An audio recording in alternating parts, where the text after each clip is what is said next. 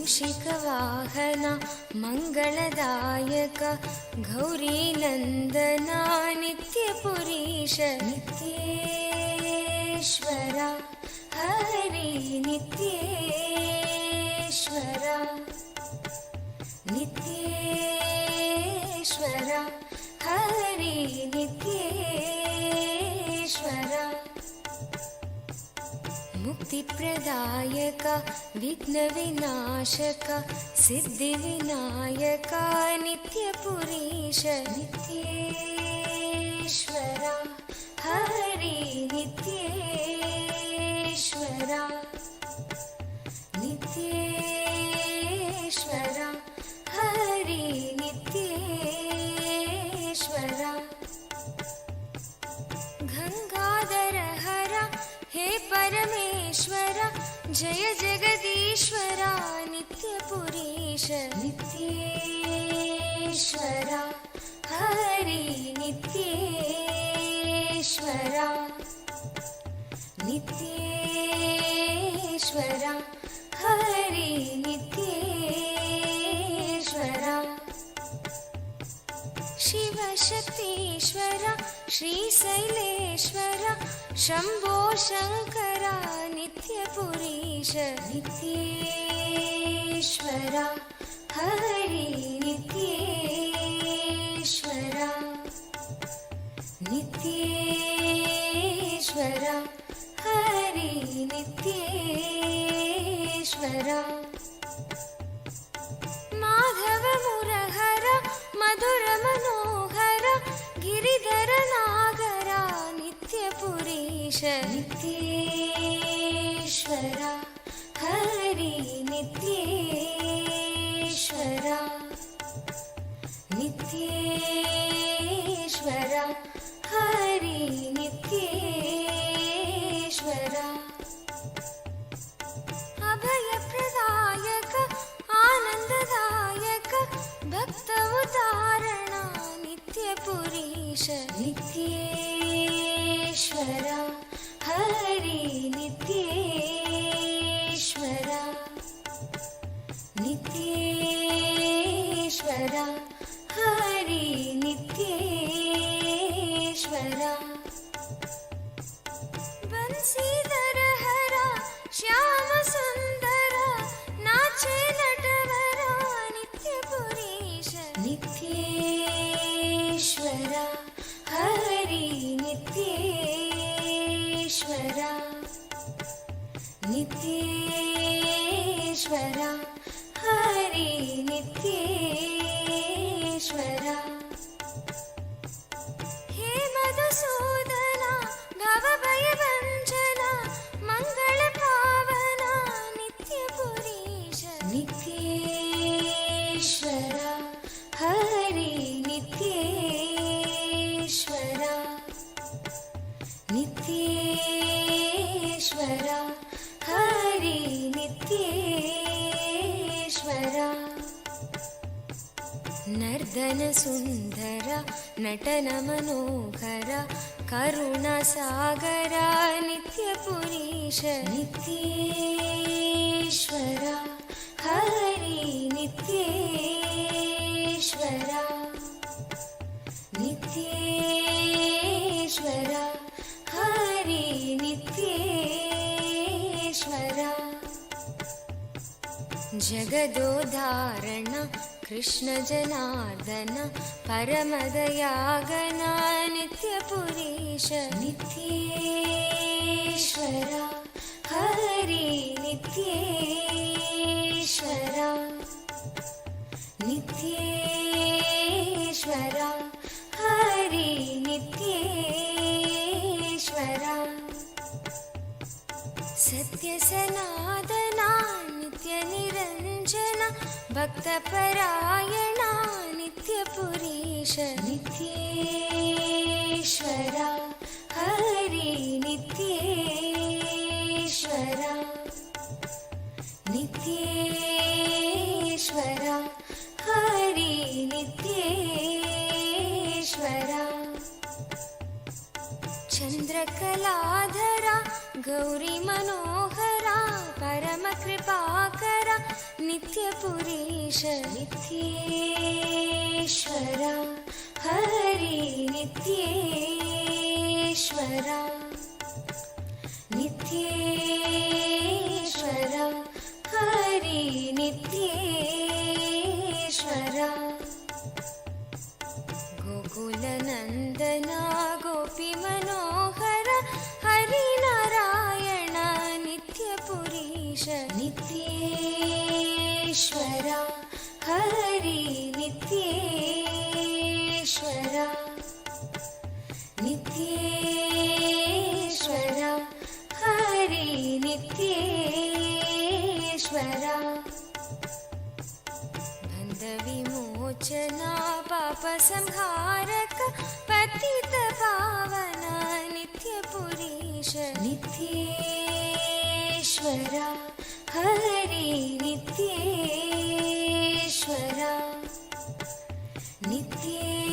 नित्येश्वरा हरि नित्येश्वरा चन्द्रशेखरा पन्नगभूषण निखिललोचना नित्यपुरीश नित्येश्वरा हरि नित्येश्वरा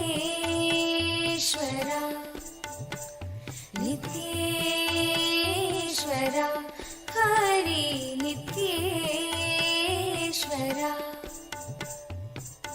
मातापिता गुरुदेव महेश्वर दीनदयाभर नित्यपुरीश नित्येश्वरा हरि नित्येश्वरा नित्येश्वरा हरि नित्येश्वरा नित्येश्वरा हरि नित्येश्वरा नित्येश्वरा हरि नित्येश्वरा नित्येश्वरा हरि नित्येश्वरा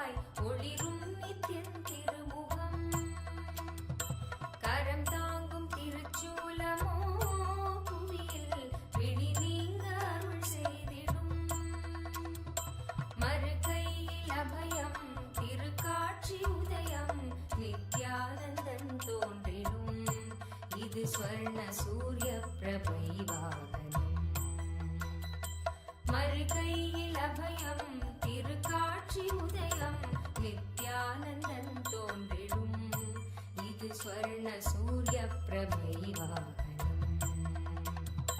பல கோடி இதழ் பூத்திடும் மலராய் ஒளிரும் நித்யன் திருமுகம் கரம் தாங்கும் திருச்சூலமோ பிடி நீங்க அருள் செய்திடும்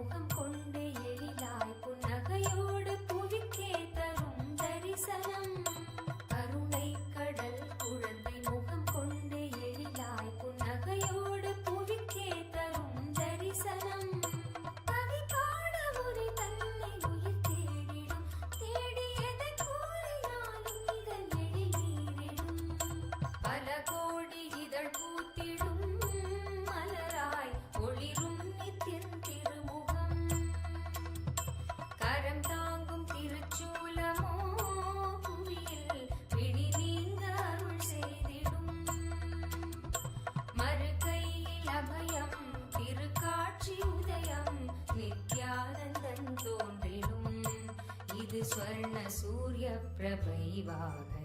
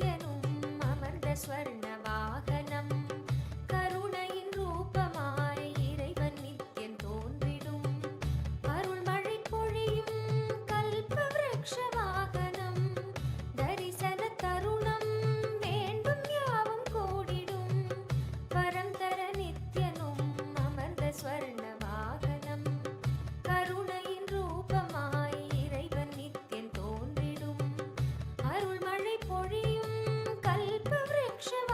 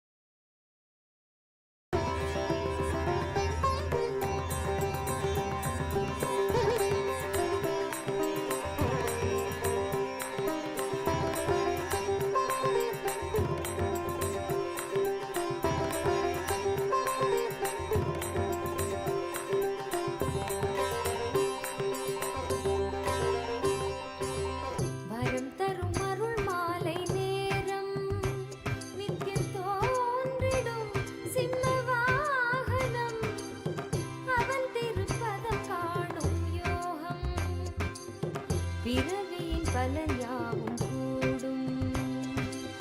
வரம் தரும் அருள் மாலை நேரம் நித்தியம் தோன்றிடும் சிம்ம வாகனம் அவன் திருப்பதம் காணும் யோகம். பிறவியின் பலன் யாவும் கூடும்.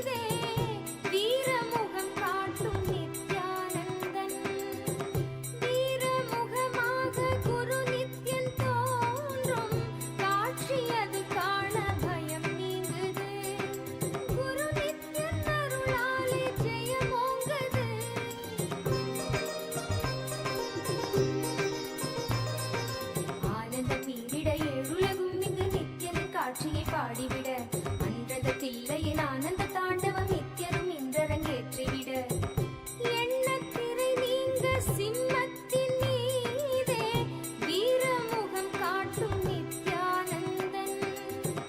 வீரமுகமாக குரு நித்யன் தோன்றும் காட்சி அது காண பயம் நீங்குது. குரு நித்யன் அருளாலே ஜெயமோங்குது. மனமும் குருவின் பதத்தில் சரணாகதியாகுது.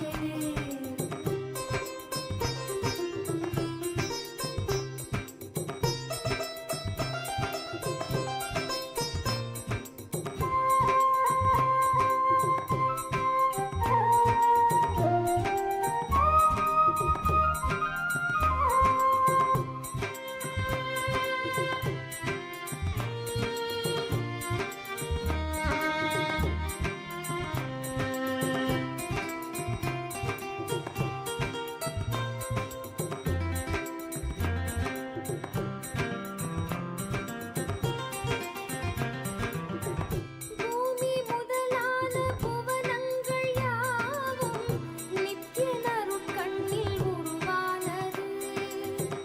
நித்யன் அருட்கண்ணில் உருவானதாலே தோன்றும் உயிர் யாவும் அவனானது. ஜெகமே நித்யானந்தமயமானது.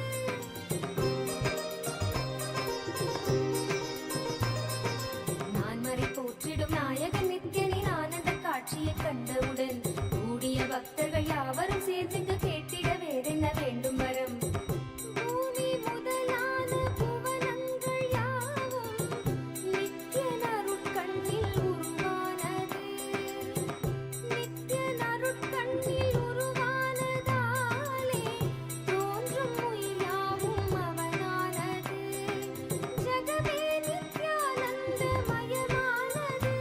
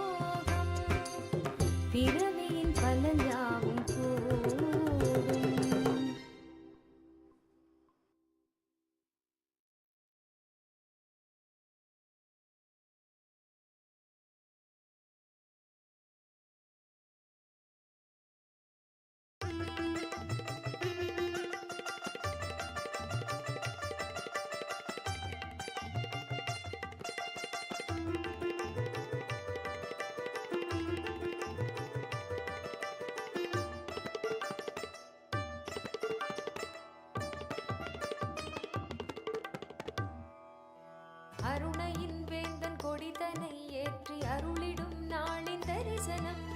கருணையாய் நித்யன் கையிலையில் தந்த நிகரில்லாத உயர் தரிசனம். உலகையே இங்கு கடவுளாய் மாற்ற கடவுளே தரும் தரிசனம். கவிதையாய் மாற வரிகளும் ஏங்கும் கரையில்லாத உயர் தரிசனம். தரிசனம் கல்பதரு தரிசனம். ஞானபீட மகாசம்ஸ்தான சிம்ஹாசன தரிசனம். தரிசனம் நித்யானந்தன் தரிசனம். ஞானபீட மகாசம்ஸ்தான சிம்ஹாசன தரிசனம். தரிசனம் நித்யன் தரிசனம். தரிசனம் தெய்வ தரிசனம். தரிசனம் நித்யன் தரிசனம். தரிசனம் தெய்வ தரிசனம்.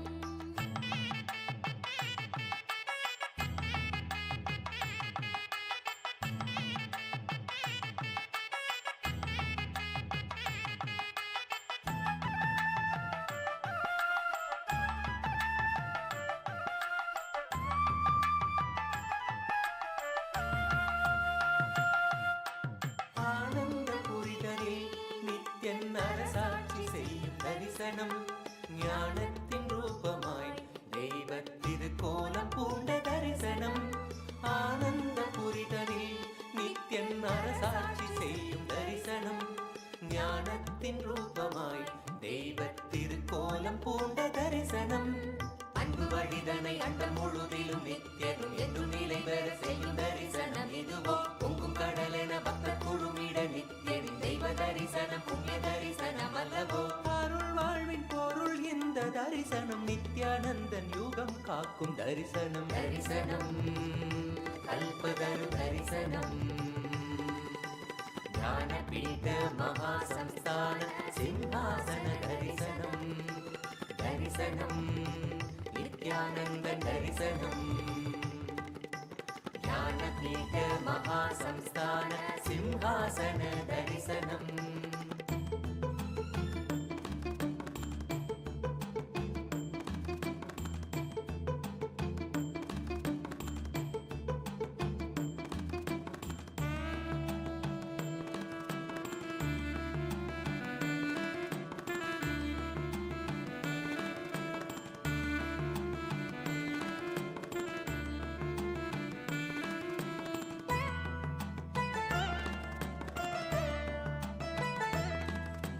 வரவேண்டி பக்தனும் நித்யனின் பதம் நாடக்கூடும் தரிசனம். குடியேற்ற நாளிலே நித்யன் தவ கோலம் பூண்ட தரிசனம். வரம் வேண்டி பக்தரும் நித்யனின் பதம் நாடக்கூடும் தரிசனம். குடியேற்ற நாளிலே நித்யன் தவ கோலம் பூண்ட தரிசனம். மண்ணும் மகிழ்ந்திடும் விண்ணும் உறைந்திடும் ஆனந்தத்தின் எல்லை கடந்திடும் திவ்ய தரிசனம். எதுவோ பக்தர்களும் பொங்கும் எண்ணம் கடந்திட தியானம் தனி வையம் தனி சொல்ல வந்த தரிசனம் அல்லவோ. அருள் வாழ்வின் பொருள் இந்த தரிசனம். நித்யானந்தன் யுகம் காக்கும் தரிசனம். தரிசனம் கல்பதரு தரிசனம். ஞானபீட மகாசம்ஸ்தான சிம்ஹாசன தரிசனம். தரிசனம் நித்யானந்தன் தரிசனம். ஞானபீட மகாசம்ஸ்தான சிம்ஹாசன தரிசனம். தரிசனம் நித்யானந்தன் தரிசனம். ஞானபீட மகாசம்ஸ்தான சிம்ஹாசன தரிசனம்.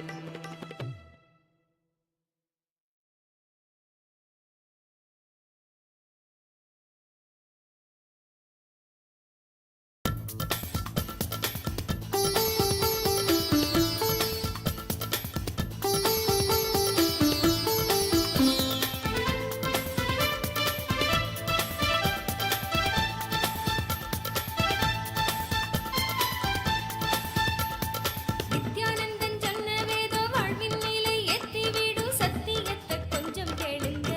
அட கேளுங்க சத்தியத்தை கொஞ்சம் கேளுங்க. நித்யானந்தன்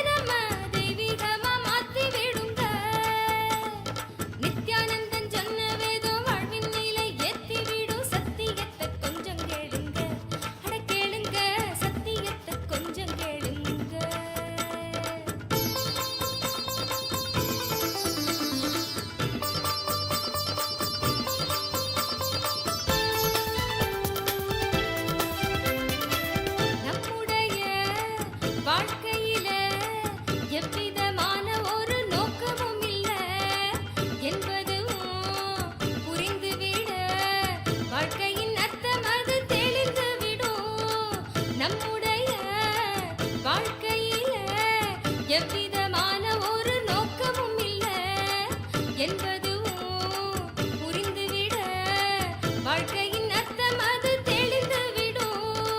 நித்ய சொன்னாரு சக்தி தந்தாரு, நித்ய சொன்னாரு சக்தி தந்தாரு. நித்யானந்தன் சொன்ன வேதம் வாழ்வின் நிலை ஏத்திவிடும். சத்தியத்தை கொஞ்சம் கேளுங்க, அட கேளுங்க, சத்தியத்தை கொஞ்சம் கேளுங்க.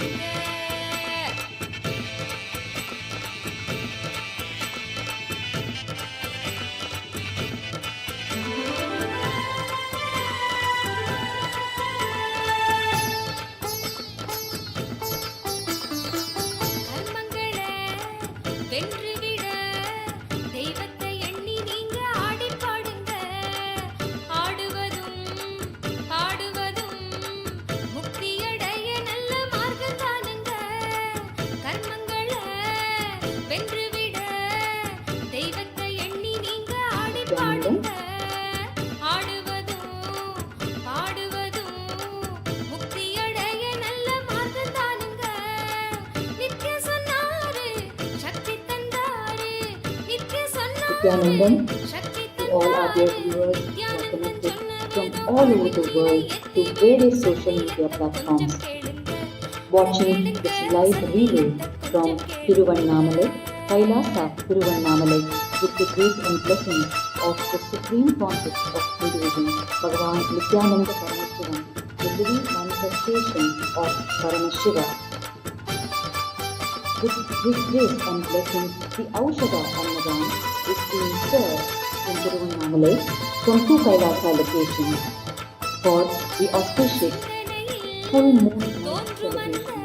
The Annadhan devotees have already started their Girivala around Arunachala, walking around the mountain path of 14 kilometers on this auspicious day, which is customary in Tiruvannamalai every month, and Kailasa Tiruvannamalai serves the Aushadha Annadhan for over 36 hours every Purnima, every full moon night for the Annamalayar devotees. You are now watching the Aushadha Annadhan being served from Kailasa Tiruvannamalai, Sri Nithyananda Janmabhūmi, the very parental home of the Supreme Pontiff of Hinduism, here in Tiruvannamalai. Tiruvannamalai is Bhagavan's birthplace. And from his own parental home, the Aushadha Annadhan is being served. Kailasa acquired Bhagavan's parental home, Nithyananda Janmabhūmi, into its divine fold officially after 28 long years, and it has been celebration since then. It has been continuous service to the people of Tiruvannamalai, for whom Bhagavan, the Supreme Pontiff of Hinduism, Bhagavan Nithyananda Paramashiva, is their own beloved Guru, the living manifestation of Paramashiva, the current living incarnation of Paramashiva in the unbroken lineage of incarnations that happen here in Tiruvannamalai, as per Paramashiva's own promise that he will continue to be here as a living incarnation forever.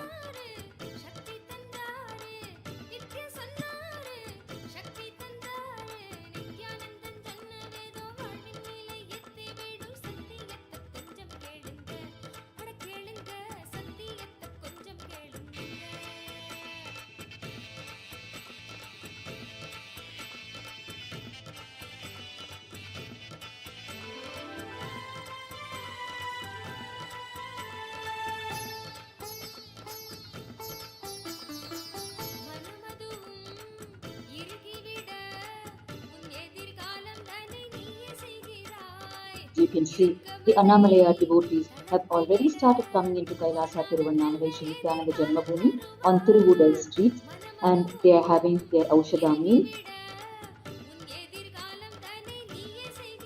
Aushadha food is food infused with conscious energy. It is infused with the living enlightenment software itself, with the intention, with the Satya Sankalpa from the very Supreme Pontiff of Hinduism, Bhagavan Nithyananda Paramashiva, to enlighten humanity through the food component, through this Aushadha Annadhan. Therefore, this food is infused with the conscious energy for living enlightenment, and it is prepared carefully with ingredients conducive for our conscious growth, avoiding all ingredients while cooking which are considered as negative energy when consumed as mainstream food, like onion, garlic, green chilies. Pure sattvic organic food is called this Aushadha food, infused with conscious energy, and it is cooked by people who are initiated by the Supreme Pontiff of Hinduism, Bhagavan Nithyananda Paramashiva, and who are living the very profound cosmic principles, and therefore their consciousness is continuously groomed for higher and higher realms of existence. And it is also offered first as prasada to the divine, and it is sanctified through the process of Naivedyam, through the offering of prasada to the divine, blessed by the Supreme Pontiff of Hinduism, Bhagavan Nithyananda Paramashivam, who is Paramashiva himself, and only then it is served to the people at large. Therefore, when the people consume this food, it becomes food highly conducive for their pure conscious growth. Food is a very important component in our lifestyle. எத்தவம் புரிந்தவரும் Nithyan பாதமலர் பற்றிடுவார் என்பகை யோகியராயினும் ஈசன் நித்யானந்த அருணாச்சல தேவனை சரணம் அடைந்திடுவார் உடன் சகல அருள் பெறுவார் அருணாச்சல சிவவோ நித்ய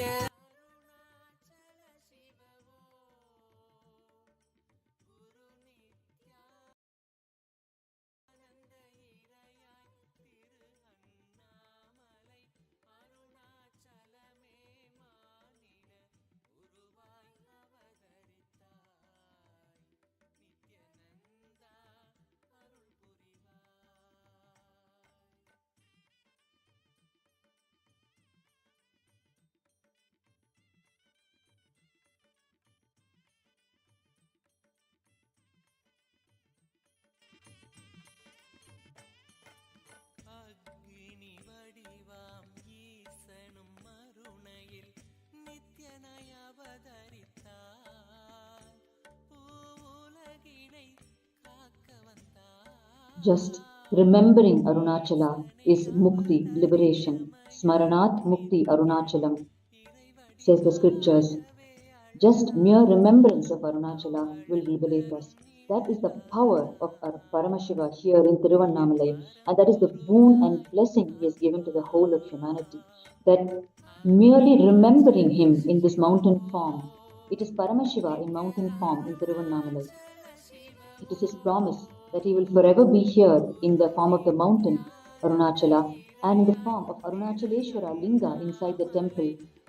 The temple towers is what you're seeing here, and the third form as an eternally living incarnation. The current living incarnation being Supreme Pontiff of Hinduism, Bhagavan Nithyananda Paramashiva. Forever in these three forms, Paramashiva resides here in Tiruvannamalai, the birthplace of the Supreme Pontiff of Hinduism.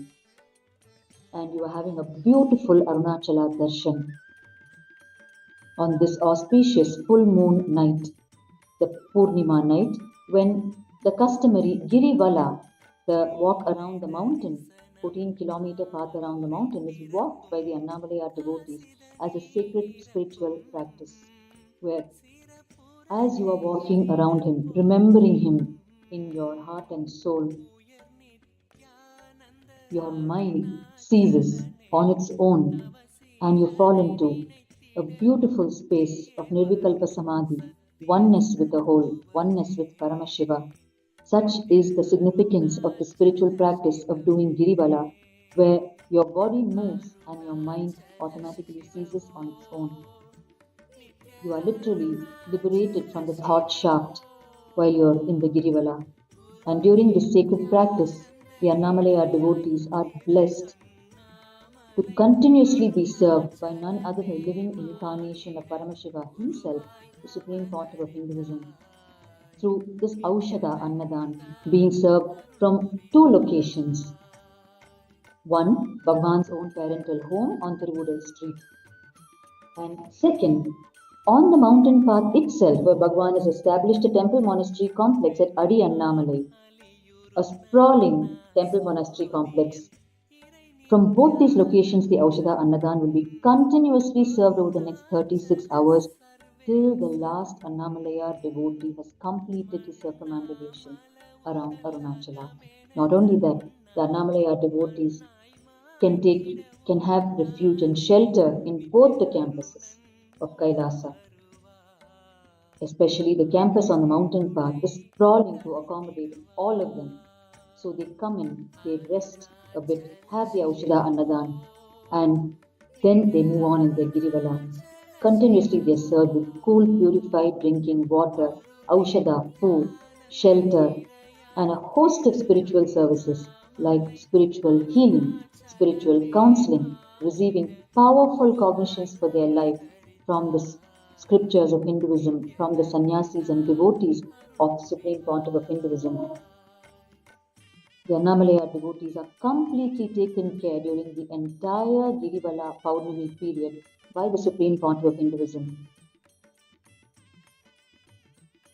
Devotees surrender to the feet of Annamalaya with the ultimate trust that he will take care of them. And as the living manifestation of Paramashiva, Annamalaya, Bhagavan, Supreme Pontiff of Hinduism, takes it as his ultimate responsibility to take care of each and every one of them. And he does this with his boundless love and compassion. Untiringly, we are going to be witnessing over the next 30 to 36 hours non-stop Aushadha Annadhan, purified drinking water, and shelter being given to the Annamalaya devotees as they come around their beloved Arunachala in circumambulation. Arunachala Shiva Guru Nithyananda Idayai Tiruvannamalai Arunachalame Manira Guruvai Avadaritai Nithyananda Arul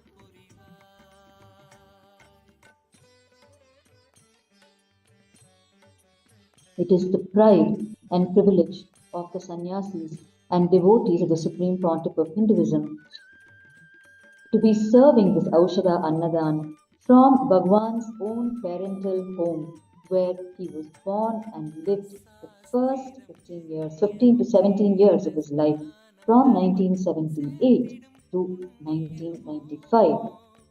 நின்னை சார்ந்திட வந்திடுமே சோஸ்திரம் நித்யானந்த அருணாச்சல பிரதட்சிணம் செய்திட பிணி போக்கிடும் மறுபிறவி அறுத்திடுமே நித்ய அருணாச்சல சிவமே அருணாச்சல சிவ ஓம் நித்ய அருணாச்சல சிவ ஓம் குரு நித்யானந்த இடையாய் திரு அண்ணாமலை அருணாச்சலமே மானிட குருவாய் அவதரித்தாய் நித்யநந்தா அருள் புரிவாய்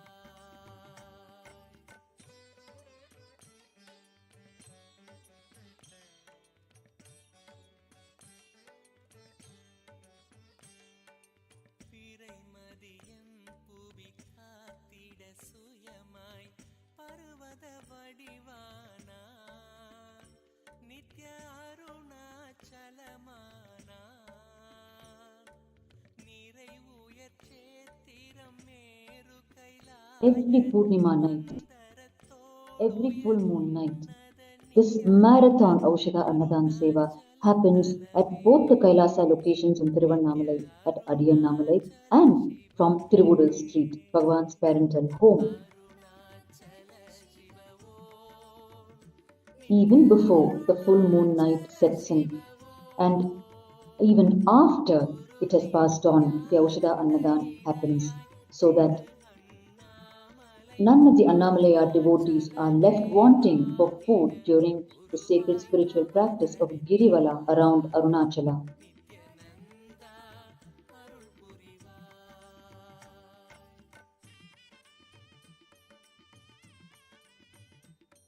Just 2 weeks ago, we witnessed Again, this marathon Aushadha Annadhan Seva on the occasion of the auspicious Paramashivaratri, where again the Annamalaya devotees were performing the Girivala around Arunachala for the Shivaratri night, and continuously through the night the Aushadha Annadhan was served for all of them from both these Kailasa locations. ஆண்டவன் நித்யானந்த அருணாச்சலன் தரிசன ஸ்பரிசன We had grand Shivaratri celebrations along with these various services to the Annamalaya devotees. ஆனந்தம் கொண்டாடினார் And coming up just tonight is the celebration of Kailasa's Sakala Devata Kalyana Utsavam on the occasion of Panguni Uttiram, where we're going to witness the celestial marriage ceremony of all the divine couples. It is 11 p.m. Indian Standard Time and 2:30 p.m. Eastern Time on the 24th of March, which is today. And Kailasa invites each and every one of you who's watching this live relay from Tiruvannamalai to log in and participate and witness and receive the grace and blessings of all the divine couples on this Sakala Devata Kalyana Utsavam, which is going to happen tonight on the sacred occasion of Panguni Uttiram. ஒரு துரும்பாய் பிறந்திட வரமொன்ற The link to join is events.ecitizen.info/holy, HOLI. events.ecitizen.info/HOLI, holy.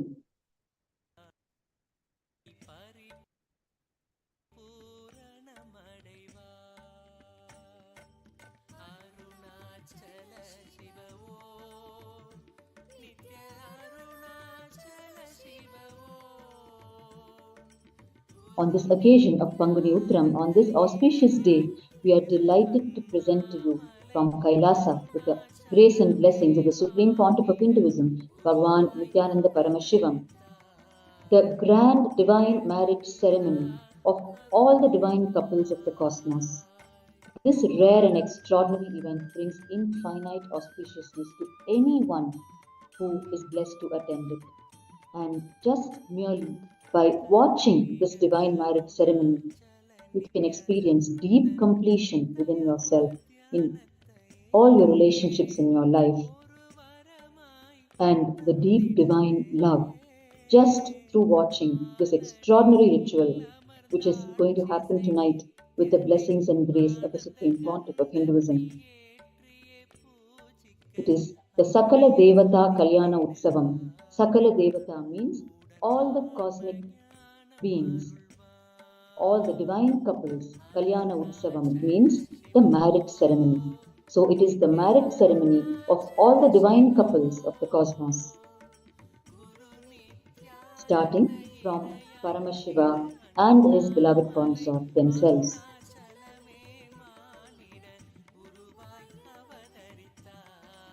And Kailasa Tiruvannamalai from two locations has opened its gates again, continuously for the Aushadha Annadhan Seva, inviting each and every Annamalaya devotee to come and receive this sanctified, nutritious food. It is food offered to the divine and then served to the devotees. It is sanctified before offering to the devotees.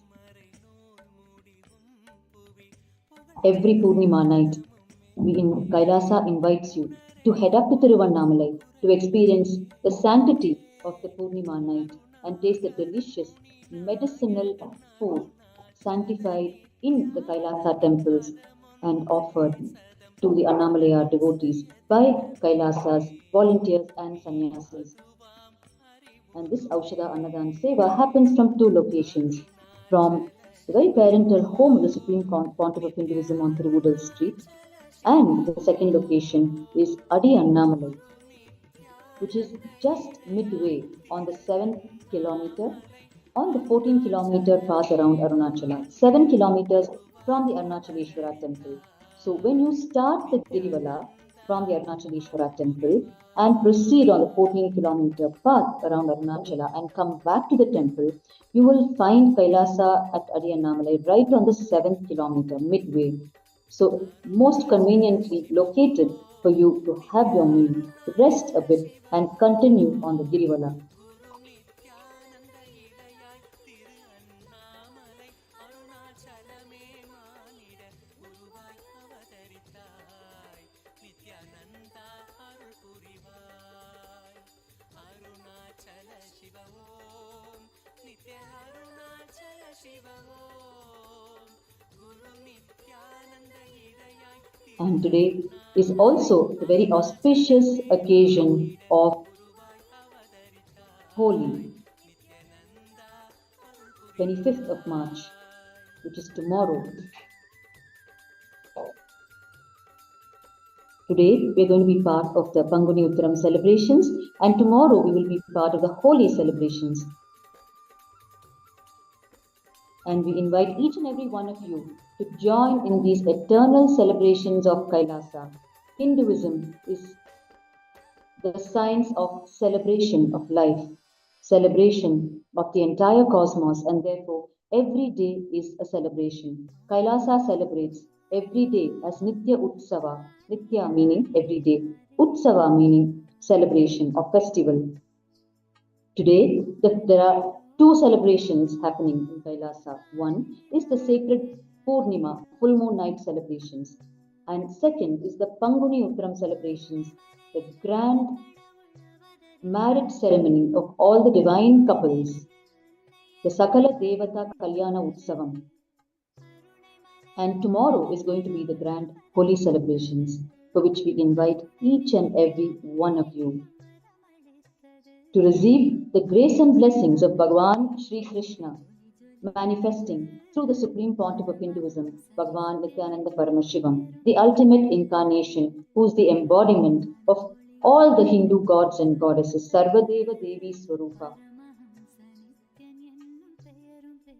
As we all know, Holi is one of the most important spiritual celebrations in the Hindu tradition. In the Vaishnava tradition, it is celebrated as the day Radha and the Gopikas united with Krishna in the Rasa Leela, in divine union, and Bhagavan Sri Krishna gave them the experience of the Sahasrara, the crown center, meaning all of them had the Sahasrara chakra blossom and they experienced enlightenment itself. Each Gopika has experienced her own beloved Krishna, meaning realizing his or her own soul. Krishna is their very soul. It is such a day of spiritual ecstasy, the day of Holi.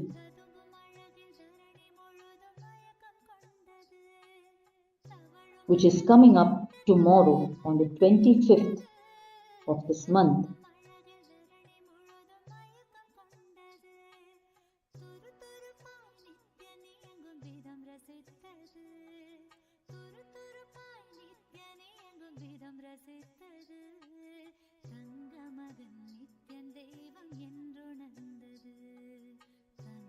Kailasa is all about celebrations and service. Continuous celebrations, Nitya Utsava, and continuous service, Nitya Seva, continuously for the citizens of the world. Through all Kailasas established by the Supreme Pontiff of Hinduism all over the world, where continuously the consciousness of the people is nurtured through celebrations, through initiations, through powerful cognitions, through services such as the Aushadha Annadhan, which is again serving food infused with conscious energy, conducive for our enlightenment, through a host of socio-spiritual services. Continuously, Kailasas around the world are serving the people to give them the superconscious experience through various means and methods devised personally by the Supreme Pontiff of Hinduism, Bhagavan Nithyananda Paramashiva. Kailasa is being continuously accorded awards, rewards, recognitions by worldwide agencies such as the United Nations for its undaunted service, sincere utter service to the people in the area of superconscious growth. The Supreme Pontiff of Hinduism, Bhagavan Nithyananda Paramashiva, his untiring work of over 3 decades is being recognized continuously. The teachings of the Supreme Pontiff of Hinduism is being included in global institutions and agencies, the peacekeeping forces of the world, to build global peace based on the cosmic principles of Sanatana Hindu Dharma, based on non-violence. Kailasa's foremost principle is Ahimsa Paramo Dharma, which means non-violence is the ultimate law. This Aushadha Annadhan is not just pure vegetarian food. It is food infused with conscious energy, food prepared with ingredients conducive for conscious growth, food prepared with the intention to nurture the consciousness of the people, and food prepared by people initiated with the cosmic principles, who live them in their lives, who continuously strive to live the cosmic principles. And it is food served by initiated people, people initiated into the science of living enlightenment, initiated personally by the Supreme Pontiff of Hinduism, Bhagavan Nithyananda Paramashiva. They are the people who have received the Diksha, the initiation, directly from the Supreme Pontiff of Hinduism. Therefore, every step of this food that is being served, right from acquiring the ingredients to preparing the food, to the people who prepare them, to the people who handle them, to the people who serve the food, all of this entire cycle involved in preparation of this Aushadha food is to aid the conscious growth of the people consuming the food. Therefore, it is not just food for a hungry stomach. It is food to nurture the very soul. It is food to nurture our very consciousness.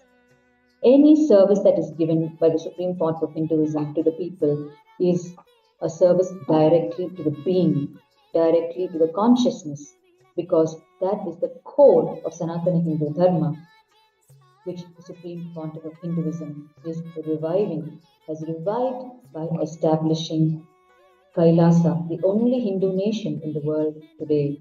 Kailasa's constitution, the very constitution of the nation of Kailasa,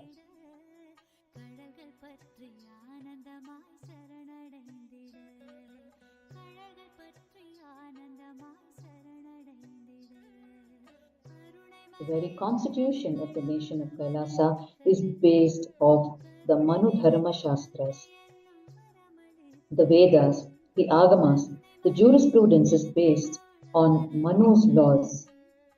The economics is based on the Vedas and Agamas revealed by Paramashiva himself. It is the Vedas and Agamas, the source scriptures revealed by Paramashiva himself, that forms the very constitution of Kailasa. Therefore, every single service extended by Kailasa with the blessings of the Supreme Pontiff of Hinduism is personally designed and micromanaged personally by the Supreme Pontiff of Hinduism, so it reaches people in its true original context of enlightening them, whether it is a plate of a meal, or it is spiritual healing, or any service from Kailasa is aimed at the superconscious growth of the people receiving it.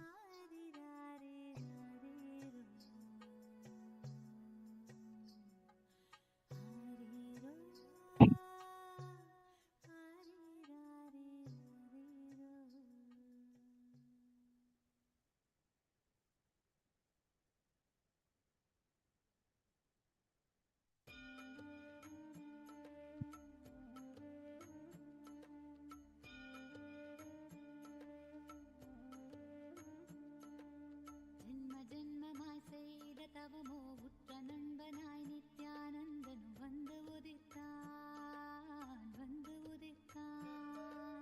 ஜென்ம ஜென்மமாய் செய்த தவமோ உற்ற நண்பனாய் நித்யானந்தன் வந்து உதித்தான் காக்கும் இறையே நட்பின் உருவாய் வந்த களிப்பு. We are having the beautiful Arunachala darshan on the sacred full moon Purnima night, and this hill view is exactly the darshan of Arunachala that the Supreme Pontiff of Hinduism himself used to have every single day in the morning when he woke up from his sweet samadhi from his parental home on Tiruvudal Street.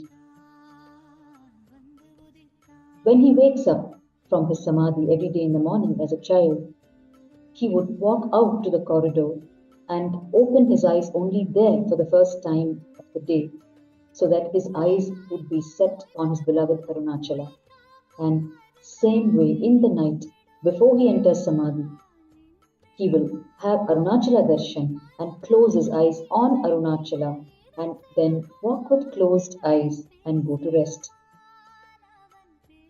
And this is the very hill view that he would see every day during his childhood here in Tiruvannamalai.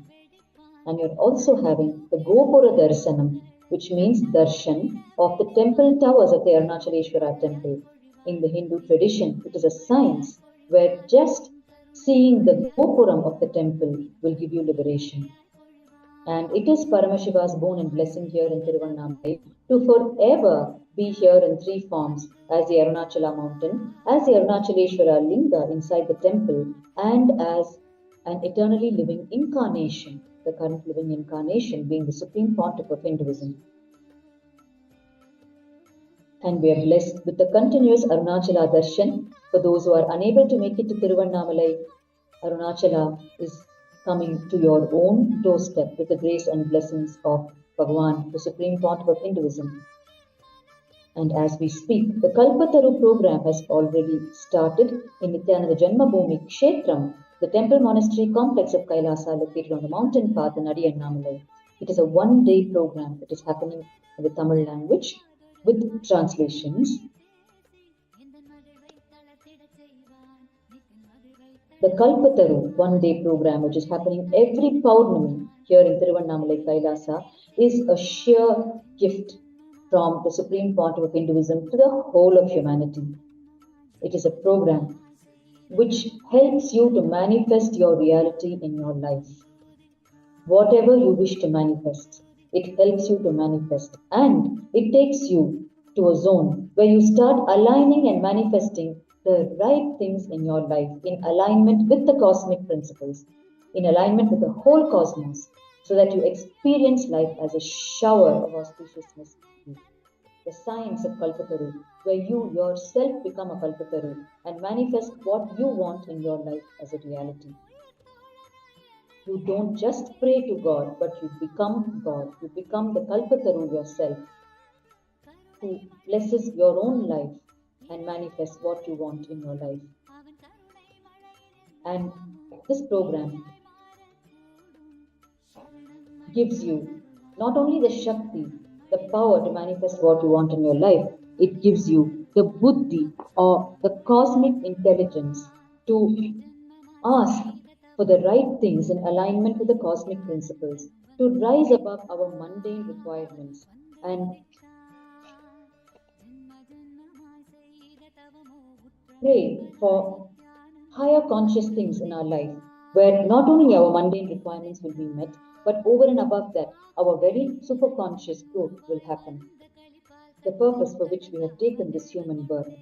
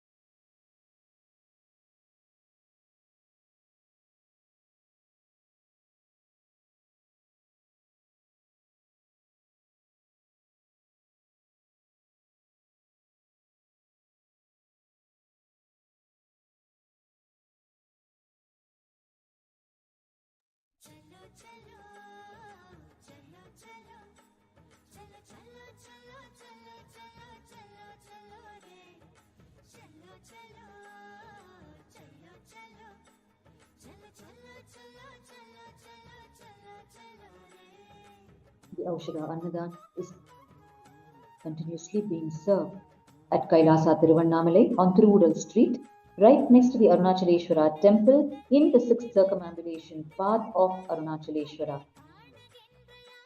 The Annamalaya devotees are coming in and having their meal and continuing on their Girivala. They walk around the mountain, walk around their beloved Arunachala. And the Kalpataru one-day program has already started in Nithyananda Janmabhūmi Kshetram at Annamalai, KAILASA Tiruvannamalai at Annamalai. This one-day Kalpataru program, which is a beautiful program aimed at helping you to manifest what you want as reality in your life. The very science of Kalpataru.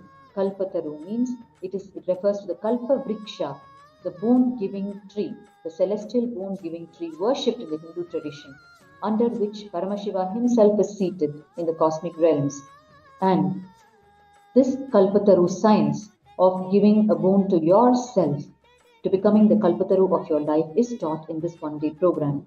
And not only that, as part of the Kalpataru program, the Supreme Pontiff of Hinduism blesses us with the Samaya Diksha, which is a beautiful first-level initiation into growing the space of Paramashiva inside us, directly initiated by the Supreme Pontiff of Hinduism, the living manifestation of Paramashiva himself.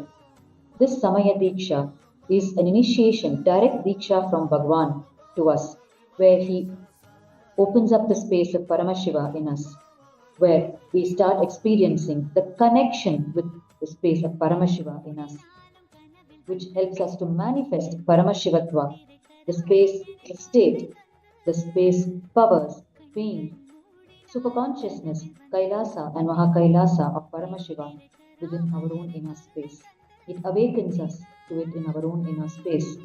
And this Kalpataru program has already started.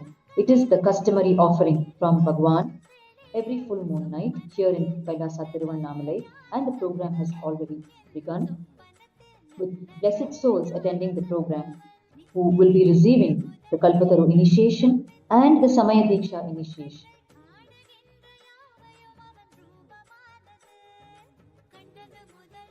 And another wonderful service from Kailasa with the blessings and grace of the Supreme Pontiff of Hinduism is the 24/7 live darshan of Arunachala from the very main YouTube channel of the Supreme Pontiff of Hinduism. Smaranat Mukti Arunachala, mere remembrance of Arunachala liberates. That is Paramashiva's promise to humanity. Merely remembering him as Arunachala, the sacred Arunachala hill, liberates you.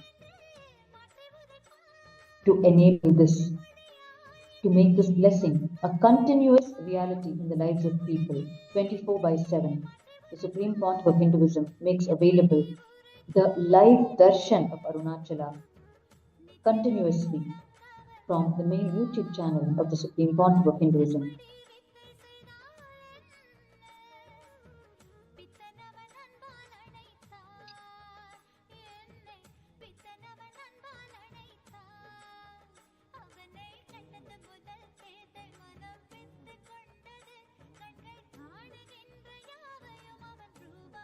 And reminding the viewers once again of a very rare, a very unique event that is going to happen tonight on the occasion of the Panguni Uttiram on this auspicious Panguni month as per the Vedic calendar, where the Sakala Devata Kalyana Utsavam is going to be performed by the Kailasa temples worldwide, where all the divine couples, the celestial couples' marriage ceremony are going to be conducted under the grace and blessings of the Supreme Pontiff of Hinduism, Bhagwan Nithyananda Paramashiva.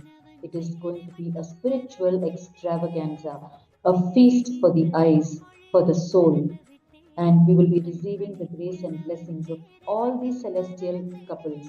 And it is the blessings of the Supreme Pontiff of Hinduism that whoever merely witnesses this grand Sakala Devata Kalyana Utsava will experience deep completion within them in all their relationships, and they will experience a deep inner space in them, just merely by witnessing the Sakala Devata Kalyana Utsavam.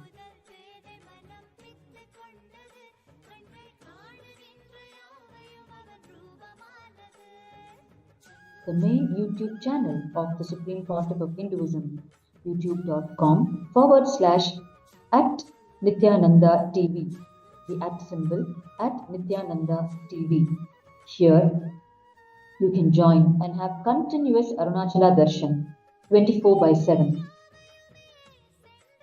And any prayers that you want to offer directly to Paramashiva for your personal lives or for any reason, you can simply type your prayers as a comment on this YouTube channel and it will directly reach the divine energy and presence of the Supreme Pontiff of Hinduism, and your prayers will be taken care.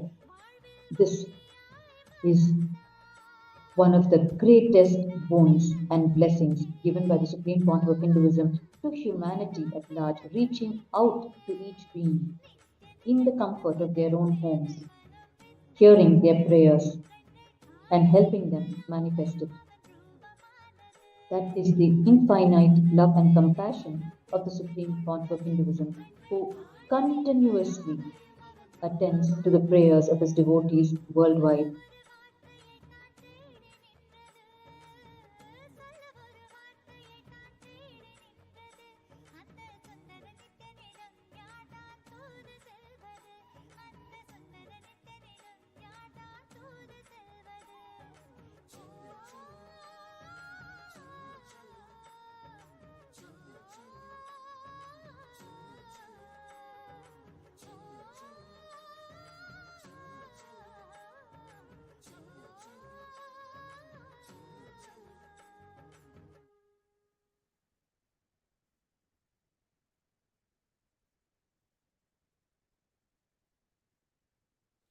Not just on YouTube, Bhagwan's grace and blessings is available on all the social media platforms.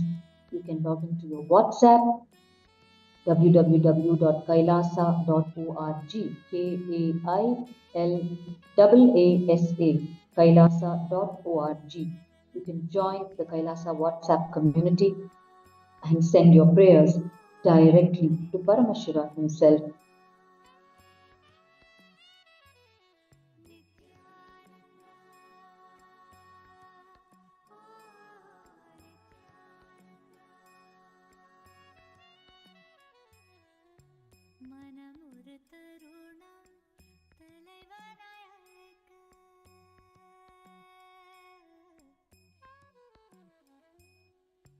மனமுறு தருணம் தலைவனாய் அழைக்க கருணையில் நித்யன் கருணையில் இறங்கினார். மனமுறு தருணம் தலைவனாய் அழைக்க கருணையில் நித்யன் கருணையில் இறங்கினார். அகமதன் இருளை க்ஷணமது கலைந்து மகதிட தியானமதை நித்யன் வழங்கினார். அகமதன் இருளை க்ஷணமது கலைந்து மகதிட தியானமதை நித்யன் வழங்கினார். பணிவோடு கனிவாய் அன்புடன் வணங்க நித்யனின் தாசன் நீ என அருளினார். பணிவோடு கனிவாய் அன்புடன் வணங்க நித்யனின் தாசன் நீ என அருளினார். பிறவியின் உயர்ந்த பயனதை Aushadha Annadhan service is continuing on Tiruvudal Street from KAILASA Tiruvannamalai, Sri Nithyananda Janmabhūmi, the parental home of the Supreme Pontiff of Hinduism, Bhagwan Nithyananda Paramashiva. You are watching the live relay from Tiruvannamalai, where every full moon night millions of Annamalaya devotees gather to go around Arunachala hill, which is Paramashiva himself in hill form, to perform the Giri Vala. Giri means mountain, Vala means coming around the mountain in circumambulation. So to perform the Girivala around Arunachala, which is a 14-kilometer circle, millions of Annamalaya devotees gather every full moon night here in Tiruvannamalai. And on this auspicious occasion, every full moon night, the Supreme Pontiff of Hinduism offers the Aushadha Annadhan Seva, food infused with conscious energy, free food infused with the conscious energy. Continuously, it is served to the Annamalaya devotees from two Kailasa locations for over 36 hours non-stop until the last devotee has completed the circumambulation. And this is a unique feature of the Kailasas in Tiruvannamalai because the Kailasas are the only locations in Tiruvannamalai where this food is available non-stop at all hours of the day for over 36 hours to the Annamalaya devotees. And next to the Arunachaleshwara temple in Tiruvannamalai, the Kailasas in Tiruvannamalai are the most frequently visited locations by tourists from all over the world. Today, Tiruvannamalai is a huge spiritual tourism center and growing every day.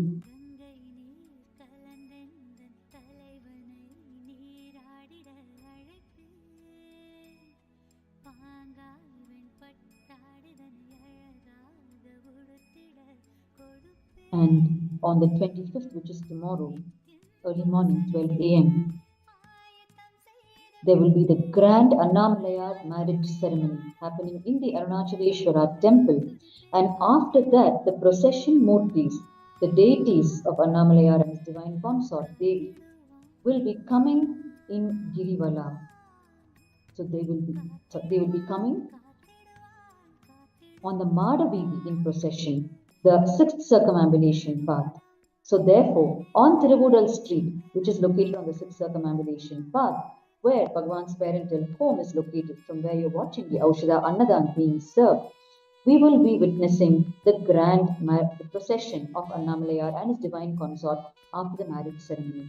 So stay tuned for at least the next 48 hours for grand happenings from Tiruvannamalai. Annamalaya and Unnamulai Amman will be coming in procession, and we will be offering the Mandagapadi to them right at the doorstep of Kailasa Tiruvannamalai Sri Nithyananda Janmabhūmi. Mandagapadi is the customary offering in the Hindu tradition, which the Supreme Pontiff of Hinduism has revived as a mainstream lifestyle in all Kailasas worldwide, in all Kailasa temples. Whenever the presiding deities of the neighborhood come around in procession, the Mandagapadi is offered to them. Mandagapadi is the offering of all items used in worship of the Lord, like his royal robes, the flower garlands, the magnificent, huge flower garlands, the fruits, coconuts, the items used in the sacred bath, like vermilion, sandal paste, the incense sticks, the camphor, and oil, wick. Every single item used in worship of the Lord is offered as Mandagapadi when the Lord reaches us by coming in his grand procession on the streets, stopping by to receive the Mandagapadi from his ardent devotees. And after the grand marriage ceremony of Annamalaya and Unnamulai Amman, which is going to happen tonight at 12 a.m. midnight, we will be witnessing them in with their royal retinue, in their grand procession on Tiruvudal Street. So stay tuned to witness this grand procession of Annamalaya and to be part of offering the Mandagapadi to Annamalaya.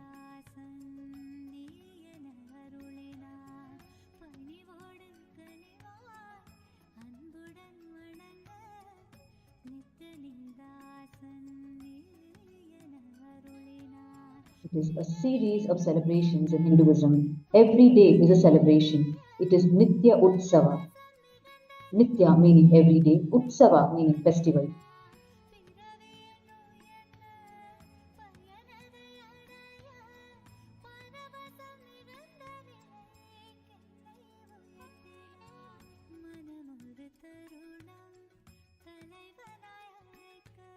You are continuing to have the Arunachala darshan of the sacred Arunachala hill, which is none other than Paramashiva himself in the hill form in Tiruvannamalai.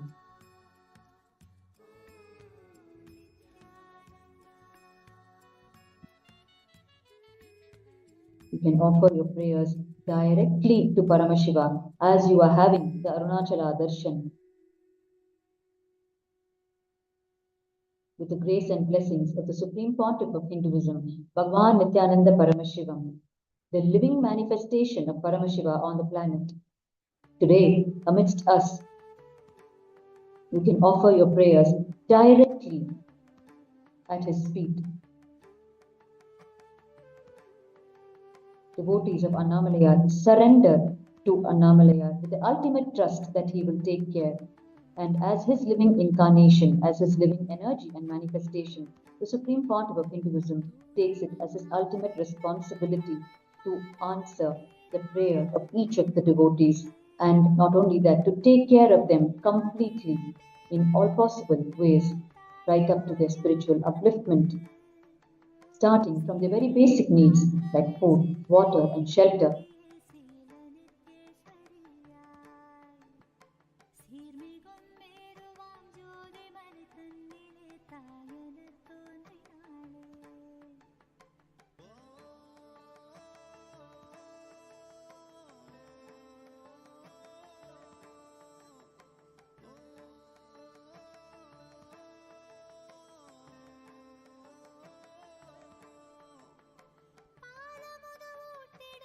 You can offer your prayers to Paramashiva in any convenient way, which is the most convenient for you. The platforms for offering your prayers are open all across the social media.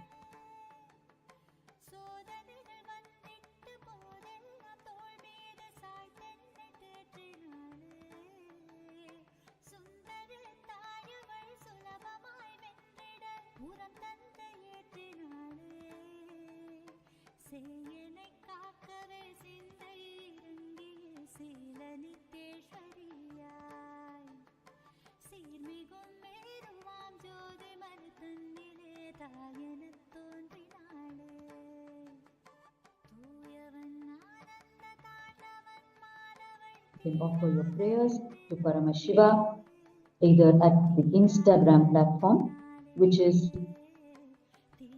instagram.com/Sri Nithyananda, SRINITHYANANDA, /Sri Nithyananda, SRINITHYANANDA. Or you can offer your prayers at the YouTube platform or the WhatsApp platform or even Twitter. The Twitter ID is again Sri Nithyananda, SRINITHYANANDA.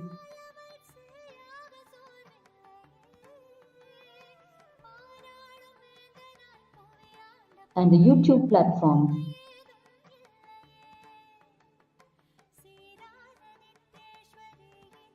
is KAILASA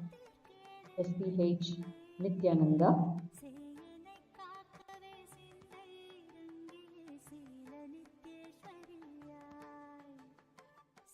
The WhatsApp platform is kailasa.org, KAILASA.org, kailasa.org.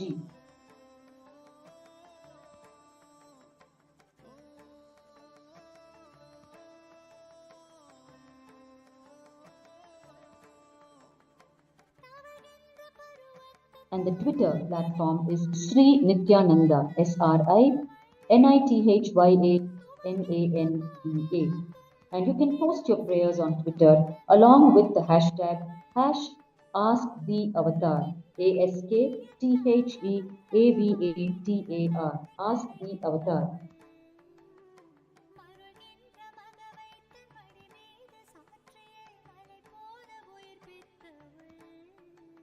You can go to the topmost pinned post and click the reply icon, post your prayer along with the hashtag #AskTheAvatar, AskTheAvatar. And On WhatsApp, you can join the WhatsApp group and send your prayers. The WhatsApp group,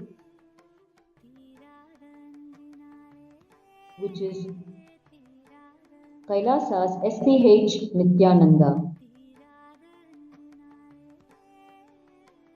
KAILASA's SPH Nithyananda. That is the WhatsApp group. You can join the group and offer your prayers, or you can join the WhatsApp community.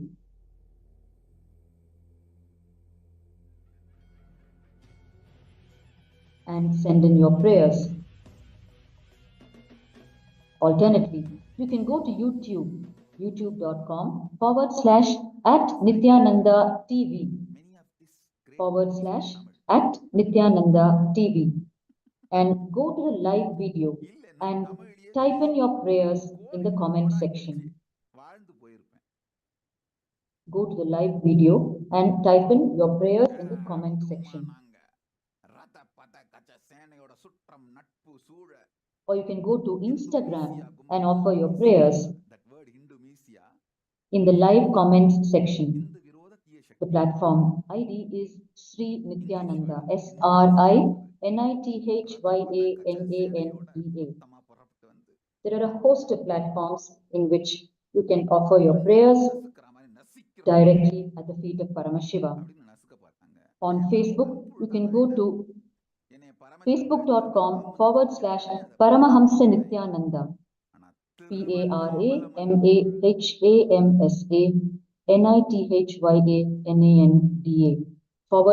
PARAMAHAMSA Nithyananda, and you can comment your prayers in the live comments section.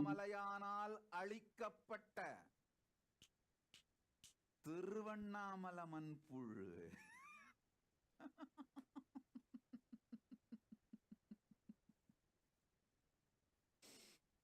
சொல்றேன், நல்லா கேட்டுக்கோங்க, இதை miss பண்ணிடாதீங்க. சுற்றம், நட்பு, உறவுகளே, திருவண்ணாமலை பந்துக்களே, சொந்தங்களே, உடன்பிறப்புகளே, ரத்தத்தின் ரத்தங்களே, உணர்வின் உறவுகளே, திருவண்ணாமலை பிறந்த எல்லாருக்கும் சொல்றேன், கேட்டுக்கோங்க. இந்த ஒரு 4-5 விஷயம் நான் சொல்றத கொஞ்சம் உள்வாங்கிக்கோங்க. பாண்டியன் மதுரையில நீதி தவறிடுறான். நீதியை மிஸ் பண்ணி கோவலனை கொன்னுடுறான். கண்ணகிக்கு அநீதி அழிக்கப்பட்டிருது.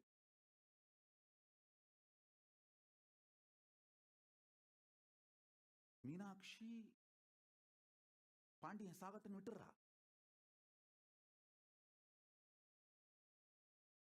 சுந்தரேச பெருமான் பாண்டியனுக்கு சாப விமோசனம் கொடுத்து இறந்த பிறகு பாண்டி முனீஸ்வரரா சிவபதவி கொடுத்து, சிவலோக பதவி கொடுத்து, அங்கேயே இருந்து பாண்டிய நாட்டினுடைய நீதியை பரிபாலனம் பண்றதுக்கு நியமிக்கிறார். அதெல்லாம் ஒண்ணு.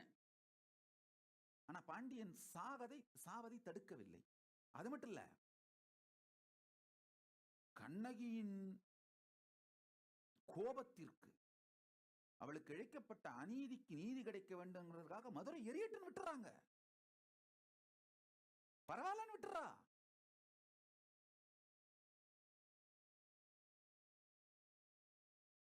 அந்த அநீதிக்கு நீதி கிடைக்க வேண்டும்னு, கண்ணகிக்கு நீதி கிடைக்க வேண்டும், மதுரை எரியட்டுன்னு விட்டுறா. அதே மாதிரி கிருஷ்ண பரமாத்மா துவாரகையில கிருஷ்ணனுடைய மகனும் அந்த அங்க இருக்கிற விடல பசங்க எல்லாம் சேர்ந்து துர்வாசரை கொஞ்சம் மம்பு பண்ணிடுறாங்க. ஒரு பையன் பிரெக்னண்டா இருக்கிற மாதிரி ட்ரெஸ் பண்ணி கூட்டு போய் இவனுக்கு ஆண் பிறக்குமா பெண் பிறக்குமான்னு கேட்டு துர்வாசரை கலட்டா பண்ணிடுறாங்க, மம்பு பண்ணிடுறாங்க. அவரு சபிச்சிடுறாரு, உலக்க பிறக்கும், அதனால உங்கள் குலமழியும் சபிச்சிடுறார்.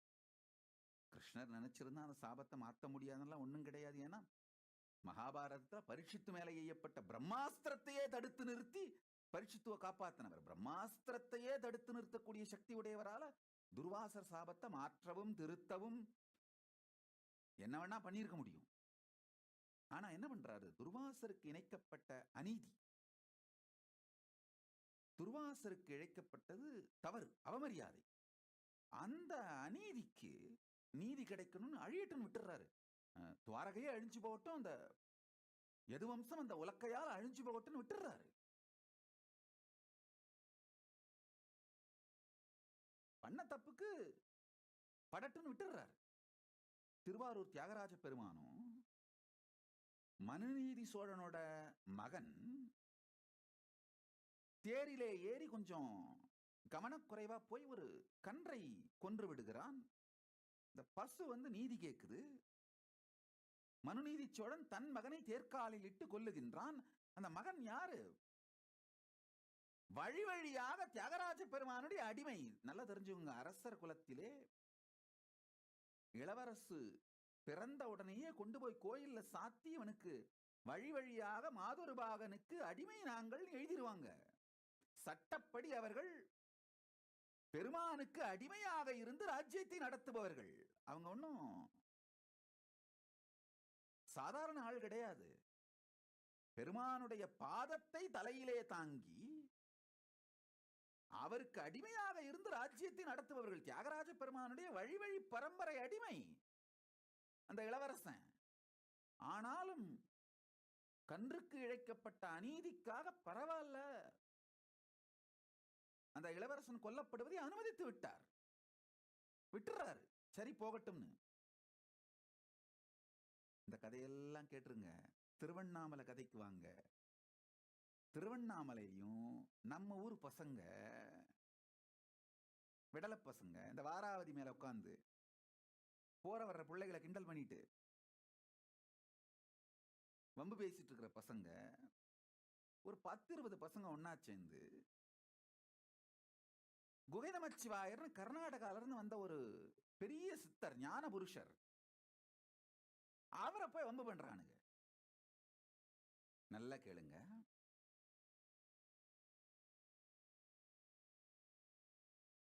ஆழ்ந்து கேளுங்க. இப்போ மதுரை கண்ணகி ரெஃபரன்ஸ் கொடுத்தேன். அடுத்து துவாரகையில கிருஷ்ண பரமாத்மா ரெஃபரன்ஸ் கொடுத்தேன். அப்புறம் மனுநீதி சோழன் தியாகராஜ பெருமான் எப்படி ரெஸ்பாண்ட் பண்ணார்னு ரெஃபரன்ஸ் கொடுத்தேன். On the sacred occasion of கதைக்கு வர்றேன். Paurnami, full moon night, the Kalpataru program, which is customarily offered every month on this day, on the full moon day, is being offered today. Program has already started at Sri Nithyananda Janmabhūmi Kshetram, KAILASA at Arunachala. It is a one-day program. A beautiful gift from the Supreme Pontiff of Hinduism to humanity at large, which teaches the science of manifesting what we want as reality in our life.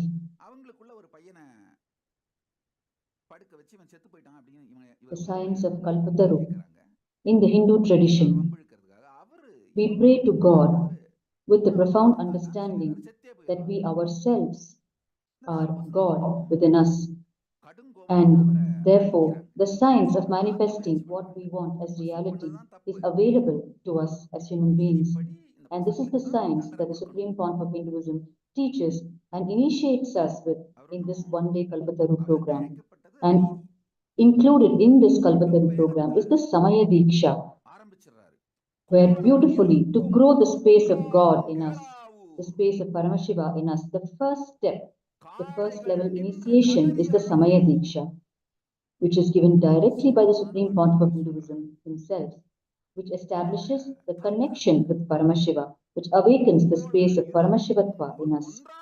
So we start nurturing it and start radiating the state, space, powers, being, superconsciousness, Kailasa and Mahakailasa of Paramashiva. This is the beautiful one-day Kalpataru program that is happening today in KAILASA Tiruvannamalai, in the Nithyananda Janmabhūmi Kshetram at Arunachala. Acharyas, teachers, initiated directly by the Supreme Pontiff of Hinduism, Bhagwan Nithyananda Paramashivam, are taking the class for the people.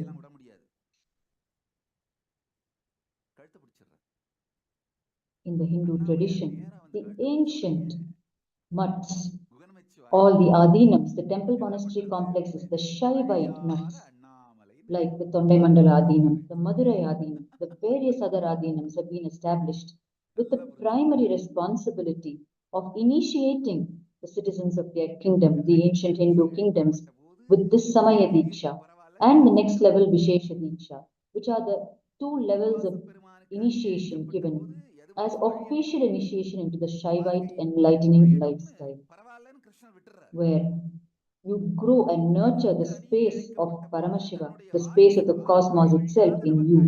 And from that space of oneness, you start radiating the powers of Paramashiva and live like a god on planet Earth. And the Supreme Pontiff of Hinduism has been giving the Samaya Diksha and Vishesha Diksha for over a decade now, continuously to the people worldwide. People from all religions, caste, creed, gender have been initiated, as this is not a religion, it is a science. The science in Sanatana Hindu Dharma, which enables you to live like a god on planet Earth. Initiated into the science are beings from all over the world who manifest this profound oneness with the whole of cosmos, represented by the cosmic principle Paramashiva, and who have started radiating spiritual powers such as blindfolded reading, means reading through the third eye, awakened through initiation during the Samaya Diksha, and various other spiritual powers such as body scanning, being able to diagnose the disorders in the body, and just with the power of the third eye, being able to harness the remedies for the disorders, which are direct revelations from the cosmic source itself. Initiated disciples of Supreme Pontiff of Hinduism have started radiating all these powers of Paramashiva once again on the planet. These are the very powers that our Rishi ancestors used to radiate when they lived as an enlightened civilization on the planet a few hundred years ago. And that is what is the Kailasa lifestyle, which the Supreme Pontiff of Hinduism is now reviving, and for which purpose he has established the Kailasa nation, the only Hindu nation in the world today, to revive this Kailasa lifestyle, the enlightened living lifestyle, where human beings who are originally hardwired to radiate powers of Paramashiva and live like gods on earth are now once again being initiated and recreated on the planet through Diksha, initiation from the Supreme Pontiff of Hinduism, through his powerful teachings, the powerful cognitions directly from the source scriptures of Paramashiva, and through initiation, powerful initiations, Dikshas, and through these continuous services such as the Aushadha Annadhan, which we are witnessing today, where even the food is infused with the conscious energy, which aids in our subconscious growth, which nurtures the space of oneness in us, because it is food prepared in the most non-violent way, based on the science of oneness with all beings. It is not only pure vegetarian food, it is food cooked specially for conscious growth, which is why it has acquired the name Aushadha food. Aushadha Annadhan means Annadhan means free food distribution. Aushadha Annadhan means free distribution of food infused with Aushadha, herbs conducive for conscious growth, prepared by infusing the conscious energy, prepared and served by people who are initiated into the superconscious lifestyle. At every step of preparation and serving of this food, the underlying principle is superconscious growth and breakthrough for the person consuming the food.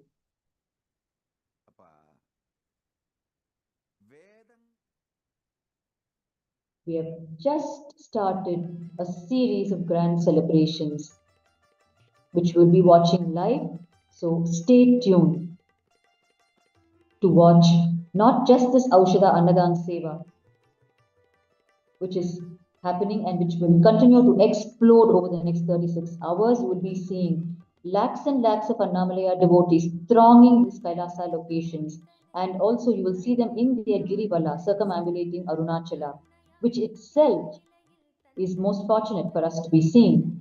Just seeing the devotees, seeing the Girivala path on the sacred occasion is a feast for our soul.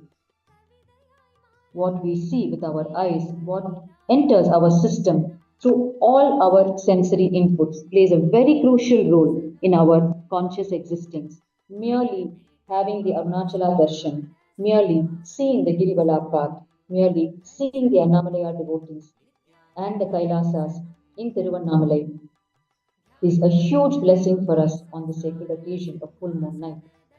And not only that, we will be having tonight the grand celebration, the Sakala Devata Kalyana Utsavam, which is the divine marriage ceremony, a unique celebration with the blessings and grace of the Supreme Pontiff of Hinduism, where the divine celestial couples, starting from Paramashiva and Parvati themselves, Devi Meenakshi, all the divine couples, Somasundareshwarar, all of them, all of their grand divine marriage ceremony is going to be conducted in the Kailasa temple, and we're going to be watching it live and receive their grace and blessings merely by participating as an eyewitness.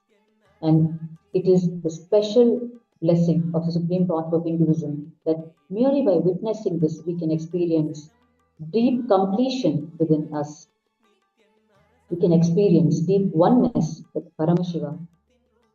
It is the untiring, undaunted effort of the Supreme Pontiff of Hinduism to continuously, through various means and methods, keep us in the space of oneness, keep us in higher consciousness. And towards this end, the whole of Kailasa works untiringly,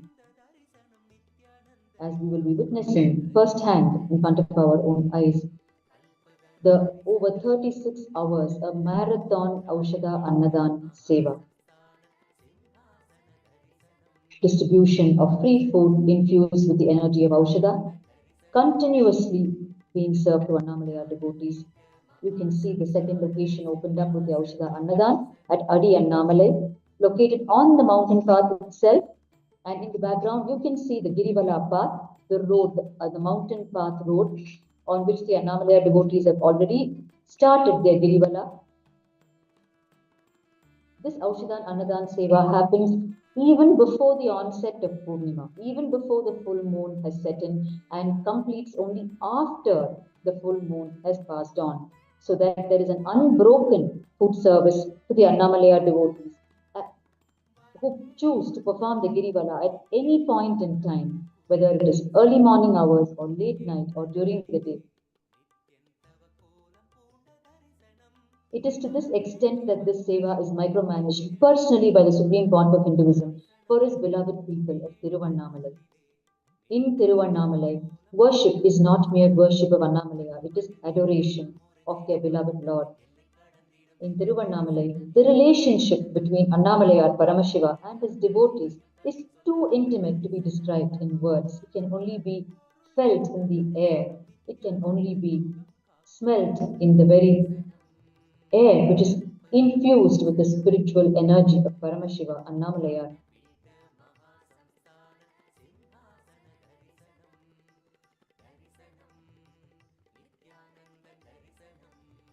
And we will be watching a highlight event tonight at 12 midnight, when after the Annamalaya Unnamalayaman marriage ceremony, which will happen in the Arunachaleshwara temple, we will be witnessing the Lord and his consort coming in a grand procession on the Madaveedi. Madaveedi means the four streets surrounding the Arunachaleshwara temple. And the southern side leg of the street is the Tiruvudal street, where the Aushadha Annadhan is happening right now in Bhagwan's own parental home. The Tiruvudal street is the southern side leg of the Madaveedi, the fourth street surrounding the temple. And it is on this street that the Lord and his consort come in grand processions at least 300 days in a year, surrounded by his devotees, thronging devotees who adore him and whose heartstrings he pulls asunder every time, unfailingly. We will be witnessing this grand procession of Annamalaya on the Madaveedi, and we will be witnessing offering of the Mandagapadi to Annamalaya right from the doorstep of Kailasa's Nithyananda Janmabhūmi, Bhagwan's parental home, from where the Aushadha Annadhan is happening. So we are in for huge celebrations. stay tuned and continuously nourish your souls, your very being, by merely witnessing. This is the least effort you can put in for your own enlightenment. Bhagwan, the supreme part of Hinduism, beautifully says, enlightenment is not something that happens at the end of your life. It happens based on what you choose in your everyday life, what you take into your sensory inputs, what goes on in your mind, your thought currents, what you eat, what you speak. And therefore, merely by being part of these grand celebrations, just by being live on Kailasa's, any of Kailasa's channels, and being part of these grand celebrations, you will keep your consciousness in these higher realms and zones. This is the greatest blessing and boon the Supreme Court of Hinduism is doing for humanity at large, whichever corner of the world you are in. Just through your internet connection, you have available the greatest and grandest cosmic happenings on the planet, such as what is happening here in Tiruvannamalai, which you can just merely participate in as a witness and receive back millionfold for yourself as your spiritual growth.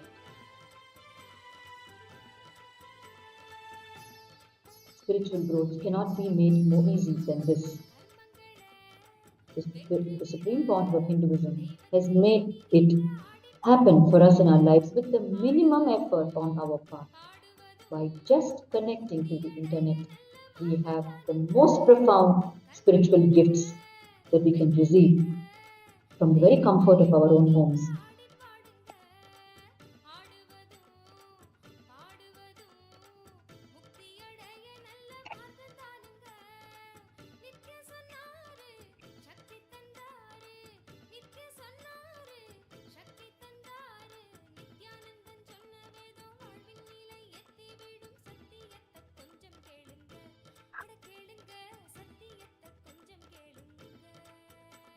You can see there will be a slow and steady increase in the first few hours, and then a huge influx of Annamalai devotees thronging the two Kailasa locations in Tiruvannamalai to receive their Aushadha food while they perform Girivala around their beloved Arunachala.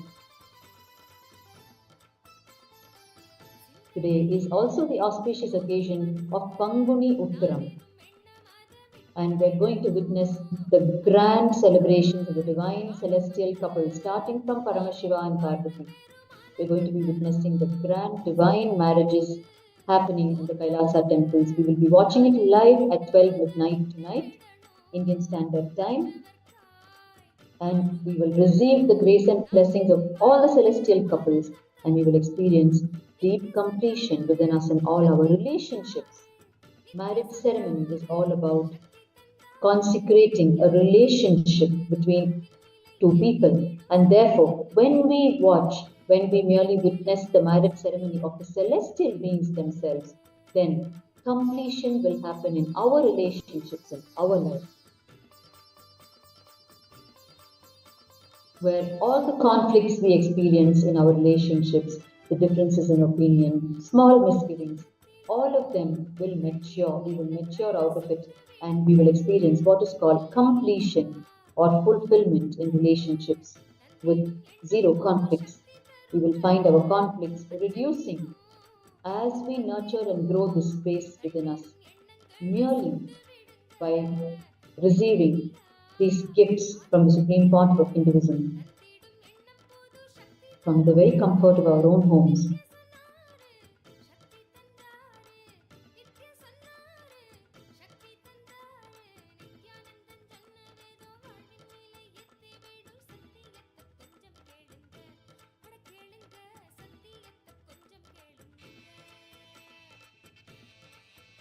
And this marriage ceremony will be happening for Annamalayar and Unnamalayamman themselves in Tiruvannamalai in the Arunachaleshwara temple.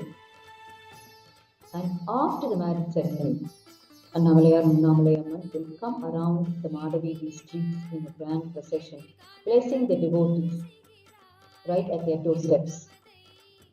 It is the infinite compassion of Annamalayar in Tiruvannamalai that he comes himself on the Madhavidi at least 300 days in a year, reaching people, his devotees, where they are, in their own homes and gracing them, and the devotees in turn completely celebrate him, receive him, give him the offering of the Mandagapadi, which is the offering of all the ritualistic items used in his worship, like robes, fruits, flower garlands, coconuts, vermilion, sandal paste, rose water, garlands, a host of items that is used in his worship. The devotees offer to him, receive him at their doorstep, and pray to him, offer their prayers at his feet as he passes on, home to home, on the streets of Madhavi.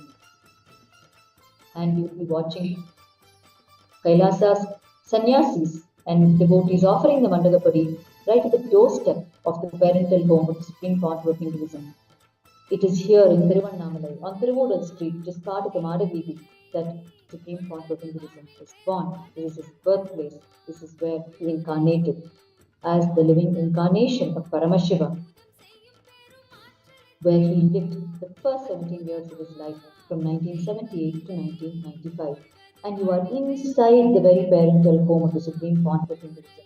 You are most blessed and fortunate to be even inside this space on this sacred occasion of Purnima, full moon night, and the Panguni Uttiram celebration that is going to happen further tonight.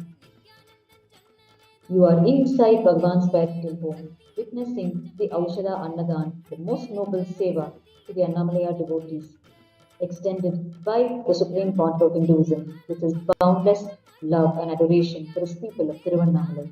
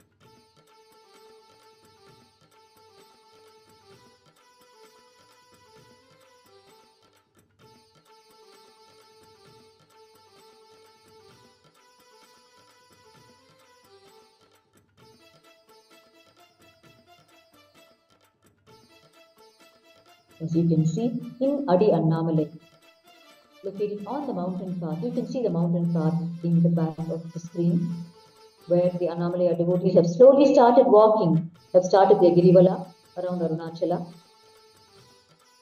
And you can see these stone benches that have been installed permanently here for the benefit of the Annamalaya devotees to sit and have their Aushadha meal during their Girivala around Arunachala.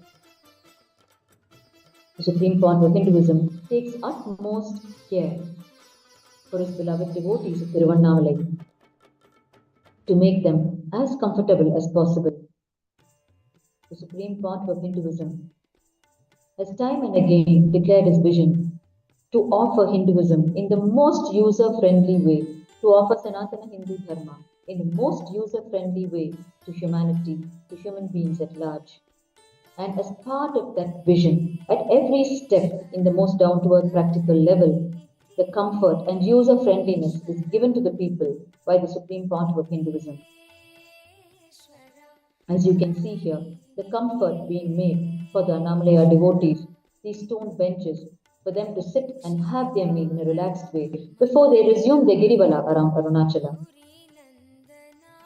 And towards this, the Supreme Founder of Hinduism has untiringly collected and made and produced huge tons of material, such as these stone benches, deities, and items used in the ancient lifestyle.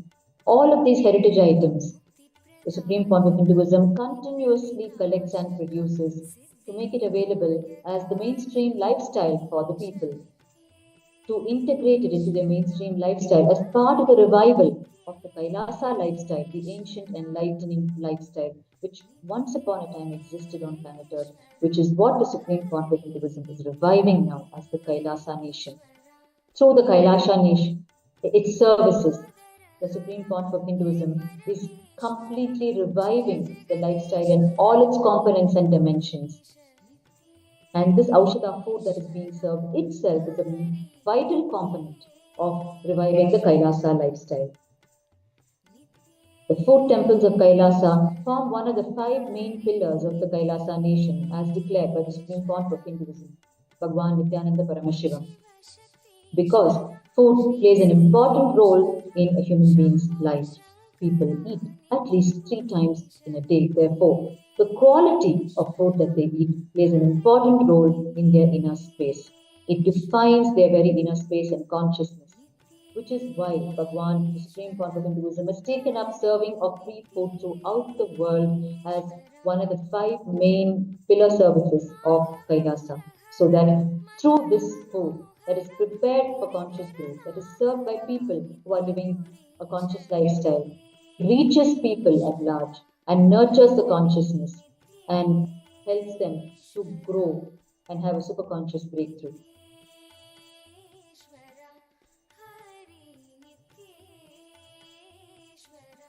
We are most fortunate to be sitting in the comfort of our homes and witnessing the space of Tiruvannamalai, the abode of Paramashiva, not just the abode of Paramashiva, the whole of Tiruvannamalai is Paramashiva. Like the Supreme Court of Hinduism reveals and declares, the streets are his very DNA. The streets are the very DNA of Paramashiva. The whole hill, Arunachala, is Paramashiva. The very air is filled with the energy of Annamalai, Paramashiva. So we are most fortunate to be sitting in the comfort of our homes and just being able to be in the space of Tiruvannamalai on the sacred full moon night and watch the huge Aushadha Annadhan Seva, the free food being given to Annamalaya's devotees.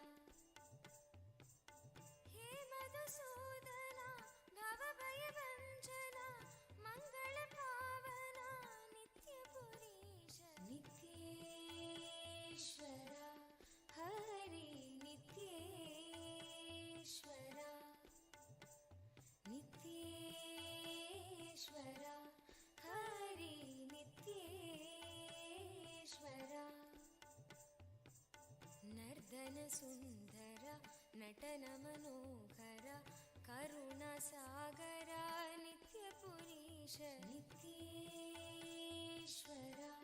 Hari नित्येश्वर नित्येश्वर The full moon night celebrations of today will be extending and you will be watching at midnight the Sakala Devata Kalyana Utsavam, the divine marriage ceremony of all the celestial couples which will happen in the Kailasa temples. And we will be receiving completion itself as a gift from these marriage ceremonies. The space of completion in us will start happening as a prasada, as the takeaway blessing from merely witnessing the Sakala Devata Kalyana Utsavam. And tomorrow on the 25th, we can join the grand holy celebrations of Kailasa, where the very energy of Bhagavan Sri Krishna will manifest through the living incarnation, Supreme Pontiff of Hinduism, Bhagwan Nithyananda Paramashiva, as a huge blessing and boon to humanity at large. We invite each and every one of you to join the holy celebrations of tomorrow and the Panguni Uttiram Sakala Devata Kalyana Utsavam, the divine celestial couples marriage ceremony of tonight, 12 midnight Indian Standard Time. Join and be a part of this and receive the complete blessings and grace with minimum effort on your part.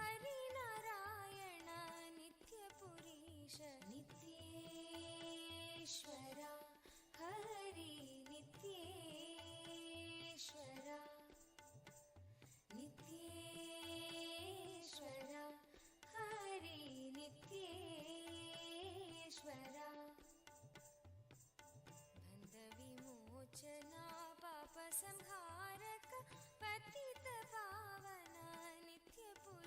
नित्येश्वरा Hari नित्येश्वरा नित्येश्वरा हरि नित्येश्वरा चन्द्रशेखरा पन्नगभूषण निखिललोचना नित्यपुरीश नित्येश्वरा Hari This spiritual practice of Girivala in Tiruvannamalai, where walking around the Arunachala mountain, the 14-kilometer path, is still so alive. The tradition of Girivala is so alive in Tiruvannamalai, where people simply drop all of their other engagements and surrender at the feet of Annamalaiar, perform the Girivala. It is heartwarming to see in today's modern world this spiritual tradition of Girivala being kept so alive, where people from all walks of life drop all of their other engagements on the sacred day, full moon night, and congregate in Tiruvannamalai every full moon night and perform the Girivala around Arunachala.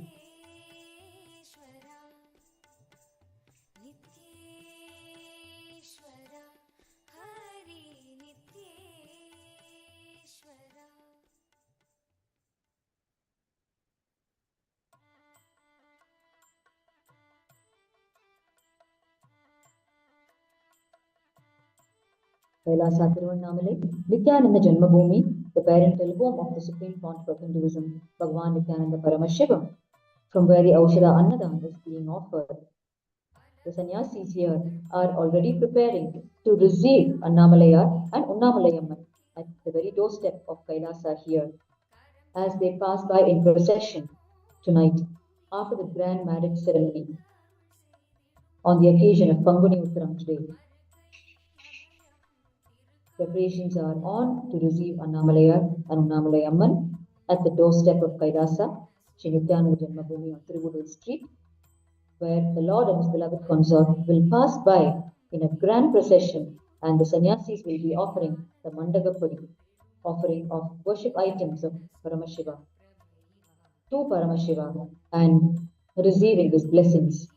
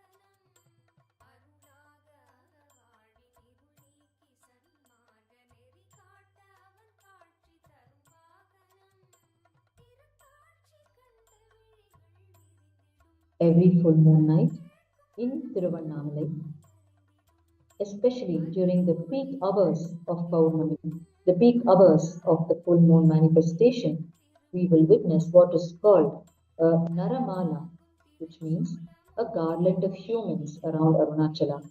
Nara means human beings. Mala means garland. Naramala means a garland of human beings. That is the visual scene that will happen in the peak hours of this full moon night, where the huge ocean of Annamalaya devotees performing the walk around the mountain will appear as a huge human garland around Arunachala. And this is repeated every full moon night and on festive occasions in between, like how we witnessed just 2 weeks ago on the sacred occasion of Mahaparamashivratri the Annamalai devotees once again performing this Girivala, the circumambulation of Arunachala.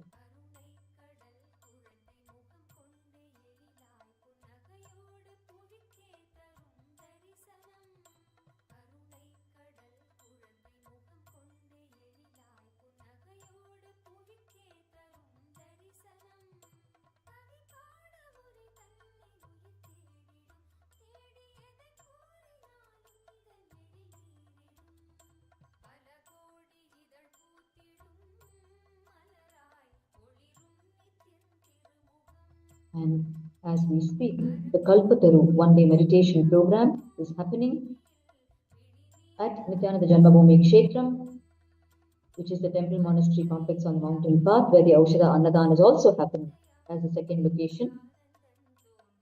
The Kalpataru one-day program is a beautiful gift from the Supreme Pontiff of Hinduism to humanity at large. It teaches the science of manifesting what we want as reality in our life. And it makes us want the highest spiritual things in our life as well. So it bestows on us not just the Shakti, the power, it also bestows on us the Buddhi, the cosmic intelligence, to ask for the right things in our life, which is in alignment with the cosmic principles, with the cosmic truths.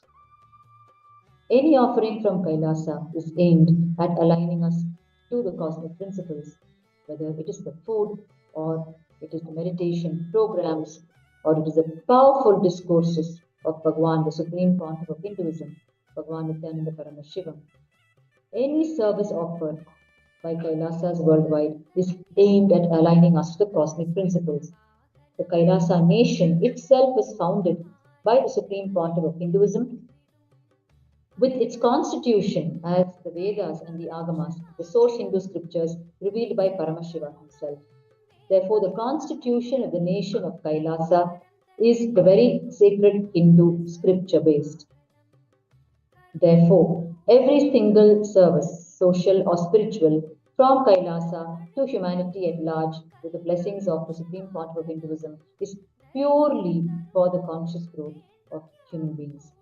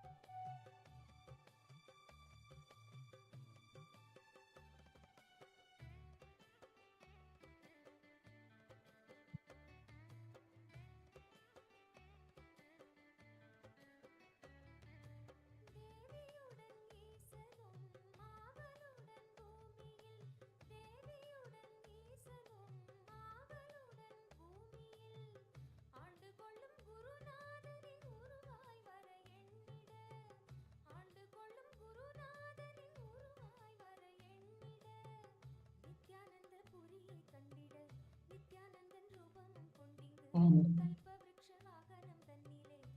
as the celebrations are on in Tiruvannamalai,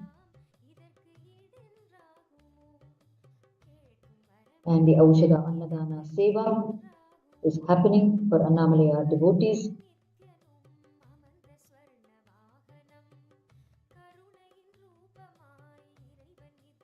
the sannyasis and volunteers are preparing to offer the Mandagapadi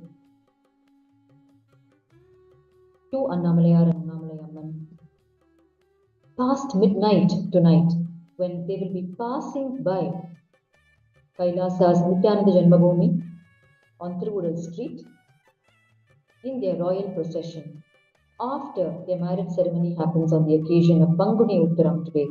And in another Kailasa temple worldwide, we will be watching live the Sakala Devata Kalyana Utsavam, which is the marriage ceremony of all the divine celestial couples.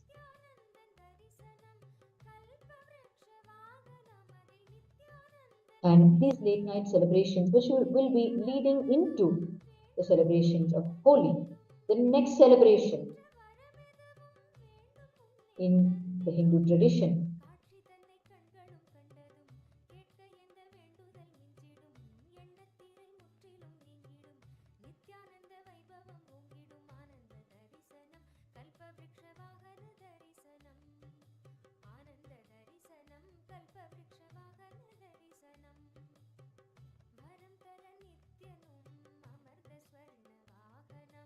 The Annamalaya devotees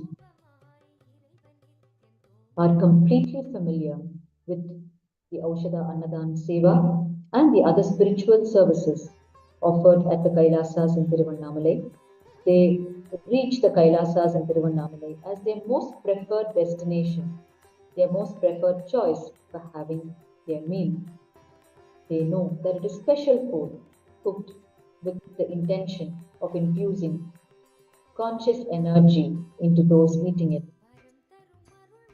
And they know it is the very love of their beloved Bhagwan, the supreme pontiff of Hinduism, Bhagwan Nithyananda Paramashiva, that is being given to them as food through the extended hands of his devotees. The relationship between Annamalaya and his devotees is too intimate and is the same in the relationship between Bhagwan, the living manifestation of Annamalaya Paramashiva, and his devotees.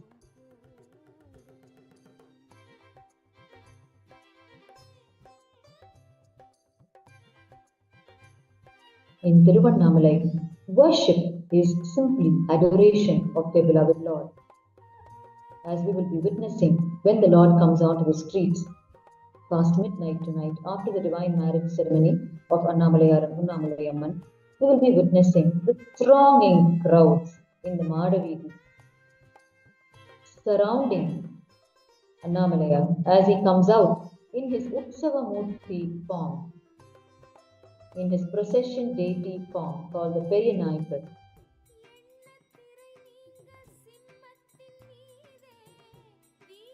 Annamalaya resides as the Shivalinga inside the Arunachaleshwara temple. He is the self-formed, naturally formed Shivalinga who manifested when Paramashiva appeared as the infinite column of light to resolve a dispute between Lord Brahma and Lord Vishnu, and thereafter promised to remain in this very land where he appeared as the infinite column of light, Tiruvannamalai. He promised to be here in three forms, as the mountain Arunachala, as the Shivalinga Arunachaleshwara Shivalinga, and as a living incarnation forever. The current living incarnation being the supreme pontiff of Hinduism, Bhagwan Nithyananda Paramashiva.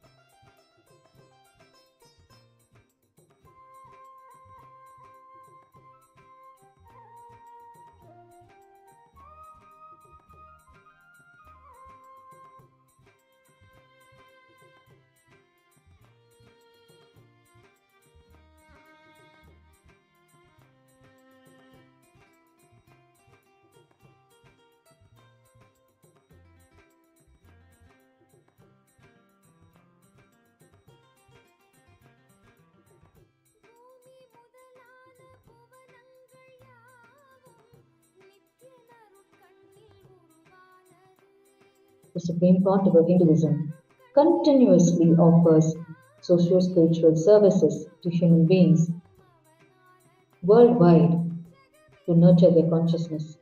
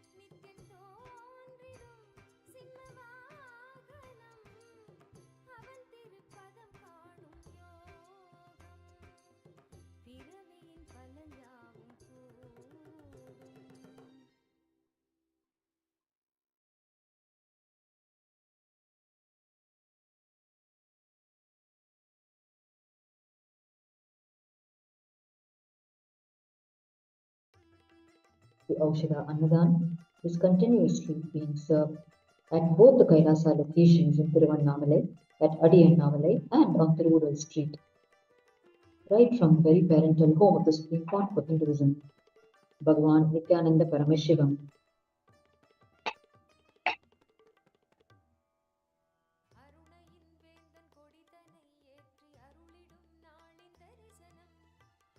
Kailasa's volunteers and sannyasis untiringly prepare and serve this Aushadha Annadhan from two locations, two very significant locations for the Annamalaya devotees in Tiruvannamalai.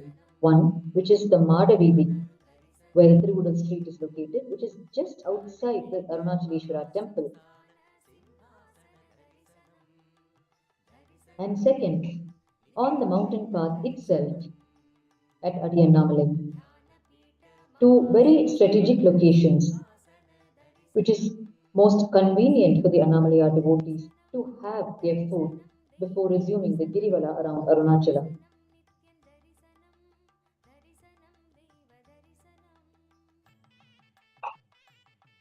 The Supreme Pontiff of Hinduism continuously offers to humanity at large the Paramashivoham flagship program of Kailasa, through which, through 3 levels, whichever level is convenient for us, we can join the program and get initiated into the profound sciences of Sanatana Hindu Dharma for living a blissful life, an enlightening lifestyle, and receiving these great sciences and all the cosmic secrets unleashed by the living manifestation of Paramashiva, the Supreme Pontiff of Hinduism himself. The Paramashivoham program is continuously conducted over the year at 3 levels, level 1, 2, and 3. At level 1, you get initiated into the secret science of attracting wealth and manifesting whatever you desire.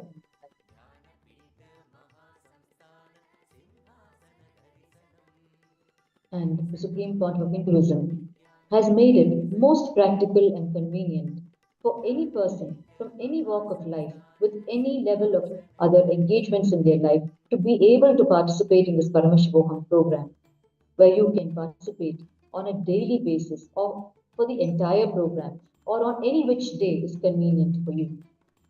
And each day's sessions will guide us independent of the other day's sessions in our path towards enlightenment.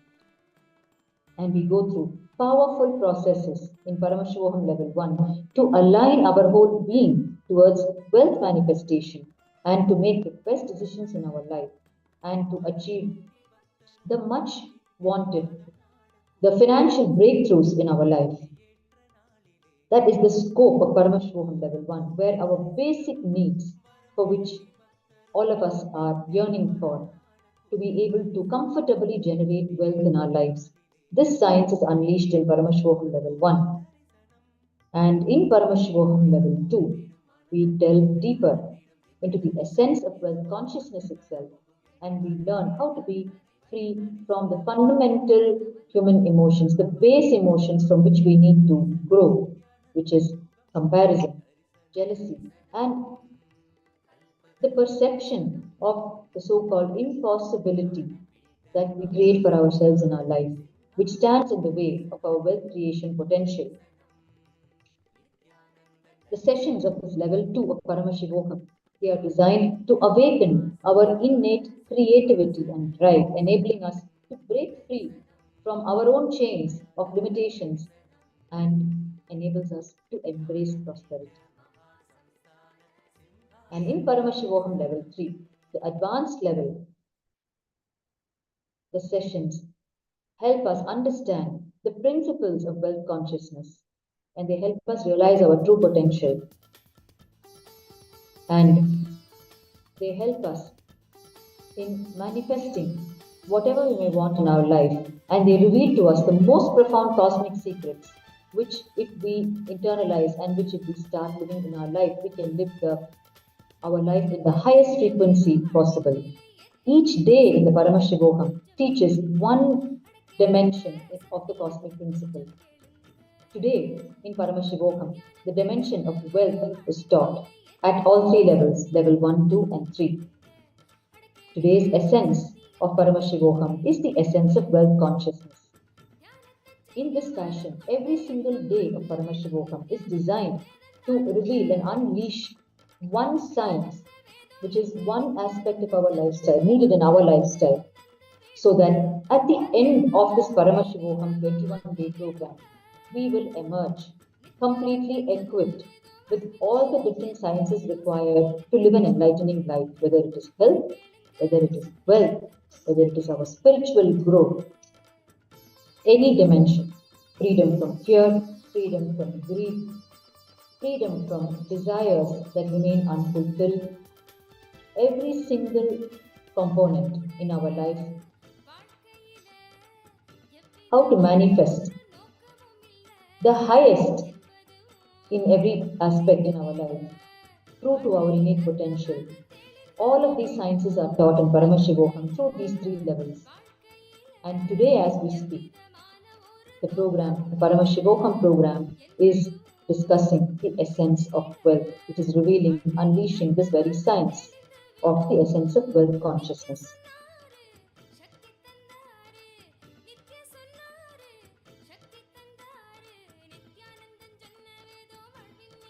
In today's program in Paramashivoham, we will learn how wealth is not a separate thing from us. It directly reflects our very life energy that we express. And if we are not manifesting wealth to our satisfaction, it only means that we are stuck somewhere in our inner space, and all we need to do is look in. The whole Paramashivoham is aimed at equipping us with all the cosmic principles, the ultimate sciences, to manifest anything we wish in our life. And this Paramashivoham program is a pure gift from the Supreme Pontiff of Hinduism, with no charges whatsoever. People offer what they wish to out of sheer gratitude in whatever way they can. Every single day of the Paramashivoham program is crafted completely to help manifest one component in our life. Today, the Paramashivoham program is helping us to understand the one component, which is the wealth consciousness in our life.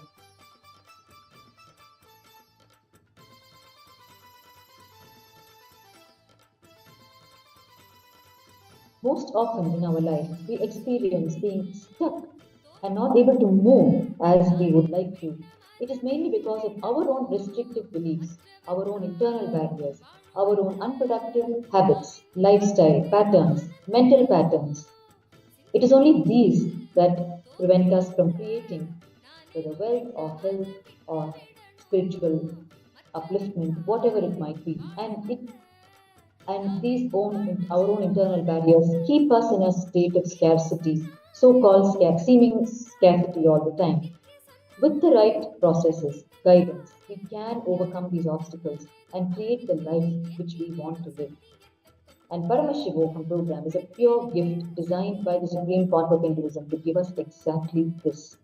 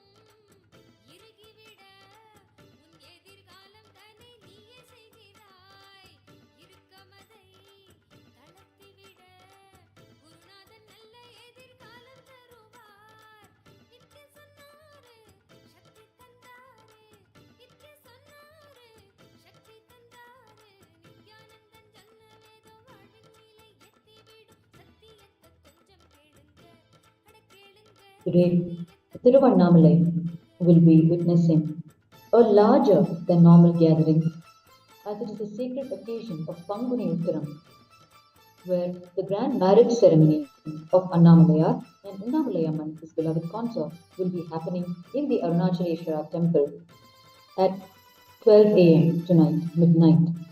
To witness this grand marriage ceremony of their own beloved Lord and consort, there will be a larger gathering on this full moon night. And therefore, there will be a much larger number of Annamalaya devotees performing the Giribala around Arunachala. Therefore, the Kailasas in Tiruvannamalai have set up and they are ready to serve the Annamalaya devotees in any proportion that might be required, undauntedly, over the next 30 to 36 hours.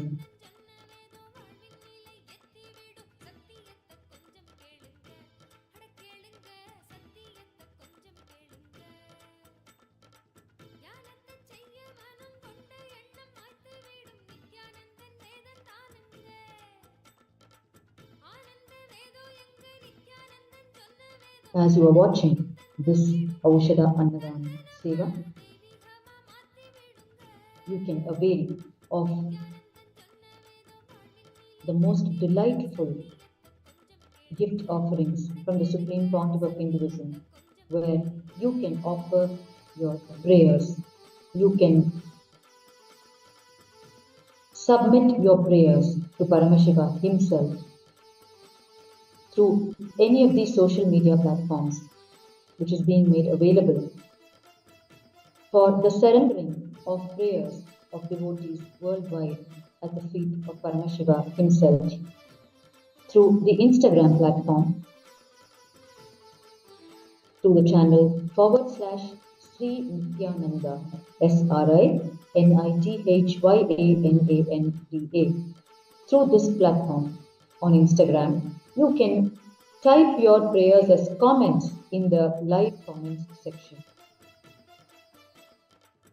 And your prayers will be directly placed at the feet of Paramashiva. And as the living manifestation of Paramashiva, the Supreme Pontiff of Hinduism, Bhagwan Nithyananda Paramashiva, will be your guiding force in helping you manifest your prayers in your life. The Supreme Pontiff of Hinduism untiringly attends to the prayer requests from his devotees worldwide through the various social media platforms.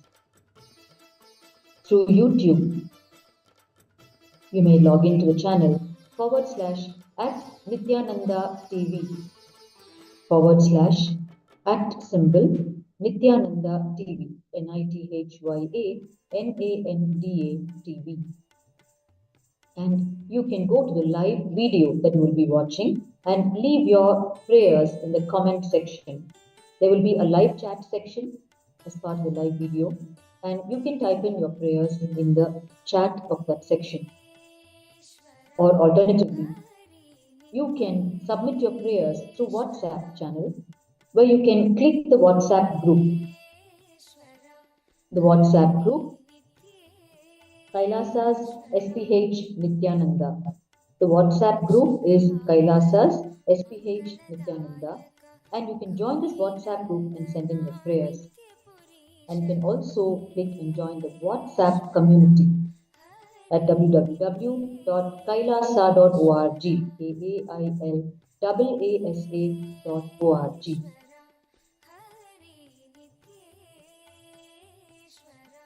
Alternatively, you can log into Twitter in the channel Sri Nithyananda, SRINITHYANANDA. And you can go to the topmost pinned post on this Twitter page and click on the reply icon. And you can post your prayer along with the hashtag AskTheAvatar, ASKTHEAVATAR. I repeat, you can go to the Twitter channel Sri Nithyananda, SRINITHYANANDA, and go to the topmost pinned post and click the reply icon and post your prayer with the hashtag AskTheAvatar, ASKTHEAVATAR.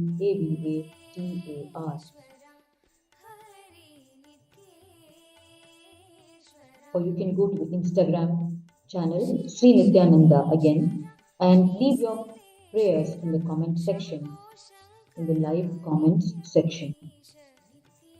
On Facebook, your channel to submit your prayers, the Supreme Point of Hinduism is /Paramahamsa Nithyananda, PARAMAHAMSA and you can leave your prayer as a comment in the live comments section. And you can share and like the page.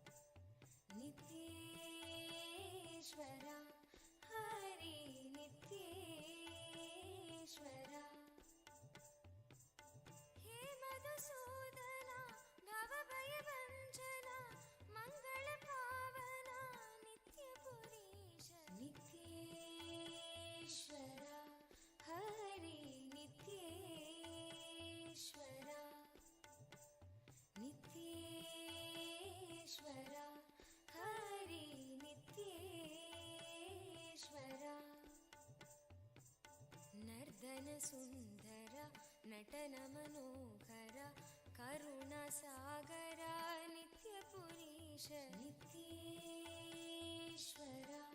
ಹರಿ ನಿತ್ಯೇಶ್ವರ ನಿತ್ಯೇಶ್ವರ ಹರಿ ನಿತ್ಯೇಶ್ವರ ಜಗದೋಧಾರಣ ಕೃಷ್ಣ ಜನಾರ್ದನ ಪರಮದಯಾಗನ ನಿತ್ಯ ಪುರೀಶ ನಿತ್ಯೇಶ್ವರ ಹರಿ ನಿತ್ಯೇಶ್ವರ ನಿತ್ಯೇಶ್ವರ ಹರಿ ನಿತ್ಯೇಶ್ವರ ಸತ್ಯ ಸನಾತನ ನಿತ್ಯ ನಿರಂಜನ ಭಕ್ತ ಪರಾಯಣ ನಿತ್ಯ ಪುರೀಶ ನಿತ್ಯೇಶ್ವರ ಹರಿ ನಿತ್ಯೇಶ್ವರ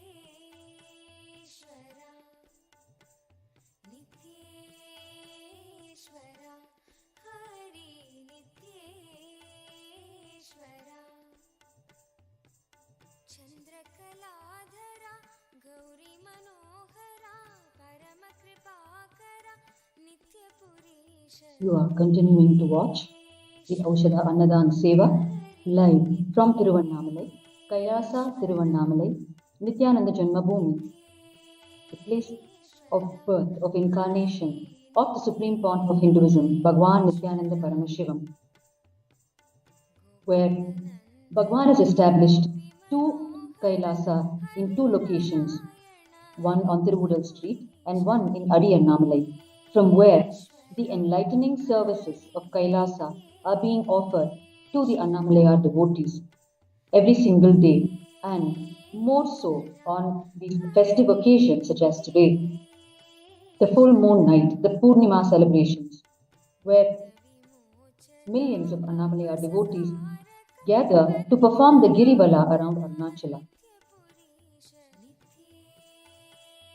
This live relay will continue over the next 30 to 36 hours, as it is a non-stop Aushadha Annadhan Seva, food, service, being offered to Annamalaya devotees on this festive occasion.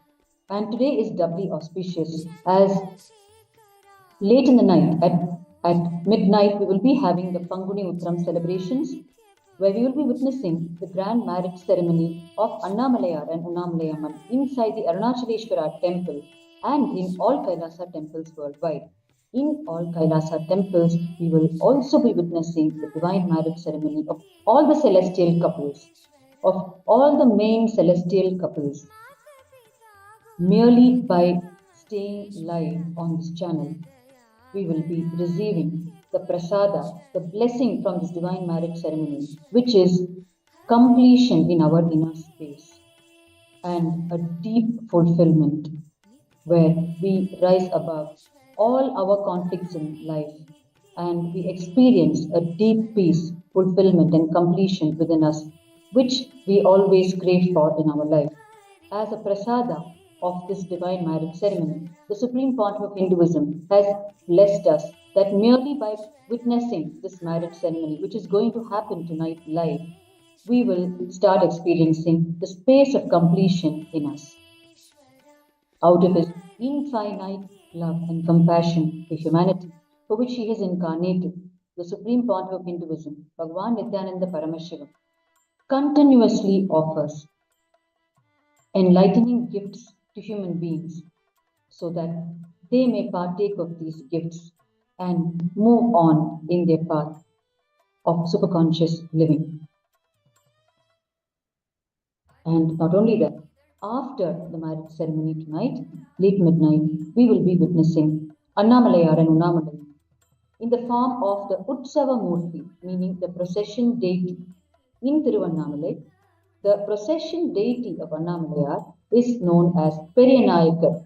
He is the beloved of the townspeople who surround him, who throng him on the streets, drawing him to the streets at least 300 days in a year during the festive occasions, and they surround him in lakhs and lakhs as he pulls their heartstrings asunder. In Tiruvannamalai, worship is simply adoration of their beloved Annamalaya. It is not mere ritualistic worship. The relationship between Annamalaya and his devotees is too intimate to be described in words. It can only be felt in the very air of Tiruvannamalai, which is infused with the devotion, the bhakti to Annamalaya. And we will be witnessing this grand procession after the marriage ceremony of the Lord and his consort. That will happen on the Madaveedi, the 4 streets surrounding the Arunachaleshwara temple. The southern side leg of this Madaveedi is the Tiruvudal street, where Bhagwan's parental home is located, where we are watching the Aushadha Annadhan happening.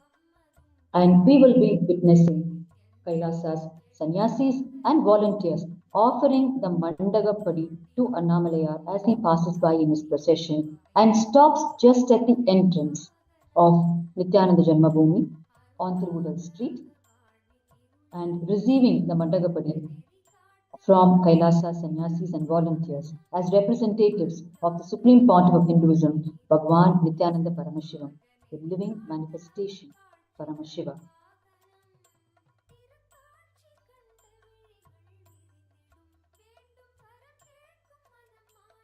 When the Supreme Pontiff of Hinduism is physically present in Tiruvannamalai on such occasions, it is the most heart-rending sight, the most endearing sight to watch the Supreme Pontiff of Hinduism himself offering the Mandagapadi to Paramashiva, Annamalayar. And the Shivacharyas, the temple priests who received the Mandagapadi from the Supreme Pontiff of Hinduism, most delightfully acknowledge his presence, his divine presence, which they are so familiar with, as it is in the temple that the Supreme Pontiff of Hinduism spent his entire golden childhood in Tiruvannamalai, as he describes it. It is with the temple Shivacharyas, the temple priests, that the Supreme Pontiff of Hinduism literally grew up. He says, every single Shivacharya is like my Guru, and I bow down to them. Every Shivacharya in the temple has a special relationship with the supreme pontiff of Hinduism, and therefore, when he himself stands and offers the Mandagapadi to the beloved Lord, the Shivacharyas, the temple priests, we can see them exchanging delightful unspoken words with the supreme pontiff of Hinduism, reminiscing his childhood years inside the temple with his beloved Arunachaleshwara. We have delightful interviews recorded from these temple Shivacharyas, from the most senior rung, who have actually retired today because they were the main priests who served Annamalai when Bhagwan, Supreme Pontiff of Hinduism, was in his childhood in Tiruvannamalai. Therefore, they are now retired and the third generation has now taken over. And we have delightful interviews from these now retired Shivacharyas as well as their immediate next generation about how the Supreme Pontiff of Hinduism would be in the temple, Arunachaleshwara temple, all day long, eager to offer any service, any seva to Annamalai. He would be there to pluck flowers from the Nandavanam, from the temple flower gardens, and offer to Annamalai. Or he would be eager to wash the puja vessels after they have finished offering the worship and arati, lit camphor to Annamalai. Or he would hold the hose pipes for the temple jawans, the watchmen, who would wash the magnificent stone floors of this sprawling temple. He would be ready to offer any seva to Annamalai. He would even be willing to run up to the homes of the Shivacharyas, which is located on the northern side, of the Madavidhi, called the Periya Teru, or the Big Street, where all the homes of the Shivacharyas is present, as per the Agamas. As per the Agamas revealed by Paramashiva, the Shivacharyas' houses must be located on the northern side of the temple, and it is exactly this way in Tiruvannamalai. Therefore, the Supreme Pontiff of Hinduism would be willing to run along to the northern Big Street and fetch items from the Shivacharyas' homes, which they would request him to, which they might have forgotten in their homes. And he delightfully recalls to us that when he goes to the homes of the Shivacharyas, the family of the Shivacharyas would so lovingly offer him the Naivedyam from the Anmartha Puja, the personal puja that the Shivacharya would have offered early morning in his home before setting out to the temple. It is through this that the Supreme Pontiff of Hinduism helps us understand how integrated the Shivacharyas are to their Anmartha Puja every day, which they are meant to perform, even though they perform the main puja to Annamalai himself in the temple. They never fail to perform their personal Anmartha Pujas early morning before they set out from their homes. And they leave behind the prasada for all to partake, for even the guests to partake. And when the Supreme Pontiff of Hinduism goes to their homes, their families never fail to offer him this prasada, which he would be waiting for as a child. To the Supreme Pontiff of Hinduism, even today, Annamalai's prasada is the most preferred food. And he takes it with all humbleness and devotion, demonstrating to us how an ideal devotee should surrender at the feet of the Lord and partake of his gifts that is continuously showered on us. Therefore, the people of Tiruvannamalai, right from the Shivacharyas of the temple to the elite of Tiruvannamalai, to the common man on the streets, door to door, each and every one of them, of the townspeople, is familiar and has cherished memories with the Supreme Pontiff of Hinduism during his golden childhood here from 1978 to 1995. Each one of them has a special relationship with him, as the Supreme Pontiff of Hinduism hardly was in his home. He was either in the Arunachaleshwara temple, or he would just go home to feed and take care of his home deities in his home temple, or he would be in his other favorite meditation spots, which is the Pavala Kundre, which is the coral hillock in Tiruvannamalai, where the Supreme Pontiff of Hinduism had his enlightenment experience at age 12. Or he would be sitting by himself in meditation, or in the Kundratiladum Kumaran temple, which is another small Muruga shrine atop a small hill. Or he would be in the Arunanayaki Amman temple in Tiruvannamalai, doing alankar, decoration for the magnificent Arunachala Amman. She's a huge goddess in the Arunachala Amman temple, for which he would be doing alankar with his first team of Kailasa volunteers, which he inspired even during his childhood years. And we even have photographic evidences, rare photographic evidences that speak of these golden days of the Supreme Pontiff of Hinduism in Tiruvannamalai. We have a beautiful photograph of decoration done to Arunachala Amman personally by the Supreme Pontiff of Hinduism before 15 years of age, along with his playmates, inspired by him. A pure sandalwood based alankar for Arunachala Amman. And we also have a beautiful photograph of sandalwood alankar for Lord Ganesha inside the Arunachaleshwara temple on the occasion of Ganesh Chaturthi, which the Supreme Pontiff of Hinduism celebrated when he was just around 10 years of age. And we have a large group photograph. The first Kailasa volunteers inspired by the Supreme Pontiff of Hinduism at 10 years of age.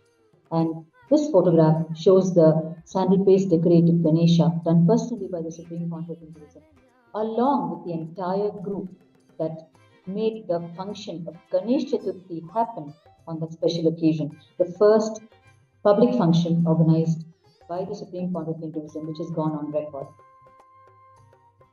Therefore, Tiruvannamalai is a land filled with cherished memories from the golden childhood of the Supreme Pontiff of Hinduism.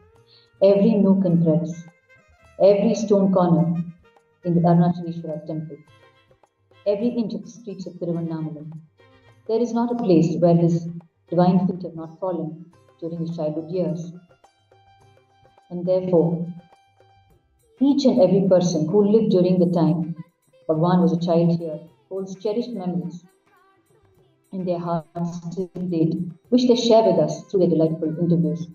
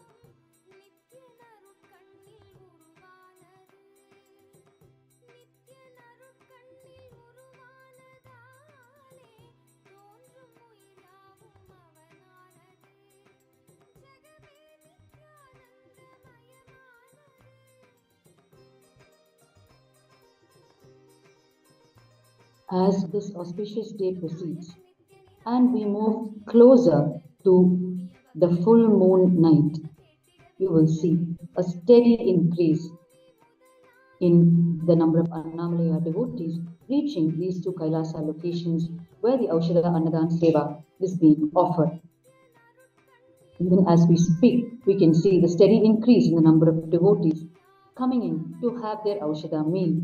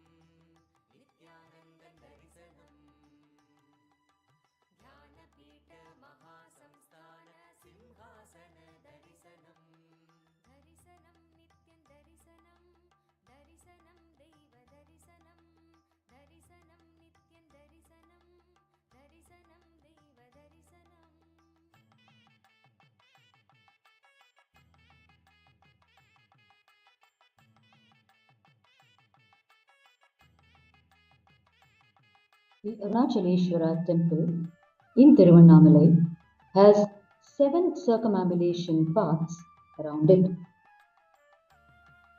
Paramashiva in the Agamas, which is the revealed scriptures by him to the whole of humanity, has clearly prescribed that in any main Hindu temple there must be 7 circumambulation paths around the main deity. And he has clearly described the location of each and every class and category of townspeople who run the temple, who take up responsibilities in the temple. And Tiruvannamalai is designed and established by Paramashiva himself and adheres perfectly to his agamas. In Tiruvannamalai, we will find there are 7 circumambulation paths around the main deity, Arunachaleshwara. And the 7th outermost path is the Girivala, which is around the hill itself. The just inner path, the 6th path, is called the Madavi, where Annamalayar comes in procession during all festivals. And it is on this 6th circumambulation path, on the southern leg of it, which is located the Tiruvudal Street, where the Supreme Pontiff of Hinduism, his own parental home, is located. The Adi Shaiva Velalar community, which is the community of the biological family of the Supreme Pontiff of Hinduism, is the main community that runs the administration of the temple of Arunachaleshwara, especially in the period before the invasions happened. It is the Adi Shaiva Velalar community that had its very mutt, its very own hub, its own monastery inside the Arunachaleshwara temple, where today stands the 1,000-pillared hall. And it is from here that they administer the entire temple. The biological family of the Supreme Pontiff of Hinduism is very closely linked to the administration of the Arunachaleshwara temple. One of his grandfathers, Muttaya Chettiar, being one of the Dharmakartas, one of the main temple trustees of the Arunachaleshwara temple during his days. And the first 5 circumambulation paths around Arunachaleshwara are located within the 9 lofty temple towers itself. And it is literally in these 5 circumambulation paths that the Supreme Pontiff of Hinduism spent his golden childhood days in. He had his various spiritual activities in every single path inside the temple. It is in the 5th circumambulation path that he did the first public organized function for the Ganesha deity under the banyan tree, of which we have photographic evidences. And it is in this 5th circumambulation path, which would not be frequented by much other people, that the Supreme Pontiff of Hinduism would practice blindfolded archery as guided by his beloved Guru, Bhagwan Arunagiri Yogeshwara, who is Paramashiva himself. As a spiritual technique to manifest the power of oneness with the whole of cosmos, Bhagwan Arunagiri Yogeshwara gave a technique to the young Supreme Pontiff of Hinduism when he was around 10 years of age to blindfold himself and shoot arrows on the bullseye. And on one occasion, when his arrow hit the bullseye, he heard a loud exclamation from his beloved Guru, who was celebrating the oneness that had happened.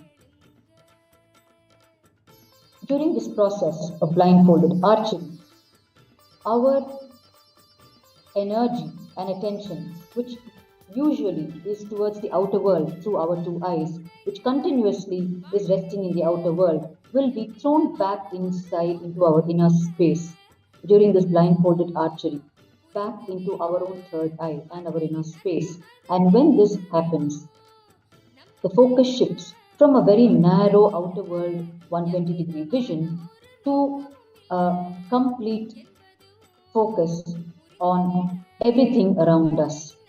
And therefore, even our ability to multitask and radiate our many possibilities in one shot starts happening with this oneness.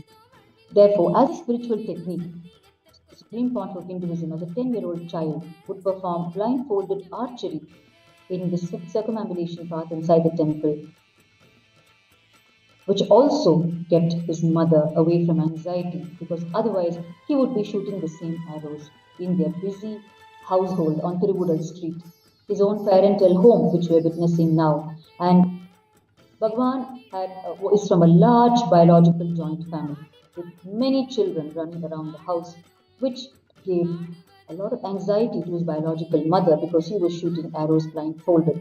Even though no one was hurt in the event, to alleviate his mother's fears, he would run to the fifth circumambulation path, which was quiet inside the temple in those days, and he would shoot the arrows there.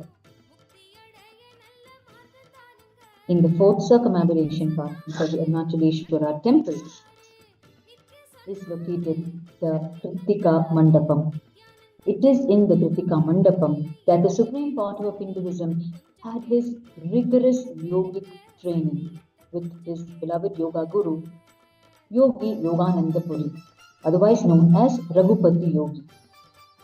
From the age of 3 until the age of 13, the Supreme Pontiff of Hinduism had his rigorous yogic training in the Kritika Mandapam, which is a 36-pillared stone structure, a beautiful mandapam dedicated to Lord Subramanya in this fourth circumambulation path. And in the quiet corners, stone corners of this mandapam, Raghupati Yogi would train the Supreme Pontiff of Hinduism in yoga.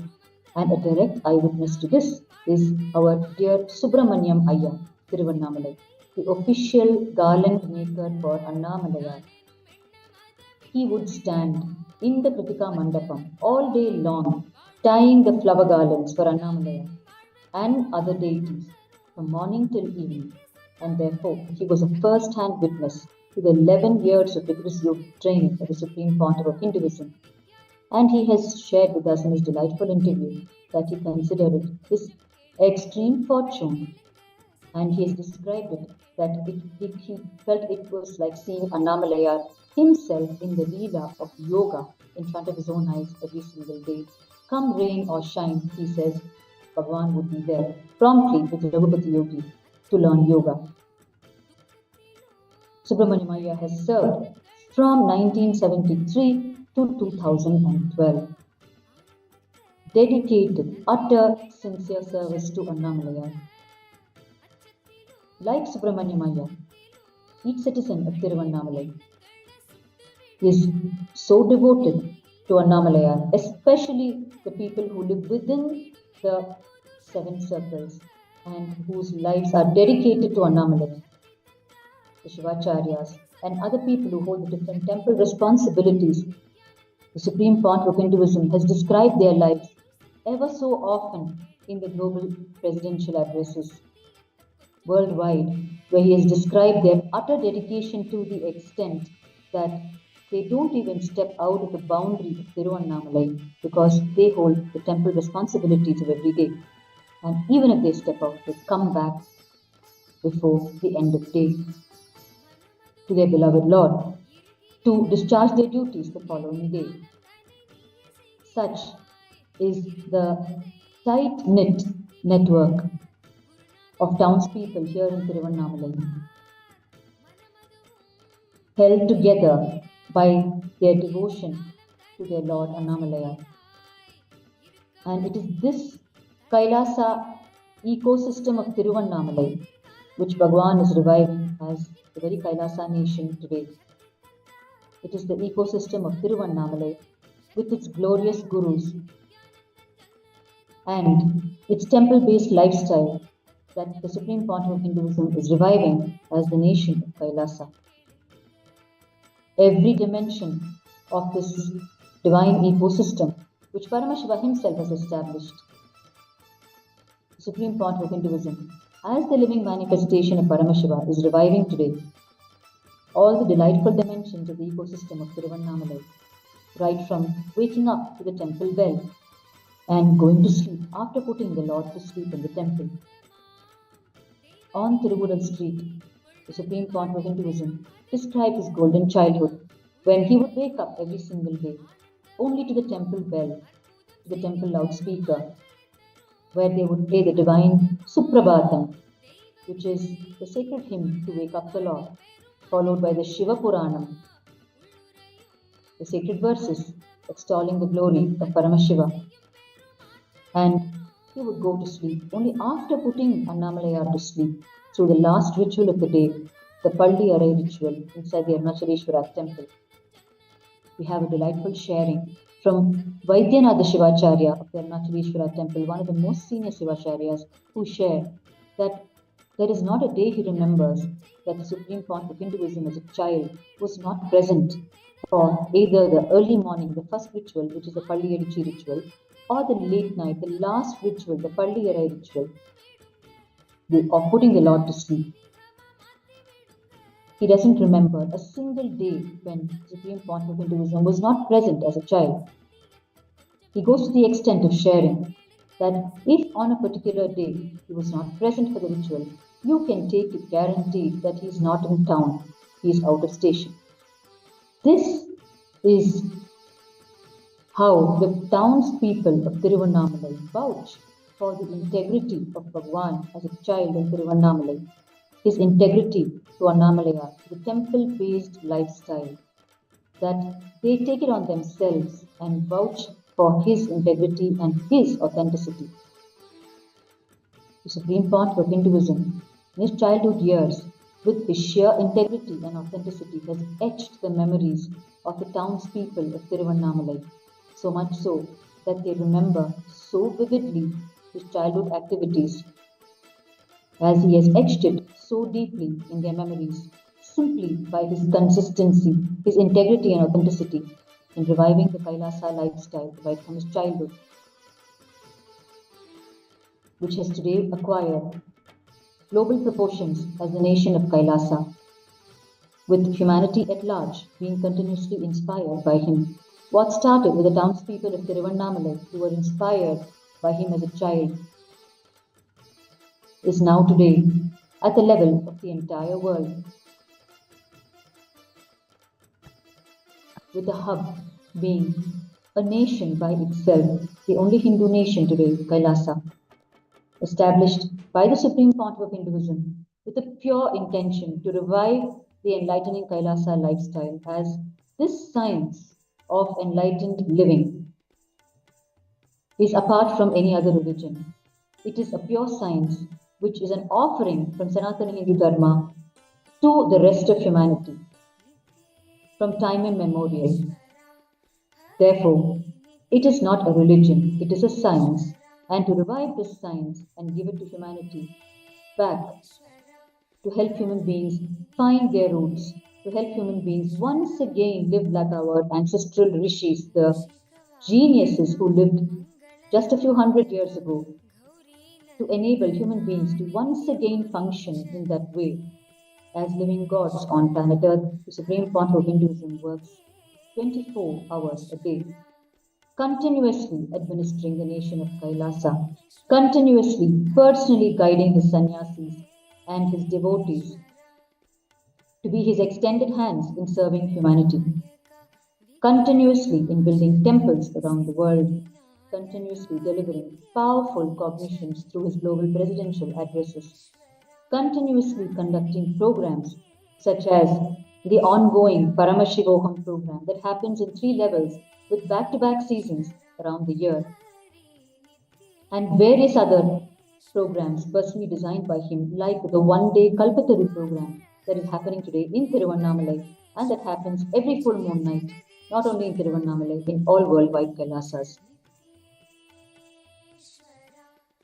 The services of the Supreme Pontiff of Hinduism is being continuously acknowledged by international institutions, agencies, who are finding the increasing need for a consciousness-based life and lifestyle, and who are recognizing more than ever before that the science that is being revived by the Supreme Pontiff of Hinduism is the key global solution and a one-stop shop solution for any problem faced either by individuals or at the global level. starting from global warming. The solution lies in Sanatana Hindu Dharma and its prescribed science of enlightened living, where individuals are made to flower with cosmic principles as their fundamentals of living, and through this, global changes start happening. Because it was a global enlightened civilization that existed before major invasions happened and destroyed it. Therefore, revival of that global enlightened civilization is the only solution for individual and global problems, for which the Supreme Pontiff of Hinduism has established a nation itself where the seed bank of Hinduism, with all its powerful teachings, techniques, and all of its sacred dimensions, can be preserved with its own universally endorsed legitimacy and offered to the world in a safe way, especially after the outbreak of the pandemic, the COVID pandemic. Decision makers and common man around the world have started moving towards consciousness-based living as the solution which will prevent further catastrophes and it will establish a peaceful world. Therefore, the Kailasa nation, established by the Supreme Pontiff of Hinduism, and all of its socio-spiritual services aimed at this one goal of creating an enlightened, peaceful world, is becoming increasingly important and relevant in the lives of every individual. It is neither a luxury nor an option today.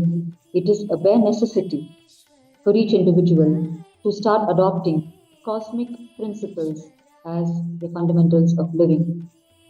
Only then, true global peace is going to be achieved.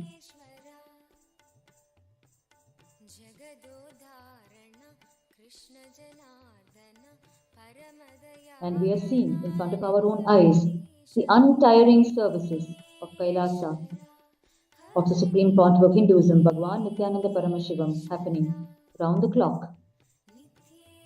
This is only one location which we are watching live. Hundreds of locations around the world are offering these services undauntedly. For Thaipusam celebrations earlier this year, we had Annadhan, Aushadha Annadhan being served from 6 locations in Malaysia alone. Malaysia is known for its celebration and following of Lord Muruga, Lord Subramanya. Therefore, for Thaipusam, we had the Aushadha Annadhan being offered from 6 locations. And we witnessed just a couple of weeks ago on the grand occasion of Mahaparamashivratri here in Tiruvannamalai, the Aushadha Annadhan once again being served for over 24 hours to the Annamalaya devotees who were performing the Girivala. And today we're witnessing the full moon night celebrations happening in Tiruvannamalai. And even before the onset of the peak hours of Purnima, full moon night, we are watching the Aushadha Annadhan service commenced from 2 locations, 2 Kailasas in Tiruvannamalai, one at Adi Annamalai, which is located on the mountain path, and second on Tiruvudal Street, which is in the 6th circumambulation path around Arunachaleshwara. From the parental home of the Supreme Pontiff of Hinduism, Bhagwan Nithyananda Paramashiva, it is here in this very home which we are watching in front of our eyes, where this is the place where Bhagwan lived as a child during the first 17 years of his life. And the revival of the entire nation, Kailasa, and all its spiritual activities started here in his parental home. Every single aspect of revival, be it deity worship or the grand festivals of Hinduism, or the making of deities themselves, sculpting of deities, or the various publications with profound truths in them, or discourses, the global presidential addresses to humanity at large. Any aspect of the revival of Hinduism that you may take, which Bhagwan is doing today, He started it right here in his parental home on Tiruvudal Street. His first discourses were to his own beloved family members, friends, and relatives who gathered around him even then, when he was just a child, to hear him, to listen to the sacred truths that he delivered, that he would hear through the discourses in the temple, which he would come back home and repeat verbatim. The grand Puranic stories of Ramayana and Mahabharata, he would come and repeat verbatim. And right from his family elders, they would sit around him and listen to him. These were the earliest discourses. The first publications of Kailasa again starts here from Nithyananda Janmabhūmi, Bhagwan's parental home, where he has the first set of handwritten books written by himself with all the sacred truths that he heard from all his gurus and ultimately from Bhagwan Arunagiri Yogeshwara, his ultimate guru, Paramashiva himself. And it is here the Supreme Pontiff of Hinduism started sculpting his first set of deities in less than 10 years of age on soapstone. And it is here that at 3 years of age, the Supreme Pontiff of Hinduism revived deity worship in a large way, starting from his first deity, which was the deity of Ganesha, which was gifted to him by his biological father, Sri Arunachala. And it is through this Ganesha deity that at the age of 3, the Supreme Pontiff of Hinduism had his first spiritual experience, the experience of Savikalpa Samadhi, which is oneness through a chosen deity form, where everything else disappears and you are in complete oneness with the chosen deity form. Immersing him in Savikalpa Samadhi, Lord Ganesha appeared and ate the food served by the Supreme Pontiff of Hinduism at that tender age. And it is here in Nithyananda Janmabhūmi, his very parental home, that the Supreme Pontiff of Hinduism revived the celebrations of all the Hindu festivals as mainstream lifestyle. Every single day was celebration in this parental home of the Supreme Pontiff of Hinduism. And witness to all his celebrations are the townspeople of Tiruvannamalai. The ground floor of this parental home of the Supreme Pontiff of Hinduism was rented out to various shop owners. And Bhagwan's biological family lived in the first floor of this home complex of Bhagwan, which is known as the AKS home complex. While his family lived on the first floor, the various tenants, the shop owners, lived in the ground floor, where we're seeing the Annadhan being served today. As Bhagwan's parental home has come back into the official fold of Kailasa, and therefore all Kailasa's social spiritual activities are being given right from his own parental home, which is the pride and privilege of the Kailasa sannyasis and volunteers today. Therefore, witness to all the celebrations of the child are the various shop owners who used to occupy this ground floor. They were an integral part of Bhagwan's celebrations and an integral part of his very biological family. They were included in all the happenings of the family. They were familiar with every single activity of Bhagwan during his childhood. And it is in this long corridor, which is a sacred 108 feet long, that Bhagwan would conduct his home processions for his home deities as a child. Up and down this 108 feet corridor, the Supreme Pontiff of Hinduism as a child has conducted his home temple processions. And the shop owners have seen this for years together, for over 15 years. And the entire townspeople are familiar with his home temple celebrations, as he would also take his deities out on Madaveedi alongside Annamalaya himself, the main Annamalaya deity in procession. He had his own small deities, his own Annamalaya deity, as a smaller version. He had his own handmade vehicle for his own Annamalaya deity, and he would conduct his own small royal processions alongside Annamalaya on Madaveedi. Therefore, the entire townspeople are so familiar with Bhagwan's celebrations as a child in his entire revival activities of Kailasa. And Bhagwan and his team of inspired Kailasa Sevaks used to be called fondly by the townspeople as the Swamiyar Goshti. Swamiyar meaning Swami, and Goshti meaning team. So it meant the Swami's team, which the entire townspeople was familiar with. Right from his childhood, the supreme part of Hinduism was addressed as Swami, even by his own biological parents. Such was the undeniable divinity he radiated from day one that prompted each and every one of his own hometown to address him as Swami, even when he was a child, including his gurus. So, in the fourth circumambulation path of the Arunachaleshwara temple, the supreme point of Hinduism had his rigorous yogic training with Sri Raghupada Yogi, and the pillars of the Kritika Mandapam, minus the 4 pillars which are against the wall, 32 pillars. Subramaniam Ayya, the garland maker of Arunachaleshwara temple, who is a witness who would stand and tie flowers in Kritika Mandapam, shares with us that there is not a single pillar which the supreme point of Hinduism has not climbed.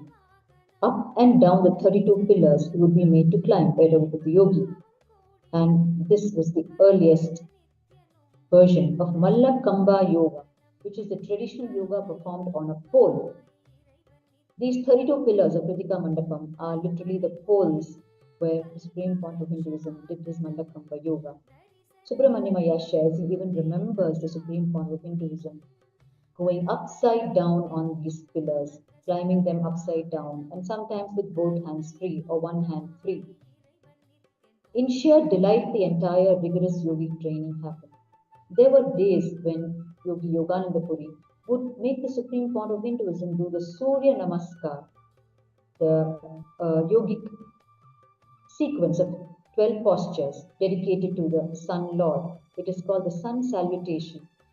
And Shilakupati Yogi would tell Bhagwan, since it is the Surya Namaskar, we will have to do it from morning sunrise to evening sunset at the time the sun is out. Therefore, one of the rigorous training that Supreme Point of Hinduism would undertake is performing of the Surya Namaskar from sunrise to sunset. And Raghupada Yogi would also do the needful. If ever his body needed attention after performing the Surya Namaskar, he would carefully take him home and hand him over to his mother, who would also consult Raghupada Yogi and give the kashayam, the traditional medicinal herbal drinks, to alleviate any sweet pain that Supreme Point of Hinduism experienced because of the rigorous yogic training. It is in this fashion that Sri Raghupati Yogi built the yogic body of the Supreme Point of Hinduism as the living manifestation of Paramashiva to be able to withstand the huge gush of cosmic energy that he embodies, which is like in the revelations of Supreme Point of Hinduism, where he says it is like bringing in 3-4 elephants into a small thatched roof hut. The hut is bound to collapse. Therefore, it is hugely significant. The preparation of the body of the incarnation of Paramashiva, the way it is prepared, is hugely significant for its ability to hold and transmit the divine energy to so many millions of individuals without collapsing. Therefore, the Supreme Point of Hinduism has time and again given his deepest gratitude to the ruthless yogic training he had in the hands of his yoga guru, Sri Yogi Yogananda Puri, who prepared him with holding the utmost responsibility as his yoga guru, knowing fully well that the Supreme Point of Hinduism is none other than the incarnation of Paramashiva. Raghupada Yogi played his role perfectly well as his yoga teacher, ruthlessly preparing his body, executing his responsibility, although and at the same time maintaining his undaunted silent devotion to his dear disciple as the incarnation of Paramashiva. It is here in Kritika Mandapam in Tiruvannamalai, inside the Arunachaleshwara temple, in its third circle around Arunachaleshwara, that this entire saga of yogic training happened. And Not just Subramanyamaya, the garland maker, but we have innumerable eyewitnesses. Sri Raghupati Yogi's own wife, Premavati Ammar, and his son, Bhupati, who have also given interviews, shared delightful memories how the Supreme Pontiff of Hinduism would come home every day to their house, or Sri Raghupati Yogi would come to Bhagwan's home in Tiruvallur Street. And every single day Raghupati Yogi would hold the Supreme Pontiff of Hinduism in his hand and take him to the Kritika Mandapam where the yoga lessons would start. And it is only after that that the rest of the day would carry on for the Supreme Pontiff of Hinduism. In this fashion, the Supreme Pontiff of Hinduism has explored each science of Hinduism with a different guru in Tiruvannamalai. Yoga with Sri Yogi Yogananda Puri, the science of Aushadha, of using energized herbs for healing and enlightenment with Sri Narayana Swami Pillai, Siddha and Vedanta with Sri Sakhi Swamigal, and Tantra and Sri Vidya worship with Mata Vibhutananda Puri, and Advaita Bhakti with his own predecessor, Sri Yogiram Surat Kumar Swamigal, in the lineage of incarnations of Paramashiva and Tiruvannamalai, and the science of Nirahara Samyama and Kayakalpa with Sri Mauna Swami Narayana Swami, who is otherwise known as Malayuchi Mauna Swami, as he lived on the slopes of Arunachala hill in Tiruvannamalai, the great yogi who lived without food or water for years together and who could enter into yoga samadhi for over 3 months, to the extent that his disciples even thought he has left the body and were preparing to bury his body when Mata Vibhutananda Puri, Bhagwan's guru, rushed to the spot and demonstrated to the disciples that he is in yoga samadhi and he has not left his body. These were the great gurus and mutants of Tiruvannamalai who lived during the golden childhood years of Supreme Pontiff of Hinduism, Bhagwan Nithyananda Paramashiva.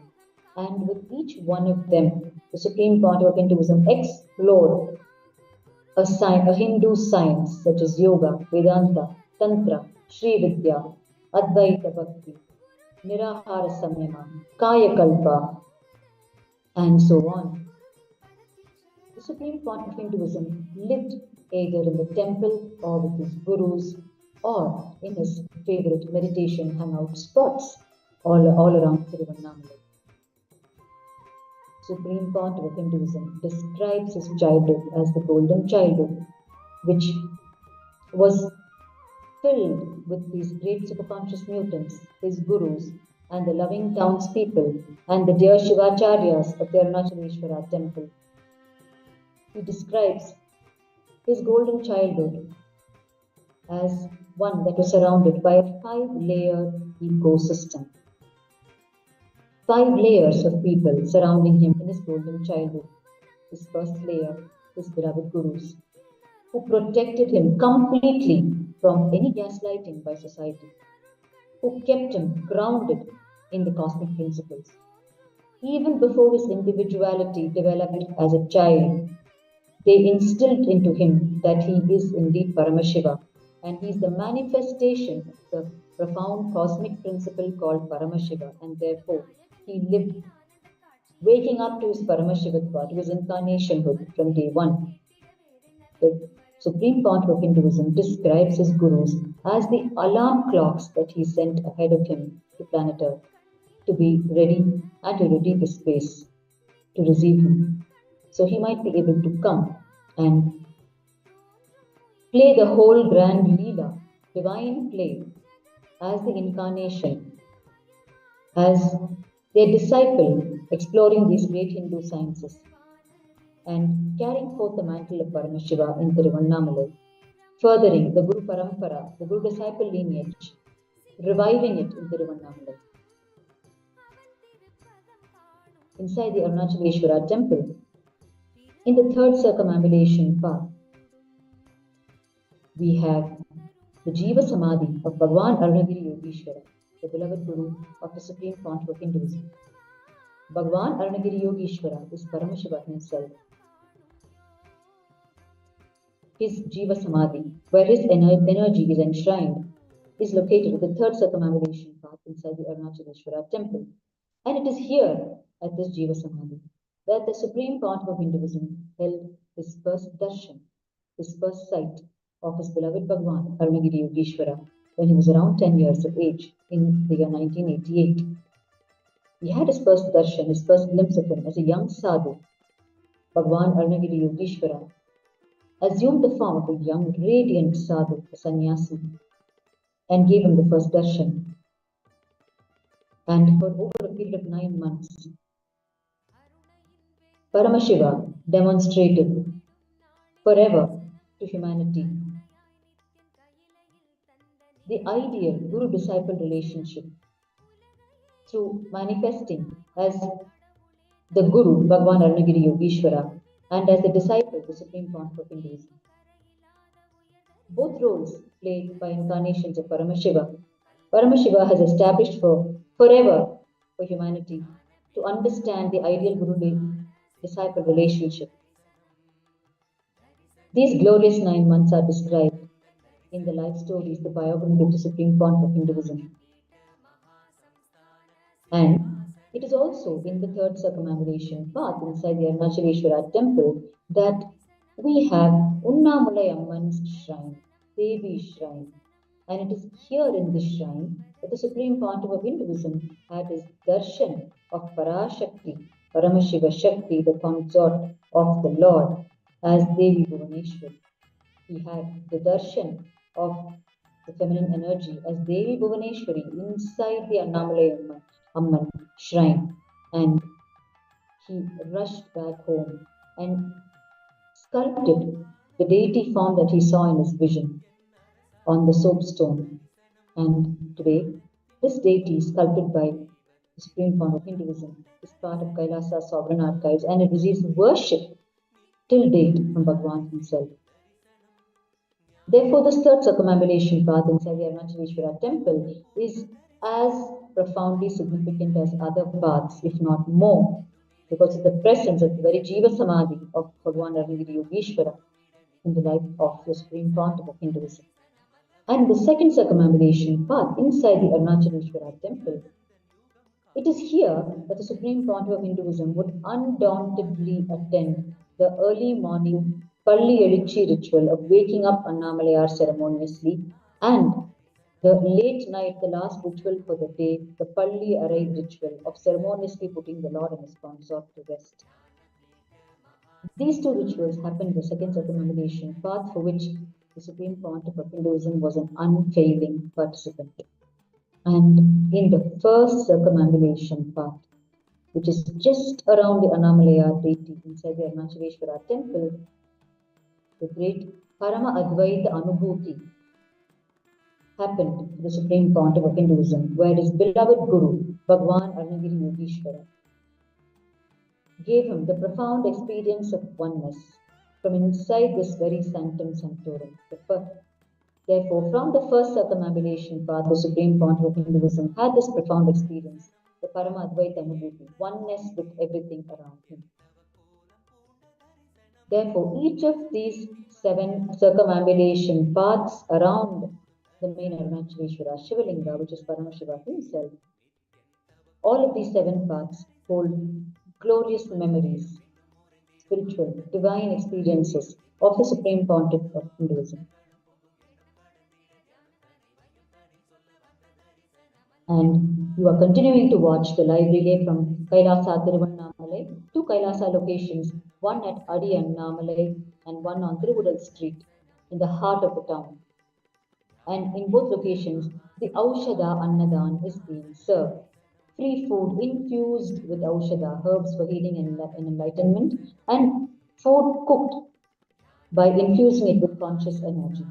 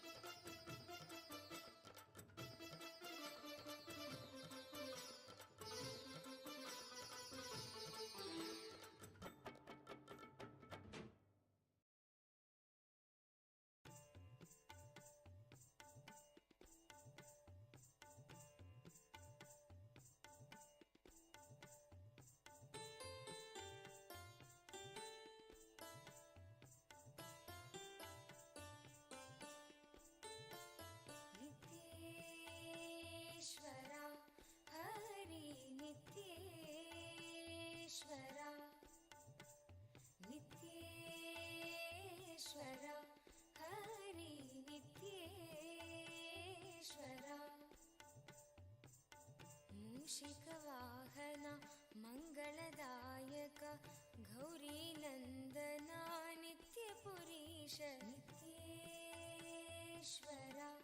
Hari नित्येश्वरा नित्येश्वरा Hari नित्येश्वरा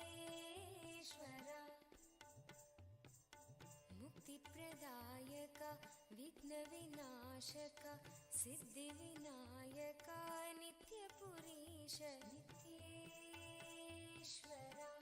Hari You are watching नित्येश्वरा the live relay from Tiruvannamalai from Nithyananda Janmabhūmi KAILASA Tiruvannamalai, Sri Nithyananda Janmabhūmi, and KAILASA Tiruvannamalai, Sri Nithyananda Janmabhūmi Kshetram, the two KAILASA locations in Tiruvannamalai, where the Aushadha Annadhan, the free food service, food infused with conscious energy known as Aushadha food, is being served continuously to the Annamalaya devotees who are circumambulating around Arunachala on the sacred full moon night, the Purnima night. Shambho Shankara नित्यपुरीश नित्येश्वरा Hari With the grace and blessings of the Supreme Pontiff of Hinduism, Bhagwan Nithyananda Paramashiva, the living manifestation of Paramashiva, this Aushadha Annadhan Seva is being offered to the Annamalaya devotees in Tiruvannamalai, which is the very birthplace of the Supreme Pontiff of Hinduism. मनोहर गिरिधर नागरा नित्यपुरीश नित्येश्वरा हरि नित्येश्वरा नित्येश्वरा हरि नित्येश्वरा अभयप्रदायक आनन्ददायक भक्तवतारणा नित्यपुरीश नित्येश्वरा Hari नित्येश्वरा This Aushadha Annadhan, which is being offered to the Annamalaya devotees on the sacred occasion, is happening from two locations of Kailasa in Tiruvannamalai, which is the 6th circumambulation path, the Tiruvural street, on which the parental home of the Supreme Pontiff of Hinduism is located, and the 7th circumambulation path, which is the Girivala itself, which is the mountain path itself around Arunachala. You can see the Girivala path, the road, which is the mountain path road. You can see it on your screens where the Aushadha Annadhan is happening, as this food is being served from the temple monastery complex established by the Supreme Pontiff of Hinduism here on the mountain path itself. This campus was established on the 19th of April 2008 on the sacred occasion of Chitra Paurnami, a full moon night again. And ever since its establishment, this campus has been serving the people of Tiruvannamalai and the visitors to Tiruvannamalai. Tiruvannamalai is a spiritual tourism center where people come to receive the direct blessings of Paramashiva in the form of the hill Arunachala and in the form of the Arunachaleshwara Linga inside the temple, and to receive the blessings of the current incarnation of Paramashiva, the Supreme Pontiff of Hinduism, Bhagwan Nithyananda Paramashiva.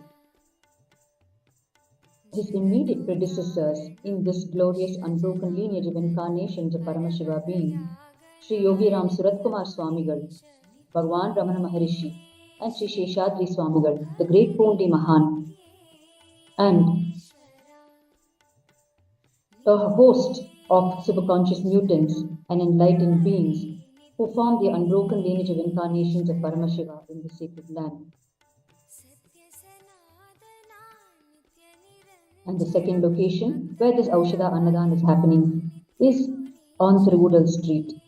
It is happening right from the very parental home of the Supreme Pontiff of Hinduism, where he was born and lived the first 17 years of his life.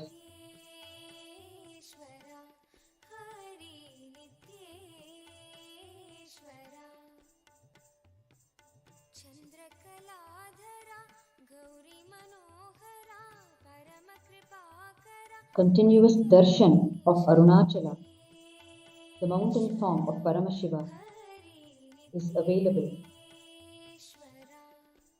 with the grace and blessings of the Supreme Pontiff of Hinduism for humanity at large through the main YouTube channel of the Supreme Pontiff of Hinduism.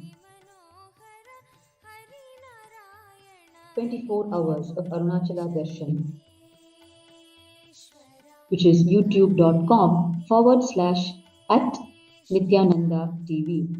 youtube.com/at Nithyananda TV. It is the blessing of Paramashiva that mere remembrance of him as Arunachala will liberate one. The scriptures describe it as Smaranat Mukti Arunachalam, which means Smaranat means remembrance, mere remembrance. Mukti is liberation, Arunachala. Mere remembrance of Arunachala liberates. That is the power of this sacred land of Tiruvannamalai, where mere remembrance of it liberates people. That is the power that Paramashiva has vested in this sacred land. And the Supreme Pontiff of Hinduism, Bhagavan Nithyananda Paramashivam, as the living manifestation of Paramashiva, makes available a host of means and methods and channels through which human beings, individuals can connect with the space of Paramashiva and receive his grace and blessings and nurture his spaces inside them as their own Paramashivatva, their own state of Paramashiva which they carry inside them.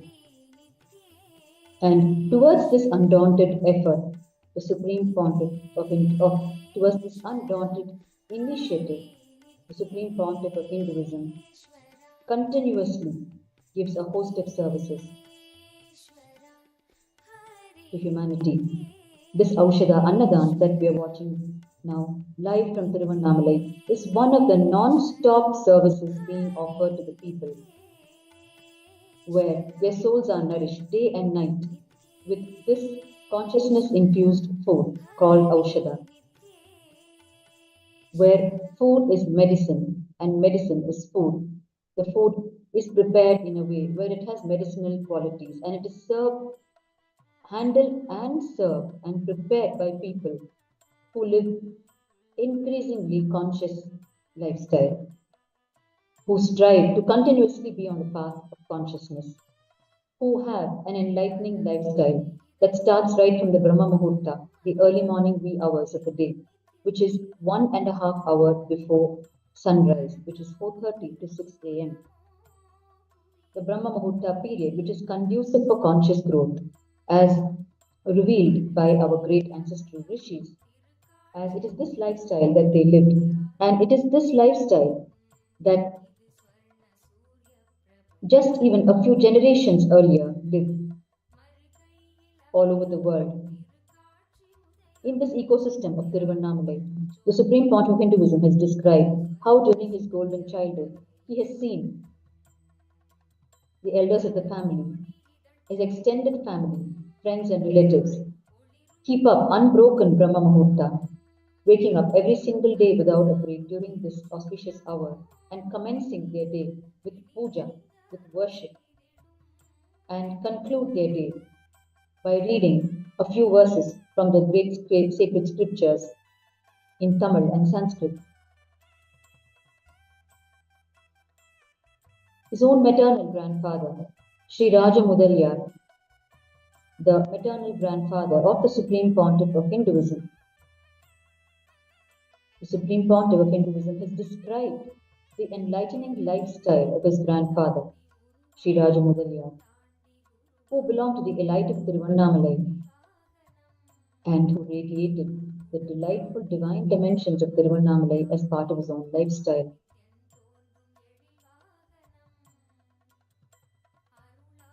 Sri Raja Mudaliyar was known for Annadhan, serving food to people. His household was ever open to anyone who wished to come and have their meal. And the women in the household were trained by Sri Raja Mudaliyar's wife, Yellamala, to keep up these core values which he cherished. and served the people food unquestioningly. People were free to walk into an allotted area in their home, and they would simply be served food traditionally on a banana leaf by the women of the household.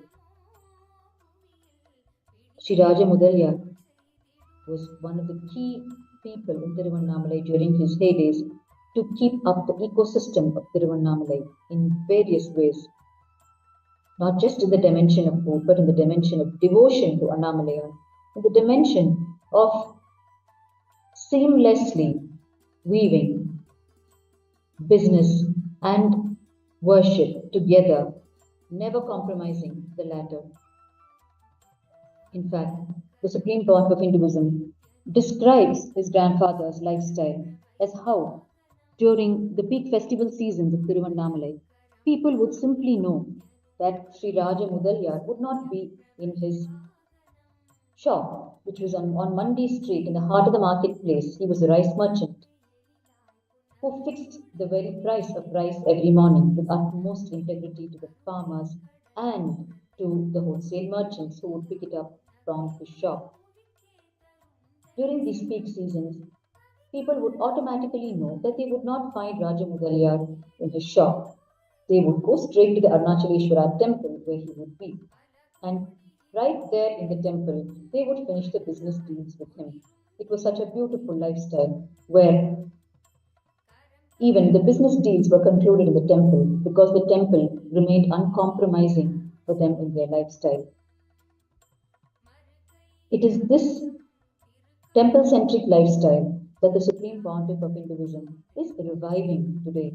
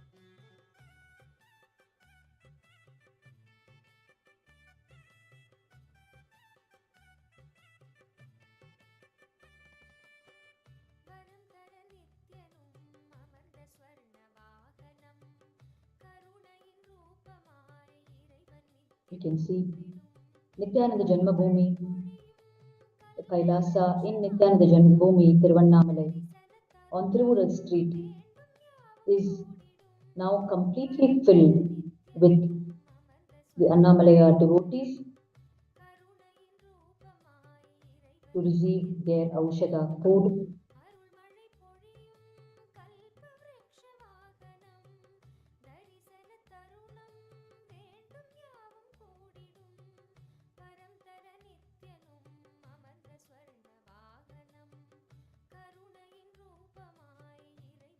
And you can see on the walls of Kailasa Nithyananda Janmabhūmi, the parental home of the Supreme Pontiff of Hinduism. On the walls, you can see the biographical panels describing the childhood days of Bhagwan in Tiruvannamalai with beautiful childhood portraits of Bhagwan.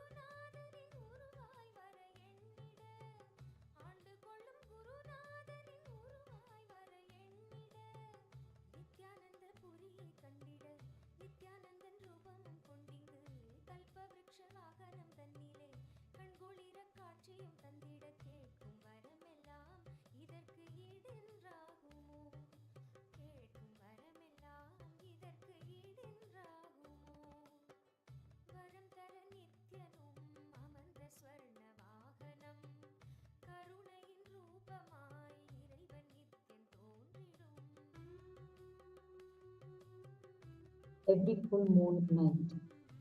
Kailasa Tiruvannamalai, through both these locations that you are seeing on your screens, serves food to close to 2 lakh people.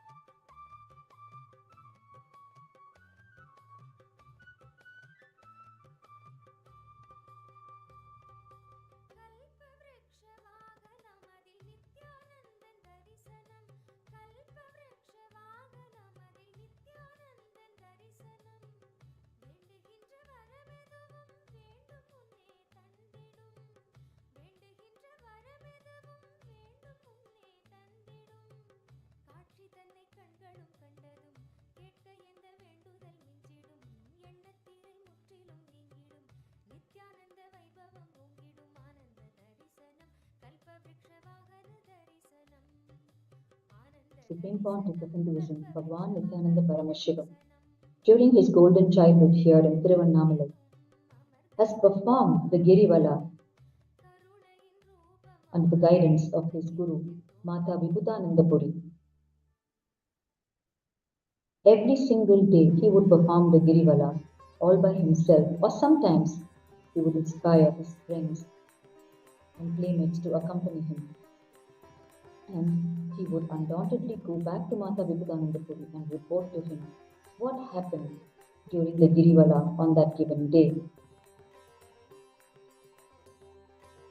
It was during the period when he was continuously performing the Girivala every day that a profound spiritual happening took place right on this Girivala path, where the Supreme Pontiff of Hinduism, as a young child, was performing the Girivala late in the night.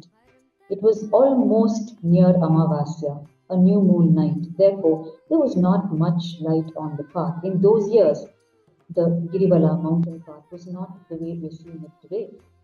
It was more or less like a forest path with not much lighting. Therefore, it was almost pitch dark, and he was all alone walking around the hill.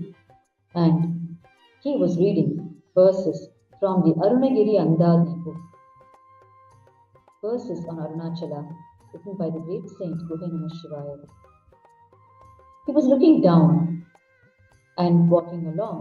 Suddenly he looked up and saw a bunch of hyenas surrounding him and growling, waiting to pounce on him. Hyenas by themselves, if they are just as a single animal, they do not attack. But when they are in a pack, then they attack specifically young children. And the moment he beheld this scene in front of his eyes, from his hara, from his Swadhisthana chakra, which is the seat of the pure emotion, a primal scream was let out, calling out to his beloved Arunachala. And as he screamed out Arunachala, almost instantly, an old man appeared with a long stick and chased away the hyenas. And within a moment, before the Supreme Pontiff of Hinduism could even grasp the old man completely, both the hyenas and the old man disappeared in front of his own eyes. And he instantly understood that Arunachala himself appeared as the old man who had saved him. And that day he went back to Mata Vibhutanandapuri and shared with her this profound incident that saved his life. And his Guru, Mata Vibhutanandapuri, acknowledged for him that it was indeed Arunachala who appeared and disappeared mysteriously just to save his life. And the Supreme Pontiff of Hinduism goes on further to reveal what happened after this incident, because every incident in the life of an incarnation is for us, humanity, to learn a lesson from. Otherwise, the incarnations come as the divine and leave as the divine. But Cosmos orchestrates several incidents in their lives just to teach us human beings lessons of various kinds. And through this hyena incident, the Supreme Pontiff of Hinduism further reveals what happened, which holds the real lesson for us. When he narrated to his Guru, Mata Vibhutanandapuri, about how he was saved by Arunachala himself. She heard him out completely and said the next day promptly that he must go around the hill for that day. The Supreme Court of Hinduism was shocked and expected that she might not ask him to go around the hill because he had almost survived his life, saved only by Arunachala to this day. When she asked him to go around, he asked her, "What if the hyenas attack me today?" And she asked him back, "Will the hyenas attack you come every day?" To which he did not have a practical answer, so he kept quiet and went home to his mother, Ma Lokanayaki, and shared this entire incident with her. Supreme Pontiff Hinduism describes his mother, Ma Lokanayaki, as the perfect nexus with his gurus in ensuring that he radiates his Paramashiva. She promptly heard what his guru had said, and when he asked her the same question, "What if hyenas come every day? What if hyenas attack me today?" She said, "If hyenas come every day, Arunachala also will come every day. You can go around the hill." The Supreme Court of Hinduism unfolds the lesson from this incident to us, humanity. He explains beautifully that if he had not gone the next day on Girivala, he would have remained an ordinary human being with one spiritual experience of Arunachala himself coming and saving him. But because he went the following day and every day following that, he blossomed into a complete spiritual being with one human experience of letting out the primal scream from his hara, Swadhisthana Chakra. This is the way the Supreme Pontiff of Hinduism unfolds this beautiful incident where Arunachala himself appeared and saved his life, and how we should not be stuck because of one incident in our life and shrink from life itself by avoiding everything to do with it. We should simply expand and flow with life, which will ultimately take us beyond all our base emotions and make us live like gods on the planet. It is on this Girivala path that this incident happened during the golden childhood of the Supreme Pontiff of Hinduism. Every inch on the streets of Tiruvannamalai, every nook of the quiet stone corners of the Arunachaleshwara temple, and every single shrine in Tiruvannamalai holds cherished memories in the childhood of the Supreme Pontiff of Hinduism.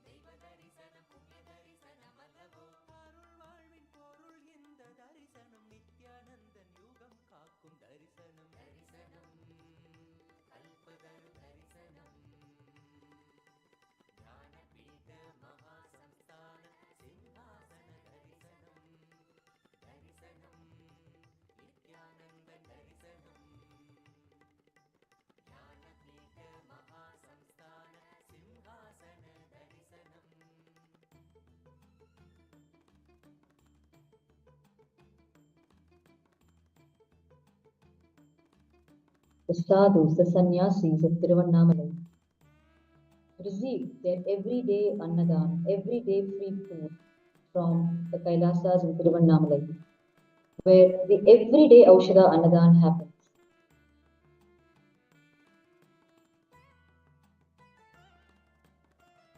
It is the vision of the Supreme Pontiff of Hinduism that Everywhere Kailasas are located all over the world, the people living around Kailasa should not feel the need to light their own home kitchen fire, as they should know that they can come directly into the Kailasas and receive their meals anytime they wish to have. Executing this responsibility, this vision of the Supreme Pontiff of Hinduism are the sannyasis and devotees worldwide, manning the different Kailasas, who reside in the different Kailasas and run the food temples, the Nithyananda Annalayas. Annalaya means food temple. They serve food undauntedly to the people in the vicinity, to the people who come to visit the Kailasa temples, to the people who congregate for the grand Hindu festivals that happen in the neighborhood. Temple.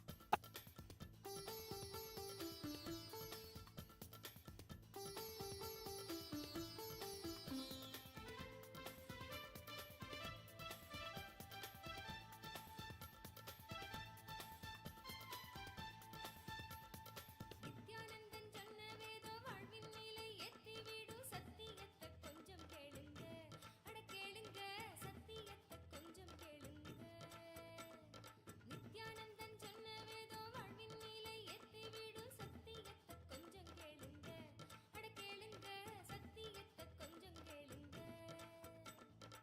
தியானத்தை செய்ய மானம் கொண்ட எண்ணம் மாய்த்து விடும் நித்யானந்தன் வேதம் தானுங்க The people of Tiruvannamalai know that it is from Bhagwan's own hands that they are receiving the food, through the extended hands of his devotees. They can feel the very love of the Supreme Pontiff of Hinduism for them as his own beloved people, through this service that he does for them undauntedly.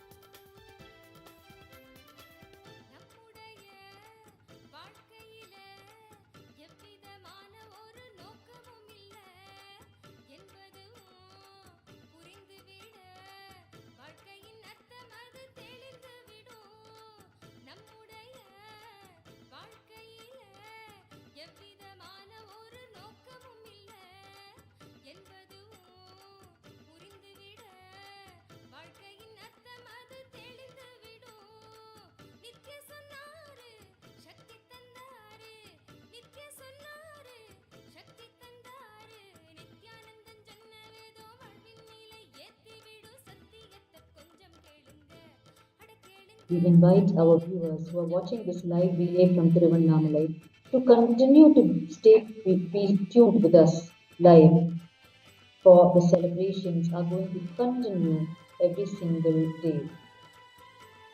Now we are celebrating the full moon, the Purnima celebrations, through this non-stop marathon Aushadha Annadhan Seva, and to conducting the Kalpataru one-day meditation program in Tiruvannamalai, right here at KAILASA Nithyananda Janmabhūmi Kshetram, located on a mountain path where you are seeing the Aushadha Annadhan being served.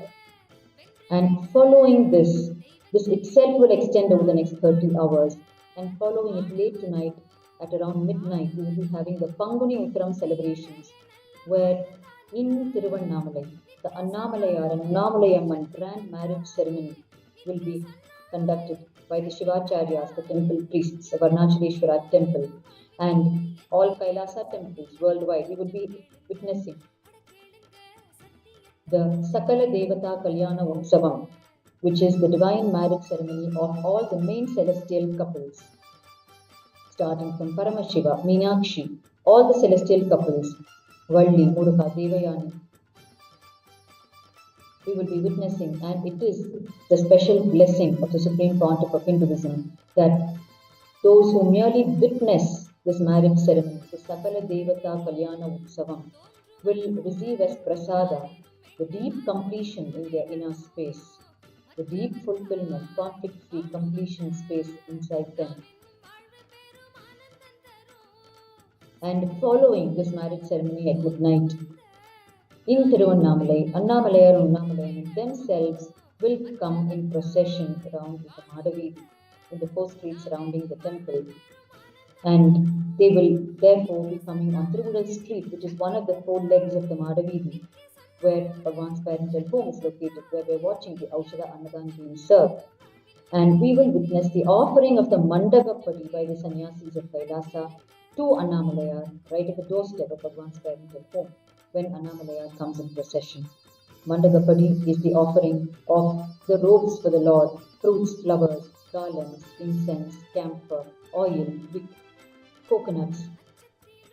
All items used in worship of the Lord is offered as Mandagapadi to the Lord when he steps out on the streets in procession. The Supreme Court of Hinduism has revived offering Mandagapadi to the Lord as a mainstream lifestyle, where not only in Tiruvannamalai, in all Kailasas worldwide, when their main temple, neighborhood temple deity steps out in procession, Kailasa is ready with the Mandagapadi. So we will be witnessing this live today from Tiruvudal Street at the doorstep of Nithyananda Janmabhūmi, the parental home of Bhagwan. And after this, on the 25th, which is tomorrow, we will just continue the celebrations and witness the celebrations of Holi, one of the most delightful Hindu festivals,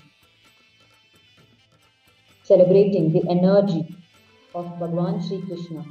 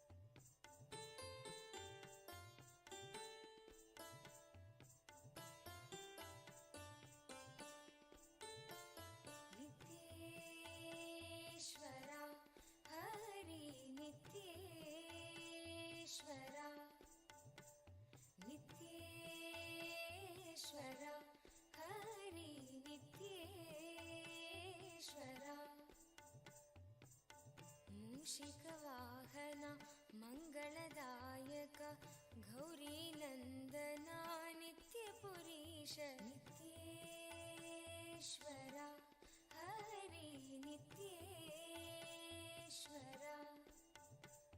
नित्येश्वरा Hari नित्येश्वरा मुक्तिप्रदायक विघ्नविनाशक Siddhivinayak नित्यपुरीश नित्येश्वरा हरि नित्येश्वरा नित्येश्वरा हरि नित्येश्वरा गंगाधर हर हे परमेश्वर जय जगदीश्वरा नित्यपुरीश नित्येश्वरा हरि नित्येश्वरा नित्येश्वरा हरि नित्येश्वरा शिवशक्तीश्वर श्रीशैलेश्वर शम्भो शङ्कर नित्यपुरीश नित्येश्वरा हरि नित्येश्वरा नित्येश्वरा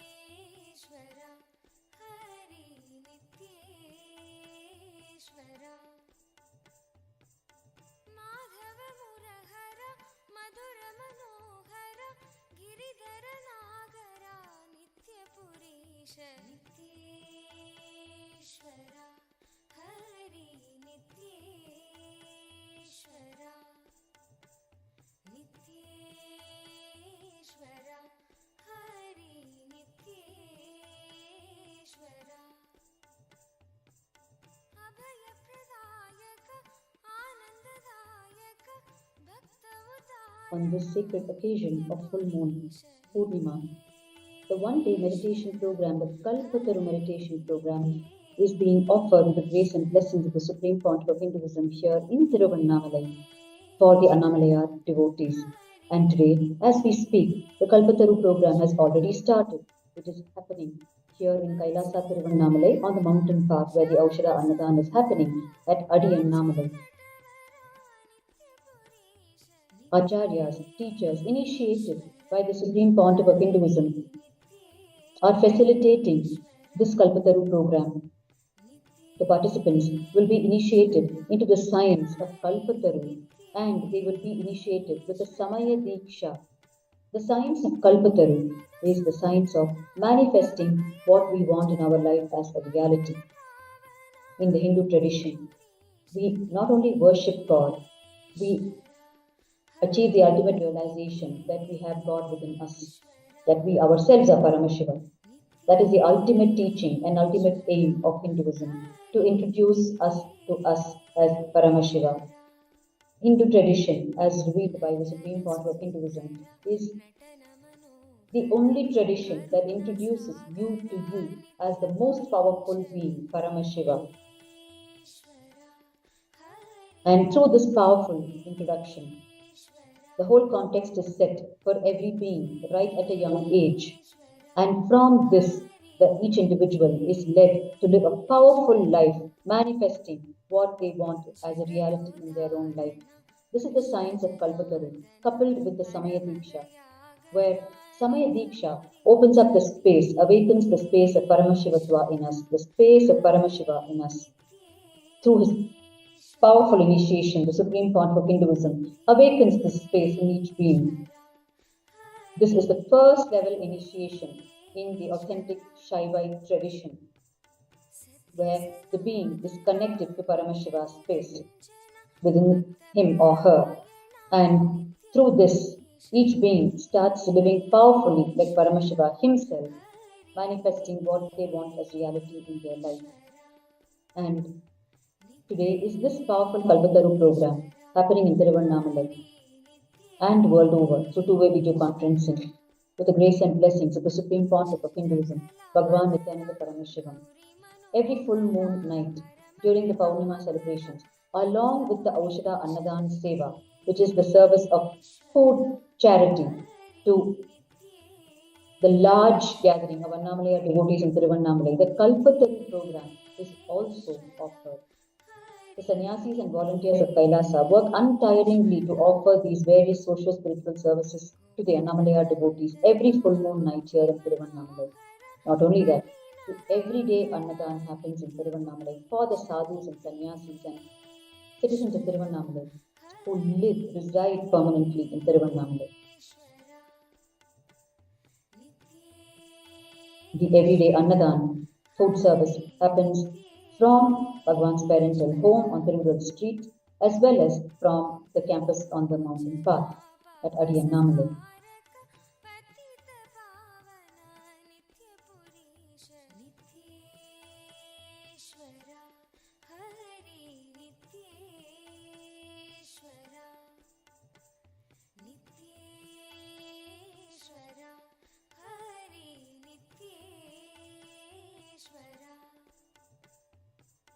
चन्द्रशेखरा पन्नगभूषण निखिललोचना नित्यपुरीश नित्येश्वरा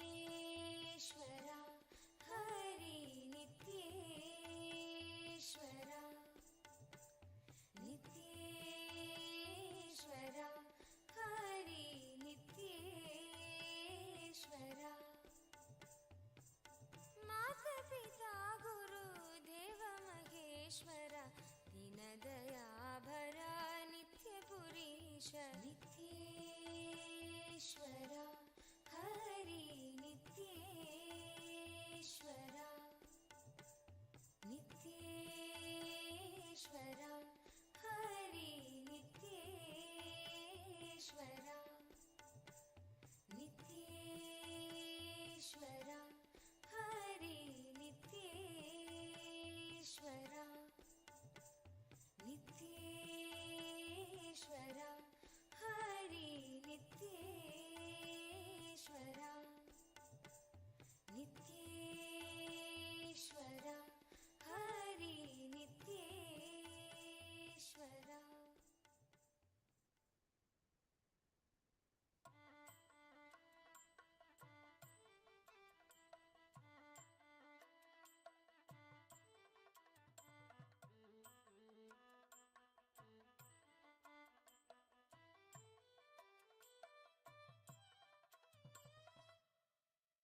அலகோடி இதழ் பூத்திடும் மலராய் ஒளிரும் நித்தியம் திருமுகம் கரம் தாங்கும் திருச்சூலமோ புவியில் As per the vision of the Supreme Pontiff of Hinduism, Bhagwan Nithyananda Paramashiva, distributing free food to one and all is one of the 5 main pillars of Kailasa.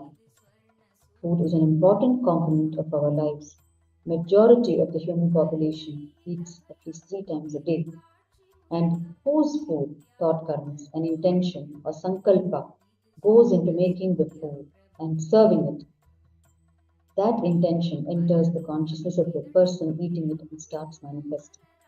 This is the science of Aushadha, as revealed by the Supreme Pontiff of Hinduism, where the food is infused with the conscious energy of the ingredients known as Aushadha for healing and enlightenment, and therefore the food itself becomes medicine. Supreme Pontiff of Hinduism has explained this truth, that it is the food that we take that builds our very character and our consciousness. He explains this time and again through the incident in the Mahabharata, where Bhishma Pita is about to leave his body after the onset of Uttarayana Punyakala, and Yudhishthira, the eldest amongst the Pandava brothers, comes to relieve his blessings to run the kingdom of the Pandavas. And at that time, Bhishma Pita gives him a long lesson on the Rajaniti, how to run the kingdom. And when it comes to the chapter on women's rights and freedom, Draupadi, the wife of the Pandava brothers, is unable to control herself and starts laughing. Bhishma asks her why she is laughing, and she replies, "Oh grandfather, sorry, but I am not able to control myself. But what happened to all your laws and your knowledge and teachings when I was abused by Duryodhana and Duschadana, who were disrobing me in your court? Why did you not open your mouth and say even one or two words to them? Bhishmapita replies, O my daughter, understand, from whoever you eat, from whose hands you take your food, you imbibe their quality. Duryodhana is the king. I cannot speak anything against him. I could have at least walked out of the court to show that I was not happy with the whole thing. But when you eat somebody's food, when you are taken care by somebody, when your basic food is supplied by somebody, you imbibe their quality. That is why in the Vedic tradition they say you should eat Guru's food because you will imbibe his quality. Bhishmapita continues to explain how Bhagwan Sri Krishna took away all the blood that was in his body created from Duryodhana's food by piercing it with the arrows of Arjuna. And now only the bone and bone marrow given by his parents is left, and therefore he has regained his knowledge of right and wrong, the Rajaniti, knowledge of ruling the kingdom. Therefore, food plays a very important role in the way we exist, our very qualities.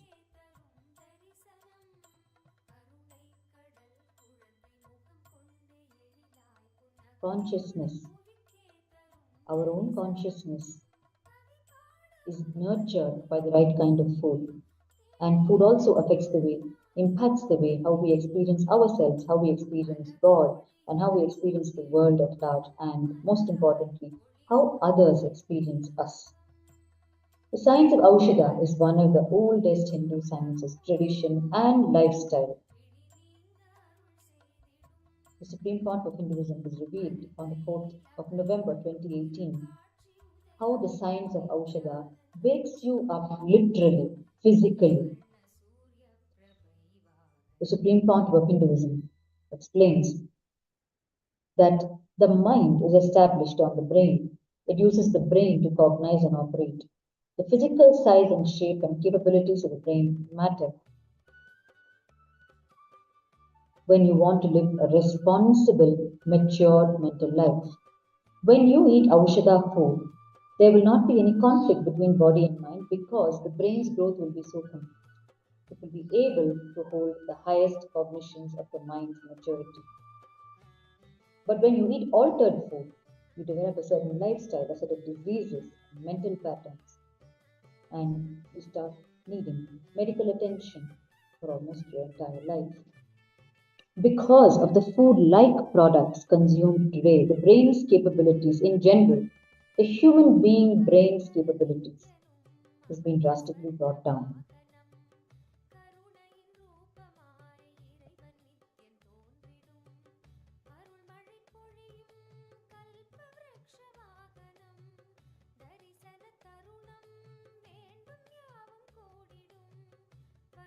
And when we consume these food-like products, we develop a deep tiredness in our body.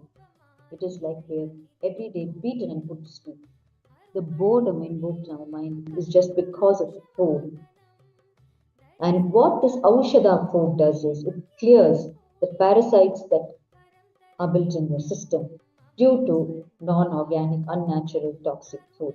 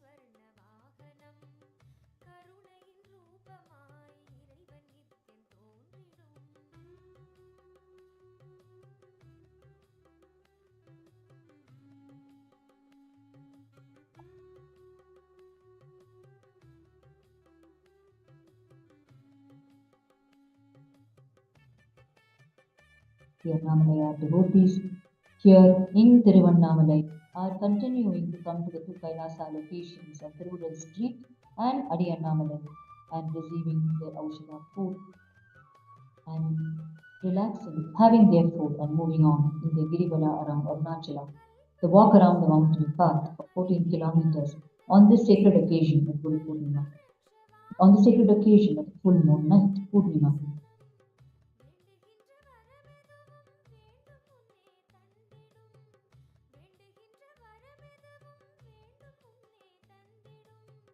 காட்சி தன்னை கண்களும் கண்டதும் கேட்க எந்த வேண்டுதல் மிஞ்சிடும் எண்ணத்திரை முற்றிலும் நீங்கிடும் நித்யானந்த வைபவம் ஓங்கிடும் ஆனந்த தரிசனம் கல்பவ்ருக்ஷ வாகன தரிசனம் ஆனந்த தரிசனம் கல்பவ்ருக்ஷ வாகன தரிசனம் வரம் தர நித்யனும் அமர்ந்த ஸ்வர்ண வாகனம் கருணையின் ரூபமாய் இறைவன் Nithyan தோன்றிடும்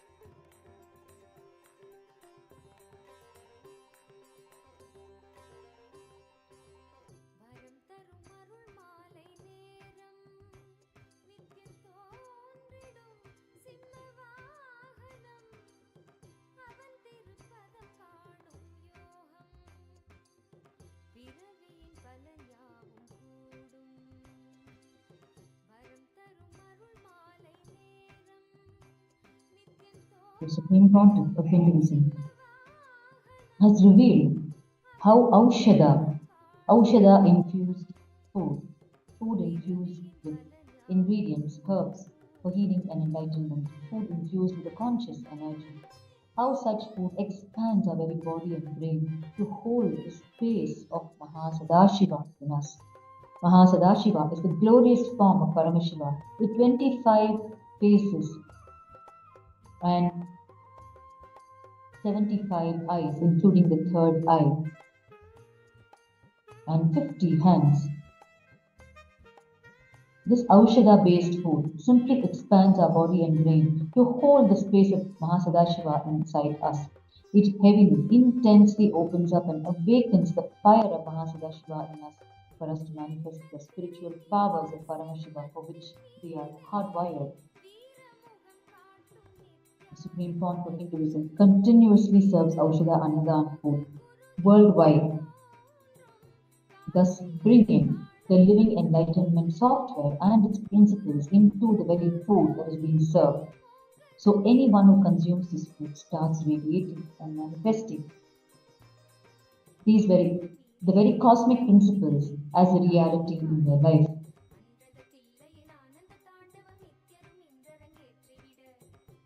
Food charity is a sacred spiritual service in Sanatana Hindu Dharma, unmatched in quantity and quality in any other culture of the world.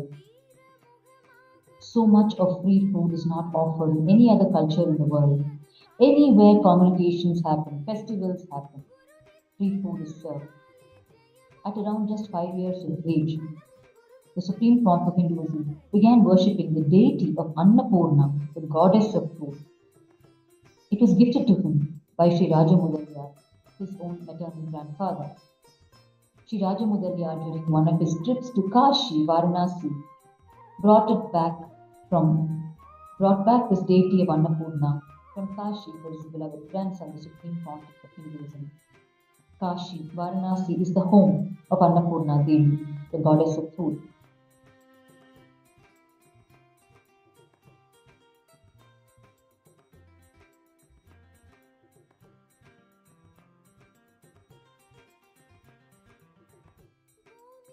Today, this Annapurna Devi, worshipped by the Supreme Pontiff of Hinduism right from his childhood, is part of the sovereign archives of Kailasa and is revered by the millions of followers of the Supreme Pontiff of Hinduism as part of the Pushpa Samadhi in Hindu tradition, items touched and used by the great incarnations of the Lord.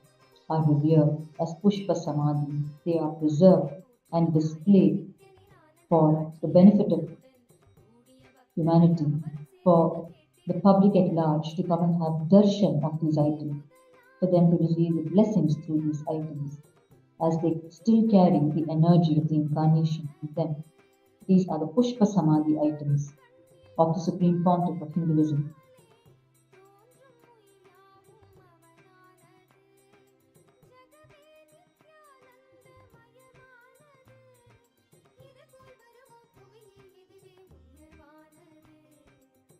வரம் தரும் அருள் மாலை நேரம் நித்யம் தோன்றிடும் சிம்ம வாகனம் அவன் திருப்பதம் காணும் யோகம் பிறவியின் பலஞ்சாவும் கூடும் வரம் தரும் அருள் மாலை நேரம் நித்யம் தோன்றிடும் சிம்ம வாகனம் அவன் திருப்பதம் காணும் யோகம் பிறவியின் பலஞ்சாவும் கூடும்.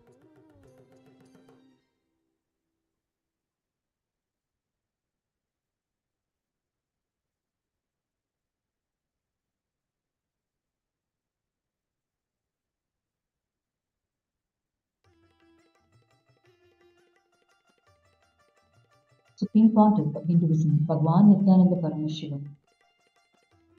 The life of these great incarnations is orchestrated perfectly by the cosmos for the purpose of their mission on planet Earth.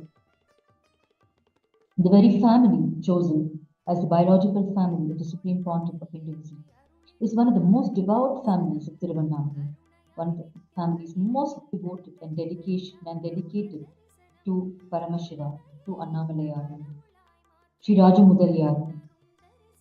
His devotion, his dynamism in his business acumen is as keen as his devotion to Annamalai. It is through the biological family, and especially through his maternal grandfather, Sri Rajamudaliyar, that the Supreme Pontiff of Hinduism fulfilled the revival of the mission of Kailasa in this component, in this dimension of serving Aushadha food to the people. Sri Rajamudaliyar's household was known for Annadhan, free food service, food charity, to not only the citizens of Tiruvannamalai, but to all the visitors who came into Tiruvannamalai. His household was known for feeding people, and people were not required to fix any appointment prior to their coming. They could simply walk into his house on Kannikovil Street. Today it is called the Rajarajan Street. They could simply walk into his household, and the women, the daughters-in-law of the family, were trained by Yellammal, wife of Sri Rajamudaliyar, the maternal grandmother of the Supreme Pontiff of Hinduism, to feed people unquestioningly. The moment people walked into the allotted area in the house for the Annadhan, for the food service, the women of the family would simply spread a banana leaf and serve food in the traditional way on the banana leaf. Therefore, his household was known not just for serving people, but also for serving all other beings. Till date, we will find large stone vessels outside the home of Sri Rajamudaliyar on Kannikovil Street. And Sri Rajamudaliyar would fill this with water and with different types of grains and feed for cows, goats, horses, the stray dogs, all the animals and birds on the streets were welcome to come and have their food and quench their thirst through the stone bowls placed outside his home. Therefore, Rajamudaliyar's household was known for feeding human beings and all other beings, and not only that. Supreme Pontiff of Hinduism, his own beloved biological mother, Ma Lokanayaki, and his own beloved paternal grandmother, Anasuya Amma, were also known for their quality of feeding people.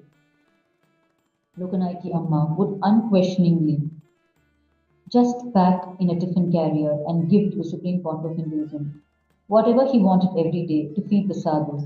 He would just simply have to tell her, I want food to feed the sadhus. And she would unquestioningly pack the food for him and tell him to take it when he steps out of the house. And similarly, Anasuya Ammal, the paternal grandmother of the Supreme Pontiff of Hinduism. The Supreme Pontiff of Hinduism recalls his paternal grandmother, Anasuya Ammal, relating with all the birds and animals outside. And she would even go out of her way to take any stray dogs that might be hurt to the hospital and restore their body back for them. She was a being who could relate with all other beings and who fed them, who never had a meal without feeding others. And from whom the Supreme Pontiff of Hinduism says he imbibed the quality of always ensuring others are fed before he has his meal, which we as disciples have seen every single day. Whenever we are around the Supreme Pontiff of Hinduism, either in the Kailash courtyard or in the grand meditation halls of Adi Kailasa or anywhere in the world, it is our personal first-hand experience that any time the Supreme Pontiff of Hinduism is going to have a meal, which itself is very rare, he will always first ensure that we disciples who are sitting around him have first had our food. He will inquire and request that food be served to us all the same once again, and only then he will have his meal.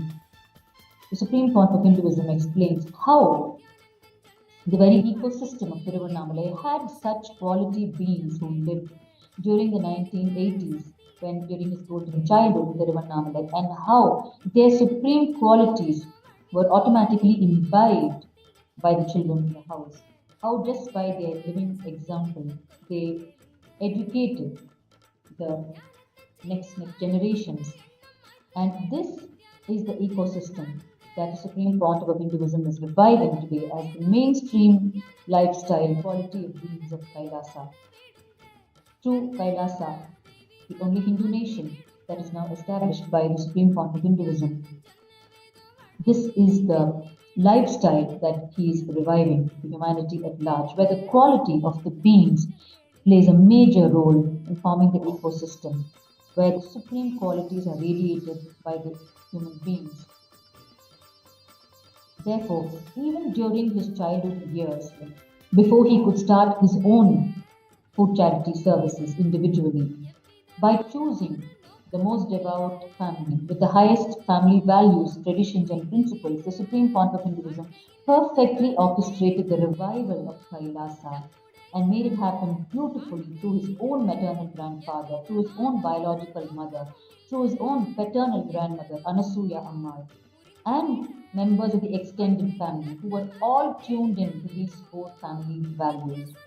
And we have witnessed one of the most enduring occasions in the history of Kailasa, where way back in the year 2007, Sri Raja Mudalyar, on the 1st of Jan 2006, Sri Raja Mudalyar was a recipient of the Ananda Sevak Award of Kailasa, which he received from the hands of Sri Shivapuri Mahaswamiji of Karnataka from the Omkara Hills, who was one of the senior most Swamis of Karnataka, who was extremely dear to the Supreme Pontiff of Hinduism and who guided the mission in the initial years and who was profoundly inspired by the Supreme Pontiff of Hinduism in what he had achieved in just the first decade of establishing Adi Kailasa in Bangalore. Sri Raja Mudalyar received the Ananda Sevak Award from Sri Shivapuri Mahaswamiji, and it is one of the most endearing sights for Kailasians to see his very own maternal grandfather receiving the Kailasa Award on the occasion of the Supreme Pontiff of Hinduism Jayanti celebrations, birthday celebrations. Therefore, Sri Raja Mudalyar, the maternal grandfather of the Supreme Pontiff of Hinduism, has played a vital role through his extremely unassuming lifestyle in Tiruvannamalai, so naturally keeping up the ecosystem of Tiruvannamalai, just with the core values he held as his very breath. Till his last breath, he lived those core values and left an ecosystem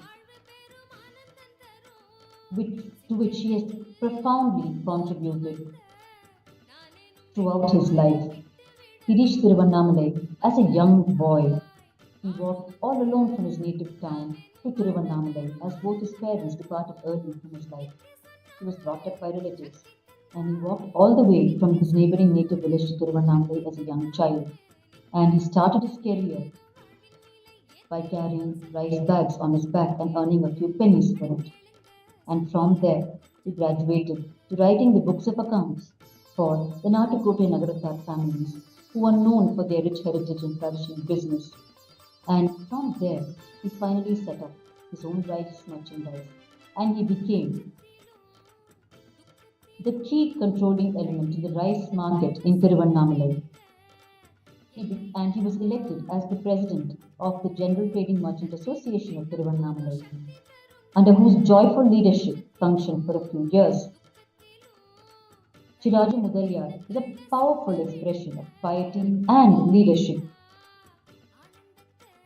and the core values that he radiated in his life, like integrity, charity, spontaneous charity, and service to the people, offering donations to anyone who approached him for any noble cause, and one whose life never retired, never settled down, who worked holding the keys of his office, of his shop on Mandi Street in Tiruvannamalai till his very last breath, who never retired from life, who lived a life of extreme activism, both in the areas of his business and in the area of devotion and service to Annamalai and the people of Tiruvannamalai,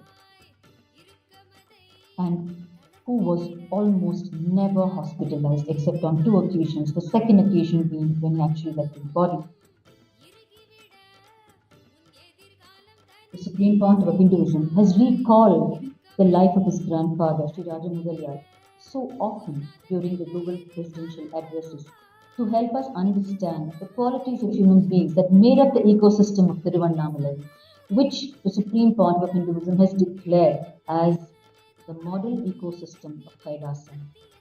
In the words of the Supreme Pontiff of Hinduism, Kailasa is Tiruvannamalai born right,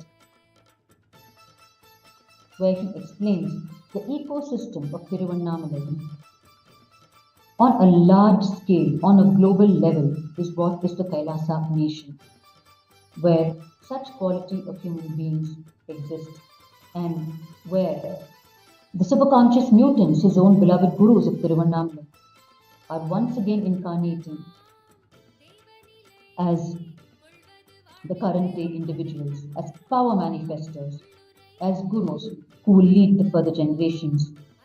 Therefore, it is this ecosystem of this holy land, Tiruvannamalai, that the Supreme Pontiff of Hinduism is reviving today as a nation of Kailasa. Tiruvannamalai was established by Paramashiva himself eons ago, when he incarnated in his first incarnation form as Lingodbhava here in Tiruvannamalai. He assumed the form of a huge infinite light shaft whose ends can never be seen or known. And he took this incarnation form, which is worshipped today as Lingodbhava, to resolve a dispute between Lord Brahma and Vishnu. They had a dispute as to who is the greater of them. And to resolve this, Paramashiva took his first incarnation form here in the sacred land of Tiruvannamalai as Lingodbhava. And he asked them, and he told them that whichever of them finds either of his two ends first would be considered the greater of the two. Therefore, Lord Brahma assumed the form of a swan and started flying upwards to find the head of Paramashiva, and Vishnu assumed the form of a boar and started moving, digging downwards to the earth to find the lower end of Paramashiva, while the truth remained that neither of the ends could ever be found, as Paramashiva is standing as an infinite column of light. And ages later, Lord Vishnu realizes before Lord Brahma that he will never be able to find the lower end of Paramashiva, and therefore he surrenders at his feet and says that it is the cosmic principle, the ultimate cosmic principle, which is Paramashiva himself, which is the most supreme, And that is a lesson he has learned. And that wealth or material comfort or material or matter, which Lord Vishnu represents, he is the Lord of wealth, he is the Lord of matter. He realizes that there is something that wealth or matter cannot get us. There is something beyond wealth or matter. That is the ultimate cosmic principle, Paramashiva. He receives this profound understanding and surrenders at the feet of Paramashiva. Whereas Lord Brahma, who is the presiding Lord of knowledge, who is the presiding Lord of the mind, therefore the presiding Lord of the very logic itself, which doesn't surrender so easily, continues to fly upwards. And as he is flying upwards, he comes across a flower that is falling downwards. He catches the flower. The flower is the Talampu, called the stupine flower. And he asks the flower, "Where are you coming from?" The flower replies, "I am falling from Paramashiva's head. He kept me near his ear." Brahma immediately asked the flower, "Then will you do me a favor? I will take you to Paramashiva and you can tell him that I actually reached his head and you are the witness for it." And the flower, not wanting to disappoint Lord Brahma, who is the Lord of creation itself, agreed. And they went to the court of Paramashiva, who in just one moment knew the truth. And he told the flower that because the flower came as a false witness to Brahma's lie that he had found the head of Paramashiva, the flower would no more be used in his worship. The flower Talampu would never be used in his worship, in the worship of Shiva, in Shiva temples anymore. And he told Lord Brahma that because of the lie he had uttered, he who represents the mind will become the most untrustworthy source for people. The mind will never be a measuring scale for anything in the world. And this truth remains till date, where the mind can never be used as a measuring scale for anything. And he also says, after Lord Brahma pleaded with him for forgiveness, he said that Brahma will never be worshipped as an independent deity in any temple. There will not be any temple dedicated to Lord Brahma, and instead Brahma will stand where the sacred waters of the holy bath of Paramashiva, of the main Shiva deity in the temple, falls, near the Gomukh, and he will stand there filling his kamandalu with the sacred waters, what is called the Charanamrita. The Charana Amrita means the Amrita, the nectar water that has washed the feet of the Lord. And he will fill his kamandalu, his water pot from which he does the whole of creation, and he will continuously restore himself. And therefore, you will find in all Shiva temples around the world, at the spot of the Gomukh, which is the spout through which Paramashiva's sacred holy water, bath water comes out and falls, right at that spot you will find Lord Brahma standing with his kamandalu, symbolically representing filling his kamandalu and performing the whole of creation from the water inside it. This is the story of the happening of Lingodbhava. This is how Paramashiva took his first incarnation form, worshipped as the deity Lingodbhava, and therefore in all Shiva temples around the world you will find the Lingodbhava deity right behind the main Shivalinga on the outer wall of the first circumambulation path. And as a continuation of this historic happening of Paramashiva here in Tiruvannamalai, Lord Brahma and Lord Vishnu request Paramashiva to continue to remain in this land and guide humanity and enlighten them like how he had enlightened both of them. And Paramashiva heeds to their promise, heeds to their request, and gives a threefold promise to humanity. The first form he takes to forever remain here in Tiruvannamalai as a guiding force is the Arunachala hill. He assumes the form of the magnificent Arunachala hill. And to this, his devotees sweetly lament, "O Paramashiva, if you are in this hill form, how can we do the everyday worship to you, the ritualistic worship? Only the rain can shower Abhishekam, holy bath to you, and only the stars can be the pearl garland showering on you. How can we offer ritualistic worship to you?" And therefore Paramashiva unfolds a second promise to humanity, and he assumes the form of the Shiva Linga, which is worshipped today as the Arunachaleshwara Linga inside the Arunachaleshwara temple in Tiruvannamalai.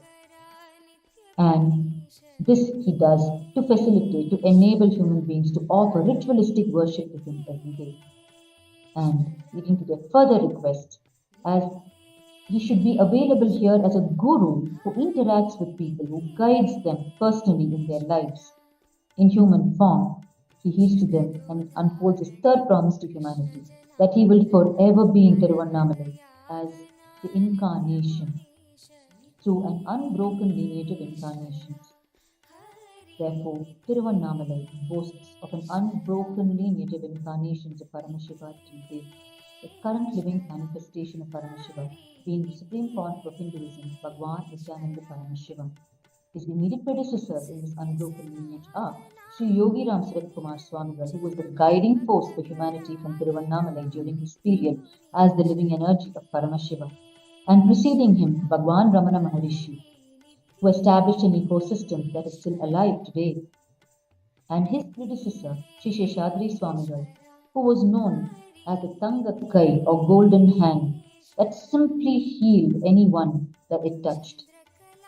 Sri Seshadri Swamigal is known for his most peculiar and strange ways of healing people, unfailing ways of healing them, where he would simply pick up some cow dung and fling it on people, and whoever it touches would be healed. Such is the greatness and the unabashed ways in which these great incarnations manifested the powers of Paramashiva. Therefore, it is here in Tiruvannamalai that the first incarnation of Paramashiva happened as Lingodbhava. Therefore, the Mahaparamashiva Ratri, which is the very night where the energy of Lingodbhava happened eons ago, is celebrated extremely grandly in the Arunachaleshwara temple and the Kailasa temples here in Tiruvannamalai. And we witnessed just a couple of weeks ago during this Mahaparamashivaratri occasion, where this Aushadha Annadhan was once again served non-stop through the night to Annamalaya devotees who circumambulated Arunachala on the sacred occasion. Circumambulating Arunachala on the night of Shivaratri is extremely auspicious, as the Arunachala hill is the very happening of Paramashiva in the historic story of the happening of Lingodbhava. Therefore, it is the time, the auspicious time, when the energy of Lingodbhava is closest to the planet Earth, happening at that time, and therefore millions of Paramashiva devotees stay awake during the entire night and remain in constant remembrance of Paramashiva and harness this energy which is happening on that particular night, where the entire nature, Prakriti, supports the enlightenment of human beings during this night, as it is the celebration of the happening of Lingodbhava and the supreme pontiff of Hinduism. Throughout the night, guides the whole of humanity, making himself available on all the platforms possible on social media and mainstream media, guiding humanity through the Shiva Kundalini Dhyan initiation, awakening of the Kundalini energy through the Shiva Kundalini Dhyan meditation, and personally guiding each individual through this powerful Diksha, initiation of the Kundalini energy, and through powerful cognitions through his global presidential address on the sacred occasion. And we were extremely fortunate this year to once again be part of this live relay from Kailasa, where as the living energy of Paramashiva, the supreme pontiff of Hinduism, radiated the energy of Lingodbhava for humanity at large and handheld us through the Diksha initiation to awaken our Kundalini Shakti. As we speak, we continue to witness the Aushadha Annadhan being served from Kailasa Tiruvannamalai at two locations, from Tiruvural Street, which is the parental home of Bhagwan, the supreme pontiff of Hinduism, and from Adiyannamalai, which is the temple monastery established by the supreme pontiff of Hinduism on the mountain path. And we are seeing the steady increase in numbers of the Annamalaya devotees as we are slowly moving into the full moon night, Paurnami. And the sannyasis and Volunteers of Kailasa, with the grace and blessing of the Supreme Pontiff of Hinduism, are untiringly preparing and serving the Aushadha Annadhan to the Annamalai devotees.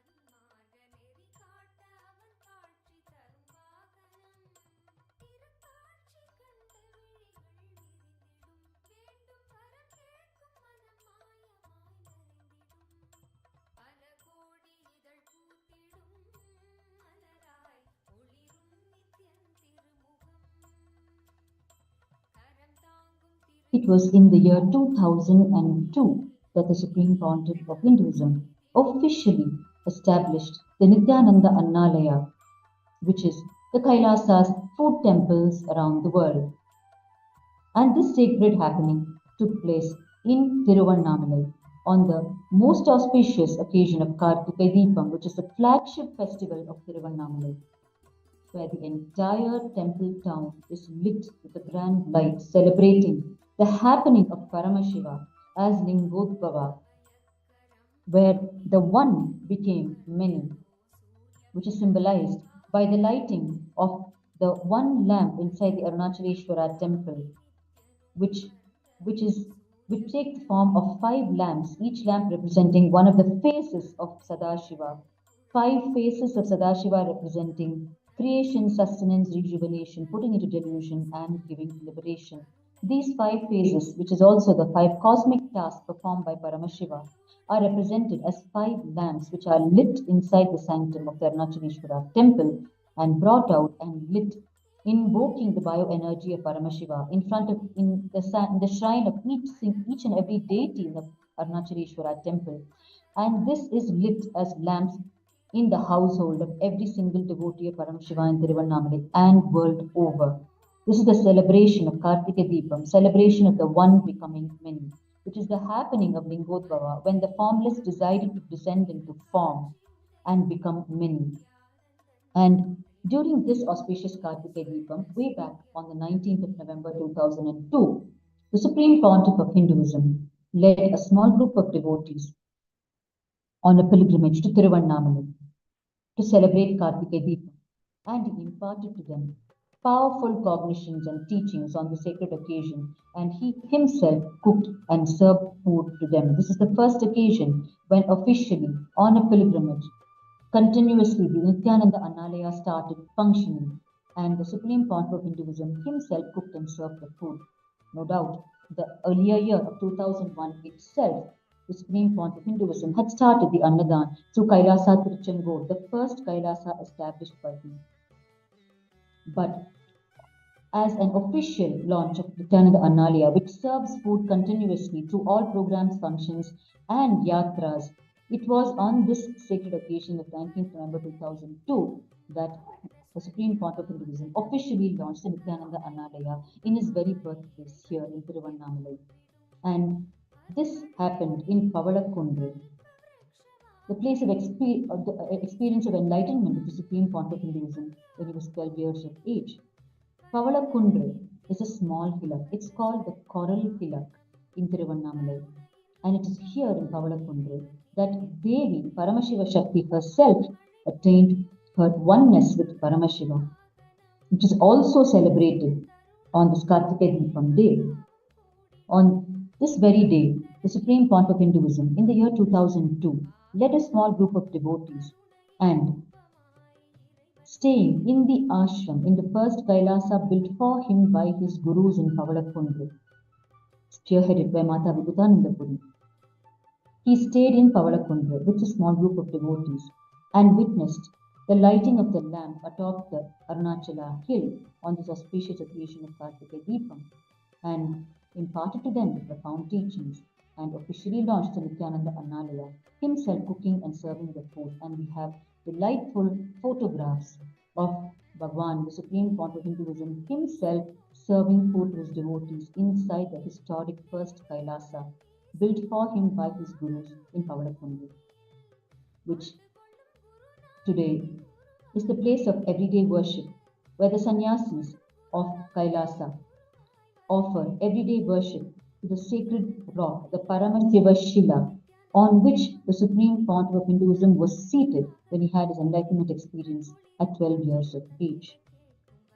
Therefore, Nithyananda Annalaya, Kailasa's food temple, has its official launch on the 19th of November 2002 by the Supreme Pontiff of Hinduism, and henceforth has been serving unimaginable amount of Aushadha food to humanity at large through all the Kailasas worldwide.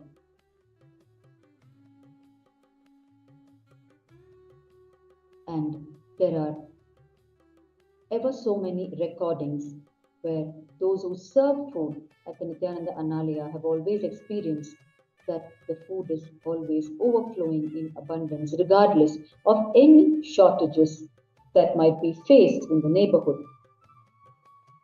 And the Annadatas, who are the people who lead these Nithyananda Annalayas, have experienced so many miracles where, despite shortages, the food is continuing to flow in abundance. And the energy of Annapurna Devi, the presiding goddess of food in the Hindu tradition, expresses herself completely, manifests in the form of the Supreme Font of Hinduism, Bhagwan Nithyananda Paramashiva, fulfilling the hungry stomachs of millions every day. And we had a beautiful occasion in the year 2014 when the Mahant of the Annapurna temple in Kashi, Varanasi, Sri Rameshwara Ji, declared that the Supreme Pontiff of Hinduism was indeed the son of Annapurna Devi. Annapurna Devi has graced him. And it was remarkable and no simple matter that a saint who was worshipped his entire life, Annapurna Devi, his whole life, would be moved by the colossal work of the Supreme Font of Hinduism and declared him as a very extension. Continuing, carrying on this divine vision of the Supreme Pontiff of Hinduism, Nithyananda Janmabhūmi and Nithyananda Janmabhūmi Kshetram here in Tiruvannamalai continuously nourish the body and soul of the devotees of Arunachaleshwara Paramashiva through the sacred offering of Aushadha Annadhan, as it continues to flow through day and night, as we will be witnessing firsthand through this live relay from Tiruvannamalai. It is already over 5 to 6 hours since the Aushadha Annadhan commenced at both the locations here in Tiruvannamalai, and we will be seeing it flowing over the next 30 hours non-stop.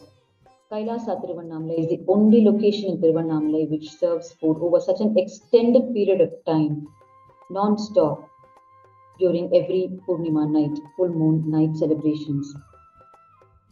Of course, the everyday Annadhan also happens in both the locations in Tiruvannamalai for the sadhus, sannyasis and citizens of Tiruvannamalai.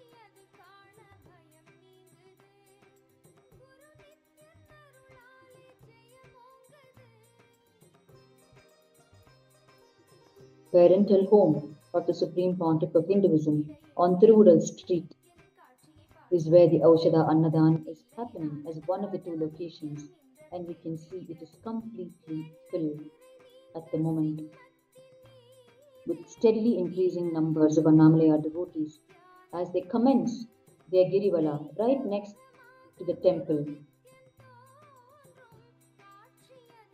Rural Street is just next to the temple on the southern side.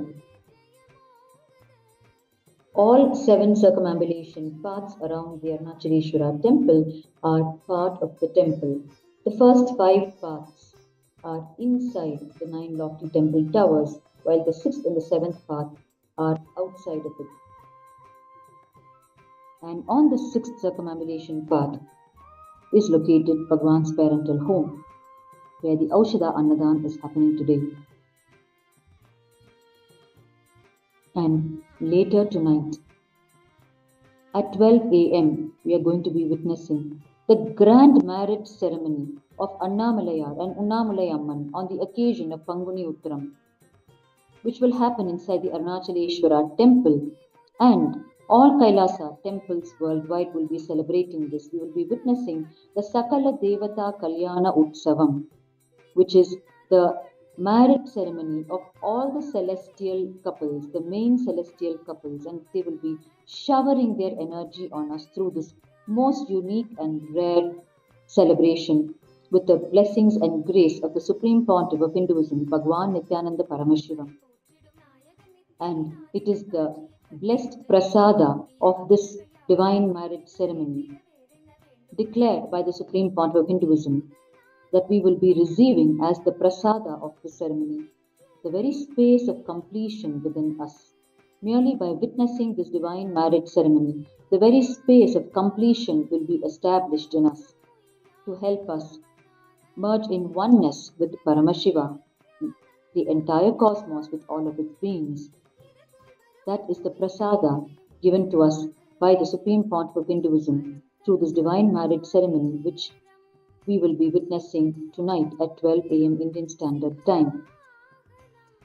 We request each and every one of you to stay tuned in, to not only watch this marathon Aushadha Annadhan Seva and absorb the energy and space of Tiruvannamalai, Arunachala through this live relay, but also to tune in to the Sakala Devata Kalyana Utsavam, to witness the celestial marriage ceremony and to receive the prasada of completion inside you.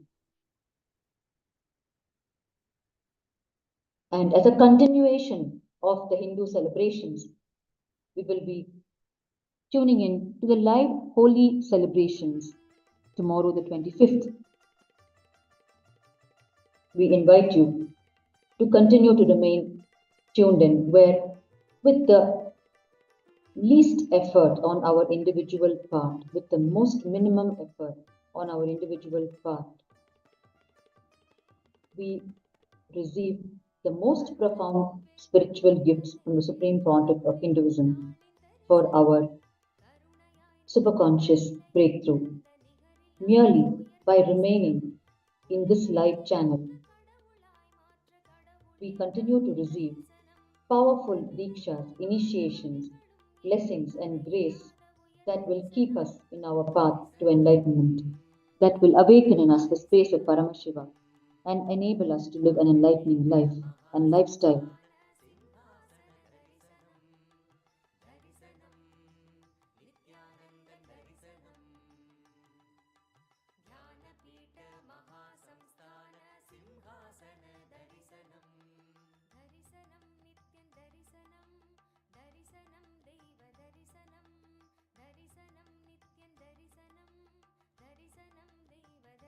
As the Aushadha Annadhan Seva is happening non-stop from the 2 Kailasa locations, and as the Kalpataru one-day meditation program is happening in Nithyananda Janmabhūmi Kshetram on the mountain path where the Aushadha Annadhan is happening, the sannyasis and devotees are also preparing to receive Annamalayar and Unnamalai Amman on Tiruvural Street at the very doorstep of Kailasa, Sri Nithyananda Janmabhūmi, Bhagwan's parental home, where after the grand marriage ceremony, the Lord and his consort will embark on the grand procession on the Madaveedi the 4 streets surrounding the Arunachaleshwara temple, and they will receive the Mandagapadi from their ardent devotees.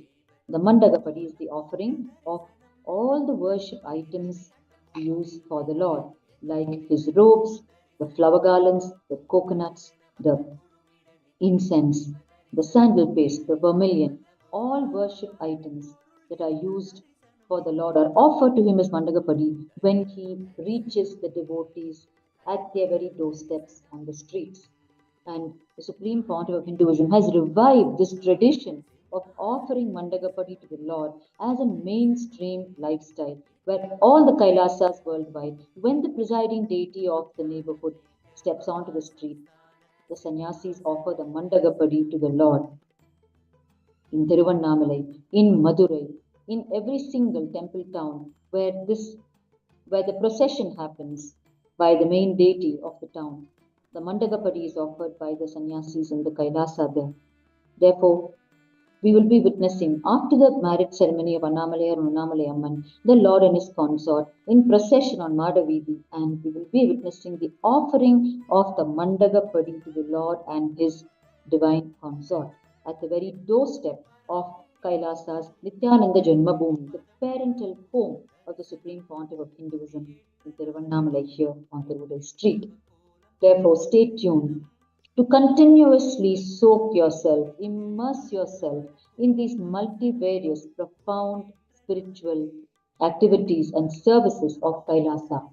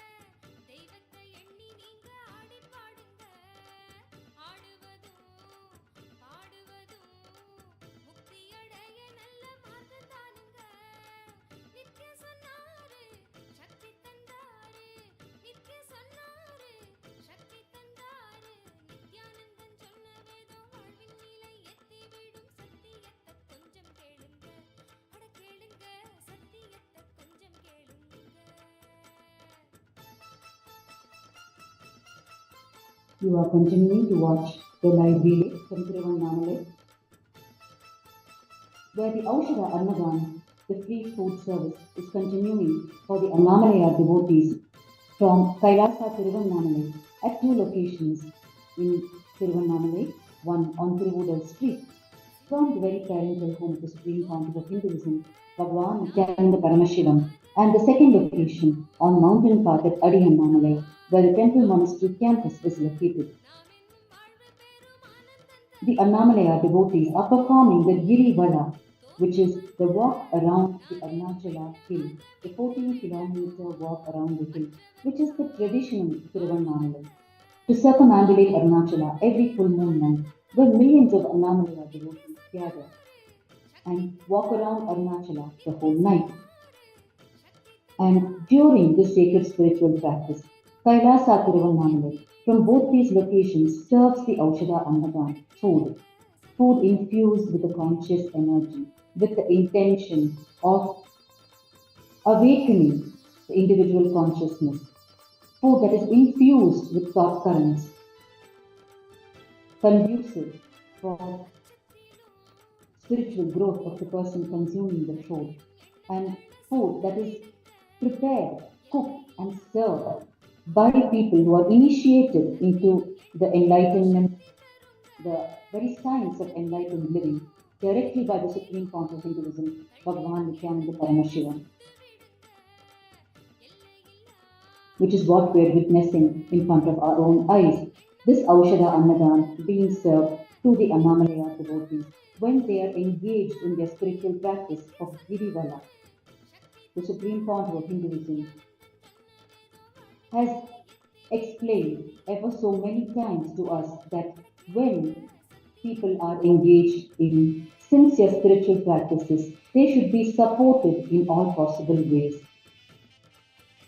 And when these Annamalaya devotees are engaged in the spiritual practice of circumambulating Arunachala, the Supreme Pontiff of Hinduism, as the living manifestation of Paramashiva Annamalaya on the planet today, completely supports his dear devotees, takes care of them, nourishes them, and feeds them with food, with pure, cool, purified drinking water and shelter to make their spiritual practice happen as smoothly as possible for them, where they can walk in any time of the day, whether it is the wee hours of the morning or late into the night, as this Aushadha Annadhan happens non-stop until the last devotee has completed the circumambulation around the Arunachala hill. As we are seeing, it is just 6 to 7 hours since the Aushadha Annadhan started, and already we are seeing more than 21,000 meals have been served to both these Kailasa locations in Tiruvannamalai.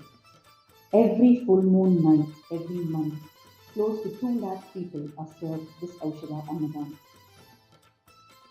And this colossal service to people, serving food that enlightens them, on the part of the Supreme Pontiff of Hinduism, Bhagavan Nithyananda Paramashiva, is recognized by global institutions, international institutions, such as even the United Nations. This huge seva, this one seva alone has received innumerable awards, rewards, recognitions. This Aushadha Annadhan happens not only here in Tiruvannamalai, it happens around the world, at all Kailasas worldwide, as serving food, enlightening people through food, is one of the 5 main pillars of Kailasa, as revealed in the vision of the Supreme Pontiff of Hinduism.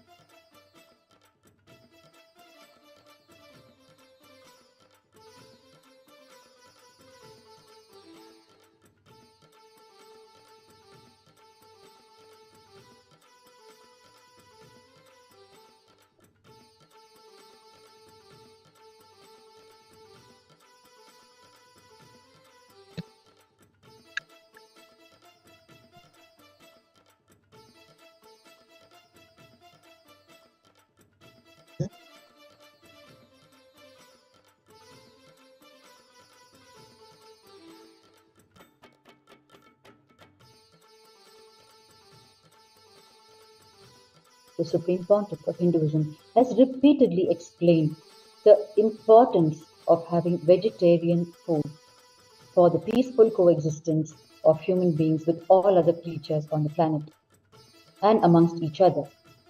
The Supreme Pontiff of Hinduism has explained that the global warming is because of the non-vegetarian industry, and this is true as per the Google statistics as well. Non-violence is Kailasa nation's core principle.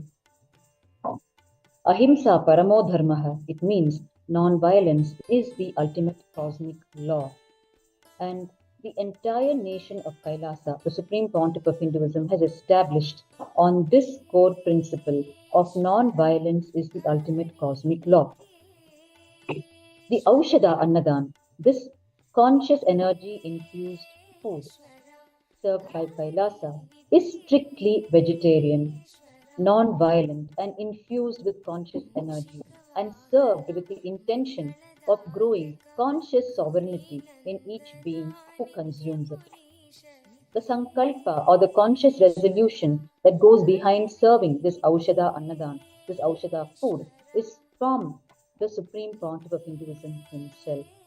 This is the greatest news for those consuming this food.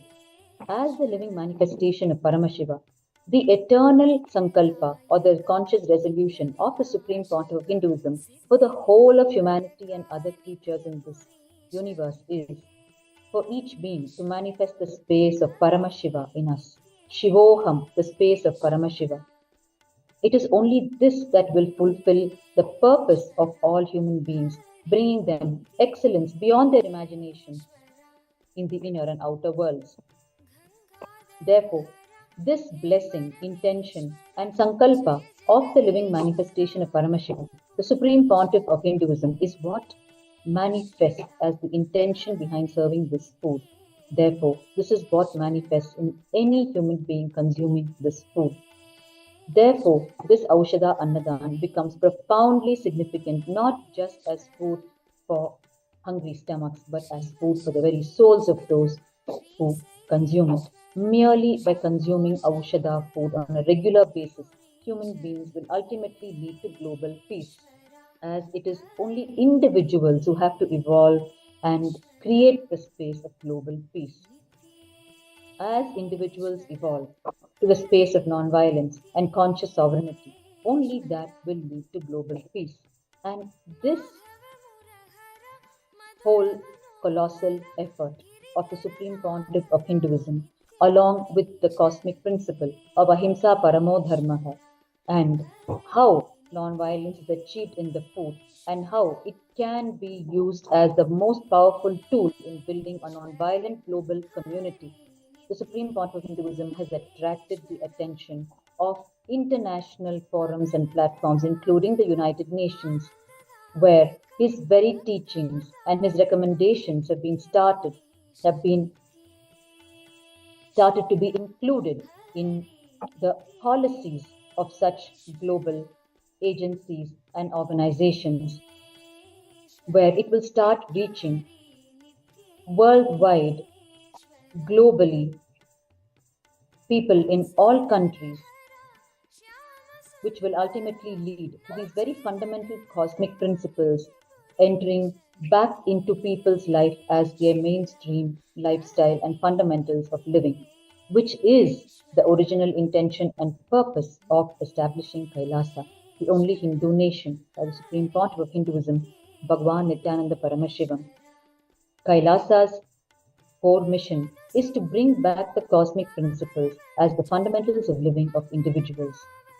And towards this goal, the Supreme Pontiff of Hinduism works untiringly 24 hours of the day and night through various means and methods of infusing these cosmic principles into individuals and building a non-violent, peaceful global community and enlightened civilization. The Upanishads, the source Hindu scriptures, say Go Brahmanebhya Shubhamastu Nityam Loka Samasta Sukhino Bhavantu, which means go means not just the cow, but it represents all animals. Go, which means not just the cows, but represents all animals. And Brahmana means the class of people who do not hurt animals, they do not eat animals, they protect them. So the Hindu scriptures say that only when we achieve the happiness of Brahmins and the animals, where both of them live happily, only then the future is going to be there for humanity and the world will be a blissful place to stay in. The Supreme Court of Hinduism has explained these words ever so many times to make us understand the significance of living a non-violent life, of protecting animals and avoiding non-vegetarian food. And the Supreme Court of Hinduism has revealed Paramashiva's words in the Kamika Agama, the source scriptures of Hinduism, which are pure revelations from Paramashiva on how an ideal ecosystem should exist. When the Supreme Court of Hinduism describes Tiruvannamalai, his very birthplace, as the ideal ecosystem, as the model ecosystem for Kailasa nation itself, then we need to understand the different dimensions that go in making an ecosystem. Of course, food is an important component in an ecosystem. And equally important is the very lifestyle of the people, how they live, how they coexist, where all the beings feed into each other and develop as self-sustaining units.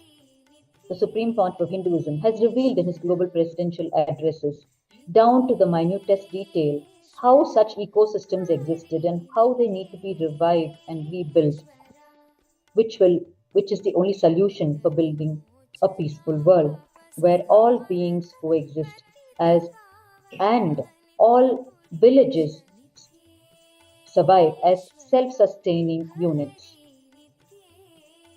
The Supreme Pontiff of Hinduism has revealed how Paramashiva has said in the Kamika Agamas, that where the Kamika Agama, in this, he names 10 trees, which includes the drumstick tree, the papaya tree, and 8 more, to be grown in all our houses, where we should also keep cows and care for them. Then we will never need to sleep in hunger, as our house will become a self-sustaining unit, complete within itself for all our fundamental needs. The Supreme Pontiff of Hinduism recalls his own maternal grandfather, Sri Rajamodalia, during his childhood days. He recalls his grandfather, carrying bags of cotton with cotton seeds, giving it and taking in return cotton clothes for it, to ensure that it is a self-sustaining unit. In this fashion, the villages were existing till a few hundred years ago, or even in the recent past, till about 50 years ago. In fact, it is this self-sustaining model that existed in Bharat that shocked the Britishers who ruled India at that time when they were studying methods to enslave India and destroy the ecosystem.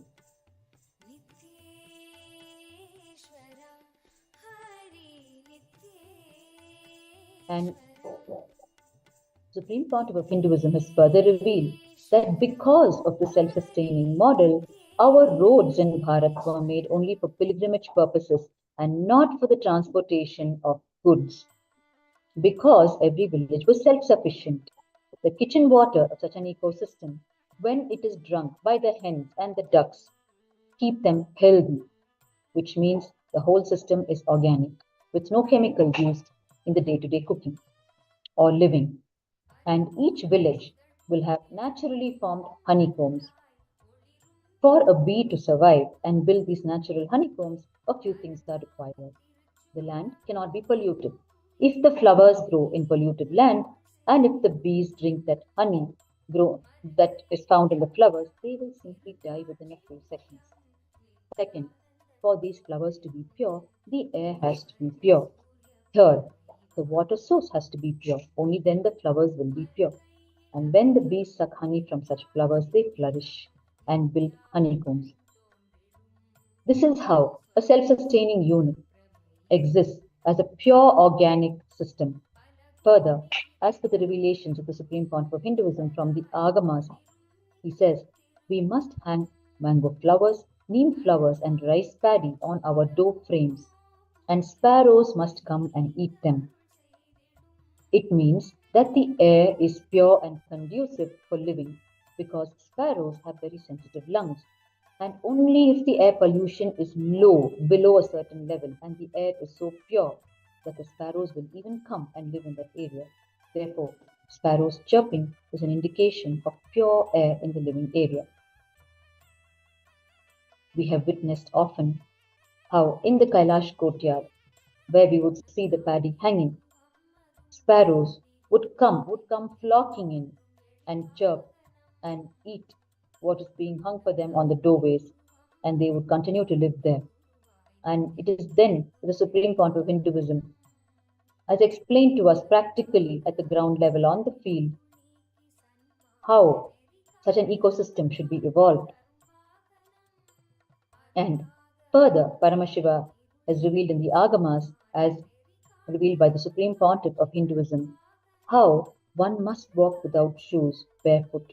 Only then Bhuma Devi, Mother Earth, will scan our bodies, and whatever vitamins, minerals, and important ingredients we might be missing, which is required for our body, she will add to our food by growing that very food in that area in a natural way. Therefore, that food itself will become essential medicine for us. This is the profoundly sweet lifestyle, self-sustaining lifestyle, organic lifestyle that our ancestors lived just a few years ago. And the Supreme Court of Hinduism finally explains how in this fashion, in Hinduism, geography is biology. It is not mere geography. The earth itself is not mere geography, it is biology for us. And Bhuma Devi, Mother Earth, is conscious, alive, and she does the whole thing for us. And that is why Mother Earth is worshipped ritualistically in Hinduism. The Supreme Pontiff of Hinduism encourages organic farming. Here in Tiruvannamalai, where the Aushadha Annadhan happens, Kailasa Tiruvannamalai holds multiple organic farms, and organic farming is done in a very traditional fashion. Plowing the field with bullock cart, with the plow in the most traditional way, and the produce from these organic farms goes into this Aushadha Annadhan that is being served to the people. In Tiruvannamalai, there are organic farms in more than one location. And the Supreme Pontiff of Hinduism encourages all means and methods of growing organic food. He again and again reiterates the concept of Swayambhaga in the Hindu tradition, where one grows one's own food, cooks and eats. What is called Swayambhaga? It is not merely cooking our own food. It is about growing our own food organically, cooking it and eating it.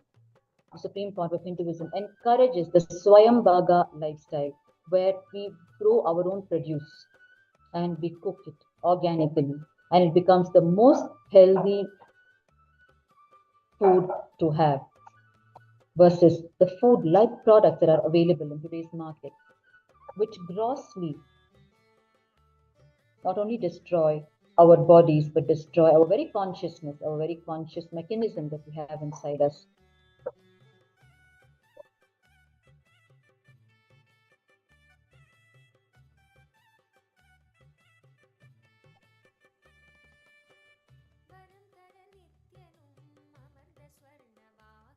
We can see the Aushadha Annadhan being continuously served by the Kailasa volunteers and sannyasis from both the Kailasa locations in Tiruvannamalai on the sacred occasion of Purnima, full moon night.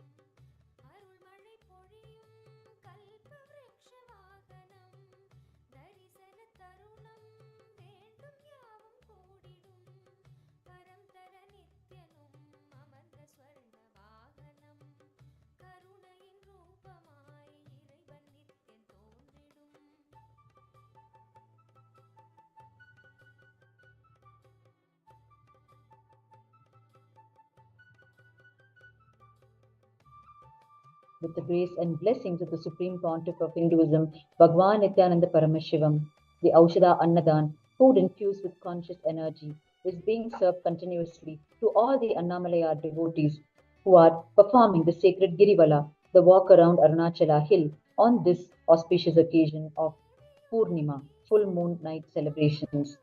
And later tonight at midnight, as part of the Panguni Uttiram celebrations, which is part of the full moon night celebrations on this month of Panguni in the Vedic calendar, we are going to be witnessing the grand marriage ceremony of Annamalayar and Unnamulayamman. And of course, this will be happening inside the Arunachaleshwara temple, and in the Kailasa temples worldwide, the Sakala Devata Kalyana Utsavam will be happening under the divine presence of the Supreme Pontiff of Hinduism, Bhagwan Nithyananda Paramashivam, which is the grand marriage ceremony of all the main divine celestial couples like Lord Muruga, Valli, Devayan, Meenakshi, Sundareshwara. All the divine celestial couples' marriage ceremony will be happening. And the Supreme Pontiff of Hinduism has blessed that the takeaway gift for us, the ultimate spiritual gift, or what is called the prasada in the Hindu tradition, from this divine ritual that is going to happen tonight, 12 a.m. IST, is the space of completion in each one of us.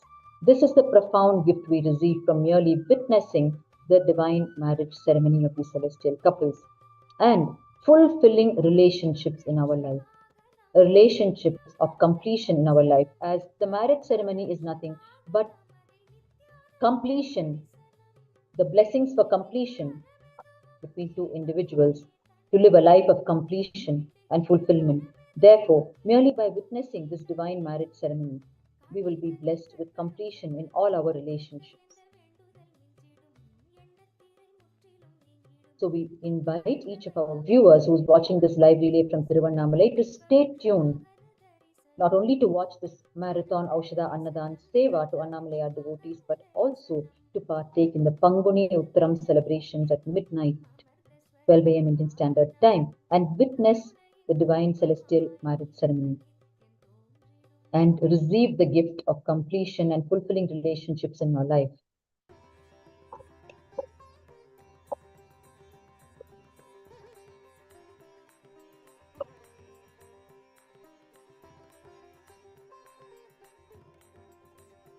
And the celebration after the marriage ceremony of Annamalayar and Unnamulayamman in the Arunachaleshwara temple, they will be coming on a grand procession on the Madavidi, the 4 streets surrounding the Arunachaleshwara temple, where large numbers of Annamalayar devotees will gather and celebrate the Lord's presence on their very streets. And as part of this, on the southern leg of the Madavidi, which is a Trivudal street, where the parental home of Bhagwan is located, we will be witnessing the offering of the Mandagapadi to Annamalayar, offering of all items of worship at his feet, as our gratitude to him for showering us with abundance in our lives, where we give the very gifts that he gave to us back to him at his feet as our gratitude to him. Using every occasion that Annamalayar steps out on the streets, devotees offer Mandagapadi. The Supreme Pontiff of Hinduism has revived the tradition of Mandagapadi as a mainstream lifestyle, where Kailasa temples worldwide offer Mandagapadi when the presiding deities of their town step onto the streets every single time.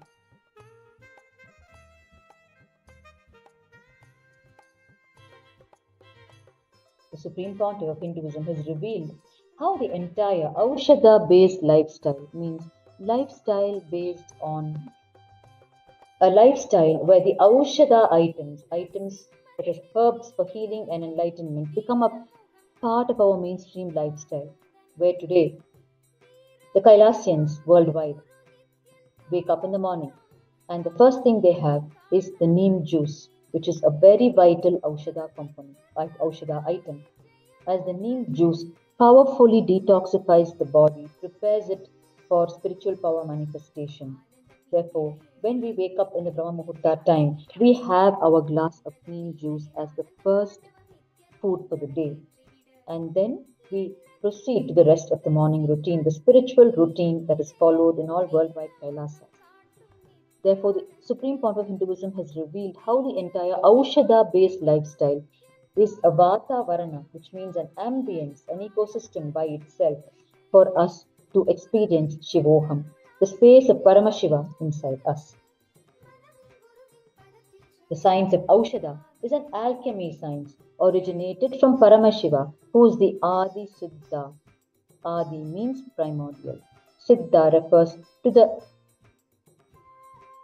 enlightened mystics who are adepts at this very Aushadha science, who have gifted this Aushadha science to the whole of humanity with the blessings of Paramashiva. For this alchemy science originated from Paramashiva, the Adi Siddha, the primordial Siddha, and he passed this science to his beloved disciple Nandi.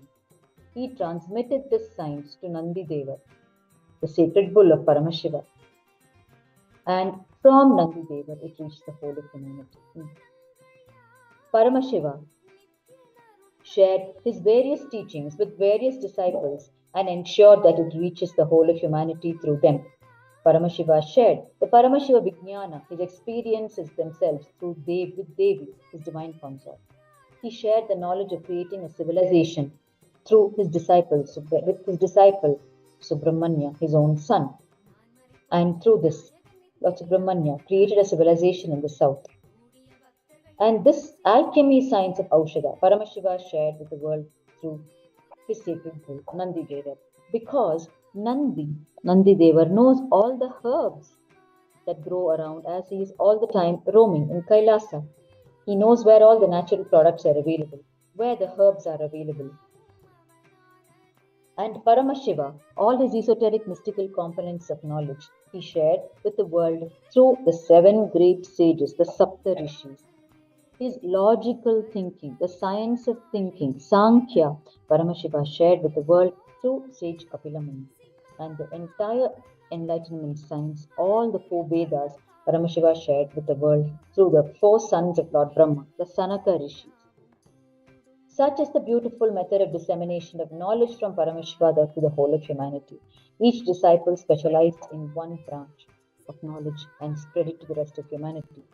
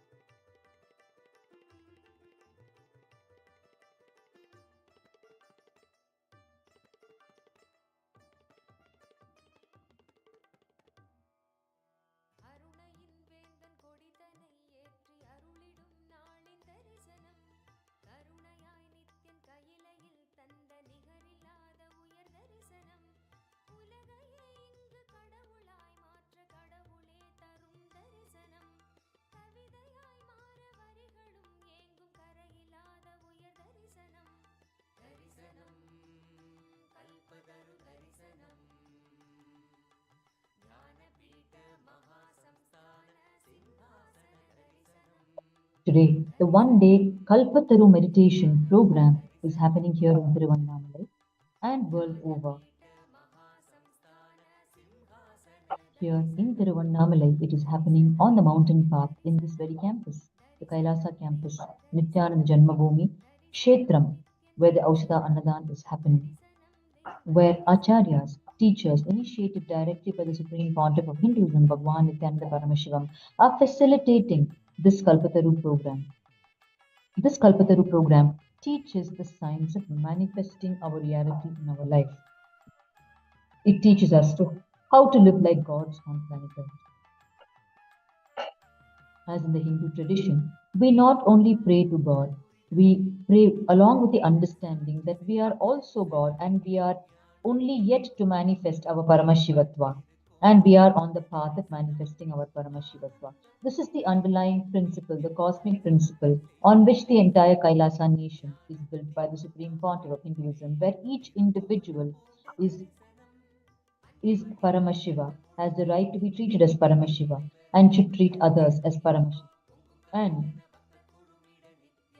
they should be clear that they are on the path of manifesting Paramashiva, and therefore they should not hold any other powerless cognitions about themselves or any other self-doubt, self-hatred, or self-denial about themselves. These are the core principles of Kailasa, prescribed by the Supreme Pontiff of Hinduism, Bhagwan Nithyananda Paramashivam.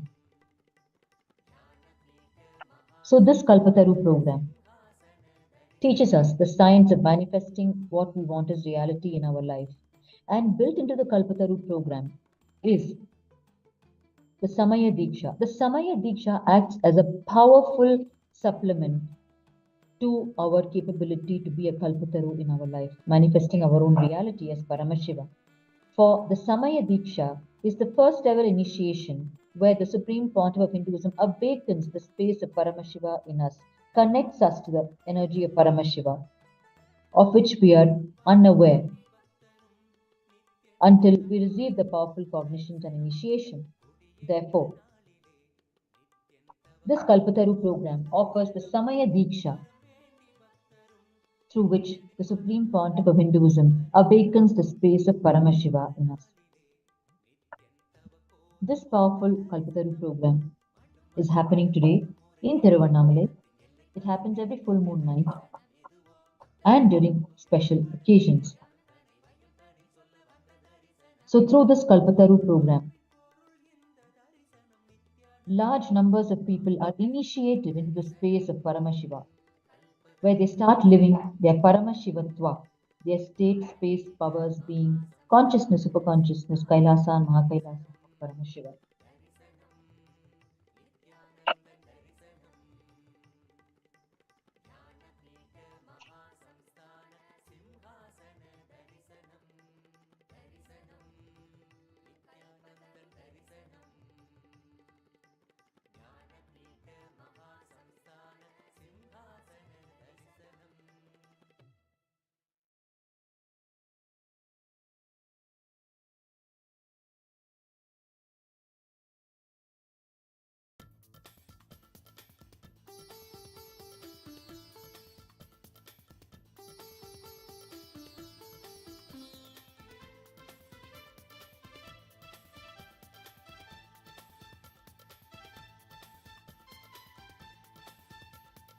Nithyanandan சொன்னவேதோ வாழ்வின் மேலே ஏத்திவிடும் சத்தியத்தை கொஞ்சம் கேளுங்க அட கேளுங்க சத்தியத்தை கொஞ்சம் கேளுங்க நித்யானந்தன் சொன்னவேதோ வாழ்வின் மேலே ஏத்திவிடும் சத்தியத்தை கொஞ்சம் கேளுங்க அட கேளுங்க சத்தியத்தை கொஞ்சம் கேளுங்க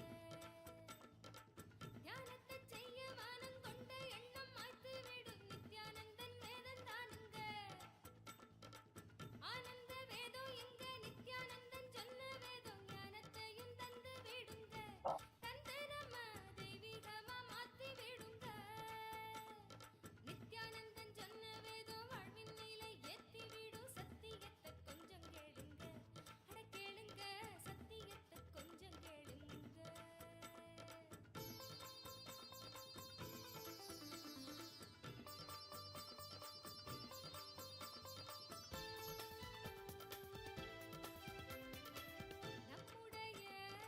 The Supreme Pontiff of Hinduism continuously awakens the space of Paramashiva in us through multivarious means and methods, engaging us in various ways, helping us to manifest the space of Paramashiva. The Paramashivoham program is the flagship program of Kailasa, designed personally by the Supreme Pontiff of Hinduism. Paramashivoham literally means I am Paramashiva. Therefore, the ultimate vision of this program, as revealed by the Supreme Pontiff of Hinduism, is enabling individuals to live like gods on planet Earth, to live as Paramashiva himself. This Paramashivoham program is offered at 3 levels, level 1, 2 and 3. And each day has been designed to enable us to participate in this Paramashivoham program, either on individual days or as an entire package of 21 days, which gives the optimum effect for the individual. Today, as we speak, the Paramashivoham program. In today's Paramashivoham program, the message and initiation is for unlocking the wealth consciousness in us, in awakening the wealth consciousness in us. Therefore, all three levels of the Paramashivoham program today focus on wealth consciousness, wealth creation, wealth generation, creating wealth beyond fear and greed. Usually, our wealth is associated with our fear and our greed, our fear of losing the wealth and greed for more wealth. Whereas in this Paramashivoham program, for the first time, human beings are introduced to attracting wealth in their lives, in nurturing wealth consciousness in them, rising above the clutches of fear and greed. Therefore, in today's session of Paramashivoham, the participants are receiving the cosmic principles of wealth consciousness, profound teachings of the Supreme Pontiff of Hinduism, to realize their true potential and solve all their wealth-related issues.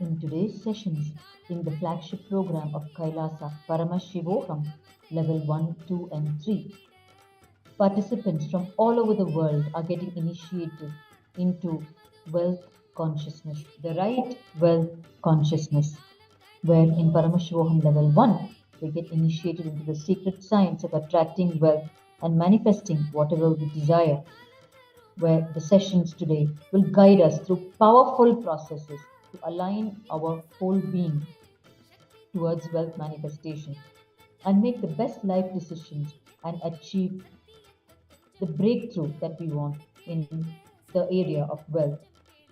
In the level 2 of this Paramashivoham program related to wealth consciousness, we delve deeper in the science and essence of wealth consciousness. And we learn to free ourselves from base emotions such as comparison and jealousy, and our perception of impossibility that stifle our wealth creation potential. And today's sessions are designed in level 2 to awaken our innate creativity and drive, enabling us to break free from the chains of limitations and embrace prosperity in our lives. And in today's Paramashivoham level 3 program, which is designed to awaken the wealth consciousness in us, we are given the very principles of wealth consciousness, through which we can realize our true potential and solve all our wealth-related issues, where we understand wealth is not separate from us. It is directly an expression of the life energy in us. And if we are not manifesting wealth, it means that we are stuck somewhere inside And this Paramashiva program helps us to come out of all our internal barriers and start manifesting what we want in our life. Today's theme for manifestation being wealth. We invite each and every one of you to be part of this Paramashivoham program and to equip yourself with all the cosmic secrets that the Supreme Pontiff of Hinduism shares through this flagship program and take it up with utter sincerity to manifest the dream life that you always wanted and manifest much more than what you can imagine in your life. Because when your entire living is consciousness based, then from the consciousness you can spin anything you want in your life. Like how thread is spun from cotton, you can continuously spin what you want in your life just from living a consciousness based life. These are the very teaching essence of the Supreme Pontiff of Hinduism.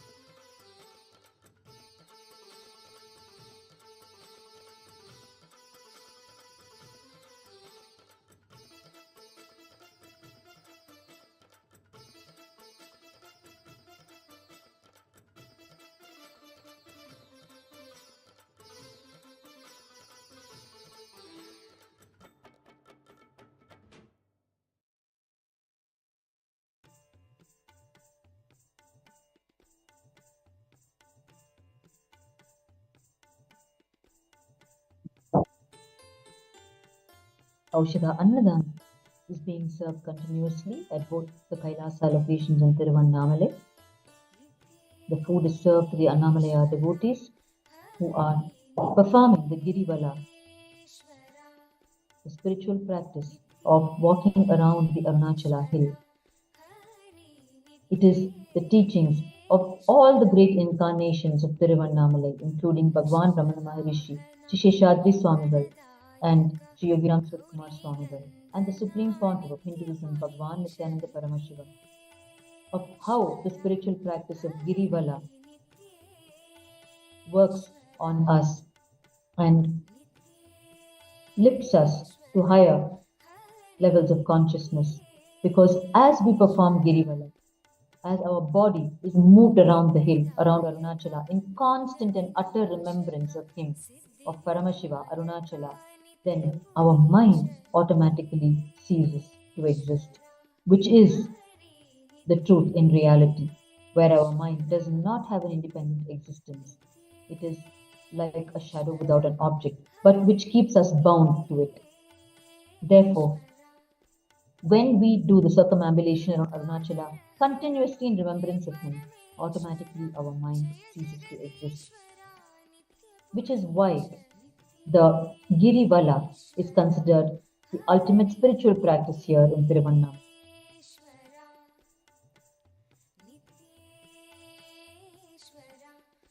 Very soon, as we approach the full moon, we will witness what is known as in Tiruvannamalai as Naramala around Arunachala, which means it is like a garland of human beings around Arunachala, because it is with that density that the crowd moves around Arunachala in the night during the peak hours of the full moon. That it appears that there is a huge human garland around Arunachala. Every full moon night, we can see this phenomena of the Naramala happening in Tiruvannamalai.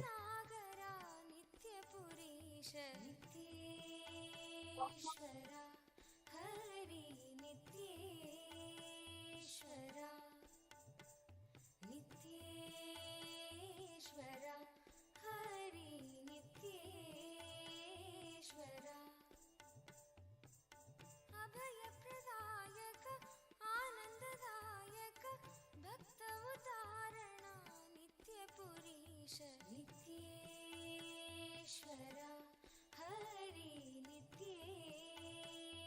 over 25,000 meals. Over 26,000 meals have been served to the Annamalaya devotees here in Tiruvannamalai on this occasion of Purnami, full moon night.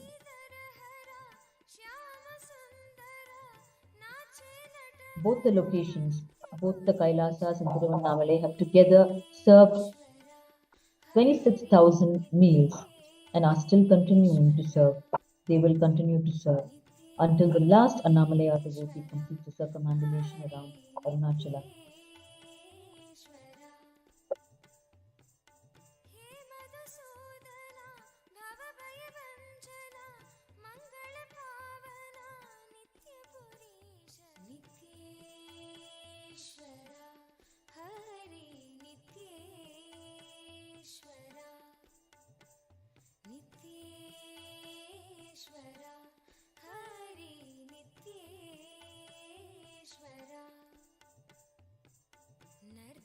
ಸುಂದರ ನಟನ ಮನೋಹರ ಕರುಣ ಸಾಗರ ನಿತ್ಯ ಪುರೀಶ ನಿತ್ಯೇಶ್ವರ ಹರಿ ನಿತ್ಯೇಶ್ವರ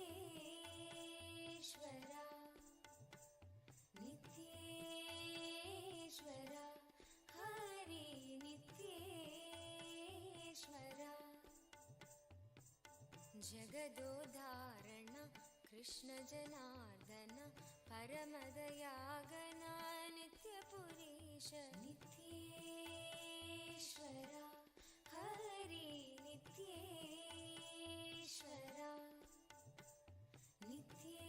ನಿತ್ಯೇಶ್ವರ ಹರಿ ನಿತ್ಯೇಶ್ವರ ಸತ್ಯ ಸನಾತನ ನಿತ್ಯ ನಿರಂಜನ ಭಕ್ತ ಪರಾಯಣ ನಿತ್ಯ ಪುರೀಶ ನಿತ್ಯೇಶ್ವರ ಹರಿ ನಿತ್ಯೇಶ್ವರ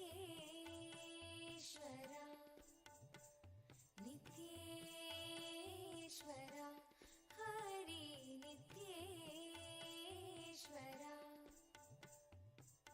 ಚಂದ್ರಕಲಾಧರ ಗೌರಿ ಮನೋಹರ ಪರಮ ಕೃಪಾಕರ ನಿತ್ಯ ಪುರೀಶ ನಿತ್ಯೇಶ್ವರ ಹರಿ ನಿತ್ಯೇಶ್ವರ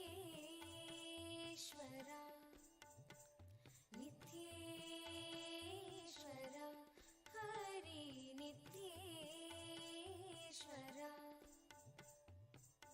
ಗೋಕುಲ ನಂದನ ಗೋಪಿ ಮನೋಹರ ಹರಿ ನಾರಾಯಣ ನಿತ್ಯ ಪುರೀಶ ನಿತ್ಯೇಶ್ವರ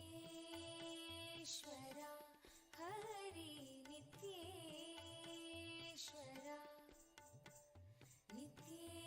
ನಿತ್ಯೇಶ್ವರ ಹರಿ ನಿತ್ಯೇಶ್ವರ ಬಂಧ ವಿಮೋಚನ ಪಾಪ ಸಂಹಾರಕ ಪತಿತ ಪಾವನ ನಿತ್ಯ ಪುರೀಶ Supreme Pontiff of Hinduism, start the revival of the science of Aushadha right from his childhood here in Tiruvannamalai with his Guru, Sri Narayana Swami Pillai, who is also affectionately called as Narayana Swami Tata, meaning grandfather, or Totakara Tata. Totakara Tata meaning gardening grandfather, because Narayana Swami Pillai was a great adept at Aushadha, the science of herbs for healing and enlightenment, and also part of his life was growing flower gardens and tying flower garlands, was growing flowers and tying flower garlands for the divine, for the temples of Arunachala. Therefore, he was called Totakara Tata. Sri Narayana Swami Pillai lived as an unassuming, innocent villager who profoundly manifested the spiritual powers of Paramashiva in the science of Aushadha. He gave unfailing formulae to people by grinding medicinal herbs himself. The Supreme Pontiff of Hinduism explored the science of Aushadha with Sri Narayana Swami Pillai during his golden childhood here in Tiruvannamalai.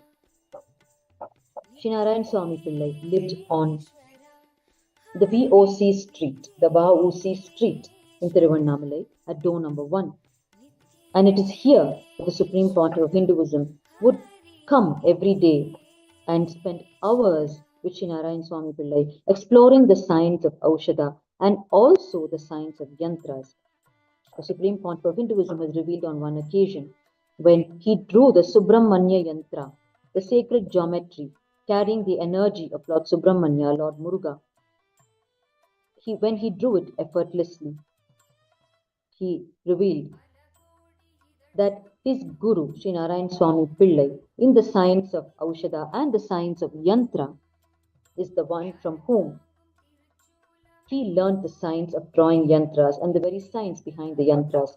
The Supreme Pontiff of Hinduism explored each Hindu science with a different guru in Tiruvannamalai. As in the 1980s, an entire rung of gurus, superconscious mutants, existed in Tiruvannamalai, with whom the Supreme Pontiff of Hinduism spent his entire childhood in Tiruvannamalai, the first 17 years of his life. And when he left Tiruvannamalai, his gurus departed from their body. They shed their mortal coil and merged back with Paramashiva in Kailasa. Therefore, it is with Sri Narayana Swami Pillai that the Supreme Pontiff of Hinduism explored the science of Aushadha, which we are seeing in front of our eyes today as this huge, colossal Aushadha Annadhan Seva to people.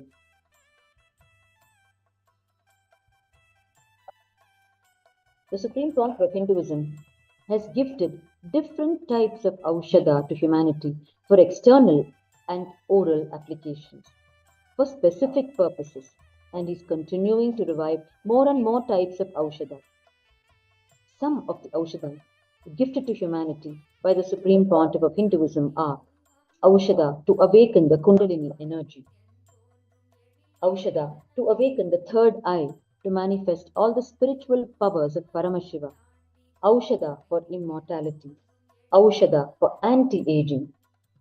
And on the 23rd of October 2017, the Supreme Pontiff of Hinduism conducted the first groundbreaking Putra Kameshti Yajna, employing the Aushadha, sacred energy herbs, to enable couples to conceive divine children carrying the energy of Lord Subramanya. The Supreme Pontiff of Hinduism revealed that the babies born through this divine process will carry any one of three birthmarks, either a clear mole in the shape of a veil, which is the spear of Lord Muruga, or they will carry an extra finger or an extra toe, making it 21 fingers or toes on the child, or you will be able to see a clear dip in their third eye spot between the eyebrows, indicating an awakened third eye. Like Lord Subramanya, the Supreme Pontiff of Hinduism defined these three as Lord Subramanya's Anga Lakshana, which means the divine marks on the body, which can be found on these babies. And we have recordings from the couples who went through this divine process, who have given birth to divine children, who show extraordinary capability and maturity right from infancy.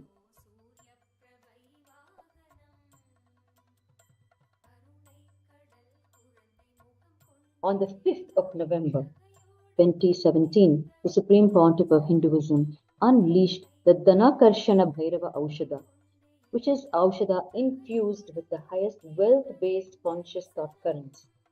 This Aushadha just needs to be applied when going to sleep. It is the Supreme Pontiff of Hinduism's pure gift to humanity with the blessing, in his own words, you will sleep your way to wealth. And on the 3rd of September 2017, the Supreme Pontiff of Hinduism gifted humanity the Aushadha for manifesting the space of Ishwaratva, the leadership of Paramashiva, where your inner space will automatically start functioning with the highest integrity, authenticity, responsibility, and enriching. And the Supreme Pontiff of Hinduism has blessed this Aushadha with the name Blue Veil Aushadha, veil meaning the spear of Lord Muruga. And he declared this as a powerful antidote to the blue whale, the ocean whale that we know, which makes us powerless. Declaring this blue whale Aushadha as the Aushadha to make us powerful leaders, the Supreme Pontiff of Hinduism declared it as the powerful antidote to the blue whale, which is the ocean whale that makes us powerless. The Supreme Pontiff of Hinduism explains how these Aushadha products create vibrations in us that work on our physical body and produce 100% result. The Supreme Pontiff of Hinduism has also gifted Aushadha for manifesting the space of Nirvikalpa Samadhi inside us, where the fundamental thought shaft ceases to exist.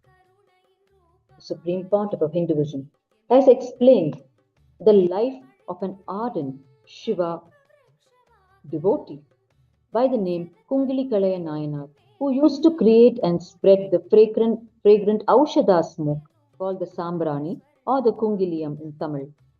It is actually an Aushadha medicine with a very pleasant smell, and if you inhale it, the non mechanical parts of your brain will simply be awakened. And the Amrita Dhara, the nectar intra organ in your Sahasrara chakra, your crown center on the top of your head, simply opens up. The Sahasrara starts releasing chemicals, hormones, everything needed for you to be healthy and connected with Paramashiva. The only work of this Nayanar would be from morning till night.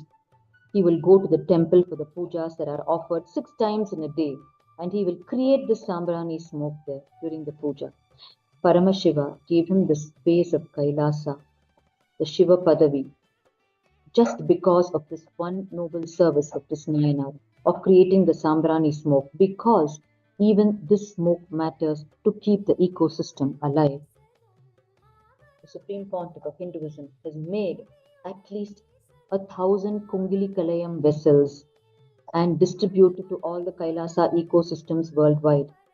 And he has explained with such historical references for us to understand in depth at the level of lifestyle the importance of reviving the ecosystem of Kailasa, where people like Kungalikalaya Nayanar, divine beings, just through this one simple contribution to keeping the ecosystem alive, achieved the space of Kailasa. The Supreme Pontiff of Hinduism explains with such historical references the importance of reviving these lifestyle aspects of Sanatana Hindu Dharma for ultimately creating global peace. Because it is only from such a lifestyle that individual peace will be nurtured and it will grow into global peace.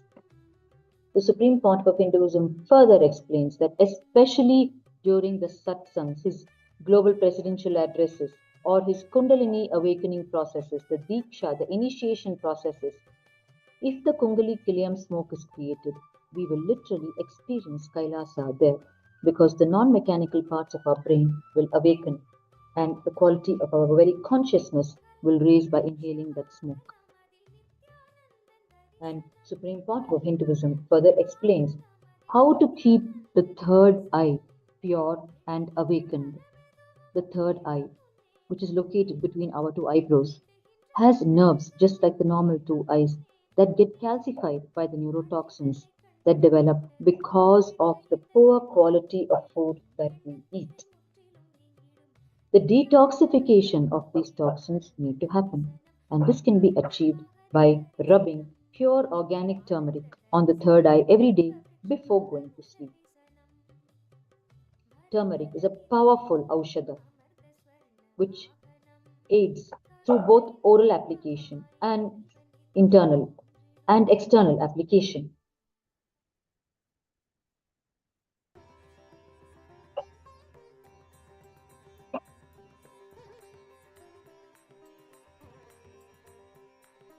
Such is the powerful science of Aushadha, which has been revived by the Supreme Pontiff of Hinduism as a mainstream lifestyle, as we see in front of our own eyes, through this Aushadha Annadhan that is happening in Tiruvannamalai on this sacred occasion of Paurnami, full moon celebrations. Every full moon night, millions of Annamalaya devotees are fed Aushadha food through this colossal Aushadha Annadhan Seva at Kailasa Tiruvannamalai from two locations. On Tiruvudal Street, where the parental home of Bhagwan is the Kailasa functioning on the Tiruvudal Street. And the second location is the Kailasa Nithyananda Janmabhūmi Kshetram, which is the temple monastery located on the mountain path, established by Bhagwan Nithyananda Paramashiva on the 19th of April 2008. Therefore, the science of Aushadha in aiding our conscious growth has been revived as a mainstream lifestyle by the Supreme Pontiff of Hinduism.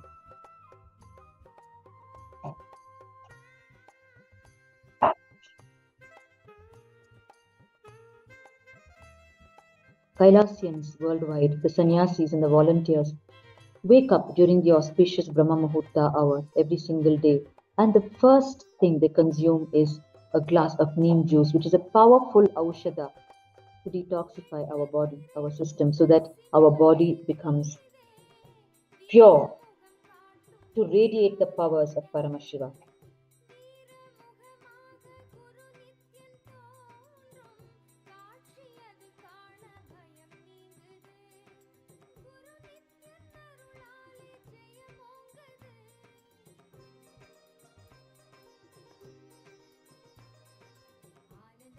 As we approach the night, Indian Standard Time, 12 a.m., get ready to witness the Sakala Devata Kalyana Utsava, which is the marriage ceremony of the divine celestial couples, which is a huge blessing for each one of us who are about to witness it, with the grace and blessing to the Supreme Pontiff of Hinduism. Today is the day on which all the celestial marriages happen in the Hindu history. May it be the marriage of Subramanya, Lord Muruga, with his divine consort, Valli, or of Paramashiva himself with Paramashiva Shakti, or Sri Ranganadhar with Tayar Ranganayaki, or of Venkateshwara, Lord Venkateshwara of Tirupati, with Sri Devi and Bhudevi, his divine consorts. All of these celestial marriages happened on this day, which is why we are having the Sakala Devata Kalyana Utsavam tonight at 12 a.m. midnight Indian Standard Time, where we will be witnessing at the temples, Kailasa temples worldwide, the celestial marriages being conducted for all of these Hindu gods and goddesses. Merely attending and offering our seva to the pantheon of Hindu gods and celebrating the divine union blesses us with a fulfillment in our relationships. These celestial couples bless us for fulfillment in our relationships and our own personal lives. Our neurology starts reflecting the vertical time zones in which all of these deities themselves manifest. And through this event, through the Sakala Devata Kalyana Utsavam, which we are about to witness in just a few hours, in the space-time, through this event in space-time that repeats itself every year, it gives us a powerful opportunity to start radiating all the divine qualities and bliss in our relationships, in our lives. This day, in which all the celestial marriages happened in the cosmic history, is repeating today as per the constellations. Therefore, the energy to fulfill our relationships is available for us today. To bring in completion in all our relationships, in our very life, the energy and blessing for that is available on planet Earth today. Most strongly, as the constellation of these divine celestial marriages is repeating today as Panguni Uttiram. And therefore, we are going to be witnessing the marriage ceremony of Lord Subramanya with Valli, of Paramashiva with Paramashiva Shakti, with Sri Ranganatha with Taya Ranganayaki, with Venkateshwara with Sri Devi and Bhudevi. A cosmic extravaganza is going to unfold in front of our eyes, which will be a feast for our soul and will bring in completion in all our relationships. It is a time for us to just sit in the very comfort of our own homes and tune in live and watch the spiritual extravaganza that is going to unfold and absorb the energy of completion completely from it, receiving the blessings completely from it, the prasada, with the grace and blessings of the Supreme Pontiff of Hinduism.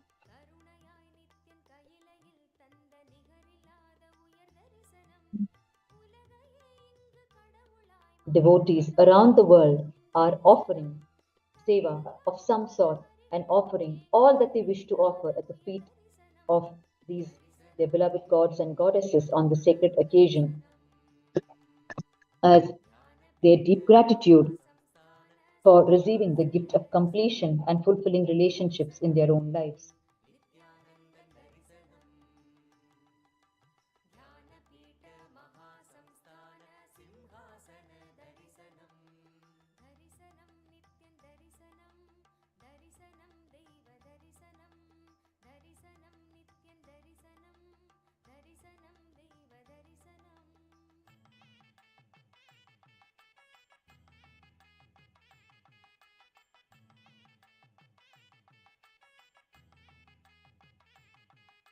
Devotees around the world are offering wedding gifts to these celestial divine couples, the most joyful offering to our beloved gods and goddesses on this rare, unique event that happens only once in the year, where the pantheon of Hindu gods, the marriage ceremony of the pantheon of Hindu gods happens all together on this one day in the year of Panguni Uttiram.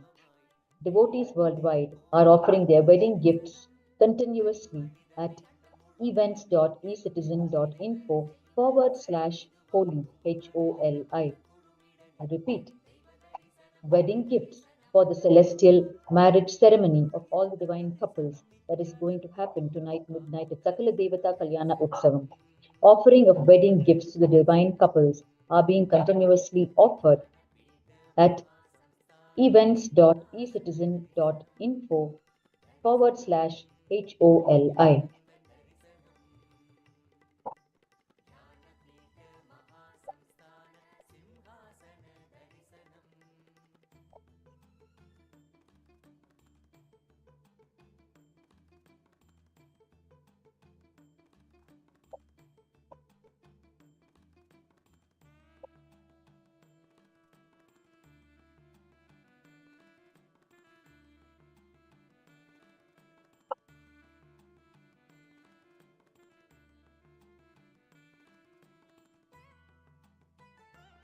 Aushadha Annadhan is being served, and it has already served 30,000 meals to the Annamalaya devotees on the sacred full moon night celebrations. The night has set in, as we can see.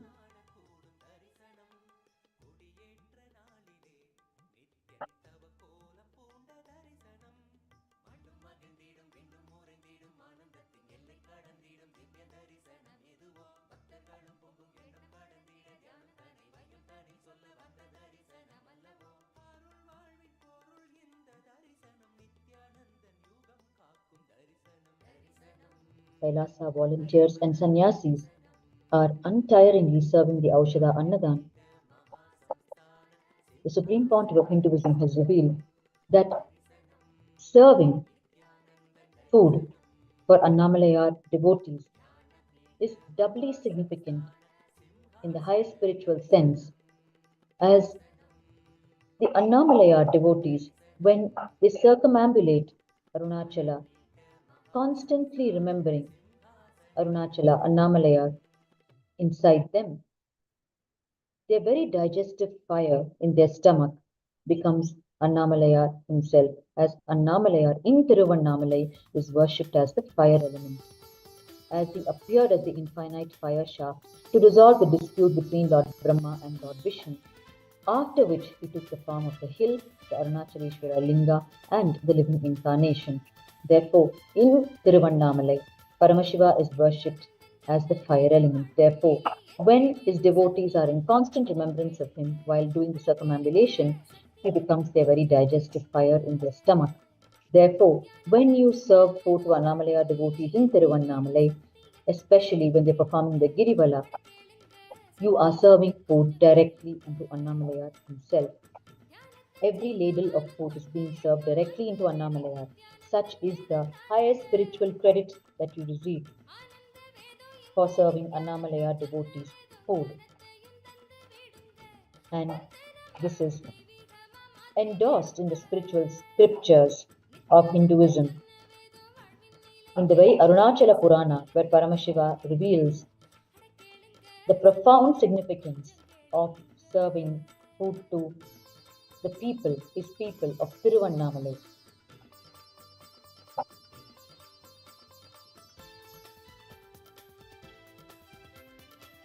நம்முடைய வாழ்க்கையில எவ்விதமான ஒரு நோக்கமும் இல்ல என்பதும் புரிந்துவிட வாழ்க்கையின் அர்த்தம் அது தெளிந்துவிடும். நம்முடைய வாழ்க்கையில எவ்விதமான ஒரு நோக்கமும் இல்ல என்பதும் புரிந்துவிட வாழ்க்கையின் அர்த்தம் அது தெளிந்துவிடும். நித்ய சொன்னாரு சக்தி தந்தாரு, நித்ய சொன்னாரு சக்தி தந்தாரு. நித்யானந்தன் சொன்ன வேதம் வாழ்வின் நிலை ஏத்திவிடும். சத்தியத்தை கொஞ்சம் கேளுங்க, அட கேளுங்க, சத்தியத்தை கொஞ்சம் கேளுங்க. In the Arunachala Puranam, Paramashiva has revealed that those who utter the word Arunachala even once are blessed with the spiritual benefit they receive when they utter the Shiva Panchakshara mantra Om Namah Shivaya 3 crore times. Such is the extraordinary power of this holy town. I repeat, Paramashiva has revealed in the Arunachala Puranam that those who utter the word Arunachala even once are blessed with the spiritual benefit they receive when they utter the Shiva Panchakshara mantra Om Namah Shivaya 3 crore times. Such is the extraordinary power of this holy town.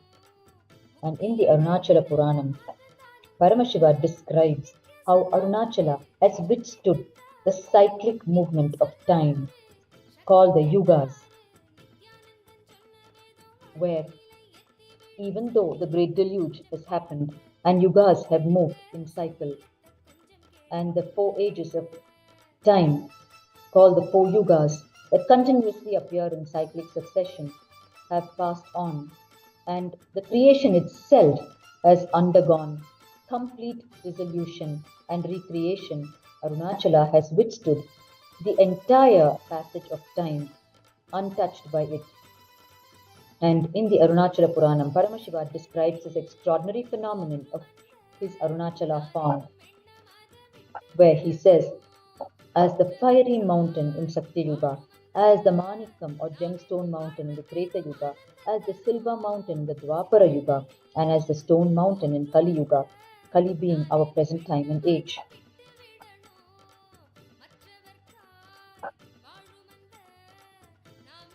And the glory, the highest spiritual credit of punya, of serving food to Annamalaya devotees, is revealed by Paramashiva himself in the Arunachala Purana. The original Tamil words are Arunachalathil alikkum annadhanathin palan uttama thalathil கோடி அருந்தவர்க்கு உதவும் அன்னம் நித்தமாங் Cauchy மீது ஓர் அன்னப்பலன் அதுக்கு நேரா அத்தலத்தனந்த கோடி அருந்தவர்க்குதவும் அன்னம் சத்திய அருணை நாட்டின் அன்னப்பலன் அதுக்கு ஒவ்வாதே, which means the food that is served to the crores of tapasvis, penance doers, in the most sacred places cannot be equated to the food served to one evolved aspirant in Kashi, Varanasi, the eternal land. And the food served to the crores of tapasvis, penance doers, in such a land as Kashi cannot be equated to the food served to one person in Arunachala. Such is the glory of serving food to Annamalaya devotees in Arunachala.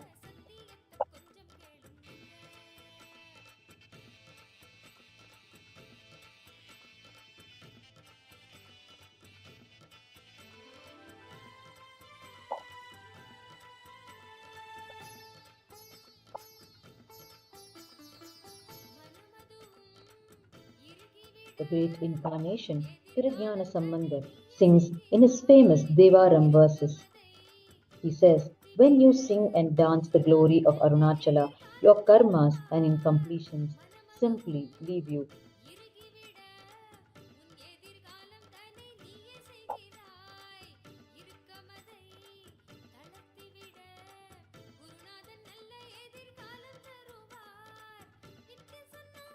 It is here, in Tiruvannamalai, that the great saint Manikavasagar lived for a period in his life, where he sang the famous Tiruvampavai verses. And it is by singing these very sacred verses, when he lived in Adi Annamalai, right next to our campus here where the Aushadha Annadhan is going on, it is by singing these sacred verses that he used to wake up all the people in the neighborhood during the Brahma Muhurta time, the time 4:30 to 6 a.m. every day before sunrise, to come and have darshan of Paramashiva in the temple. In Adi Annamalai, there is a beautiful temple dedicated to Manikavasagar. It is here in Adi Annamalai, where our Kailasa is located, that Manikavasagar, the great saint, lived and sang the Tiruvampavai verses, waking up all the people in the neighborhood during the auspicious Brahma Muhurta time to come and have darshan of the Lord.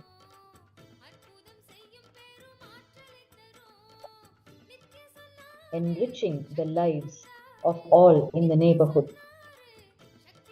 These great saints dedicated their entire life to enriching humanity in the most delightful ways, through manifestation of spiritual powers, through rendering of sacred verses extolling the glory of Paramashiva, through nurturing bhakti or devotion in the people towards Paramashiva.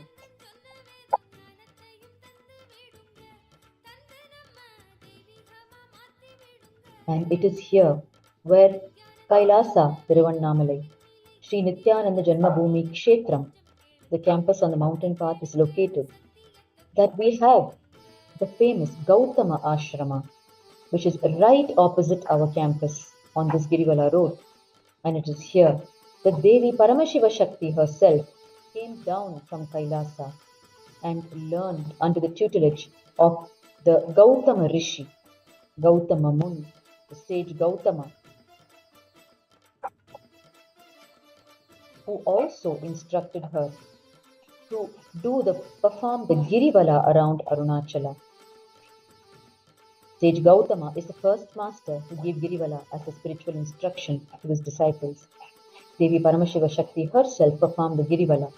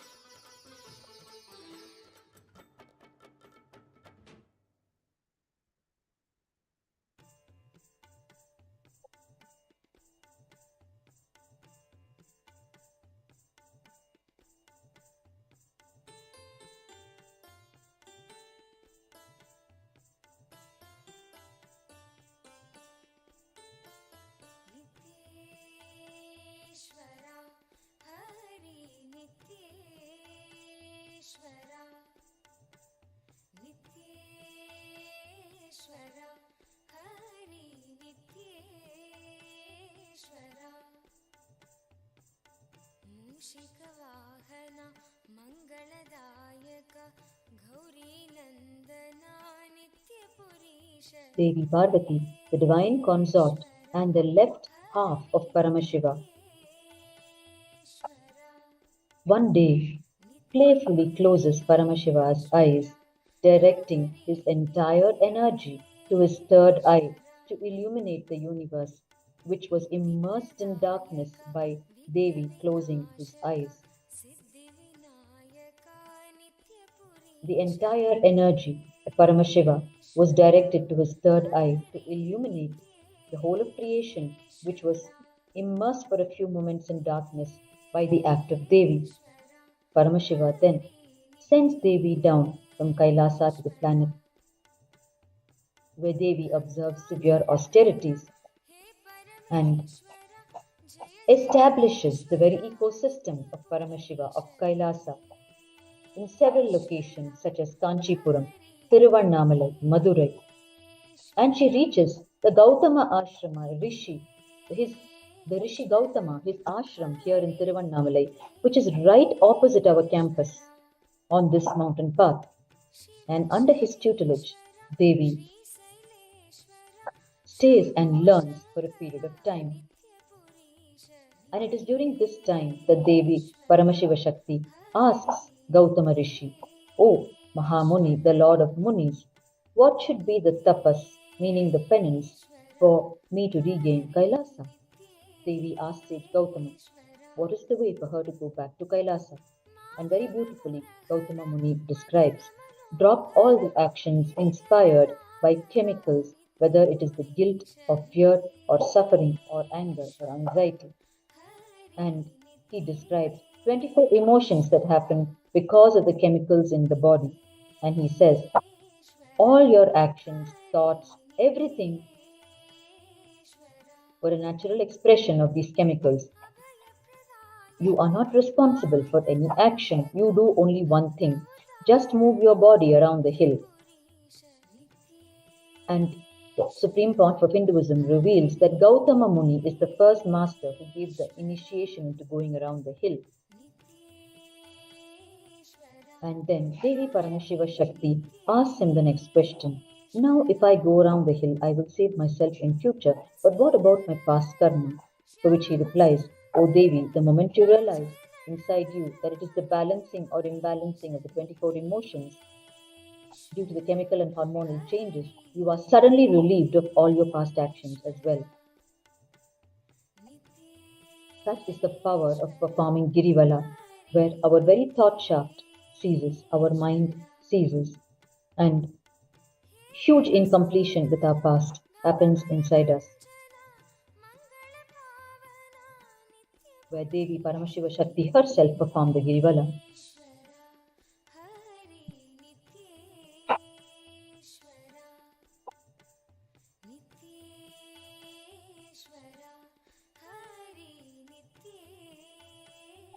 Huge preparations are on in all Kailasa temples worldwide for the grand divine marriage ceremony of the celestial couples to be able to receive the prasada of completion and fulfilling relationships and offer it to all the devotees who are going to attend the marriage ceremony. Hinduism is all about harnessing the divine energy and giving it as prasada to the devotees, of showering devotees with spiritual gifts from all the various rituals, whether it is the pujas or the abhishekas or the homas, whatever ritual it might be. It is to harness the divine energy in pure oneness and offer it as prasada, blessing to the devotees. Therefore, today all Kailasa temples around the world are in grand preparation to perform the divine celestial couples' marriage ceremony on this sacred occasion of Panguni Uttiram. It is going to happen the midnight 12 a.m. time of Bharat.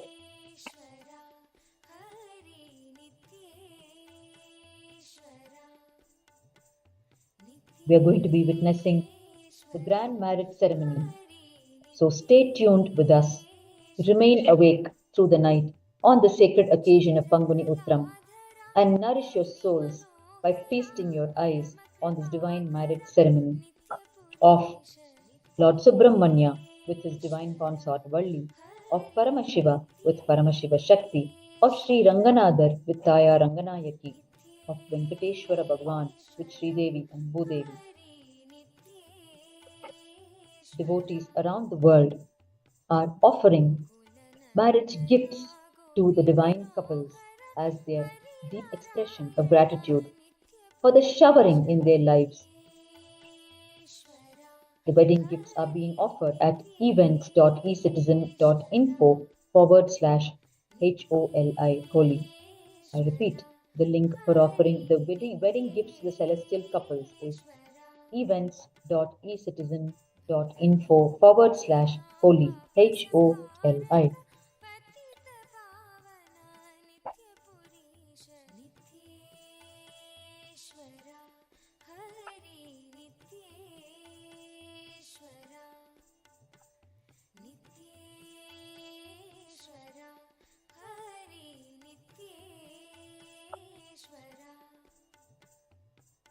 Chandrashekhara पन्नगभूषण निखिललोचना नित्यपुरीश नित्येश्वरा हरि नित्येश्वरा नित्येश्वरा हरि नित्येश्वरा माता पिता गुरु देव महेश्वर दीनदयाभर नित्यपुरीश नित्येश्वरा Hari नित्येश्वरा Supreme Pontiff of Hinduism continuously offers socio-spiritual services to us human beings, to us humanity at large, to all the Kailasas worldwide, in a host of different ways, to engage us in enlightening our own lives, in nurturing our consciousness. And as part of this, every single day is a celebration in the Kailasa temples worldwide, where the Nitya Utsava happens. Everyday celebrations happen. Hinduism itself is the science of celebration of life, where life itself is celebrated continuously. The Supreme Pontiff of Hinduism beautifully reveals how Hinduism is the celebration of life. It starts with celebration, ends with celebration, and ecstasy and enlightenment, with nothing in between. It is sheer celebration, only celebration. As there is nothing but gratitude to be given to the cosmos for the continuous showering that it does on our lives. Recognizing it, realizing it, bringing it to our conscious awareness, and feeling the abundance and showering of the cosmos in our lives is the core of Hinduism, where we automatically move from the feelings of ungratefulness, scarcity, inadequateness, lacking, to realizing that life is in reality a continuous shower of abundance from the cosmos.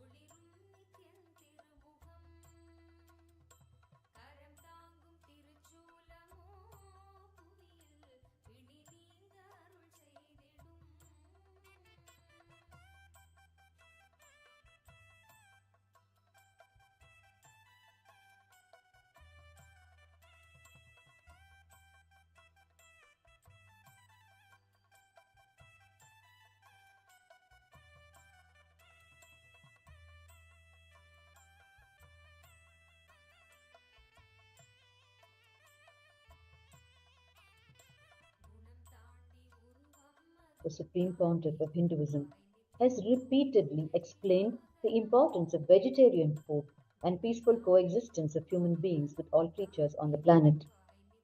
The Supreme Pontiff of Hinduism has explained how even global warming is because of the non-vegetarian industry. And this is also true as per the Google statistics.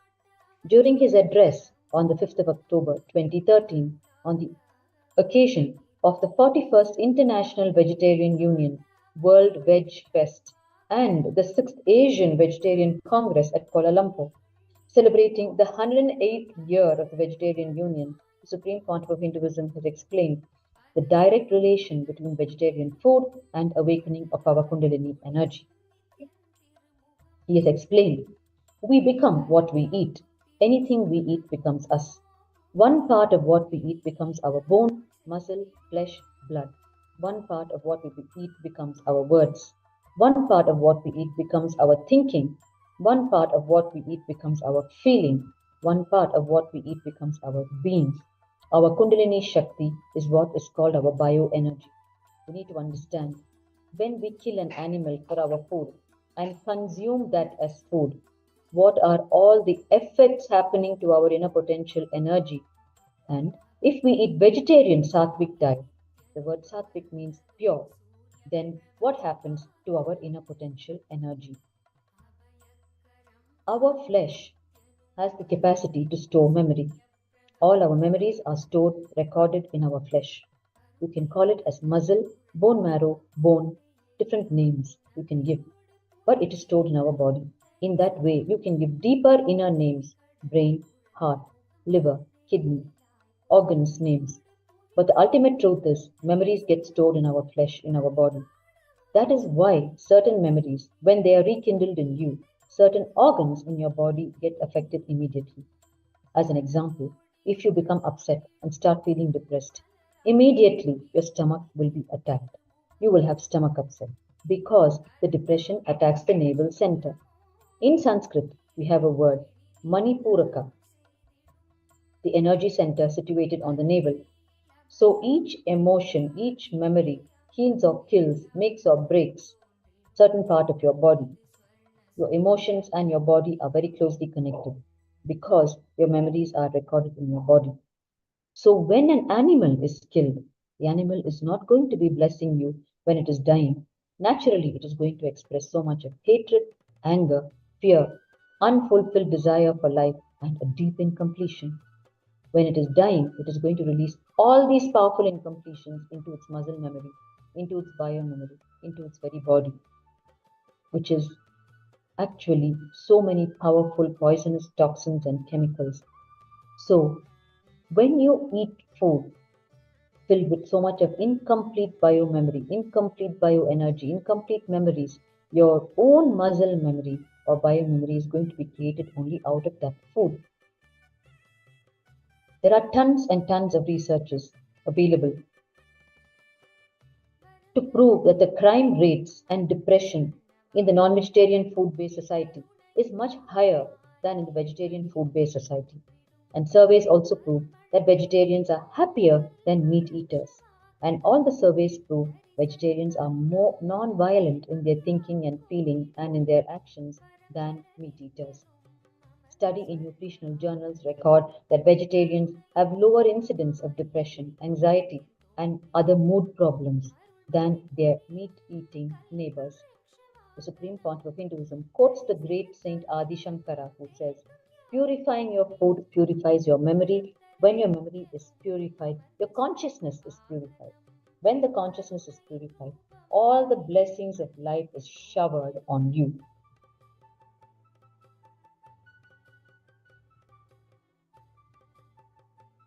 Sharing of food is a very important show of love among human beings and even among animals. Our body is naturally designed for vegetarian food. Our feeling, thinking, words, everything is designed to function only with vegetarian food. The Supreme Pontiff of Hinduism likens eating vegetarian food to having a generator which can handle only 220 volts, but you give 20,000 volts to it. It will simply blow out. In the same way, if the system is designed by the nature for vegetarian food and you go on dumping non-vegetarian food into it due to ignorance, then you have to face the results. Many people present arguments to the Supreme Pontiff of Hinduism that in ancient times human beings were meat eaters. The Supreme Pontiff of Hinduism clearly responds, no, they were fruit eaters, they were vegetarians, leaf eaters, fruit eaters. Only when they started killing animals to save themselves, to protect themselves, they started thinking disposing them is a difficult job. Eating them might be a better way of disposal. That is the way first human beings started making their stomach as a graveyard for animals. Originally, we are not designed for meat eating. Basically, our body is designed only for vegetarianism.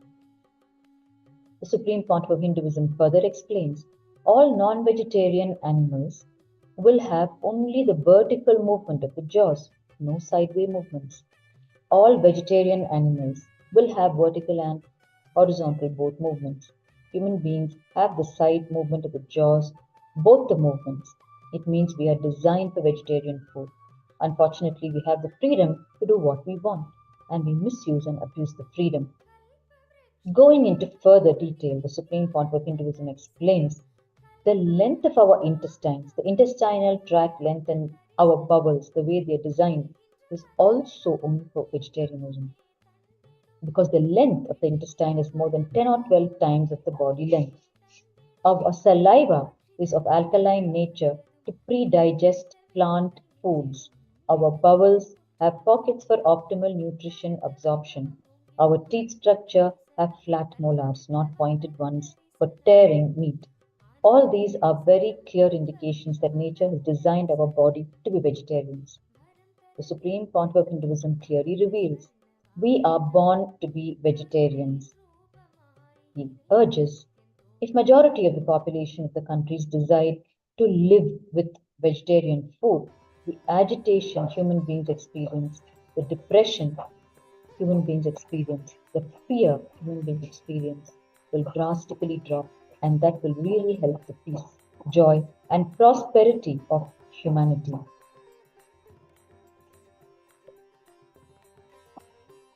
If we eat food that does not carry memories of anxiety, fear, depression, then the energy with which you think, the energy with which you utter words, the energy with which you act, the energy with which you feel, everything will be aligned to the natural source of energy. It will be aligned to your nature, which is your inner potential energy. The supreme contour of Hinduism says one of the greatest calamities that has happened to humanity is the non-vegetarian lifestyle. The supreme contour of Hinduism defines what is meant by pure food. Food in Sanskrit is described in three words: jati dosha, nimitta dosha, and ashraya dosha. It means food getting impure by its very nature, by its muscle memory, and by the person's handling it. When we say impure by its very nature, we mean if it is obtained by stealing or killing or depriving somebody, it becomes impure food by its very nature. Then you will have the anxiety to quickly grab it, finish it off before it gets snatched away from your hands. In the first level itself, non-vegetarian food is impure because we steal the flesh of an animal. We steal it after killing it, so it is murder and robbing.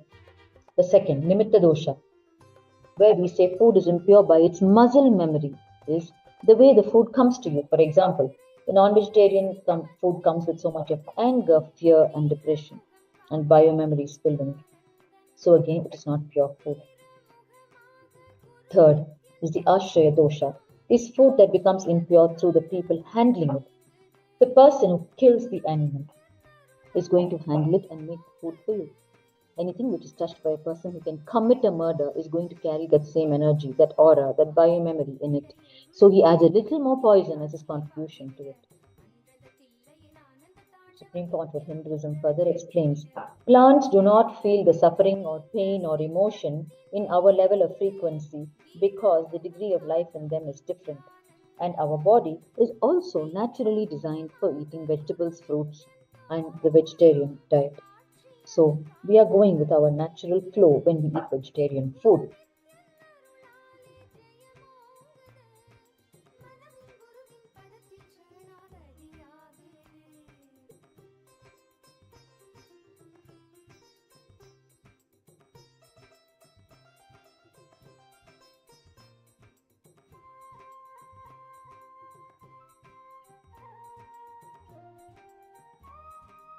And this Aushadha Annadhan food that you're seeing being served in front of your eyes in Tiruvannamalai is not only pure vegetarian food, it is much higher than that. It is Aushadha based food, which means food cooked to infuse the cosmic energy, the conscious energy into us individuals.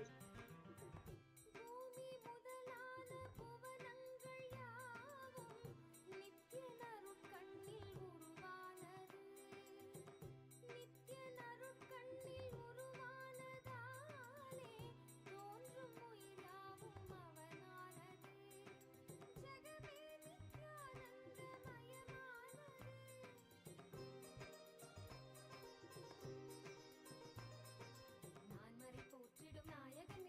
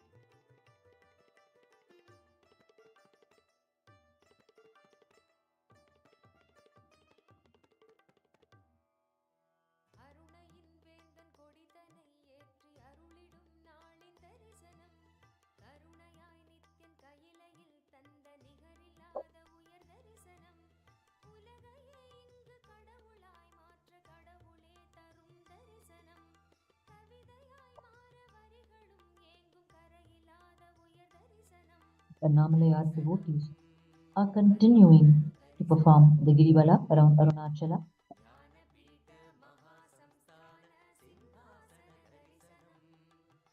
and the Aushadha Annadhan Seva is continuing, stepping up in its services at both locations, Kailasa Tiruvannamalai, Nithyananda Janmabhūmi, and Kailasa Tiruvannamalai, Nithyananda Janmabhūmi Kshetram, on the Tiruvural street as well as on the mountain path. Over 34,000 meals have been served just over the last few hours to the Annamalai devotees.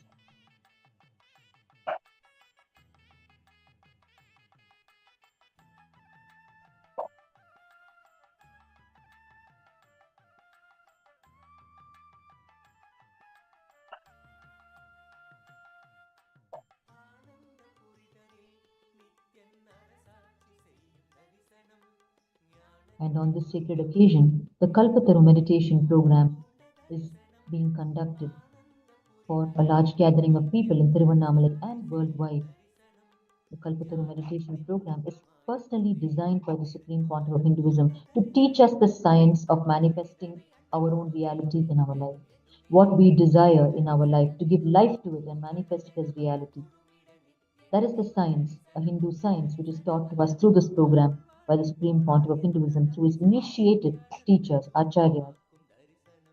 Not only that, this program also includes the Samaya Diksha from the Supreme Pontiff of Hinduism, which is initiation into awakening the space of Paramashiva in us,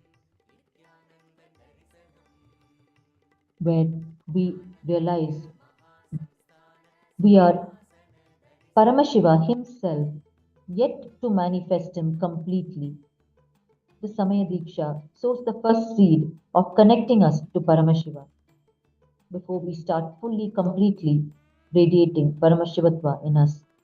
So this Kalpataru program offers the Samaya Diksha, the powerful first level initiation directly from the Supreme Pontiff of Hinduism.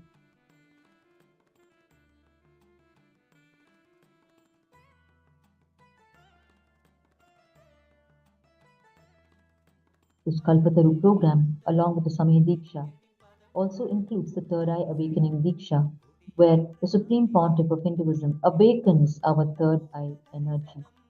Our third eye center, located between the two eyebrows, which is also called the Agnya Chakra.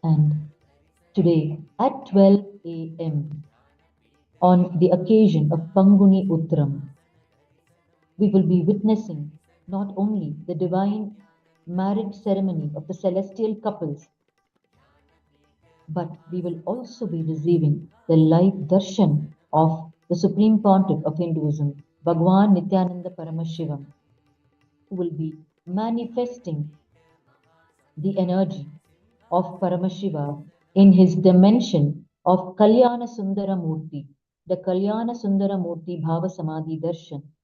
We will be receiving at 12 a.m. midnight tonight with the grace and blessings of the Supreme Pontiff of Hinduism, Bhagwan Nithyananda Paramashiva. We invite each and every one of you not to miss this lifetime opportunity of receiving the life darshan, the life Bhava Samadhi darshan of the Supreme Pontiff of Hinduism, Bhagwan Nithyananda Paramashiva, as Kalyana Sundara Murti. On this divine occasion of Panguni Uttiram, which celebrates the celestial marriages, Kalyana Sundara Murti is the manifestation or incarnation of Paramashiva in this aspect of fulfilling relationships, and therefore his name Kalyana Sundara Murti. Kalyana means marriage. By radiating, manifesting the energy of Kalyana Sundara Murti in today's live darshan, the Supreme Pontiff of Hinduism, Bhagwan Nithyananda Paramashivam, will be blessing each and every one of us with completion in our relationships, with fulfillment in our relationships. It is a lifetime opportunity not only to restore relationships between husband and wife, but all our relationships in life. So, in just a few hours from now, we will be receiving the live darshan of the Supreme Pontiff of Hinduism, Bhagavan Nithyananda Paramashivam, manifesting the energy of Kalyana Sundara Murti on this divine occasion of Panguni Uttiram, when the celestial marriages will be performed in all Kailasa temples worldwide and inside the Arunachaleshwara temple for Annamalayar and Annamalayamman. Following which, after receiving the live Bhava Samadhi Darshan of Bhagavan, we will be witnessing the grand procession of Annamalayar and Annamalayam Amman on the Madavidhi, where after the marriage ceremony, they step out on the streets, blessing the citizens of Tiruvannamalai, who are their ardent devotees. So they will be traveling in procession on the Madavidhi. And Tiruvural Street, where the parental home of the Supreme Pontiff of Hinduism is located, where the Aushadha Annadhan is happening right now, is located on the very Madavidhi, on its southern leg. Therefore, we will be witnessing offering of the Mandagappadi to Annamalayar as he stops right at the doorstep of Nithyananda Janmabhūmi during his royal procession. We are in for a series of celebrations. It started a few hours ago with the commencement of the Aushadha Annadhan and the commencement of the Kalpataru one-day meditation program.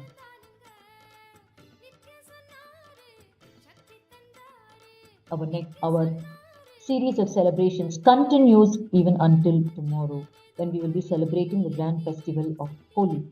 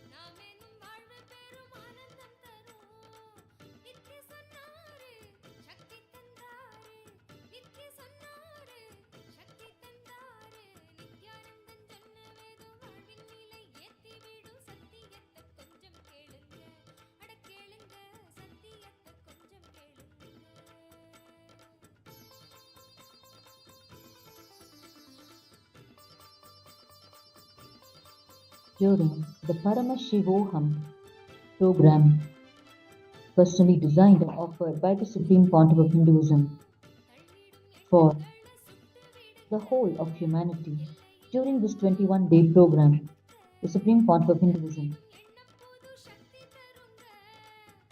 teaches one important component of the cosmic principles every day and helps the participant to manifest that component completely in their life.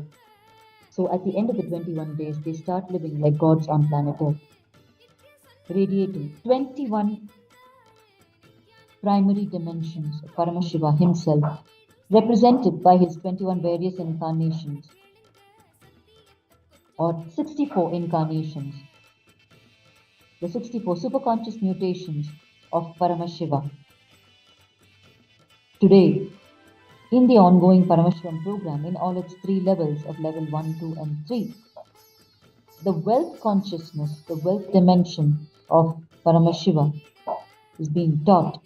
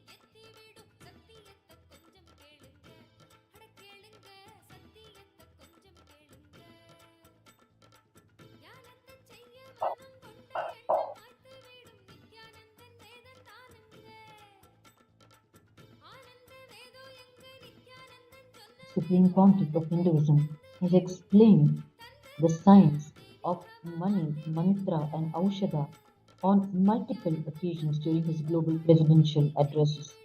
On the 28th of June of 2017, the Supreme Pontiff of Hinduism has explained Hinduism is basically the science of exploring the multiple possibilities and powers, opening various states of consciousness and exploring multi-dimensions of the universe. Paramashiva uses three major methods: money, mantra, and Aushadha for this purpose. The Supreme Pontiff of Hinduism employs all three to reprogram our biomemory and raise our consciousness. Money refers to the non-invasive spiritual alchemy products. They do not directly get into our body, but we keep them near us, like the various mandalas, the spiritual alchemy gifts gifted to us by the Supreme Pontiff of Hinduism, such as the Kali Mandala, the Sadashiva Mandala, and so on. Mantra means the spiritual alchemy process, where you sit in a mandala, a circle, where specific lines are drawn, specific sounds are generated, and initiation is induced through it, reprogramming your very biomemory with the space of Paramashiva. Supreme Pontiff of Hinduism conducts such mandala processes during all his meditation programs worldwide. Aushadha refers to certain sacred herbs which you will be consuming or just keeping in your mouth, which enters into your body and raises your consciousness or raises you to other planes of the universe.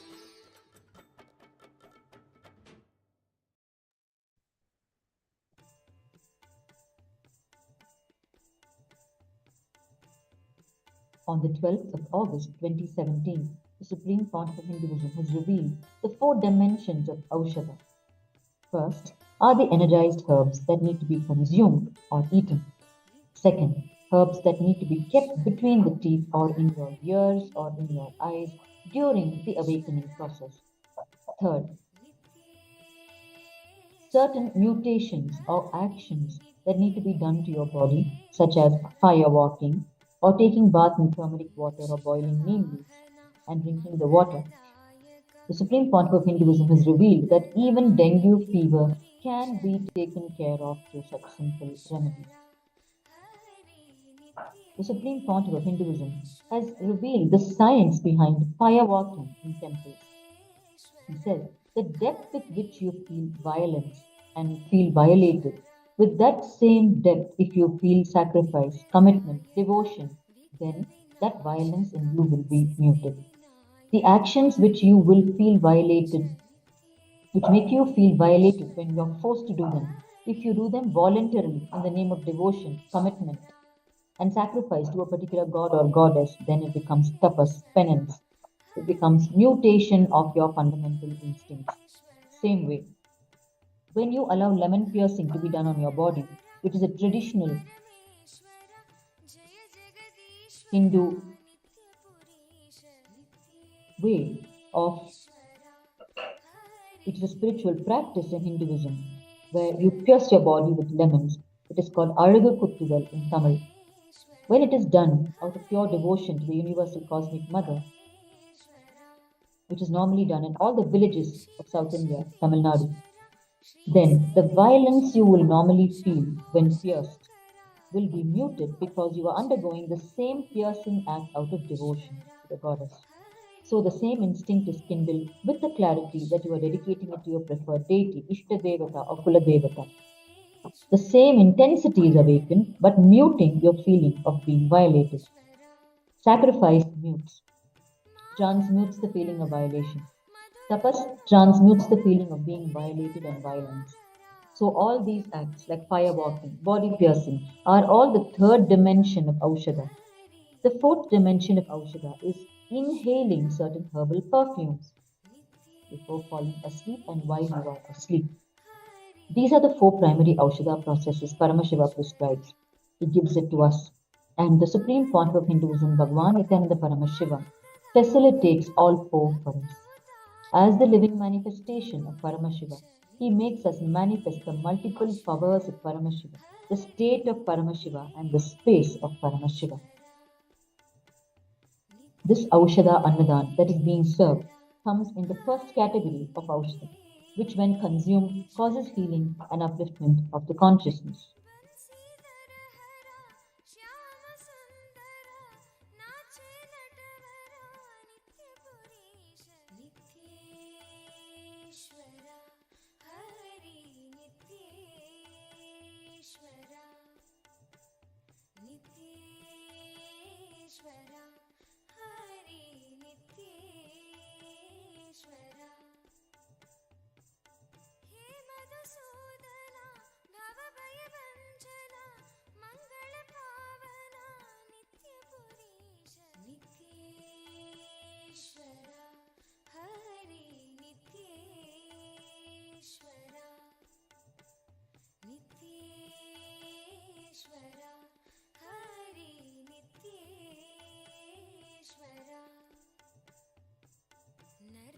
ಸುಂದರ ನಟನ ಮನೋಹರ ಕರುಣ ಸಾಗರ ನಿತ್ಯ ಪುರೀಶ ನಿತ್ಯೇಶ್ವರ ಹರಿ ನಿತ್ಯೇಶ್ವರ ನಿತ್ಯೇಶ್ವರ ಹರಿ ನಿತ್ಯೇಶ್ವರ ಜಗದೋಧಾರಣ ಕೃಷ್ಣ ಜನಾರ್ದನ ಪರಮದಯಾಗನ ನಿತ್ಯ ಪುರೀಶ ನಿತ್ಯೇಶ್ವರ ಹರಿ ನಿತ್ಯೇಶ್ವರ ನಿತ್ಯೇಶ್ವರ ಹರಿ ನಿತ್ಯೇಶ್ವರ ಸತ್ಯ ಸನಾತನ ನಿತ್ಯ ನಿರಂಜನ ಭಕ್ತ ಪರಾಯಣ ನಿತ್ಯ ಪುರೀಶ ನಿತ್ಯೇಶ್ವರ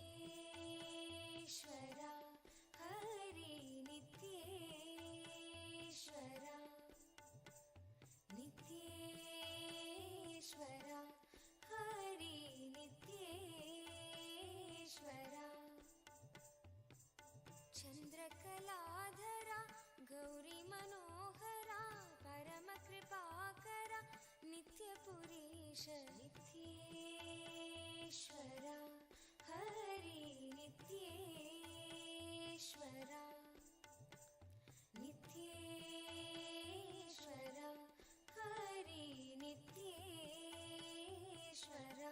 The parental home of the Supreme Pontiff of Hinduism, Bhagavan Nithyananda Paramashiva, here on Tiruvallur Street in Tiruvannamalai, where the Aushadha Annadhan is happening, was acquired officially by KAILASA Bharat last year. And ever since this acquisition happened, it has been celebrations here in the heart of Tiruvannamalai, as this Tiruvallur Street is located just near the Arunachaleshwara temple on its southern side. And it falls within the 7 circumambulatory paths around Arunachaleshwara. It is located on the 6th circumambulatory path. And ever since the divine acquisition happened, non-stop Aushadha Annadhan and a host of other socio-spiritual services are being offered with great pride by the Kailasavasis, sannyasis, devotees of the Supreme Pontiff of Hinduism. From his own parental home, where the beginnings of the revival of Kailasa happened 36 years ago, all the services in Kailasa Tiruvannamalai are under the direct guidance and micromanagement of the Supreme Pontiff of Hinduism. As soon as this divine acquisition happened of his parental home, the Supreme Pontiff of Hinduism laid a bore well here to provide cool, purified drinking water continuously to the sadhus and citizens and visitors of Tiruvannamalai 24/7. And the Supreme Pontiff of Hinduism revealed that the waters that gushed forth from this bore well is the same sacred water current of the Shivagangai Tirtham, the water body inside the Arunachaleshwara temple in its 5th circumambulation path, which is just the inner circle to where Bhagavan's parental home is, which is on the 6th path.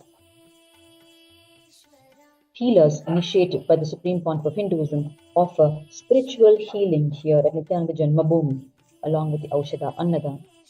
And the people are continuously enriched with the services offered by Kailasa for their holistic upliftment.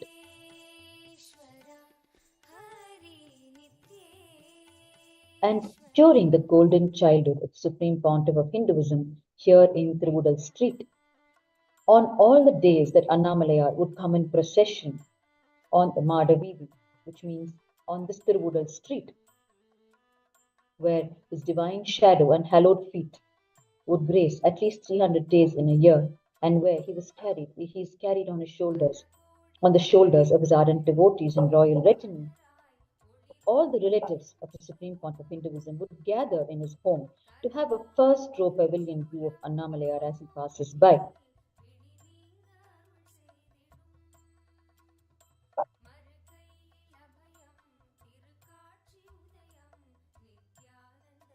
The biological family of the Supreme Pontiff of Hinduism is a large, tightly knit joint family that lives in and around the temple, all within the 7 circles.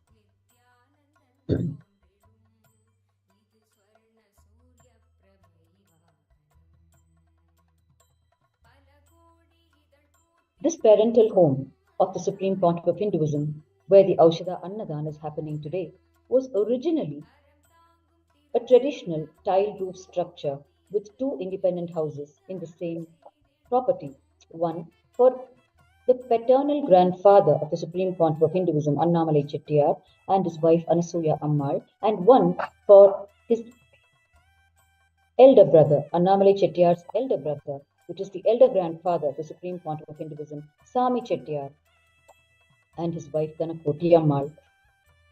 Sami Chettiar and his wife had no children, and after Sami Chettiar left the body, the house was remodeled in 1988 to its current form, the AKS home complex. And Danakoti Ammal, Sami Chettiar's wife, continued to stay with the family, and she lived beyond 100 years, cooking her own food till the very last day with an absolutely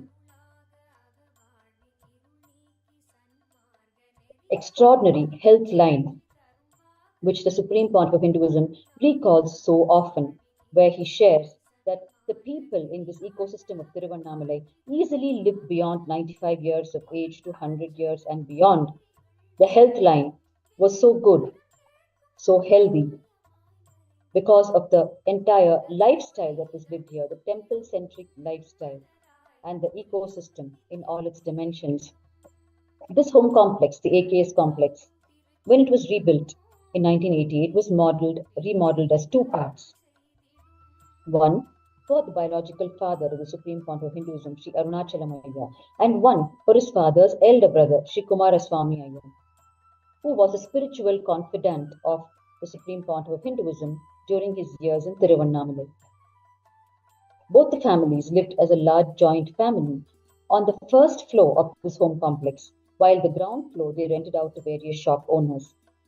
And all these shop owners lived as an integral part of their family, participating in all their home functions and witnessing the various Kailasa activities of the Supreme Pontiff of Hinduism as a child, which happened here in his parental home. This ground floor, this corridor that we're witnessing, where the Aushadha Annadhan is happening, is the corridor where the Supreme Pontiff of Hinduism conducted his home temple processions for his home deities, exactly like how they would perform the festivals and processions in the Arunachaleshwara temple for Annamalai. And therefore, the shop owners are the direct eyewitnesses to the grand revival of Kailasa by the Supreme Pontiff of Hinduism right from his childhood. The entire Tiruvannamalai townspeople functions as a single large joint family, where each one knows the other and the happenings in each other's homes as well.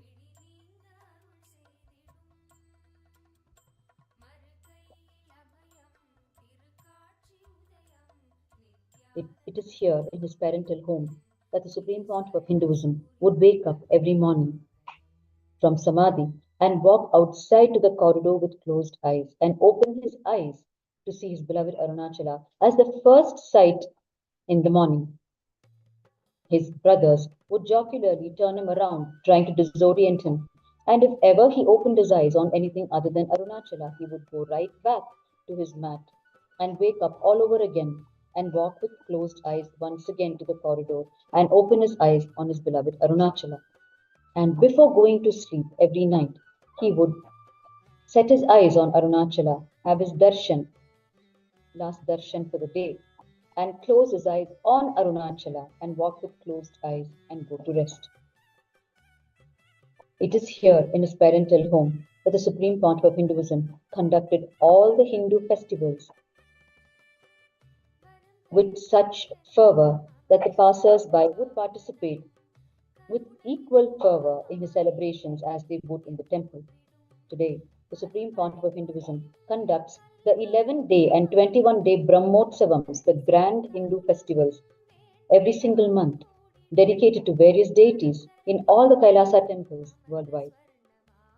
And he has been awarded the Asia Book of Records for conducting the maximum number of Brahmotsavams in a year, from March 2nd, 2021 to June 18, 2022. The Supreme Pontiff of Hinduism had his own home temple here in his parental home. And this is the first temple of Kailasa, built personally by the Supreme Pontiff of Hinduism during his childhood. From this home temple, the Kailasa nation is born. Today, Kailasa has temples all over the world, consecrated by the Supreme Pontiff of Hinduism through the process of Prana Pratishta, where, as the living manifestation of Paramashiva, as the embodiment of the pure cosmic energy, the Supreme Pontiff of Hinduism directly infuses the prana, the life energy, into these deities in the process called Prana Pratishta. Pratishta meaning consecration, prana meaning life energy. Therefore, the consecration of the life energy in these deities is done directly by the Supreme Pontiff of Hinduism. It is here in his home, in his parental home, the Nithyananda Janmabhūmi Tiruvannamalai, that the Supreme Pontiff of Hinduism started the first Madappalli of Kailasa, which is the temple kitchen, which cooks food exclusively for the deities. And his first Madappalli was run by his own mother, Ma Lokanayaki, who would dutifully prepare all the Naivedyams requested by the Supreme Pontiff of Hinduism every single day and for the festival offerings. Later, the Supreme Pontiff of Hinduism cooked his own Naivedyam once he moved to their home terrace, where he hand-built his own personal home temple, before which he would have his deities in the shelves of the kitchen in their home alongside his mother, who would be cooking in the kitchen as well. And it is here in his parental home that Kailasa's first flower gardens were maintained personally by the Supreme Pontiff of Hinduism to pluck and offer homegrown flowers to Paramashiva as prescribed in the Agamas by Paramashiva himself, where flowers are not meant to be purchased, but they are meant to be grown and plucked and offered. The Supreme Pontiff of Hinduism was protected during his childhood years here in his parental home by 11 Rudras, manifestations of Bhagwan Kalabhairava, the guardian god. The Supreme Pontiff of Hinduism saw these 11 forms regularly during his childhood, and he thought they were probably extended relatives as he was from a large joint family. He mentioned about them to Sri Raghupati Yogi, his yoga guru, who clarified to him that they were Rudras who were ferociously protecting him, his human form. The Supreme Pontiff of Hinduism had a pet dog by the name Mani here in his parental home, who was looked after by his paternal grandmother, Anasuya Ammal. Mani lived as a Siddha. Sri Raghupati Yogi, the yoga guru of the Supreme Pontiff of Hinduism, would worship Mani. The Supreme Pontiff of Hinduism has revealed that Mani is the very vehicle of Bhagwan Kalabhairava, who had taken birth to protect the human form of the Supreme Pontiff of Hinduism. The Supreme Pontiff of Hinduism recalls that Anasuya Ammal, anytime she was unable to take the Supreme Pontiff of Hinduism personally to any of his gurus' homes or to visit Sri Yogiram Sarat Kumar Swamigal, she would simply talk to Mani in Tamil, telling him to take the Supreme Pontiff of Hinduism to Sri Yogiram Sarat Kumar Swamigal. And Mani would simply start walking in the right direction, where he would find Sri Yogiram Sarat Kumar Swamigal unfailingly. And in Tiruvannamalai, The Supreme Pontiff of Hinduism shares with us that it is not an easy job to find Sri Yogiram Sarathkumar Swamigal because it is not in one location that he sat. He would either be seated at the Termutti on the eastern side of the Arunachaleshwara temple where the temple chariot was parked, or you would find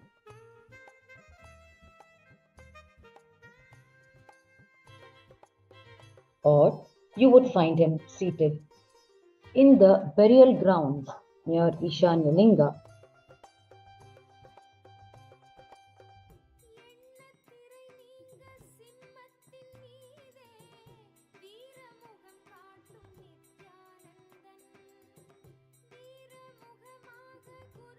Or you would find him near the Sambandha Ganapati shrine inside the Arunachaleshwara temple.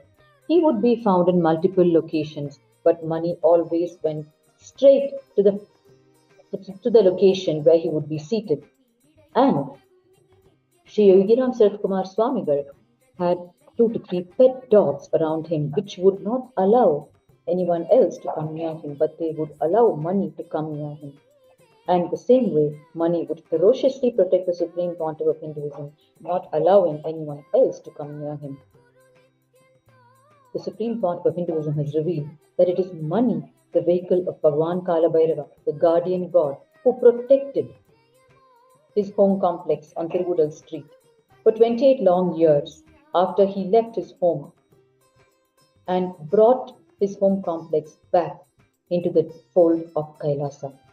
And as evidence that money protected the home complex, money's footprints are imprinted and can be seen till date in Nithyananda Janmabhūmi, Bhagwan's parental home.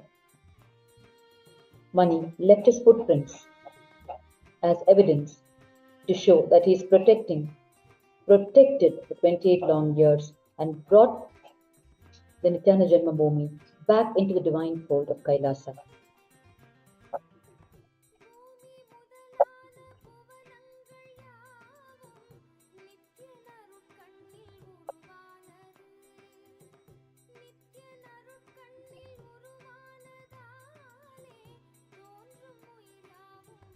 It is here in his parental home that the Supreme Pontiff of Hinduism sculpted the first deities of Kailasa.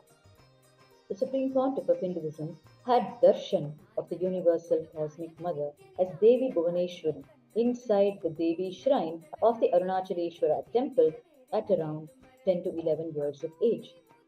Following this darshan, the Supreme Pontiff of Hinduism ran back home and sculpted her form on soapstone, right here in his parental home where the Aushadha Annadhan is happening. Just holding her vision in his inner space, he sculpted her entire form, giving her form outside as well on soapstone. This Devi deity, Parashakti deity, is worshipped today by the million followers of the Supreme Pontiff of Hinduism and receives personal worship from the Supreme Pontiff of Hinduism till date. Today, the Supreme Pontiff of Hinduism has made over 1 million deities through Kailasa's Nithyananda Sacred Arts University, which is a virtual city with 7 working units and a workforce of 600 people that supplies deities not just to Kailasa temples but to other temples as well. And it is the largest temple production center in the world.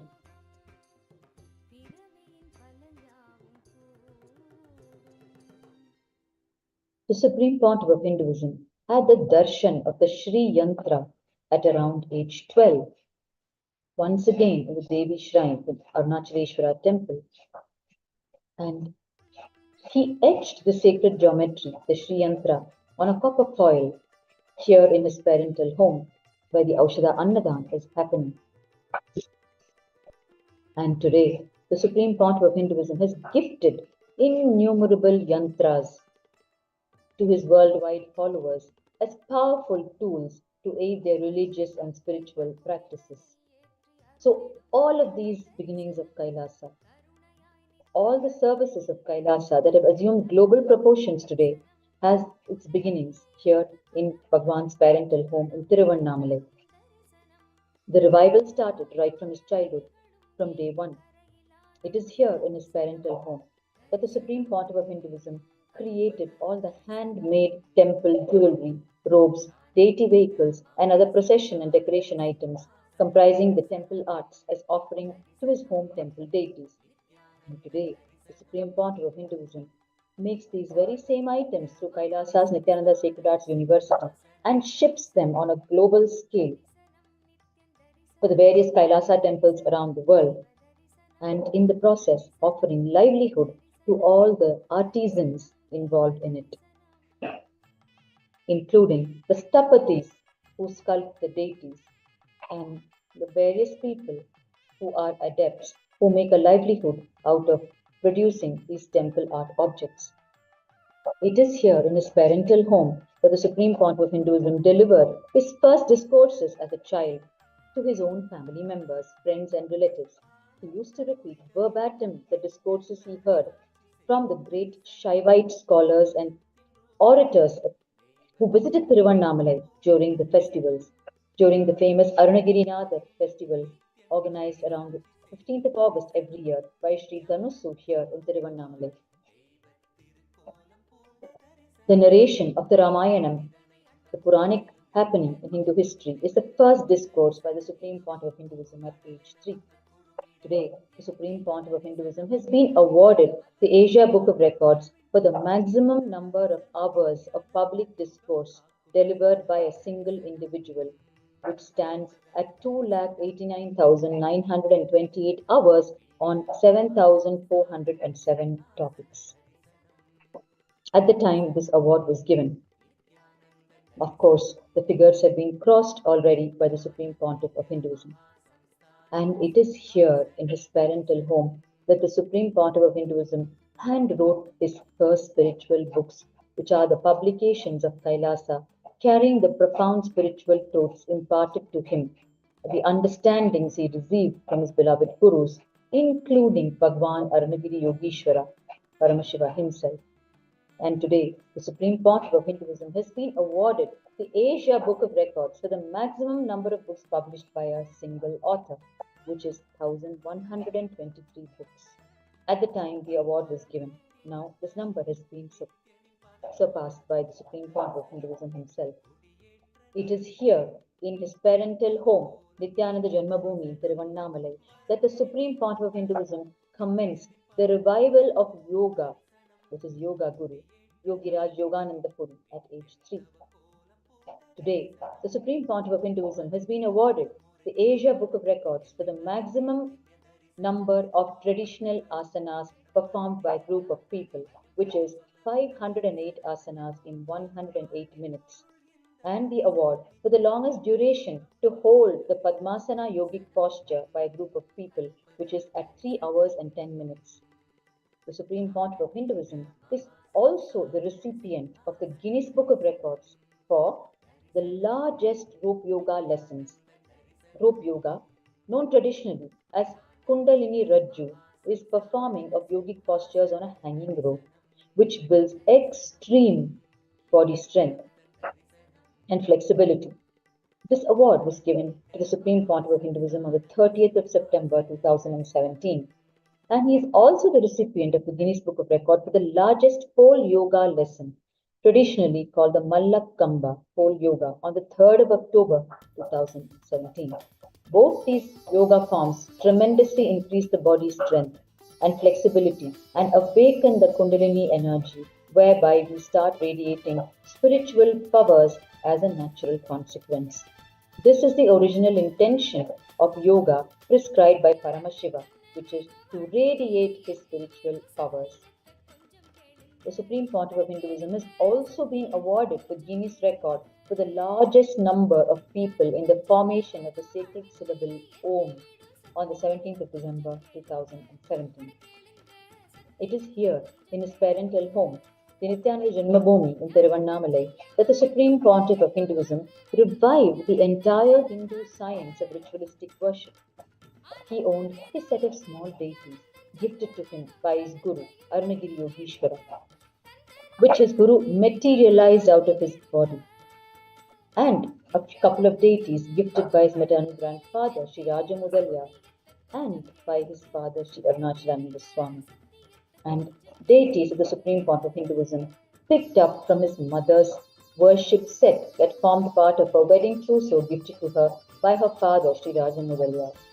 It is here in his parental home, Nithyananda Janmabhūmi, that the Supreme Pontiff of Hinduism made the innumerable clay deities of Ganesha and other Hindu gods and goddesses and celebrated Ganesh Chaturthi and other Hindu festivals such as Navaratri. The Supreme Pontiff of Hinduism would take his home tricycle and go to the place near Shivanji Kulam in Tiruvannamalai, where the vendors would be making and selling clay Ganeshas for Ganesh Chaturthi. And after the festival is over, they would simply leave behind the remaining clay and move. And the Supreme Pontiff of Hinduism would collect all the heaps of clay in his tricycle and take it back to his home terrace, which is this very parental home where the Aushadha Annadhan is happening today. And he would store it in the backyard, keeping it wet continuously by placing hay over it and pouring water continuously over it. And he would inspire his siblings, friends, and playmates to make deities out of the clay. And he would make the Ganesha deity and other Devi deities with clay and celebrate Ganesha Chaturthi, Navaratri, and other festivals. And the Supreme Pontiff of Hinduism also took his deities, his home deities, in procession inside this home complex which we are seeing today on a 108 feet long corridor on the ground floor. All the shop owners on the ground floor were direct eyewitnesses and participants of these loud processions.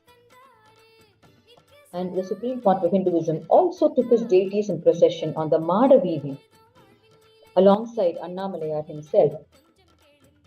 This space of his parental home of the Nithyananda Janmabhūmi here in Tiruvannamalai has reverberated with the celebrations, the chants, the rituals of the Supreme Pontiff of Hinduism for 17 long years.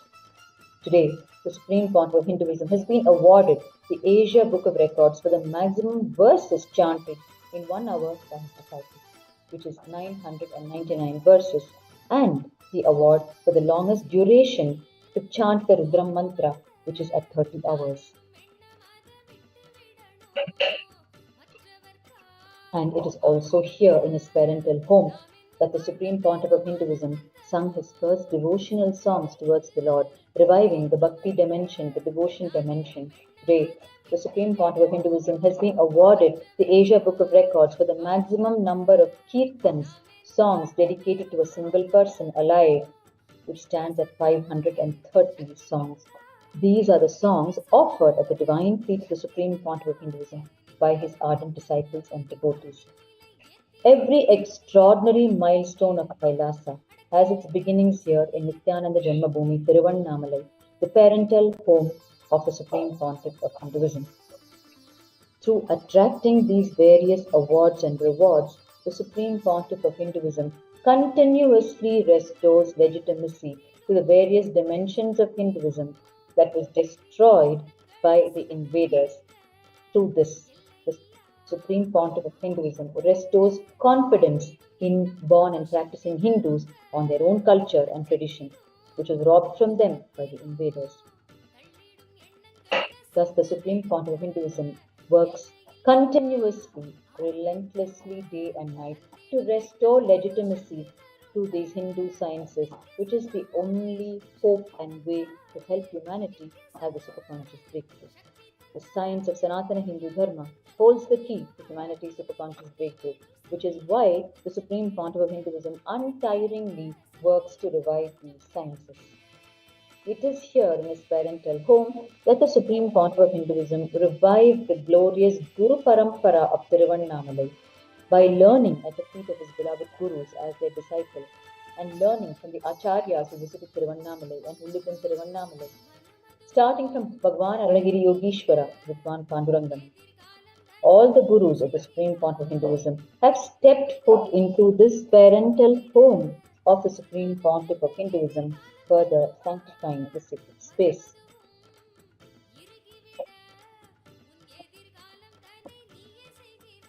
And today, we are witnessing the Aushadha Annadhan happening from this very historic, sacred Nithyananda Janmabhūmi, the parental home of the Supreme Pontiff of Hinduism.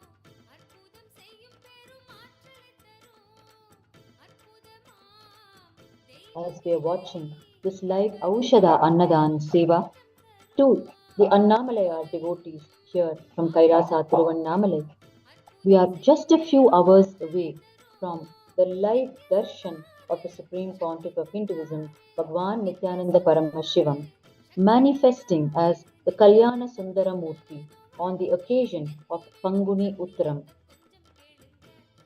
the day when the celestial marriages of the divine couples of Paramashiva Shakti, Lord Subramanya with his divine consort Valli, and the celestial marriage ceremony of Lord Venkateshwara with his divine consorts Sri Devi and Bhudevi, and the divine celestial marriage of Sri Ranganatha with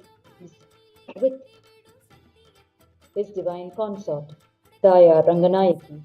All of these celestial marriages happened on this day, and today we are celebrating it as Kailasa's Sakala Devata Kalyana Utsavam, where we will be witnessing the celestial marriage ceremonies of all the divine couples. At 11 p.m. Indian Standard Time and 2:30 p.m.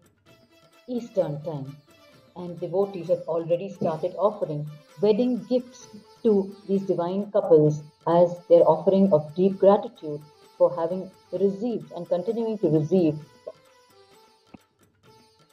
all abundance in their lives. They are offering the wedding gifts at this link https://events.ecitizen.info/holy HOLI.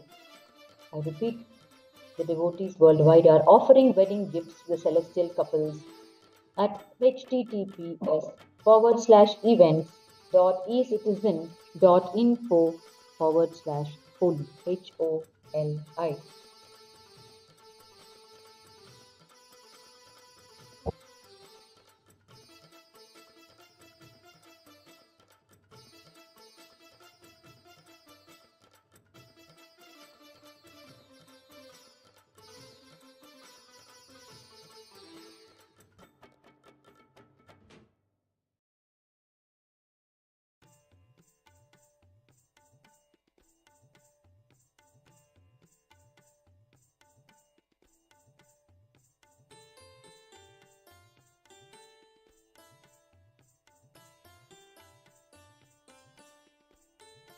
The live darshan of the Supreme Pontiff of Hinduism, Bhagwan Nithyananda Paramashiva, as Kalyana Sundaramurti will happen at midnight tonight at 12 a.m. Indian Standard Time, which is just a few hours away.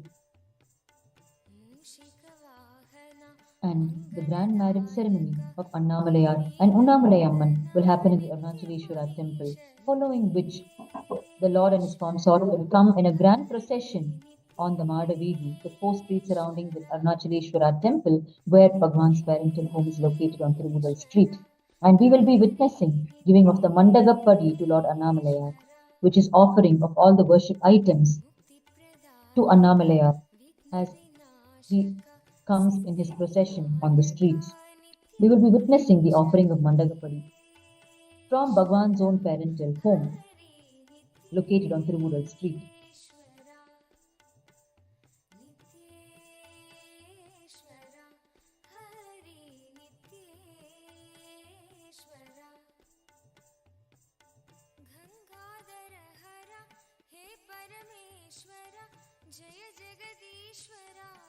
Kalyana Sundaramurti, is one of the 64 superconscious mutation manifestations of Bhagwan Paramashiva, and he represents fulfilling relationships, smooth, complete relationships.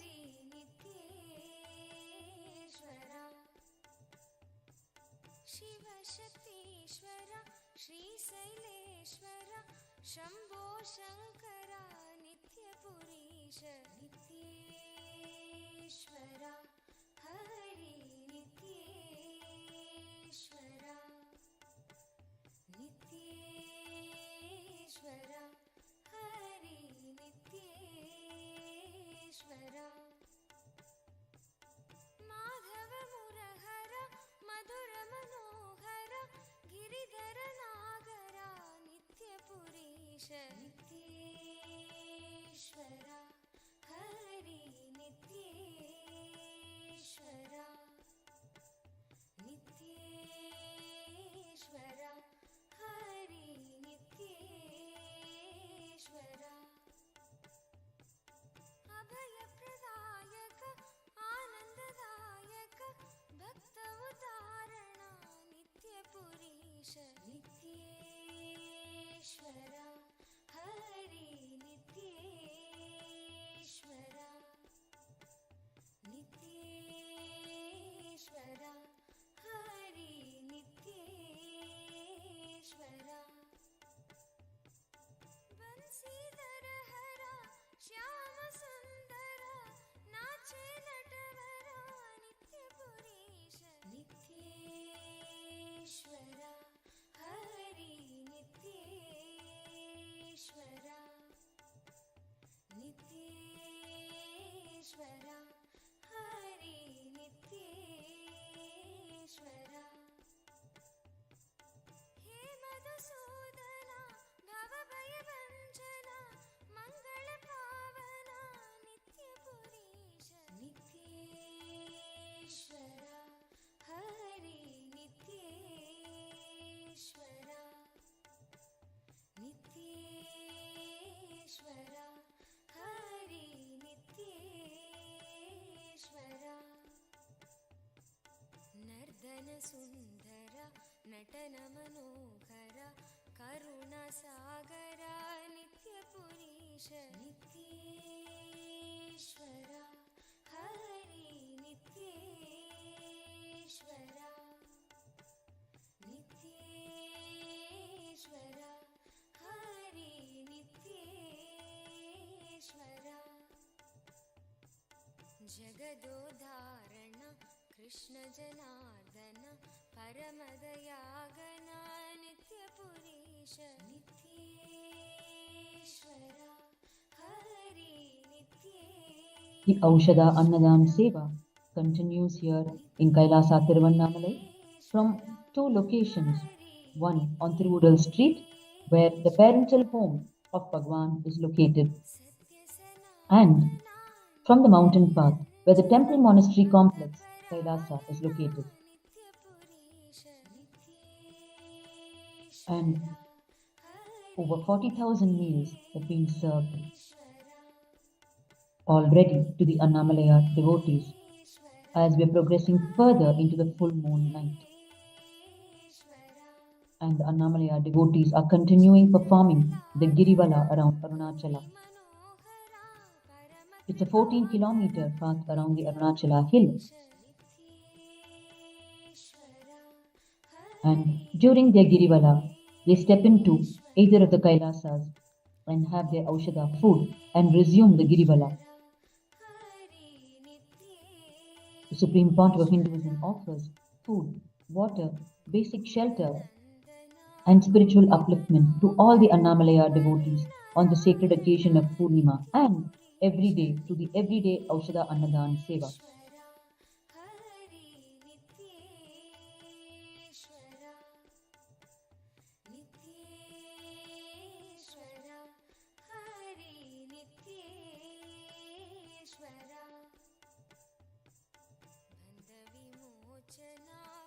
संहारक पतित पावना नित्यपुरीश नित्येश्वरा हरि नित्येश्वरा नित्येश्वरा हरि नित्येश्वरा चन्द्रशेखरा पन्नगभूषण निखिललोचना नित्यपुरीश नित्येश्वरा हरि नित्येश्वरा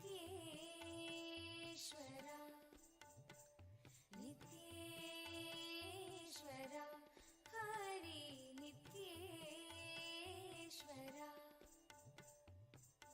माता पिता गुरु देव महेश्वर दीनदयाभर नित्यपुरीश नित्येश्वरा हरि नित्येश्वरा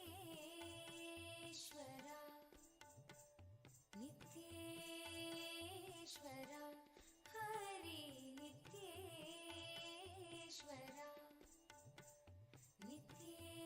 नित्येश्वरा हरि नित्येश्वरा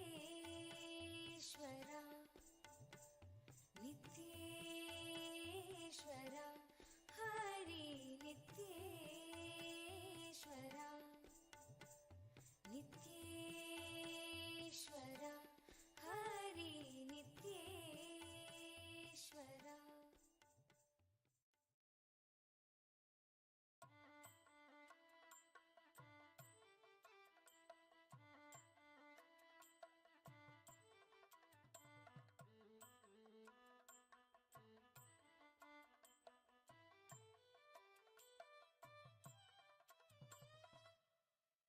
பலகோடி இதழ் பூத்திடும் மலராய் ஒளிரும் நித்யன் திருமுகம் கரம் தாங்கும் திருச்சூலமோ புவியில் பிணி நீங்க அருள் செய்திடும் மறுகையில் அபயம் திருக்காட்சி உதயம் நித்யானந்தன் தோன்றிடும் இது ஸ்வர்ண சூரிய பிரபை வாகனம் மறுகையில் அபயம் திருக்காட்சி உதயம் நித்யானந்தன் தோன்றிடும் இது ஸ்வர்ண சூரிய பிரபை வாகனம் பல கோடி இதழ் பூத்திடும் மலராய் ஒளிரும் நித்யன் திருமுகம் கரம் தாங்கும் திருச்சூலமோ புவியில் பிணி நீங்க அருள் செய்திடும்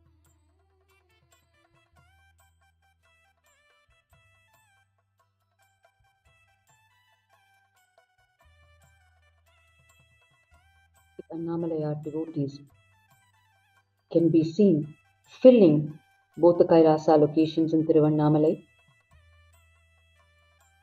to receive their Aushadha food. In Kailasa Tiruvannamalai, Sri Nithyananda Janmabhūmi Kshetram, located on the mountain path, the food is being served in two locations in the campus itself, one just outside the campus, on the Girivala path, the mountain path road itself, and counters inside the campus as well. For the convenience of the Annamalaya devotees, those who just wish to step aside from their Girivala receive their food at the counter just outside the campus. And they have their meal sitting on the stone benches provided for the purpose. And those who wish to rest and have a little bit of shelter during the Girivala step into the campus and have the Aushadha Annadhan from the counters inside the campus before they move on.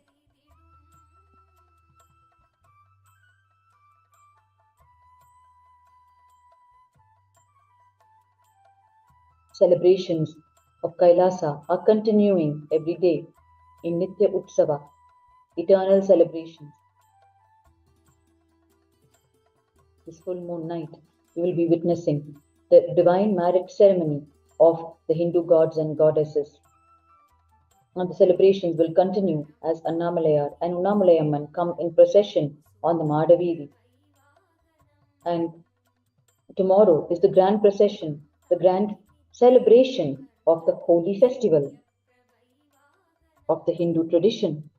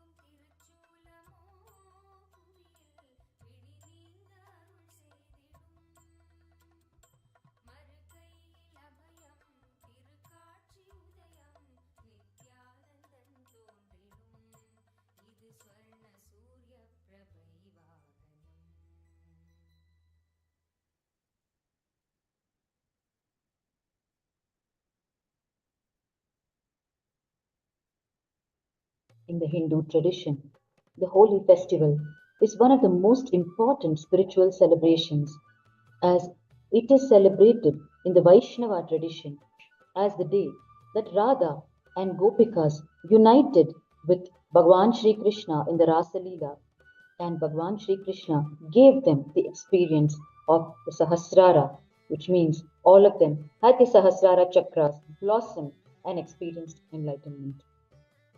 Each Gopika experienced her own beloved Krishna, meaning realizing their individual soul, that it is that Krishna is their very soul. It is such a day of spiritual ecstasy. And this celebration of Holi is going to happen tomorrow in all Kailasas worldwide. Every day in Kailasa is celebration. Hinduism itself is a festival, is a religion of celebration. It is a science of celebration.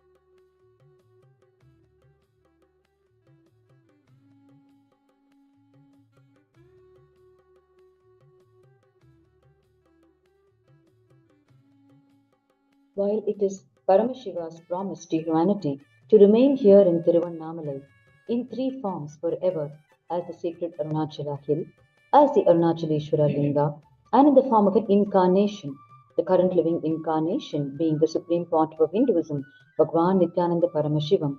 Paramashiva also resides in a fourth form here in Tiruvannamalai, which was not explicitly declared by Paramashiva but manifested seamlessly. He lives as the Shiva Sarva Guhashayaha, as Shiva, the one who resides in the hearts of all. And this is true especially amongst the townspeople of Tiruvannamalai, for whom Arunachala is Antaryami, their most supreme lord and their most intimate partner, making it possible for Paramashiva to appear again and again as one among them in this holy land.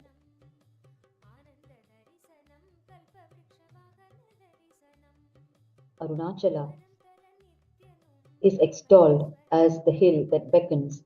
There is a popular verse in the Annamalai Venba, the very first verse, where the great saint of Tiruvannamalai, Guhai Namah Shivaya, sings, Adi Nadamadumalai, Andriruvar Tedummalai, Jodhimadi Adaravam Sudummalai, Nidithalaikum Malai, Jnana Tabodhanalai, Bhavendralaikum Malai, Annamalai, which means the mountain that is dancing the primal dance, the Shivatandava, the mountain which the two were seeking, Brahma and Vishnu were seeking, the mountain that the moon and serpent are adorning, the mountain where the cosmic law flourishes, the mountain that pulls incarnations and enlightened beings to it, O Arunachala. Even the ordinary traveler, once having set his eyes upon Arunachala, is inexplicably drawn to dwell in its sacred presence again and again. And seekers worldwide commonly feel the mystical experience, what is known as the call of Arunachala even today. பிறவியின் பலனாவும் கூடும்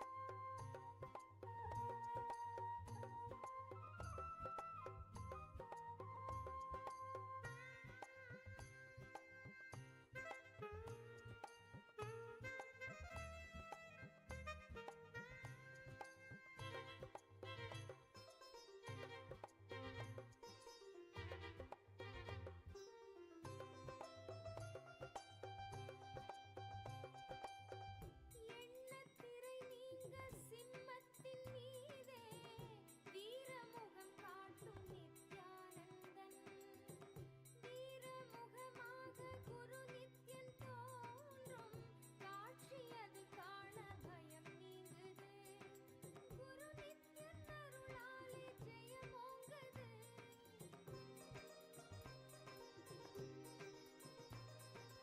ஆனந்தம் மீறிட ஏழுலகும் இங்கு நித்யனின் காட்சியை பாடிவிட அன்றதத்தில்லையின் ஆனந்த தாண்டவம் நித்யரும் இன்றரங்கேற்றிவிட எண்ணத்திரை நீங்க சிம்மத்தின் மீதே வீரமுகம் காட்டும் நித்யானந்தன் வீரமுகமாக குரு நித்யன் தோன்றும் காட்சி அது காண பயம் நீங்குது குரு நித்யன் அருளாலே ஜெயமோங்குது மனமும் குருவின் பதத்தில் சரணாகதியாகுது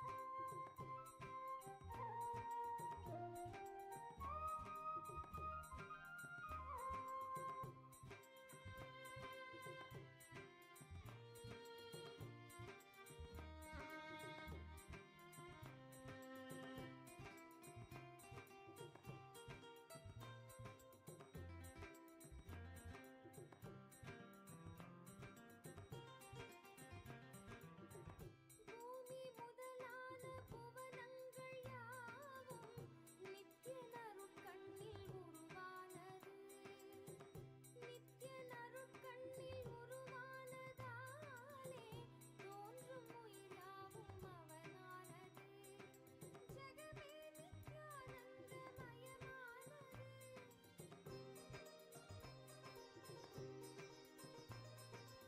As the Purnima celebrations, the full moon celebrations are happening in Tiruvannamalai, the Kalpataru program, which includes the Samaya Diksha initiation, is also being conducted here in Nithyananda Janmabhūmi Kshetram on the mountain path.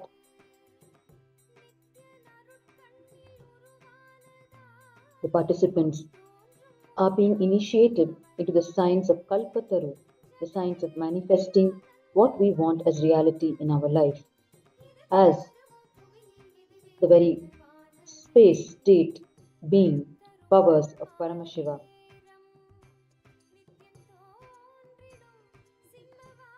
The Samaya Diksha is the first level initiation into the space of Paramashiva within us, awakening us to the space of Paramashiva inside us. The Samaya Diksha is offered worldwide by the Supreme Pontiff of Hinduism, which is like the official initiation into the Shaivite lifestyle, which is the enlightening lifestyle. Shaivism and the Shaivite lifestyle was established by Paramashiva Shakti, Devi herself, even before the word religion was coined. Devi came down from Kailasa and established Adi Shaivism, which is just an enlightening lifestyle, not a religion. And it is this pure Shaivite lifestyle that the Supreme Pontiff of Hinduism is reviving today.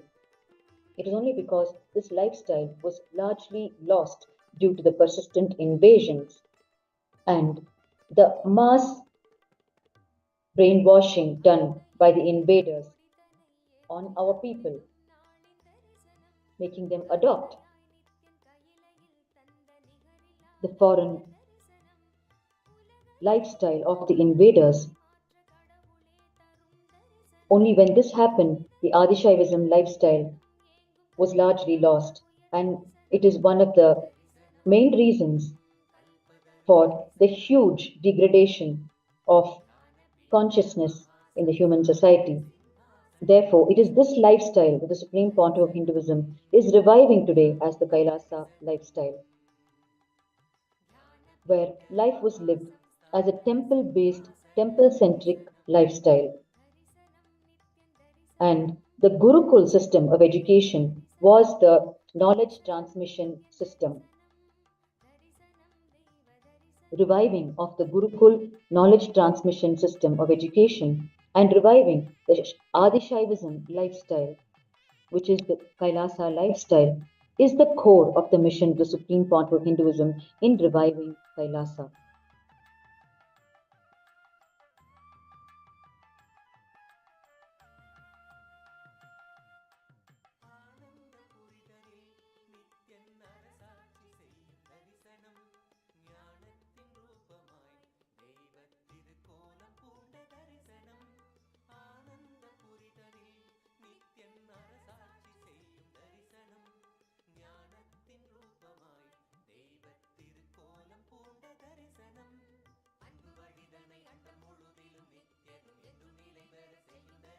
Supreme Pontiff of Hinduism has time and again given the clarion call to humanity to wake up and live a cosmic law centric lifestyle, to be free from all the individual and global struggles that we face today. The Supreme Pontiff of Hinduism has successfully established today the only Hindu nation, Kailasa, which functions on cosmic principles of peaceful coexistence. In the words of the Supreme Pontiff of Hinduism in his clarion call to humanity, quote, "It is time we enrich the whole humanity for dharmic life, the cosmic law-centric lifestyle. We need to align ourselves and enrich our others to align to the enlightened lifestyle. Consciousness-centric lifestyle is no more a luxury, it is a survival need. There are only two choices in front of us. Either all of us wake up and decide to make decisions and policies based on the cosmic principles revealed in Vedas and Agamas, consciousness centric lifestyle, enlightened civilizational thought currents, so we all coexist. That's the best way to exist. The other choice is if we don't wake up and decide to coexist, the other choice will be nothing will be left. It is time we all wake up and decide to align our lifestyle, policies, everything centered on cosmic principles. It is time to look beyond our borders as the whole global family. Kailasa's effort is to unite all the nations. Uniting all the nations is fundamentally to enrich everyone with the highest values. Hinduism says very clearly, Ahimsa Paramo Dharmaha. Non-violence is the ultimate cosmic principle. The natural law of the cosmos functions centered on ahimsa, non-violence, and coexistence. It is time we all wake up to this truth. Ahimsa Paramo Dharmaha. We can apply this principle whether a simple decision of what you eat for your breakfast or the major decisions you make about the relationships, the way to relate with the other countries, external affair policies, in every level. It is time we bring enlightened principles, cosmic principles, with a global vision. Further, continuing in the words of the Supreme Pontiff of Hinduism, it is time we focus more on right education, more than developing armies. It is time we focus more on researching longevity than biological weapons. Kailasa, the constitution of Kailasa, gives fundamental rights to all beings, not just Hindus or not just human beings. All living beings have a right to exist, the right to be treated as the manifestation of Paramashiva, the primordial divinity. The First Amendment of Kailasa's constitution is the right to treat yourself, treat others, to be treated by others as Paramashiva, God Himself for all beings, not just human beings, but for all beings. Let us all decide to respect, revere, honor, accept, coexist with all beings, not just human beings, with all beings.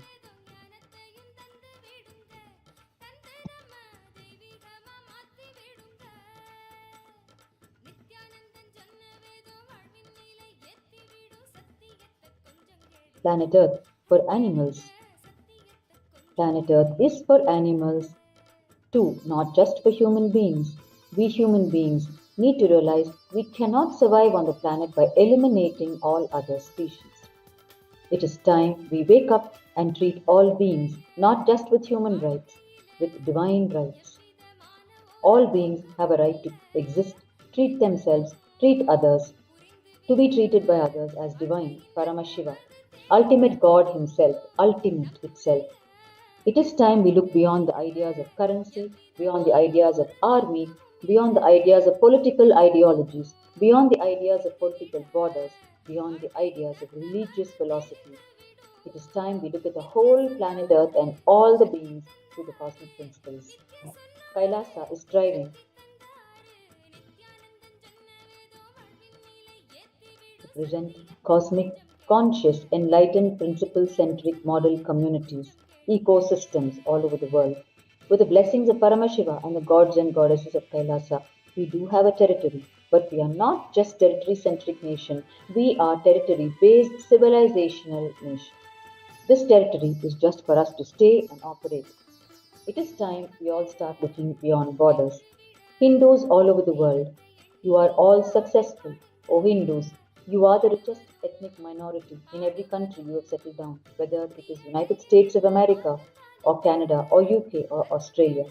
It is time you take these cosmic principles from the Veda Agami constitution and enrich the whole world.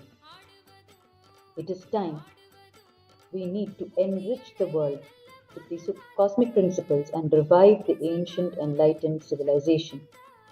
It is not just removing the extreme poverty, it is not just stopping the deforestation, it is not just protecting the animal rights, it is making everyone feel everything is divine. We need to look at everything from the principle of the cosmos. It is time for us to wake up. Let us all resolve, with the grace of Paramashiva, to stand for the principles he himself has revealed in Vedas and Agamas and revive the ancient enlightened civilization and cosmic principles. Through these cosmic principles, let us protect planet Earth, the only home we have, survive, thrive through coexistence, not just tolerance. I sincerely request these lofty ideals, goals, policies should not be just in books, should come to the real decision-making tables. All the statesmen, all the dignitaries, all the influencers in the field of entertainment, like the many Hollywood celebrities and social media influencers, I request all of you, let us be the real change. These are the words of the Supreme Pontiff of Hinduism in his clarion call to humanity at large to start living by the cosmic principles. Today, this clarion call of the Supreme Pontiff of Hinduism is being heard by many international agencies, institutions, and entities, right up to the United Nations, who are willing to incorporate these cosmic centric principles and policies into their international policies and reports and publish it to humanity at large, thereby awakening the common man to a cosmic principle centric lifestyle.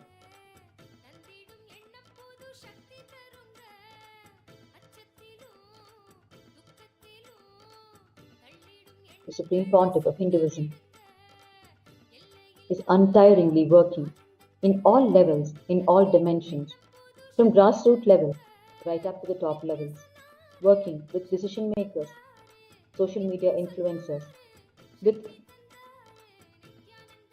people from all over the world of different strata to revive the enlightened civilization that existed once upon a time on the planet. His agenda is too pure, with no distractions whatsoever, evidenced by his own life right from his childhood, where not a single eyewitness during his childhood years has shared that there has been any other activity in his life in his childhood years other than worship, temple based lifestyle, and worship related revival activities. and other dimensions and celebrations of Sanatana Hindu Dharma. We have not been able to capture one interview in Tiruvannamalai from one person who says he had any other form of entertainment, any other form of activity in his life, except activities related to the revival of Kailasa.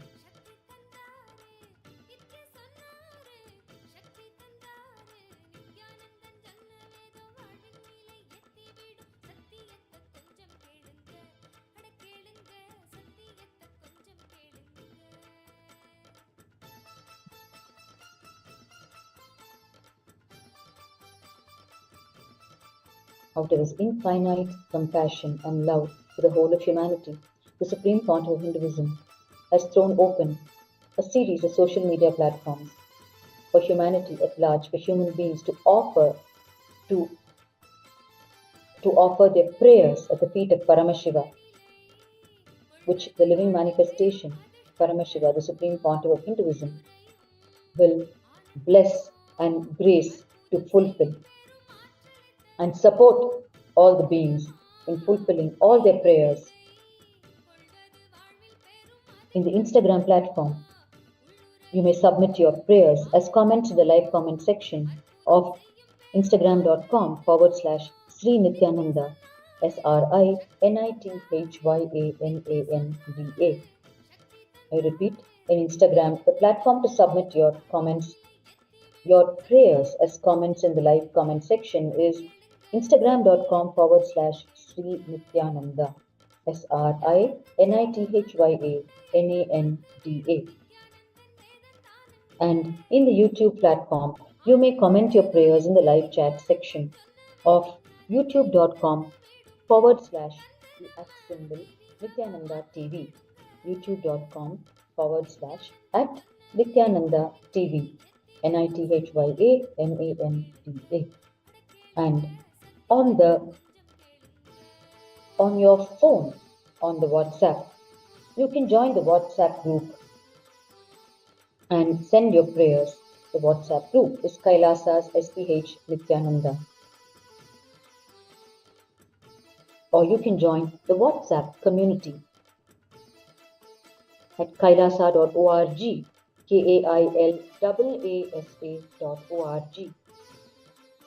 On Twitter, you can go to the twitter.com/Sri Nithyananda, SRINITHYANANDA, and go to the topmost pinned post and click the reply icon and post your prayers along with the hashtag #AskTheAvatar, ASKTHEAVATAR.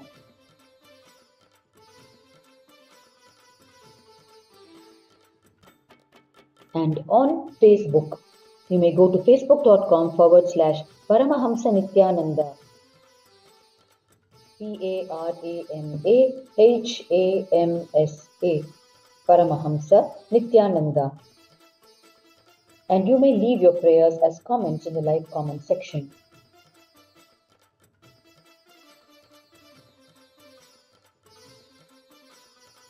Supreme Pontiff of Hinduism has thrown open these series of social media platforms for us to continuously post our prayers and receive His blessings, grace, and support to manifest these prayers as a reality in our life. And also, through this, to take us beyond our mundane desires and align us to the cosmic principles where our ultimate desire must be living enlightenment itself.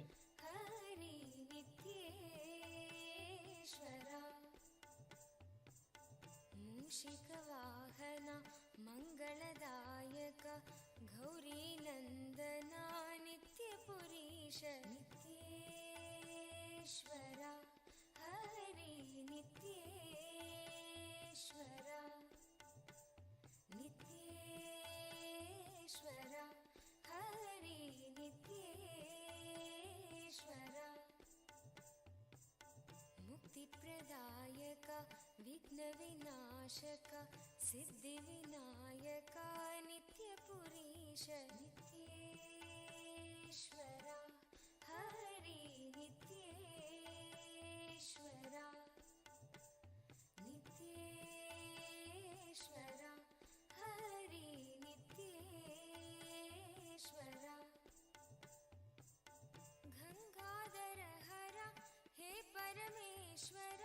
जय जगदीश्वरा नित्यपुरीश नित्येश्वरा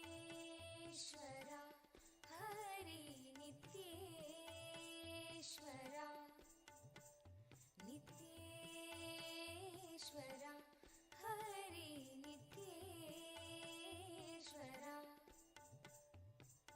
शिवशक्तीश्वरा श्रीशैलेश्वरा शम्भो शङ्करा नित्यपुरीश नित्येश्वरा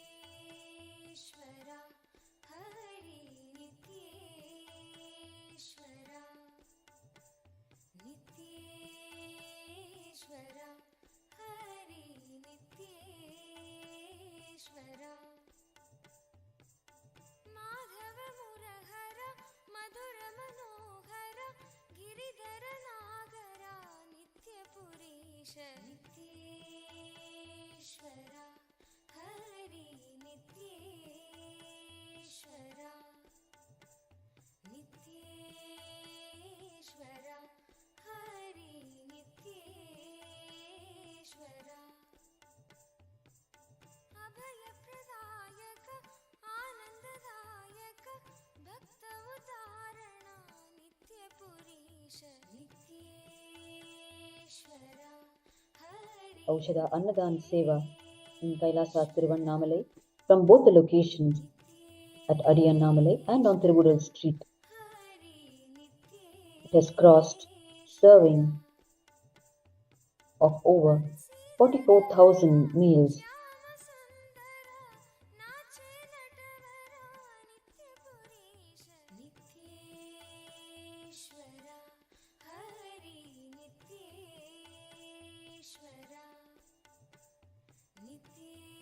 नित्येश्वरा हरि नित्येश्वरा हे मधुसूदना भवभयभञ्जना मङ्गलपावना नित्यपुरीश नित्येश्वरा हरि नित्येश्वरा नित्येश्वरा हरि नित्येश्वरा नर्दन सुन्दर नटन मनोहर करुणसागर नित्यपुरीश नित्येश्वरा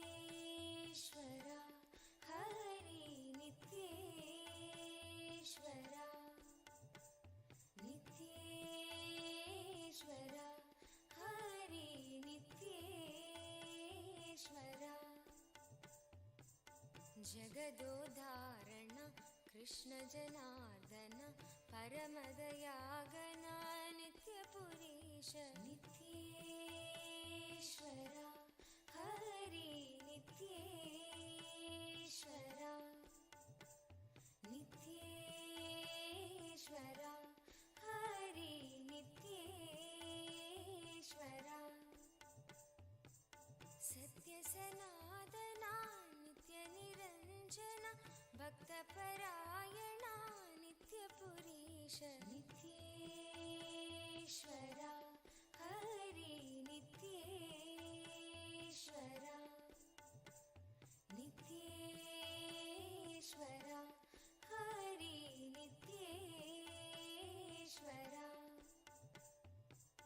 चन्द्रकलाधरा गौरी मनोहरा परमकृपाकरा नित्यपुरीश नित्येश्वरा हरि नित्येश्वरा नित्येश्वरा हरि नित्येश्वरा गोकुलनन्दना गोपी मनोहर We are able to see the Girivala path, the mountain path around Arunachala, starting to be flooded by Annamalaya devotees as we proceed into the full moon night on this sacred occasion of Purnima, full moon night celebrations.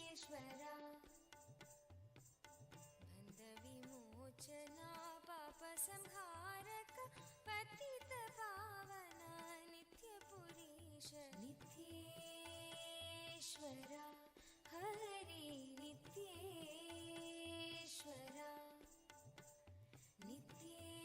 नित्येश्वरा Hari नित्येश्वरा Chandrashekhara पन्नगभूषण निखिललोचना नित्यपुरीश नित्येश्वरा हरि नित्येश्वरा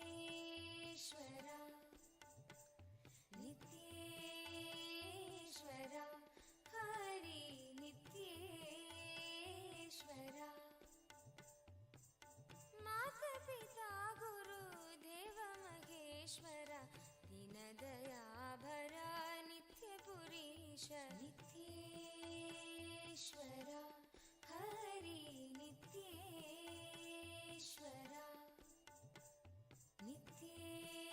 नित्येश्वरा हरि नित्येश्वरा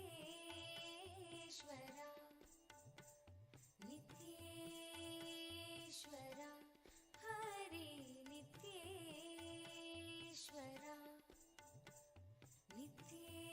नित्येश्वरा हरि नित्येश्वरा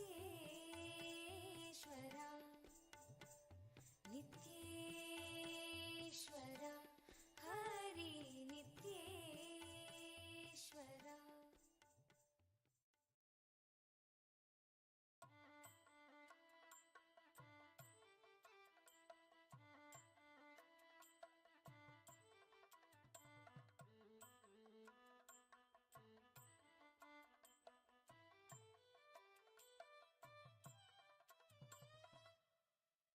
அலகோடி இதழ் பூத்திடும் மலராய் ஒளிரும் நித்தியன் திருமுகம் கரம் தாங்கும் திருச்சூலமோ புவியில் பிணி நீங்க அருள் செய்திடும் Kailasa's supreme aim is to serve the religious and spiritual needs of the 2 billion Hindus and the whole of humanity through micronations, Hindu universities, spiritual embassies, temple monastery complexes and nunneries, food banks, which are the Annamandirs, the Annalayas, animal shelters, the Goshala, libraries, Jnanalaya, organic agriculture, protecting indigenous nations, recognizing gender equality, global peace, protecting ancient sciences, empowering women, eradicating poverty and illiteracy, protecting ancient heritages, teaching religious tolerance, and Kailasa creates strong diplomatic networks with national governments and international organizations to develop and administer humanitarian projects aligned with the world's needs. குணம்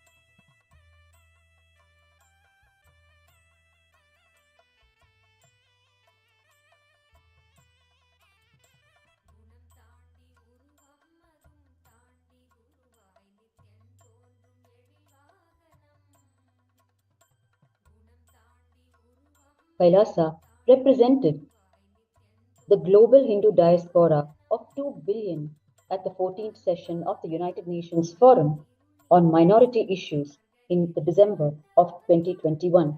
The United Nations has recognized the multi-level persecution of the Supreme Pontiff of Hinduism, Nithyananda Paramashiva, and of the ethnocide and genocide of Hindus. This is a monumental milestone in the history of Hindus and humanity, as the centuries of injustice and violation of fundamental human rights have finally come to light on a global stage. The Ambassador Extraordinary and Plenipotentiary of Kailasa spoke on behalf of persecuted Hindus at the 14th Forum on Minority Issues at the United Nations Forum.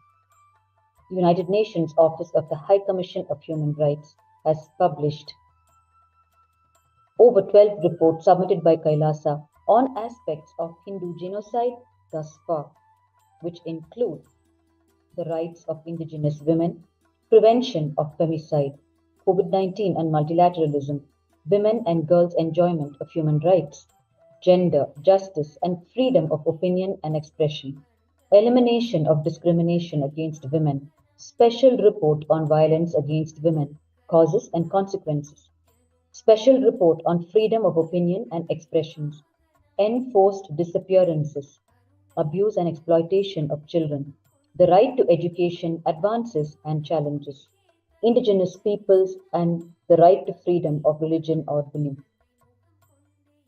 Kailasa works to unite all nations for common values, common human values such as global peace, eradicating poverty, religious tolerance, gender equality, women empowerment, child welfare, eradicating illiteracy, sustainable development, animal protection, establishment and support of food banks, holistic healthcare, the revival of ancient heritage of Hinduism, protecting and reviving the science of enlightened birthing and pregnancy, democracy and uncorrupt elections, ethical environmentalism, protection of monks, organic and sustainable agriculture, recovery of drug abuse, sexually abused victims, vegetarianism, and climate change.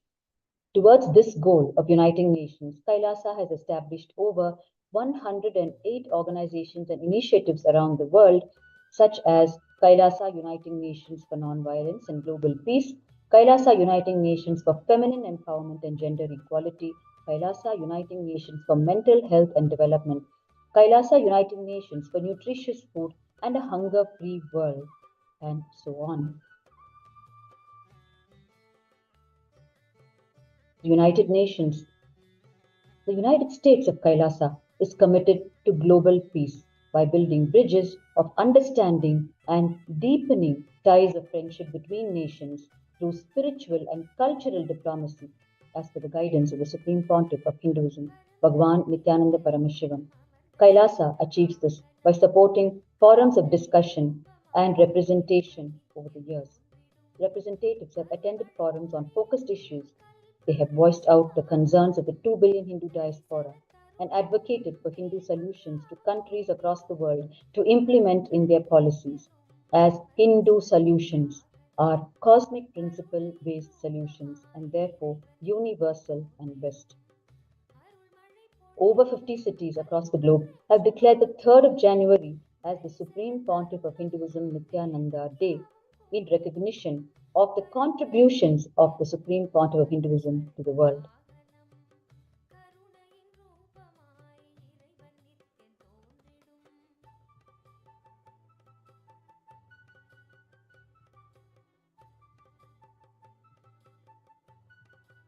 To understand, to even start understanding the colossal work of the Supreme Pontiff of Hinduism, we first need to understand Sanatana Hindu Dharma and its original purpose.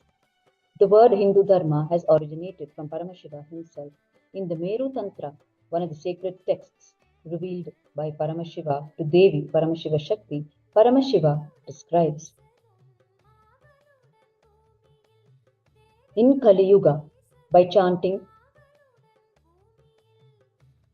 the Paschimam Nyaya mantra 80,008 times will manifest as power for the kings to fight 5 Khana, 7 Maura and 9 Shaka who come to destroy the Hindu Dharma.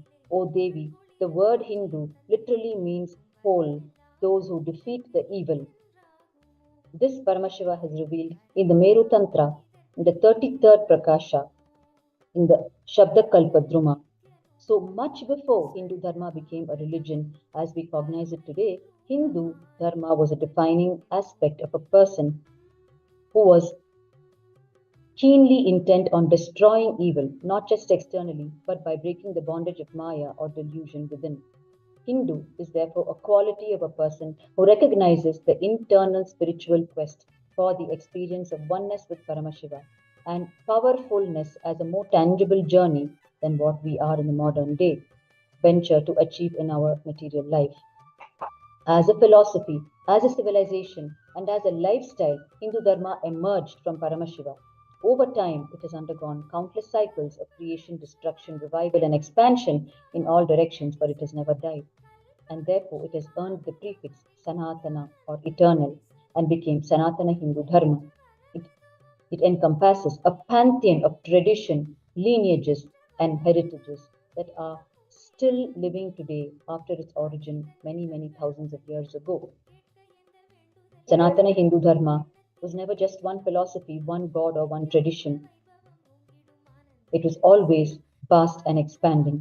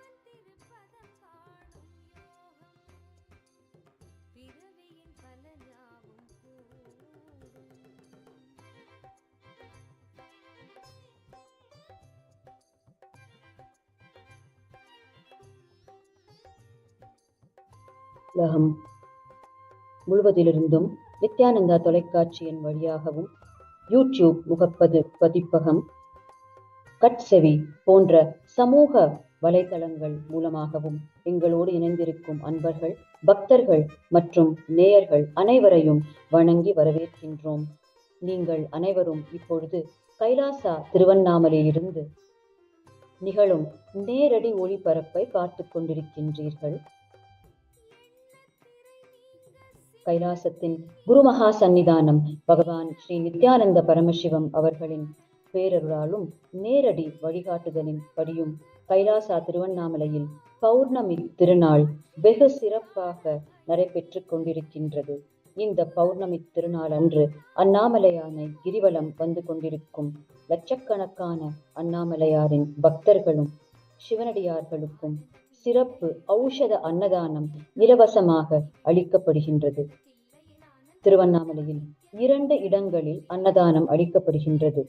Annamalaiyar ஆலயத்தின் 6வது பிரகாரமான திருவூடல் தெருவில் அமைந்திருக்கும் ஸ்ரீ நித்யானந்த ஜன்மபூமியிலும், 7வது பிரகாரமான கிரிவல பாதையில் உள்ள ஸ்ரீ நித்யானந்த ஜன்மபூமி க்ஷேத்திரமான கைலாசா திருவண்ணாமலையிலும் 24 மணி நேரத்திற்கும் மேலாக தொடர்ந்து ஔஷத அன்னதானம் இந்த பௌர்ணமி திருநாள் அன்று நடைபெற்றுக் கொண்டிருக்கின்றது. தமிழ்நாட்டில் உள்ள திருவண்ணாமலை எனும் இந்த திருநகரம் ஒரு கோவில் பெருங்குடியாகும். இந்த திருத்தலத்திலேயே கைலாசத்தின் குருமகா சந்நிதானம் பகவான் ஸ்ரீ நித்யானந்த பரமசிவம் அவர்கள் அவதாரம் செய்தார். பகவான் அவர்கள் அவதாரம் செய்த இல்லம் இன்று ஸ்ரீ நித்யானந்த ஜன்மபூமி எனும் புனித தலமாக திகழ்கின்றது. திருவண்ணாமலையில் பரமசிவ பரம்பொருள் அண்ணாமலையார் மற்றும் அருணாச்சலேஸ்வரர் என்ற திருநாமங்களில் வழிபடப்படுகின்றார்.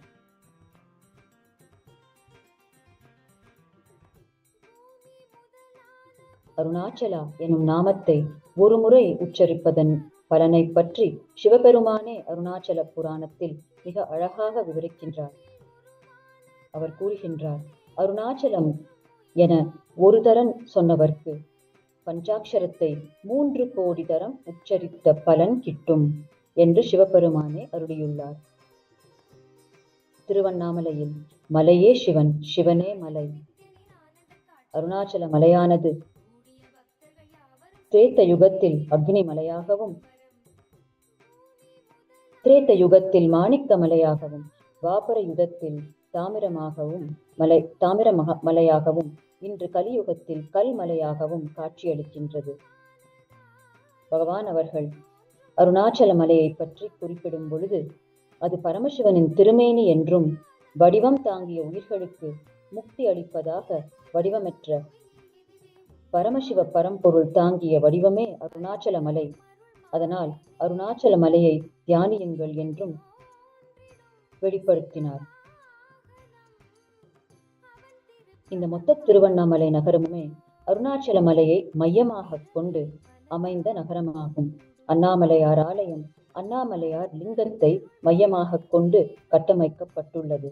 மொத்த திருவண்ணாமலை நகரும் அருணாச்சல மலையை மையமாக கொண்டு கட்டமைக்கப்பட்டது. கிரிவலம் என்பது அருணாச்சல மலையை சுற்றி அமைந்துள்ள 14 கிலோமீட்டர் தூரமுடைய அந்த கிரிவல பாதையை கால்களால் நடந்து வலம் வருவதாகும். இது திருவண்ணாமலையில் உள்ள மிக தொன்மையான ஆன்மீக பயிற்சிகளில் ஒன்றாகும்.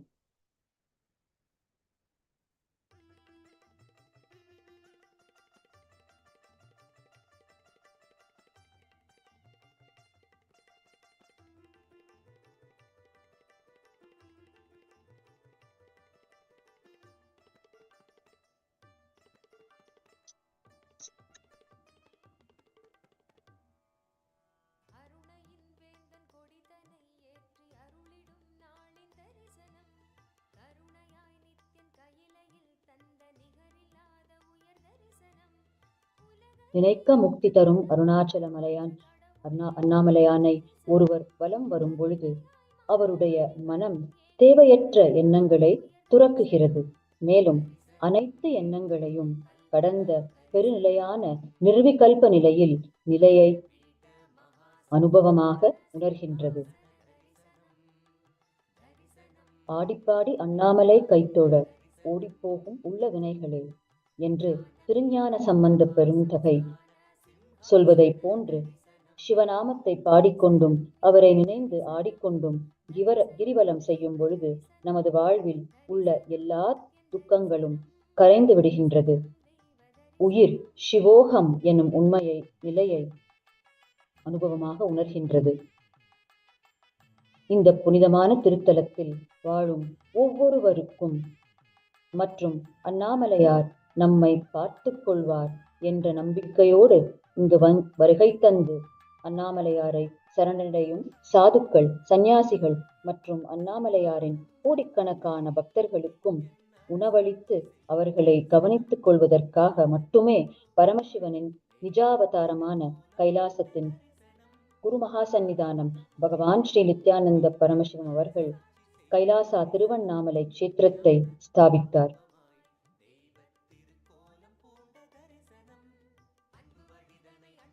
ஸ்ரீ நித்யானந்த ஜன்மபூமி க்ஷேத்திரமான கைலாசா திருவண்ணாமலையின் உண்மையான நோக்கம் அண்ணாமலையானை நம்பி வந்த அனைவருக்கும் 24 மணி நேரமும் உணவளித்து அவர்களின் அடிப்படை தேவைகளான உணவு, குடிநீர், இருப்பிடம் போன்ற அனைத்து வசதிகளையும் பூர்த்தி செய்து அவர்களை உடல், மனம் மற்றும் உணர்வு ரீதியாகவும் ஆன்மீக ரீதியாகவும் உயர்த்துவதற்கான ஞான சத்தியங்களையும் தியான நிகழ்ச்சிகளையும் தீட்சைகளையும் இலவசமாக அளிப்பதாகும்.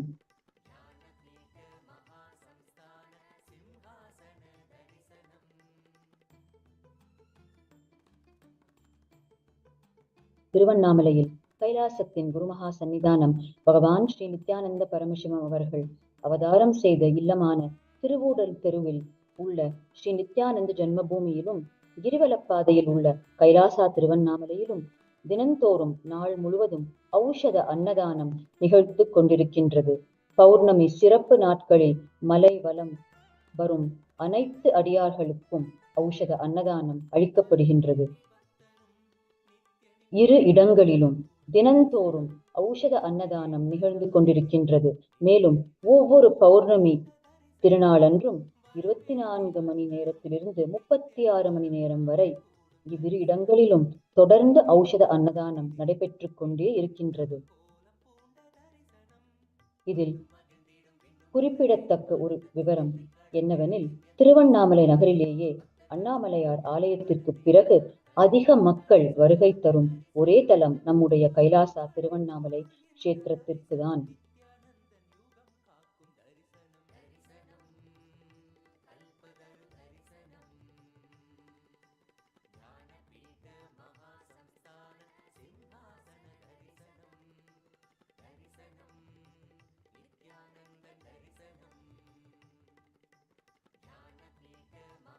உலக மக்கள் அனைவருக்கும் உணவளிக்க வேண்டும் என்று பகவானுடைய ஆழமான விருப்பம் மற்றும் நோக்கத்தின்படி அன்னதான சேவை என்பது கைலாசாவினுடைய 5 மாபெரும் தூண்களில் ஒன்றாகும்.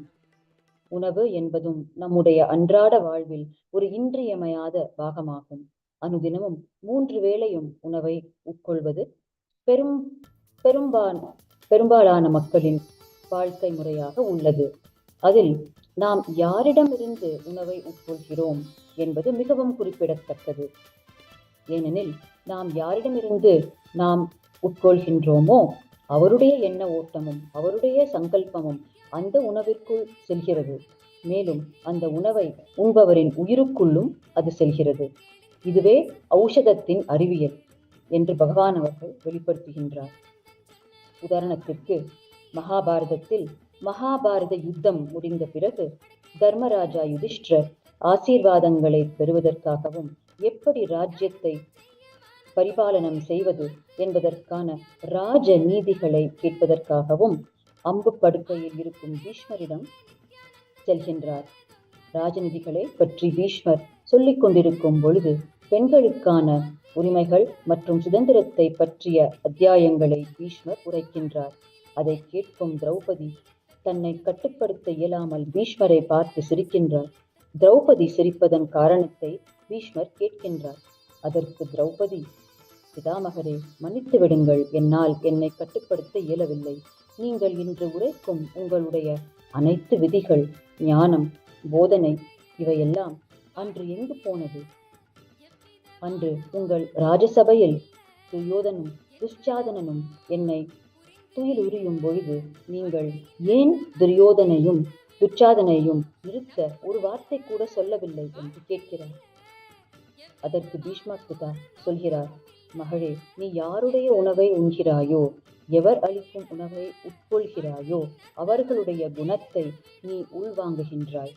அன்று உன்னை காக்க இயலாததற்கு 2 காரணங்கள் உள்ளன.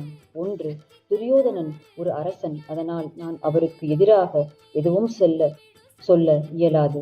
இரண்டாவது, நான் அந்த ராஜசபையை விடுத்து வெளியேறியாவது இருக்கலாம். அதன் மூலமாக என் விருப்பமற்ற தன்மையை தெரிவித்திருக்கலாம். ஆனால் நீங்கள் ஒருவருடைய உணவை உண்ணும் பொழுது உங்களுடைய அடிப்படை தேவைகள் ஒருவரால் பூர்த்தி செய்யப்படும் பொழுது நீங்கள் அவருடைய குணத்தை உள்வாங்குகின்றீர்கள். அன்று அதுதான் எனக்குள் நிகழ்ந்தது. இன்று பகவான் ஸ்ரீ கிருஷ்ணர் அர்ஜுனனின் அம்புகள் மூலமாக அவருடைய அனைத்து இரத்தத்தையும் வெளிப்படுத்திவிட்டார். இப்பொழுது என்னுடைய தாயாலும் தந்தையாலும் அளிக்கப்பட்ட எலும்பும் மஜ்ஜையுமே இருக்கின்றது. அதனால் ராஜநீதியை பற்றிய என்னுடைய அனைத்து ஞானத்தையும் திரும்ப பெற்று உங்களுக்கு உரைக்கின்றேன் என்று விவரிக்கின்றார். அதனால் உணவு என்பது நம்முடைய வாழ்வில் மிக முக்கியமான பங்காற்றுகின்றது. நாம் இருக்கும் விதத்திலும் நம்முடைய குணங்களிலும் நம்முடைய உயிரிலும் நாம் நம்மையும் இறைவனையும் இந்த உலகத்தையும் எவ்வாறு உணர்கின்றோம் மற்றும் மற்றவர்கள் நம்மை எவ்வாறு உணர்கின்றார்கள் என்பதில் எல்லாம் மிக முக்கியமான பங்கு வகிக்கின்றது உணவு. அதனால்தான் வேத பாரம்பரியம் சொல்கிறது, நாம் குருவின் உணவை உண்ண வேண்டும். அப்பொழுது அவருடைய குணங்களையும் உணர்வையையும் நாம் உள்வாங்குவோம் என்று. ஔஷத அறிவியல் என்பது இந்த அறிவியல்கள், பாரம்பரியம் மற்றும் வாழ்க்கை முறைகளுள் ஒன்றாகும்.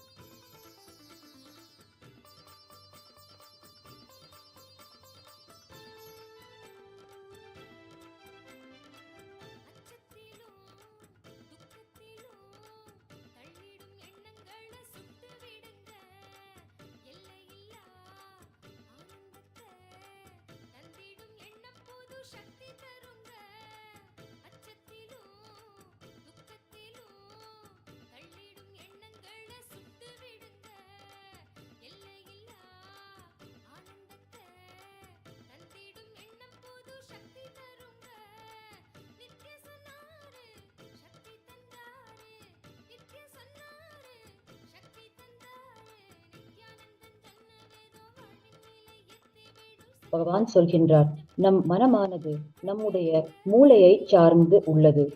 அது புரிந்துணர்வதற்கும் இயங்குவதற்கும் மூளையை உபயோகிக்கின்றது. அதனால் நீங்கள் ஒரு பொறுப்புணர்வுடனான முதிர்ச்சியடைந்த மனரீதியான வாழ்வை வாழ்வதற்கு மூளையின் ஸ்தூல ரீதியான அளவும் வடிவமும் மற்றும் ஆற்றல்களும் மிகவும் முக்கியமாகும் என்கின்றார். திருவண்ணாமலையில் உள்ள ஸ்ரீ நித்யானந்த ஜன்மபூமியிலும் கைலாசா திருவண்ணாமலையிலும் வழங்கப்படும் ஔஷத உணவை நீங்கள் உண்ணும் பொழுது, தொடர்ந்து உண்ணும் பொழுது, உங்களுடைய உடலிற்கும் மனதிற்கும் இடையில் எந்த விதமான ஒரு முரண்பாடும் இருக்காது. ஏனெனில் மூளையின் வளர்ச்சி மிகவும் முழுமையாக இருக்கும். உங்கள் மூளையினால் மனதினுடைய முதிர்ச்சி அடைந்த புரிந்துணர்வுகளை தக்க வைக்க இயலும். நீங்கள் செயற்கை உணவுகளையும் பிளாஸ்டிக் உணவுகளையும் உண்ணும் பொழுது நீங்கள் வாழும் வாழ்க்கை முறை, உருவாக்கும் நோய்கள், இவை அனைத்துமே உங்கள் வாழ்க்கை முழுவதும் உங்களுக்கு தொடர் மருத்துவ கவனிப்பும் மற்றும் மருந்துகளே உங்கள் உணவாக மாறும் நிலையையும் உண்டாக்குகின்றன.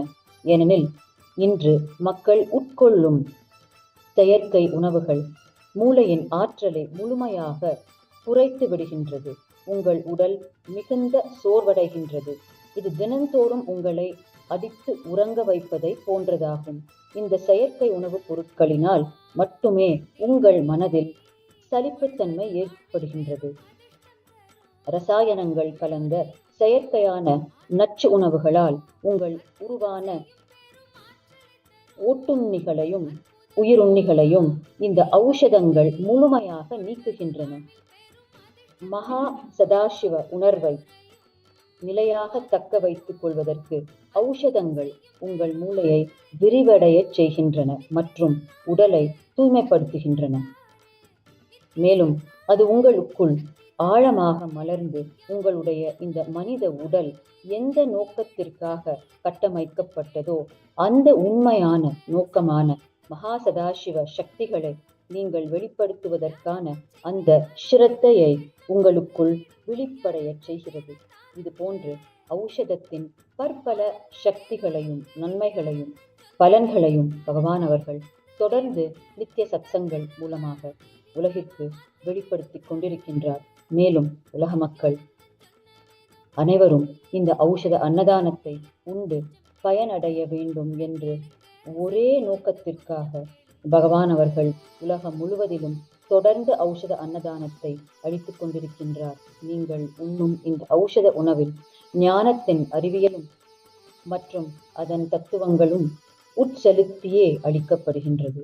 அதனால் இந்த புனிதமான ஔஷத உணவை உண்ணும் ஒவ்வொருவருக்குள்ளும் அது அனுபவமாக மலர்ந்து வெளிப்படுத்துவங்கும். உங்களுடைய அன்றாட வாழ்வில் நீங்கள் இந்த ஞான சத்தியங்களையும் பரமசிவ சக்திகளையும் வெளிப்படுத்துவீர்கள்.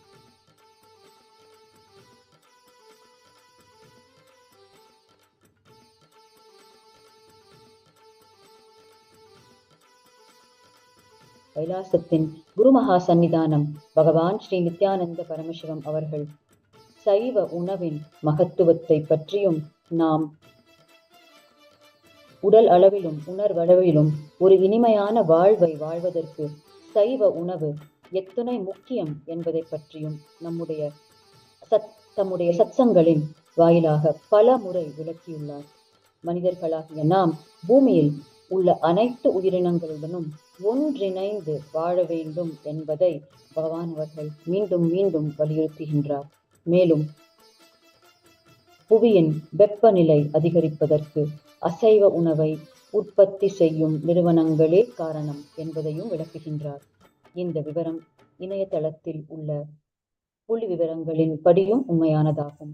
சைவ உணவின் மகத்துவத்தை பற்றியும் ஔஷத உணவுப் பொருட்களால் சமைக்கப்பட்ட சுத்தமான சைவ உணவு எவ்வாறு உங்களுடைய குண்டலினி சக்தியை விழிப்படைய செய்கிறது என்பது அவருடைய வார்த்தைகளிலேயே கேட்போம். பகவான் அவர்களுடைய வார்த்தைகள் நன்றாக புரிந்து கொள்ளுங்கள். நம்முடைய இந்த உடல் வெறும் ஒரு சதைப்பிண்டம் அல்ல. நம்முடைய இந்த உடல் வெறும் இரத்தம், சதை மற்றும் எலும்புகளால் மட்டும் ஆனது கிடையாது. அதை தாண்டி இந்த உடலை இயக்குவதற்கான ஒரு மென்பொருள் உள்ளே இருக்கின்றது. நம்முடைய உடல் ஒரு பெரிய தனி சுதந்திரமுடைய அறிவு இயந்திரம். திருமூலர் திருமந்திரத்தில் மிக அழகாகச் சொல்கிறார், உடல் வளர்த்தேன் உயிர் வளர்த்தேனே. உள்ளம் பெருங்கோவில் ஊன் உடம்பு ஆலயம், தெள்ளத் தெளிந்தார்க்கு சீவன் சிவலிங்கம். நம்முடைய உடல் ஒரு சுய அறிவு பெற்ற தனித்து இயங்குகின்ற அறிவு இயந்திரம். நம்முடைய உடல் வெறும் தசை எலும்புகளால் ஆனது மட்டுமல்ல, தசைகளை இயக்கும் தசை நினைவுகளும் சேர்ந்தது. வெறும் உணர்வால் ஆனது அல்ல, உணர்வை இயக்கும் உணர்வு நினைவுகளை சார்ந்தது.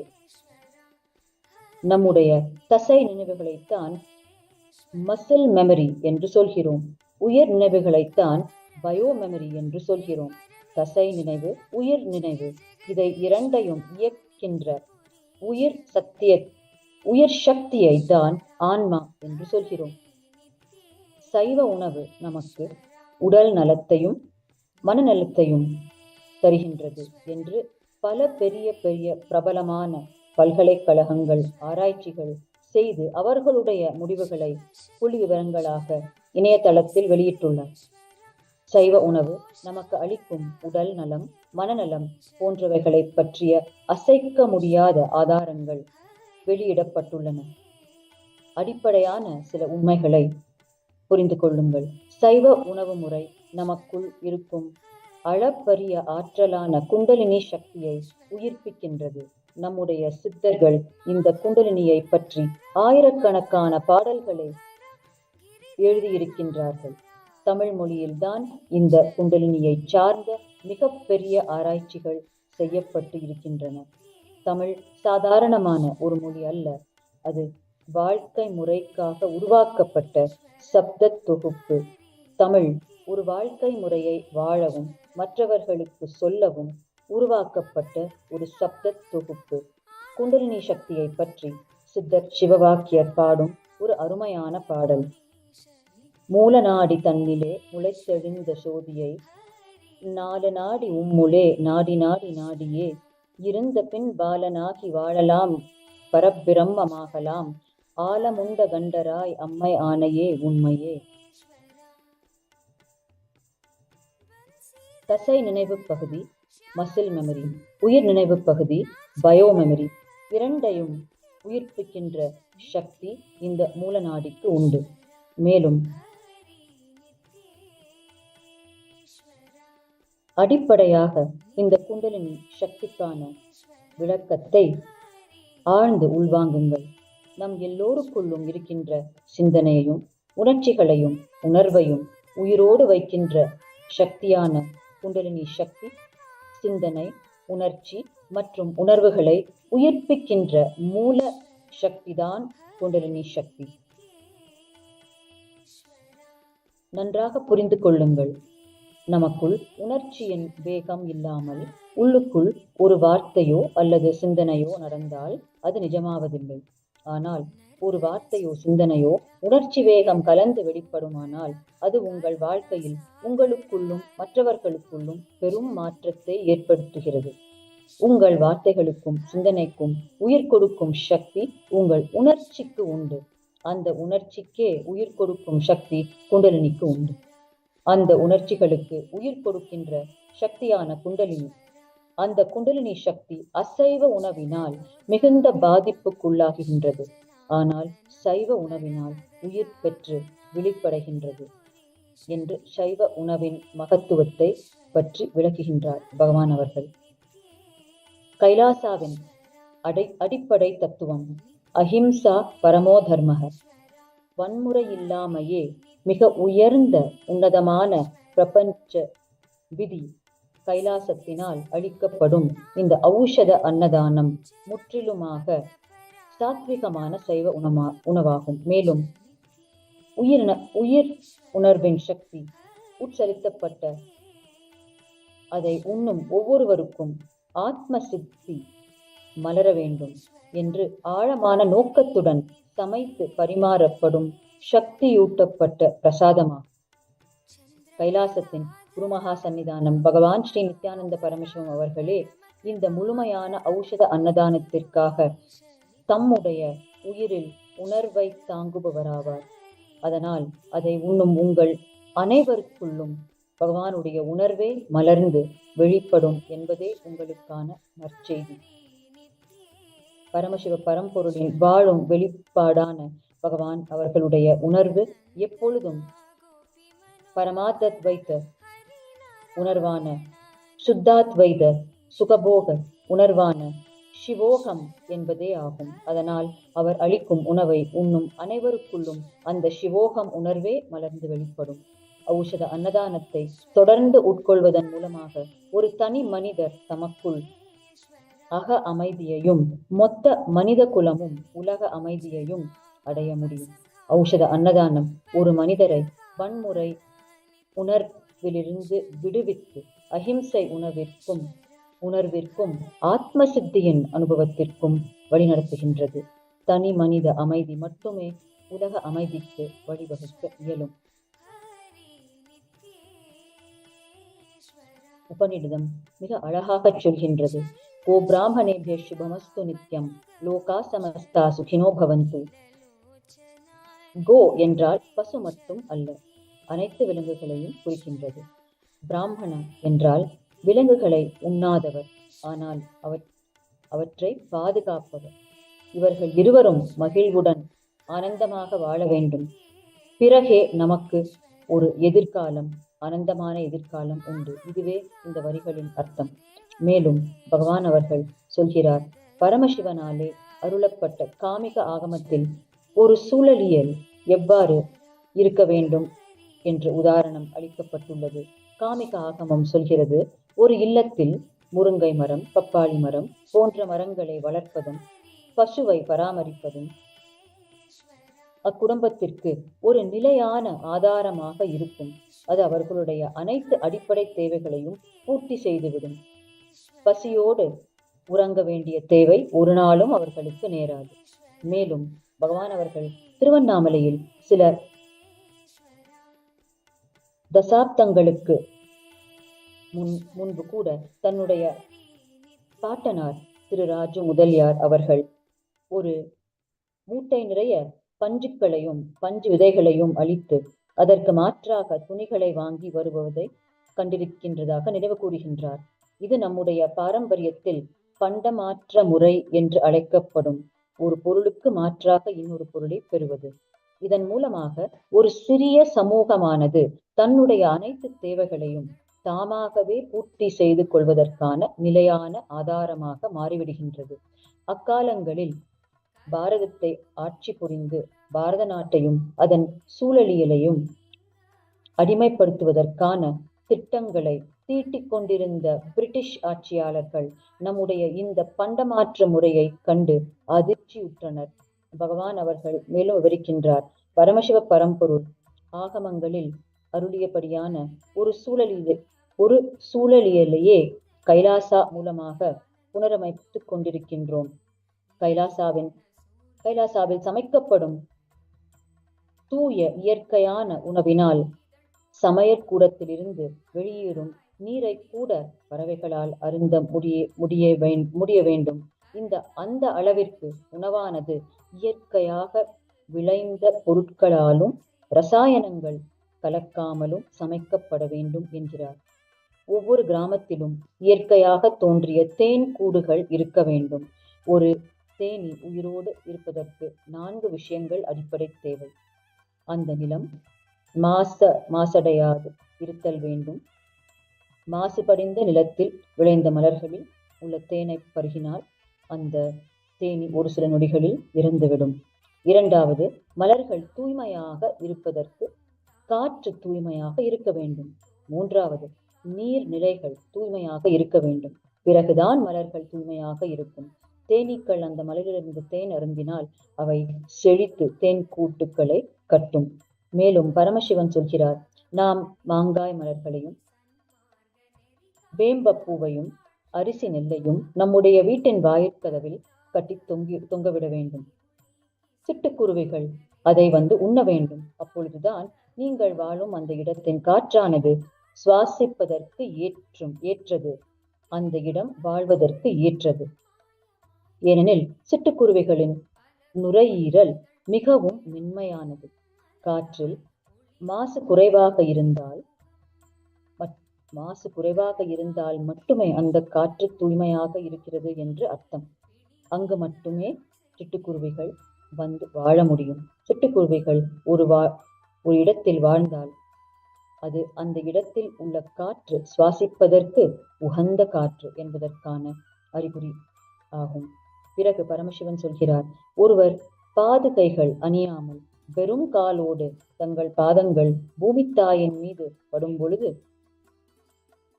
படும்படி நடக்கும் பொழுது, அப்பொழுது பூமித்தாய் உங்களின் உடலை பரிசோதித்து உங்களுக்கு தேவையான ஊட்டச்சத்துக்கள், மினரல்கள், உங்கள் உடலிற்கு தேவையான பொருட்களை அந்த பகுதியில் விளைவிப்பாள்.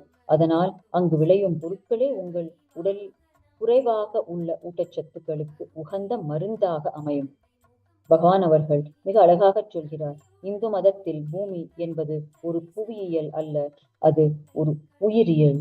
அதனால்தான் பூமியை நாம் பூமி தேவி என்றும் பூமாதா என்றும் அழைக்கின்றோம். அவர் உயிர்ப்படனான உயிர்.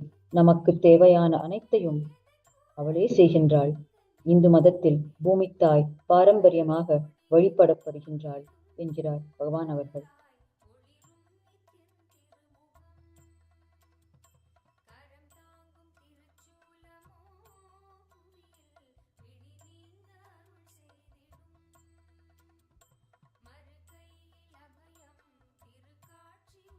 ஔஷதத்தின் அடிப்படையிலான ஒரு வாழ்க்கை முறையானது. சிவோகம் எனும் உணர்வை நாம் அனுபூதியாக அடைவதற்கான ஒரு வாதாவரணம், சூழலியல் என்று பகவான் அவர்கள் வெளிப்படுத்துகின்றார். இந்த ஔஷத அறிவியல் ஆதிசித்தரான பரமசிவனிடமிருந்து தோன்றி அவருடைய திருவாகனமான நந்தியம்பெருமானுக்கு அளிக்கப்பட்டது. ஏனெனில் நந்தியம்பெருமானுக்கே அனைத்து மூலிகைகளும் தெரியும். அவர் எப்போதும் கைலாயத்தை சுற்றி வந்து கொண்டே இருப்பார். அவருக்கே கைலாயத்தில் உள்ள அனைத்து இயற்கை மூலிகளையும் தெரியும். பரமசிவ பரம்பொருள் அன்னை பரமசிவ சக்திக்கு அவருடைய அனுபவங்களான பரமசிவ விஞ்ஞானத்தை அருளி அவரின் மூலமாக உலகிற்கு வழங்குகின்றார். முருகப்பெருமான் மூலமாக ஒரு நாகரிகத்தை உருவாக்குவதற்கான ஞானத்தை உலகிற்கு வழங்கினார். அந்த ஞானத்தின் அடிப்படையிலேயே முருகப்பெருமான் தெற்கு பகுதிகளில் நாகரிகங்களை உருவாக்குகின்றார். சப்த ரிஷிகள் மூலமாக நம்முடைய பரந்த ஞானத்தினுடைய புதிரான பரிமாணங்களை உலகிற்கு பரமசிவன் வழங்குகிறார். கபில மாமுனிவரின் மூலமாக தம்முடைய தர்க்க ரீதியான சிந்தனையின் அறிவியலான சாக்கிய அறிவியலையும் உலகிற்கு வழங்குகிறார். பரமசிவனுடைய ஞானத்தின் முழுமையான அறிவியலான 4 வேதங்களும் பிரம்மாவின் புத்திரர்களான சனகாதி ரிஷிகளால் உலகிற்கு வழங்கப்பட்டது. பரமசிவனுடைய ஒவ்வொரு சீடரும் பரமசிவனுடைய ஞானத்தின் ஒரு கிளையை நிபுணத்துவம் செய்து அதை உலகம் முழுவதிலும் பரப்பினார்கள். அதே போன்று இந்த ஔஷத அறிவியலை, ரசவாத அறிவியலை நிபுணத்துவம் செய்தவர் நந்தியம்பெருமான் ஆவார். அதனால் நந்தியம்பெருமானிடமிருந்தே சித்தர்களின் சம்பிரதாயம் இந்த அறிவியலை உலகிற்கு எடுத்து வந்தார்கள். இன்று வாழும் சித்தரான பகவான் ஸ்ரீ நித்யானந்த பரமசிவம் அவர்களால் இந்த மொத்த அறிவியலும் மீண்டும் புனரமைக்கப்பட்டு ஔஷத அன்னதானத்தின் மூலமாக உலகிற்கே வழங்கப்படுகின்றது.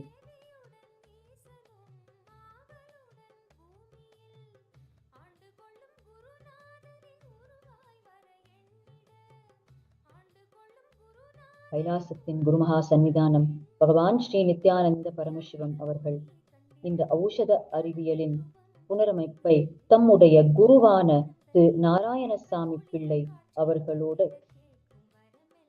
துவங்கினார். தன்னுடைய பால பருவத்தில் திருவண்ணாமலையில் திரு நாராயணசுவாமி தாத்தா அவர்கள் சில தாசப்தங்களுக்கு முன்பாக திருவண்ணாமலையில் வாழ்ந்தவர். இவரை அங்குள்ள மக்கள் தோட்டக்கார தாத்தா என்றும் அழைப்பார்கள். இவர் வெற்றிலையில் மை தடவி பார்த்து, நீங்கள் வேண்டிய விஷயங்களை உங்களுக்கு அப்படியே காட்டும் சக்தி வெளிப்பாட்டிற்கும் பலதரப்பட்ட மூலிகைகளை கொண்டு வைத்தியம் செய்வதற்கும் திருவண்ணாமலை வாசிகளால் மிகவும் அறியப்பட்டவர். பகவான் அவர்களுக்கு இன்று அவர் உலகம் முழுவதும் புனரமைத்துக் கொண்டிருக்கும் ஔஷத ஞானத்தை வழங்கியவர். அவரை பற்றி பகவானுடைய வார்த்தைகளிலேயே கேட்போம். நாராயண சுவாமி தாத்தா என் வாழ்க்கையிலே மிக முக்கியமான பங்கை வகித்தவர். உள்ளூர் மக்கள் தோட்டக்கார தாத்தா என்று அவரை அழைப்பார்கள். அவருக்கு தோட்டக்கார தாத்தா என்ற பெயர் வந்ததன் காரணம் என்னவெனில், அருணாச்சல மலையில் இருக்கின்ற மொத்த காடும் அவருக்கு அத்துப்படி. எந்த மூலிகையாக இருந்தாலும் நடந்தே சென்று எடுத்து வந்து விடுவார்.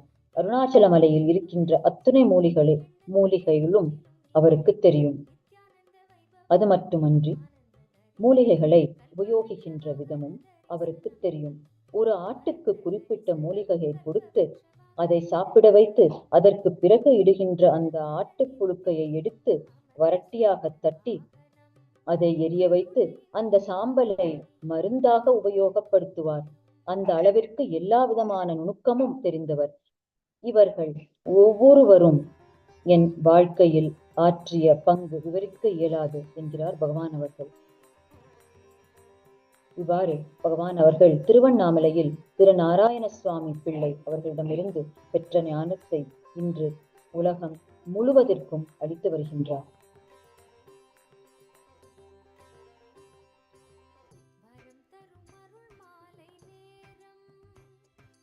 பகவான் அவர்கள் தம்முடைய குருவிடமிருந்து கற்றுக்கொண்டதை போன்று தாமே தம் திருக்கரங்களால் பற்பல ஔஷதங்களை செய்து உலகிற்கு வழங்கியுள்ளார்.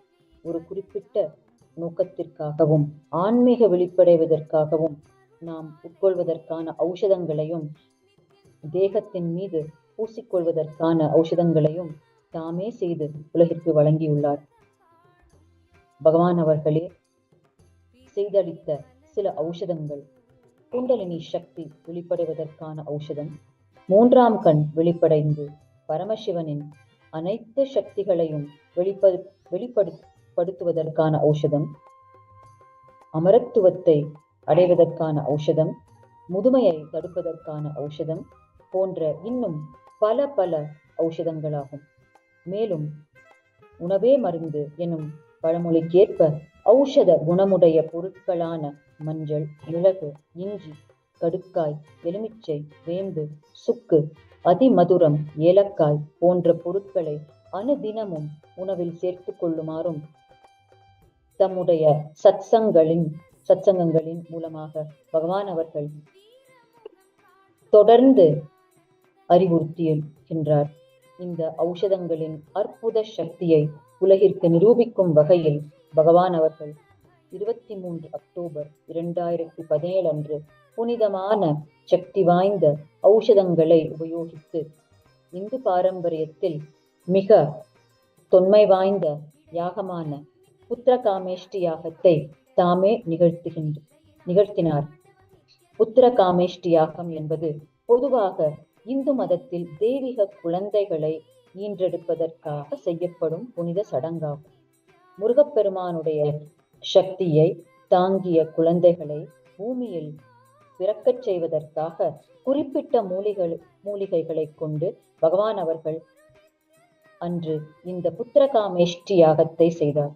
மேலும் இந்த யாகத்தின் பலனாக பிறக்கும் குழந்தைகள் தங்களுடைய உடலில் முருகப்பெருமானுடைய ஏதாவது ஒரு அடையாளத்தை மச்சமாக பெற்றிருப்பார்கள். அது அவருடைய ஆயுதமான வேலின் வடிவமோ, கையிலோ அல்லது காலிலோ 6வது விரலாக ஒரு அதிகமான விரலோ, அல்லது புருவ மத்தியில் 3ஆம் கண் இருக்கும் இடத்தில் ஒரு தெளிவான குழியோ இருக்கும் என்று விளக்கினார். முருகப்பெருமானின் இந்த 3 அங்க இலட்சணங்களையும் பிறக்கும் குழந்தைகளின் உடலில் கண்டறியலாம் என்றும் சொன்னார். 2017 வருடம் நவம்பர் மாதம் 5ஆம் தேதி அன்று பகவான் அவர்கள் தன ஆகர்ஷண பைரவ ஔஷதத்தை அருளினார். இது செல்வத்தின் அடிப்படையிலான உணர்வுகளின் உயர்ந்த எண்ண ஓட்டங்களை உட்செலுத்தி செய்யப்பட்ட ஔஷதம்.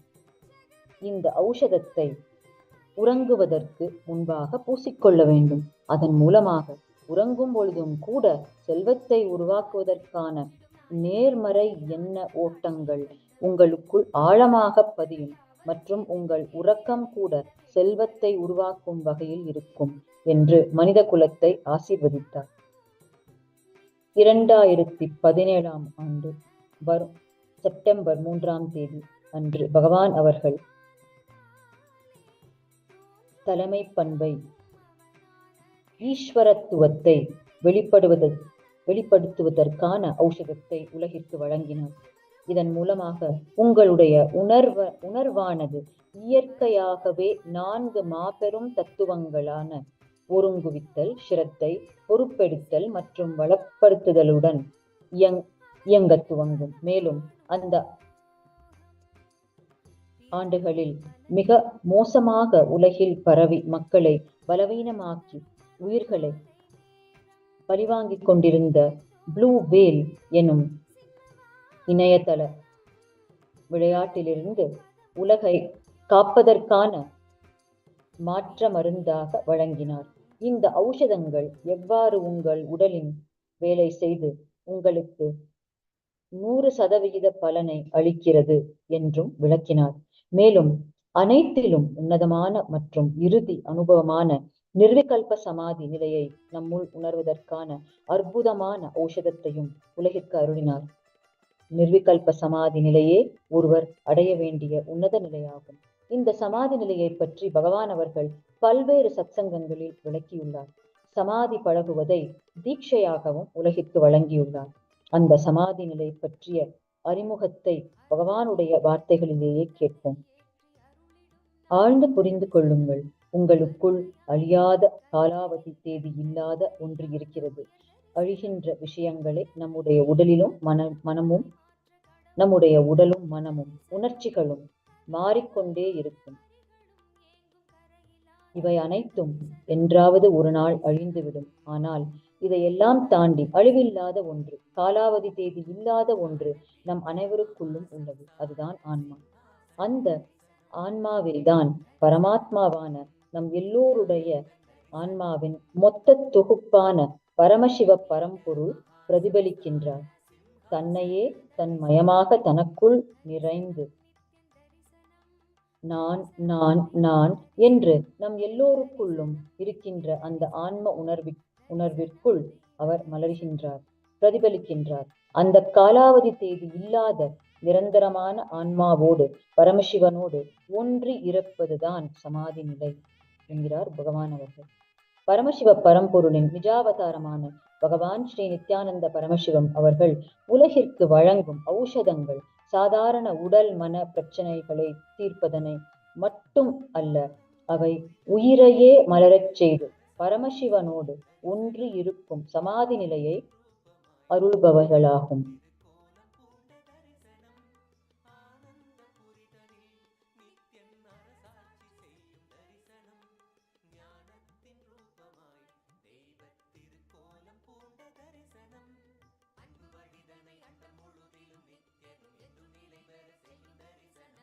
தொடர்ந்து நாம் ஔஷத அன்னதான சேவையை கைலாசா திருவண்ணாமலை ஸ்ரீ நித்யானந்த ஜன்மபூமியிலும், கைலாசா திருவண்ணாமலை ஸ்ரீ நித்யானந்த ஜன்மபூமி க்ஷேத்திரத்திலும் நடந்து கொண்டிருப்பதை பார்த்து கொண்டிருக்கின்றோம்.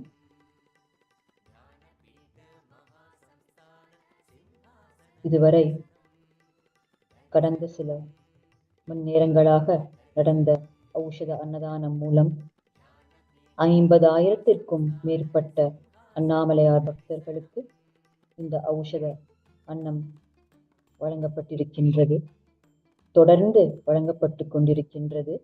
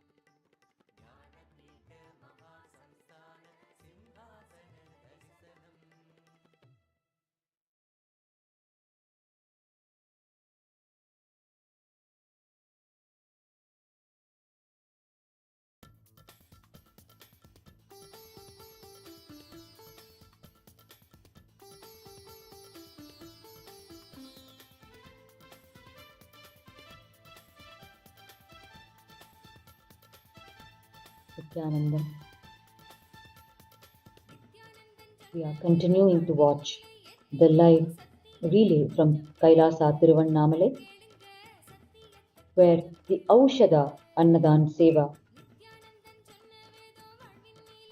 serving of food infused with conscious energy, called the Aushadha food, is being served continuously to the Annamalaya devotees who are circumambulating Arunachala in Girivala around the mountain path of 14 kilometers on this sacred Purnima day, the full moon night.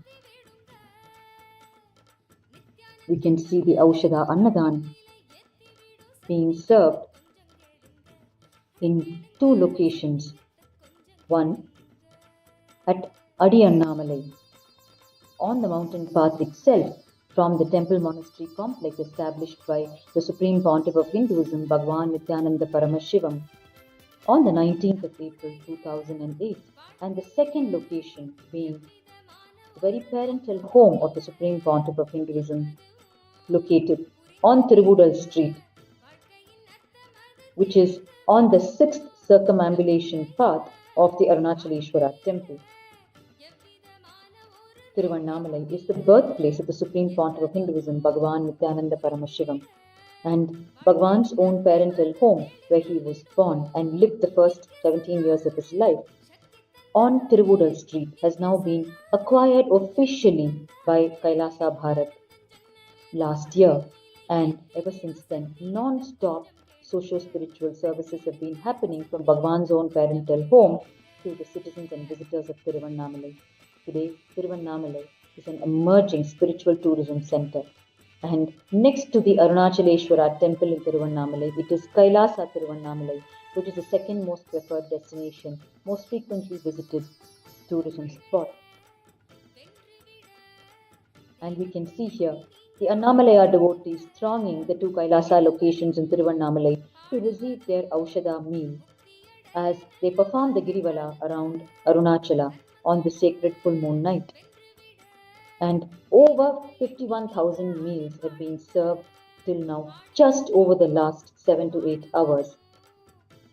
And we are entering into the peak of the full moon night, and we are going to see more and more people thronging the two Kailasa locations to have their Aushadha meal as they perform their Girivala around Arunachala.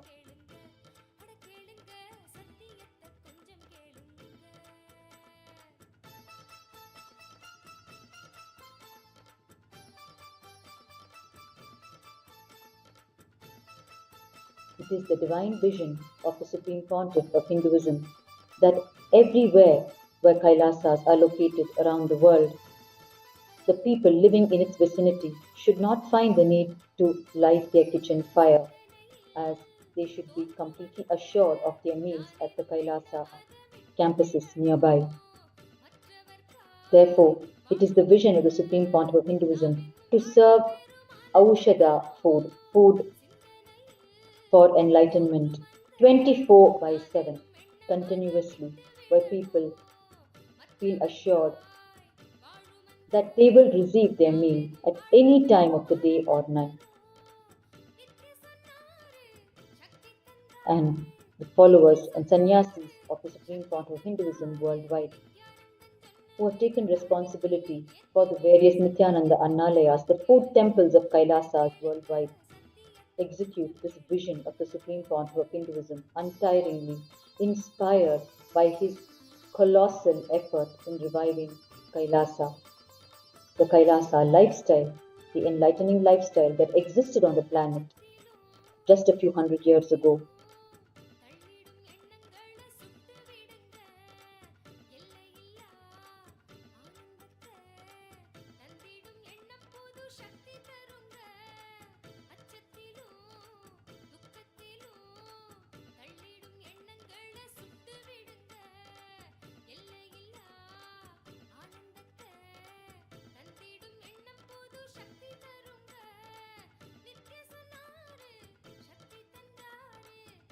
The sannyasis and devotees of the Supreme Pontiff of Hinduism have been serving the Aushadha Annadhan untiringly to the Annamalai devotees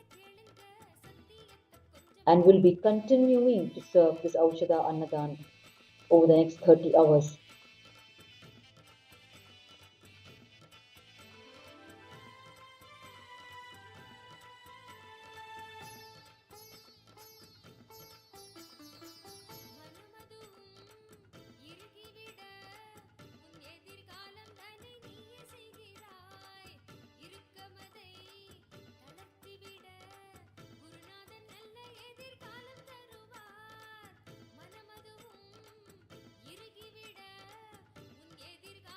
Kailasa has 5 main pillars in its service to humanity.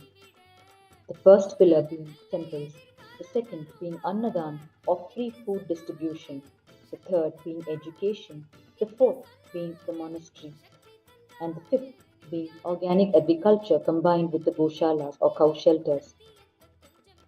Therefore, this Aushadha Annadhan forms the second pillar of Kailasa, the free food distribution worldwide, distributing food infused with conscious energy.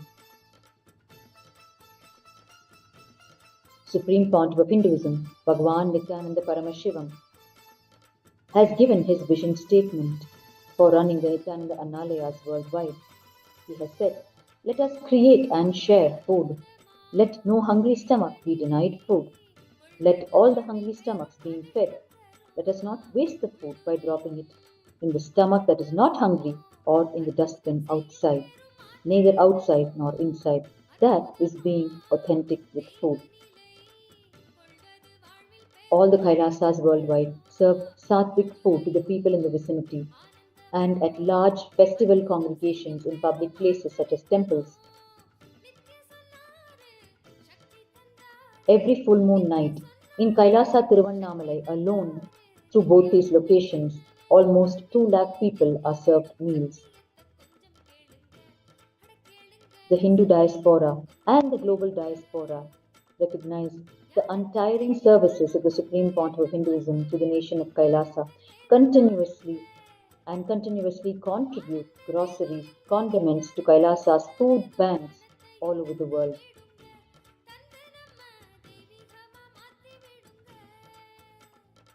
The annual global aid of Kailasa for the service of food security and assistance is $20 billion. The food distribution, Aushadha Annadhan, happens from all the Kailasas worldwide, directly under the guidance and micromanagement of the Supreme Pontiff of Hinduism, Bhagavan Nithyananda Paramashiva.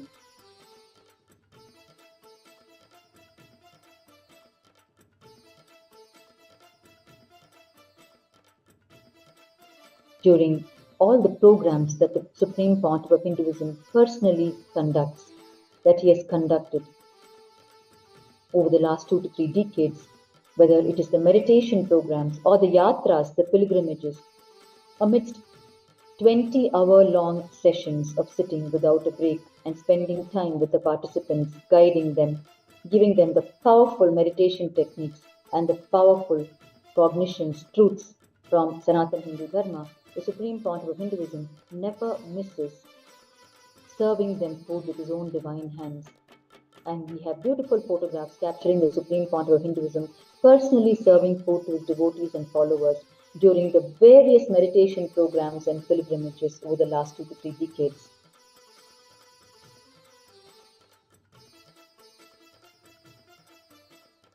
The fifth pillar of Kailasa is practicing organic farming and caring for cows and other animals through the goshalas, the cow shelters.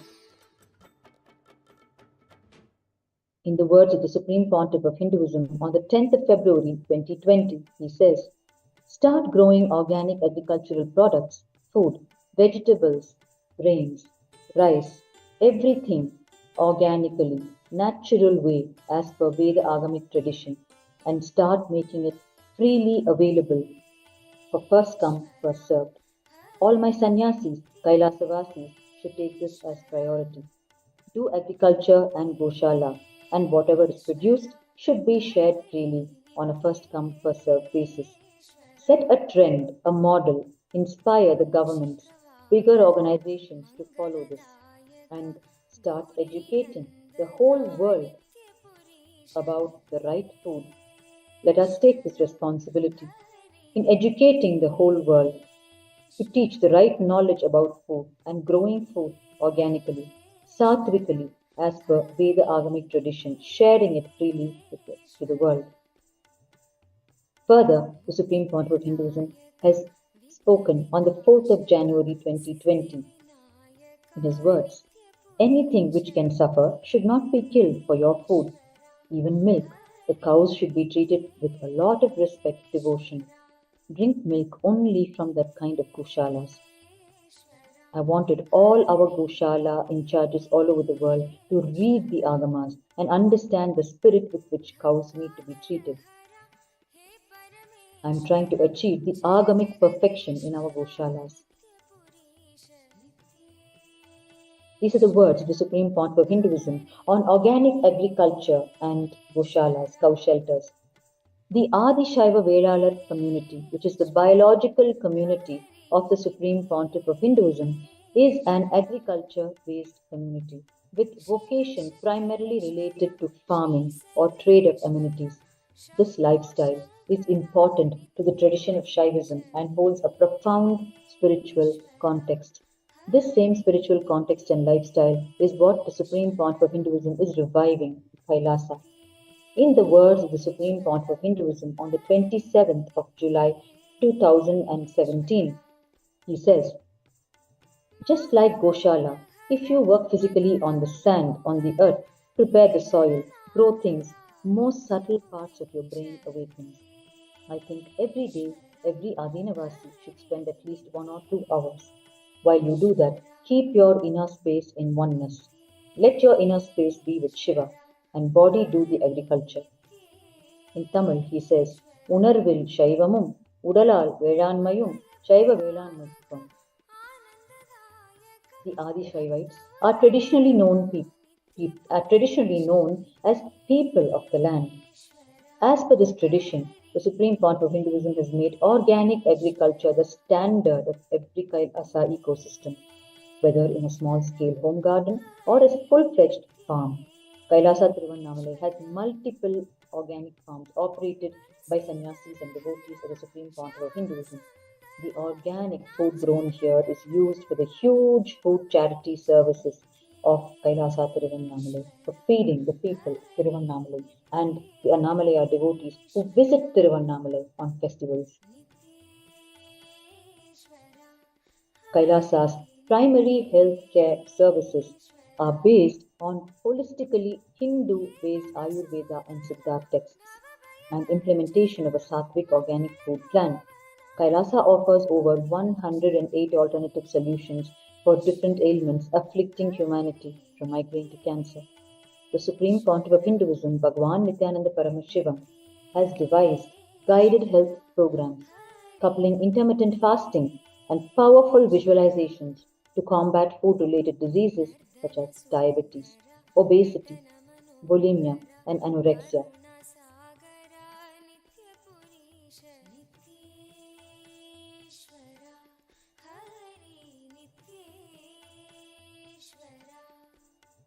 We are well into the Panguni night, the full moon night in Tiruvannamalai, and the Annamalaya devotees are continuously coming in to receive the Aushadha food at both the Kailasa locations in Tiruvannamalai.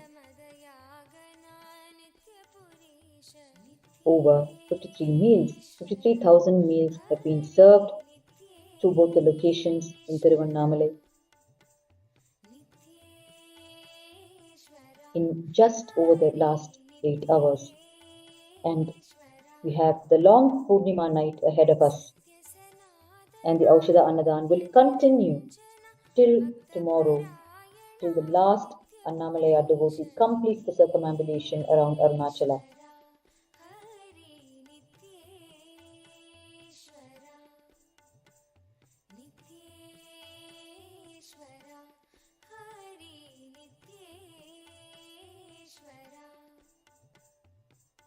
चंद्रकलाधरा Gauri मनोहरा परम कृपाकरा नित्यपुरी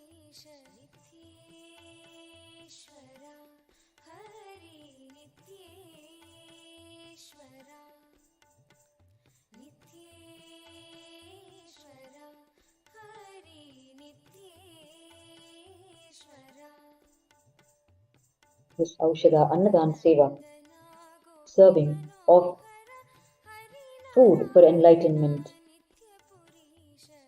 is happening from two Kailasa locations in Tiruvannamalai, from Tiruvudal Street, where the parental home of the Supreme Pontiff of Hinduism is located, and from Annamalai, which is located on the mountain path.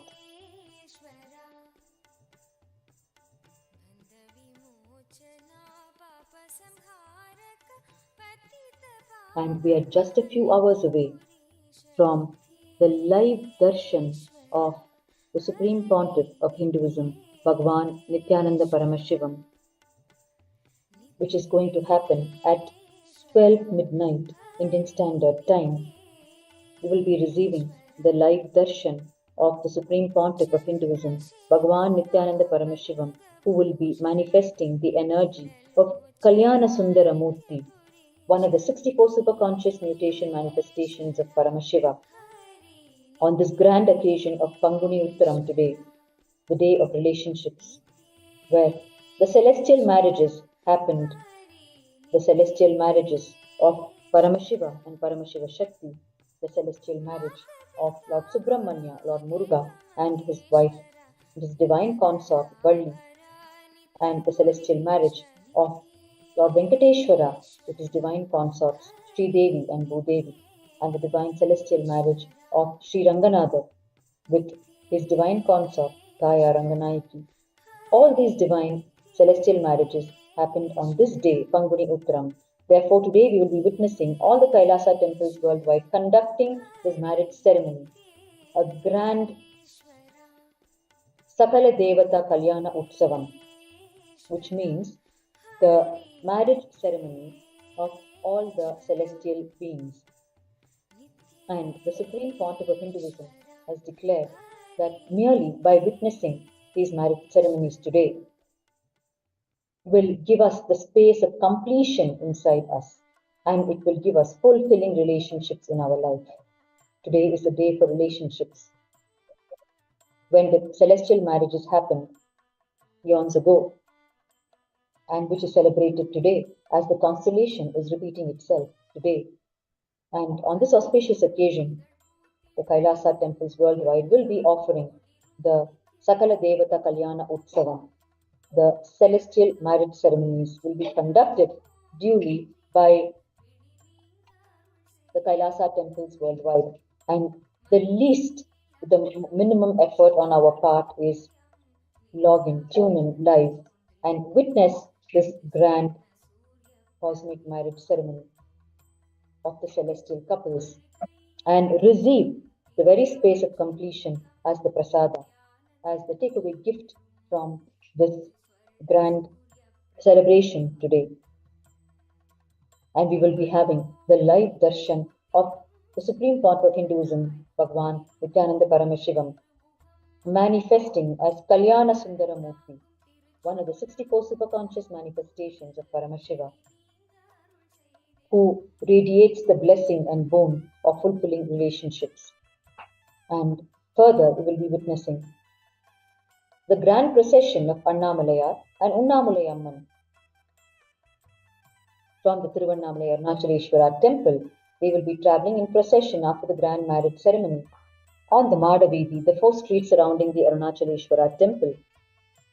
And we will be witnessing the offering of the Mandagapadi on Tiruvudal Street, right at the doorstep of Kailasa Tiruvannamalai, Sri Nithyananda Janmabhūmi, offering of Mandagapadi to Annamalayar when he comes on procession on the Madaveedi. The Mandagapadi is the offering of all the ritualistic worship items that are used as offerings to the Lord, that include the flower garlands, his royal clothing, and the various offerings such as fruits, flowers, coconuts, incense, camphor, and so on. It is an extended night of celebrations today for Kailasa and for the whole of humanity. And the least effort on our part to get the maximum benefit from this day-long and night-long celebration is just be present and watch the live proceedings, and we will be completely blessed through all of these divine happenings. And continuing the celebrations, tomorrow is the grand celebration of the Hindu festival of Holi. Holi is one of the most important spiritual celebrations in Hindu tradition. In the Vaishnava tradition, it is celebrated as the day that Radha and the Gopikas united with Bhagavan Sri Krishna in the Rasa Leela, and Bhagavan Sri Krishna gave them the experience of the Sahasrara, which means all of them had their Sahasrara chakra blossom on the crown center and experienced enlightenment. Each Gopika experienced her own Krishna, meaning realizing that your soul, Krishna, is your own soul. Therefore, Holi, which falls tomorrow, is such a day of spiritual ecstasy. So stay tuned in continuously, watching the live channels of Kailasa on the various social media platforms and continuously receive these extraordinary spiritual gifts from the Supreme Pontiff of Hinduism through these multivarious celebrations.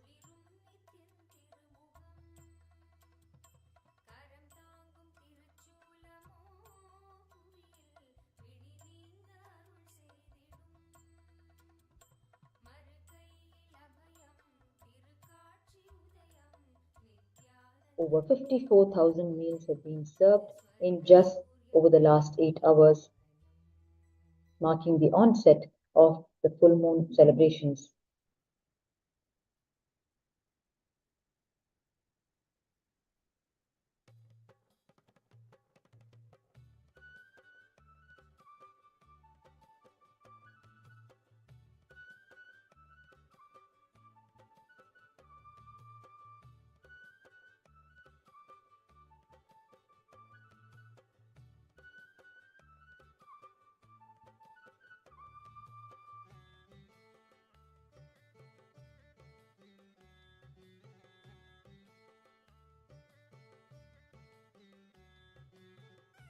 Multiple food counters have been laid out at both the Kailasa locations and in the mountain path, the Kailasa campus and the mountain path. Multiple counters are present, as we can see, inside and outside. The counters are laid out outside for the convenience of the Annamalaya devotees who choose not to come inside the campus but just step aside from the Girivala path, have their meal quickly, and move on in the circumambulation of Arunachala. And for those who want to come in and take shelter, have their shelter for a few minutes and rest their feet, have the Aushadha Annadhan, and then resume the Girivala, they're coming inside and receiving the Aushadha Annadhan. The Supreme Pontiff of Hinduism has always urged his followers to be of service to people in the most user-friendly fashion possible, where Hinduism and its truths are taken to the people in the most user-friendly way. And this is applied right down to the most grassroots level of taking care of people.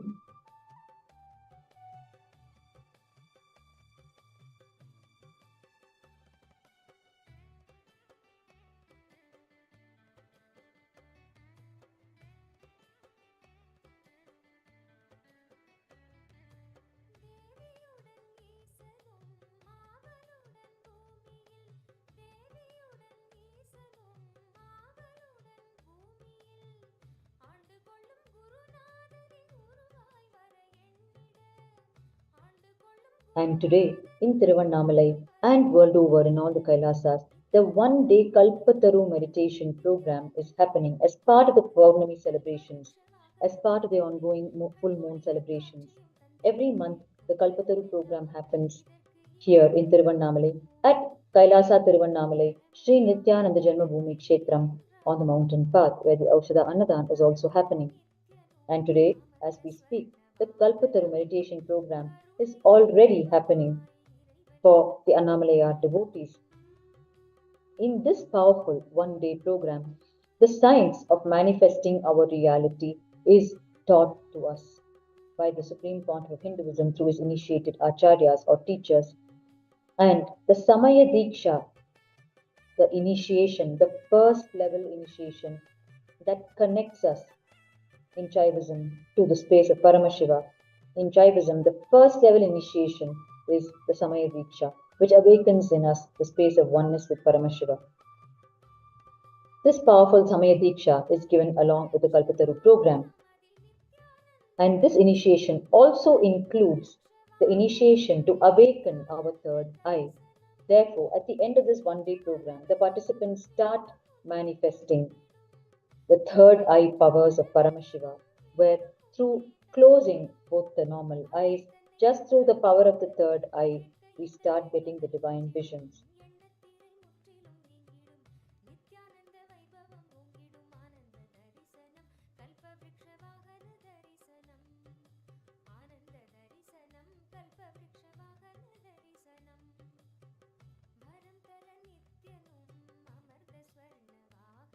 And also ongoing as a 21-day program that happens back to back around the year is the Paramashivoham program. Paramashivoham literally means I am Paramashiva. Aham, I. It refers to realizing the space of oneness within us with Paramashiva. This 21-day Paramashivoham program happens in 3 levels, level 1, 2 and 3. And every day in the Paramashivoham program is designed to teach us one important aspect or component of the cosmic principles. Today, in the Paramashivoham 3 levels of program, which is day 8 of the 21 days, participants are learning the cosmic secrets related to wealth consciousness, how to manifest prosperity, how to manifest abundance, how to manifest wealth, how to awaken the wealth consciousness in us. We are always stuck because of our restrictive beliefs, our internal barriers, and unproductive habits and mental patterns. It is only these that prevent us from creating not only wealth, from creating anything that we want in our life.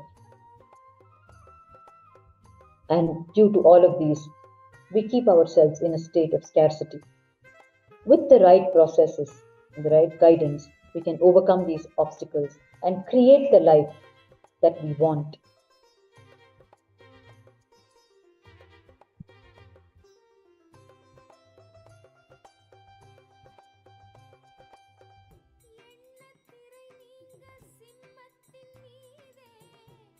Today, in the Paramashivoham program of level 1, the participants are getting initiated into the secret science of attracting wealth and manifesting whatever we desire.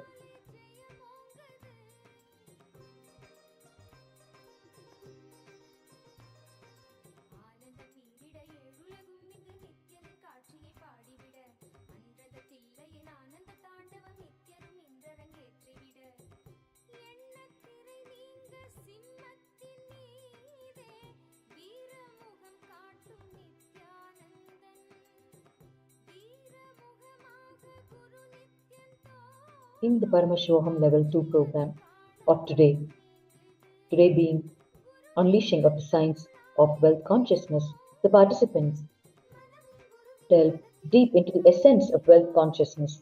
They learn to be free from base emotions such as comparison and jealousy, and the perception of impossibility, which stifles our wealth creation potential. Today's sessions are designed to awaken our innate creativity, enabling us to break free from the chains of limitations and enable us to embrace prosperity. And in the Paramashivoham Level 3 program, today's sessions reveal the principles of wealth consciousness, helping us to realize our true potential and solve all of our economic problems. It makes us understand that wealth is not something separate from us. It directly only reflects the very life energy that we express.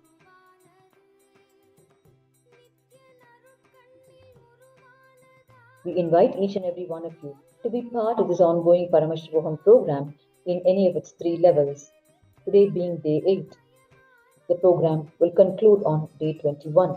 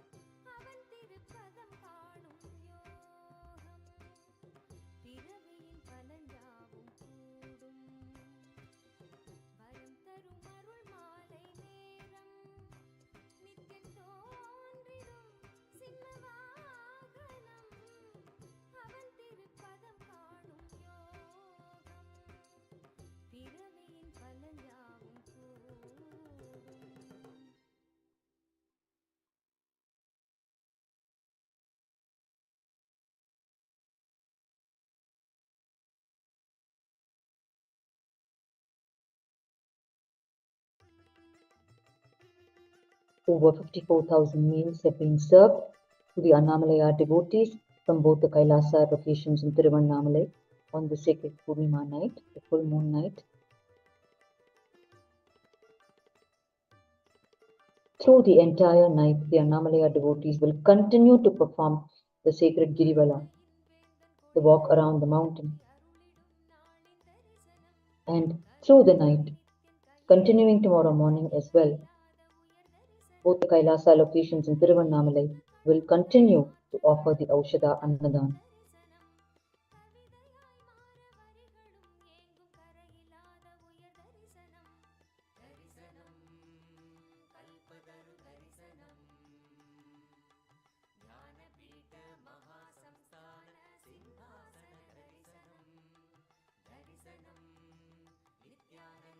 The Supreme Pontiff of Hinduism describes the ecosystem of Tiruvannamalai that existed in the 1980s as the model ecosystem for the entire nation of Kailasa.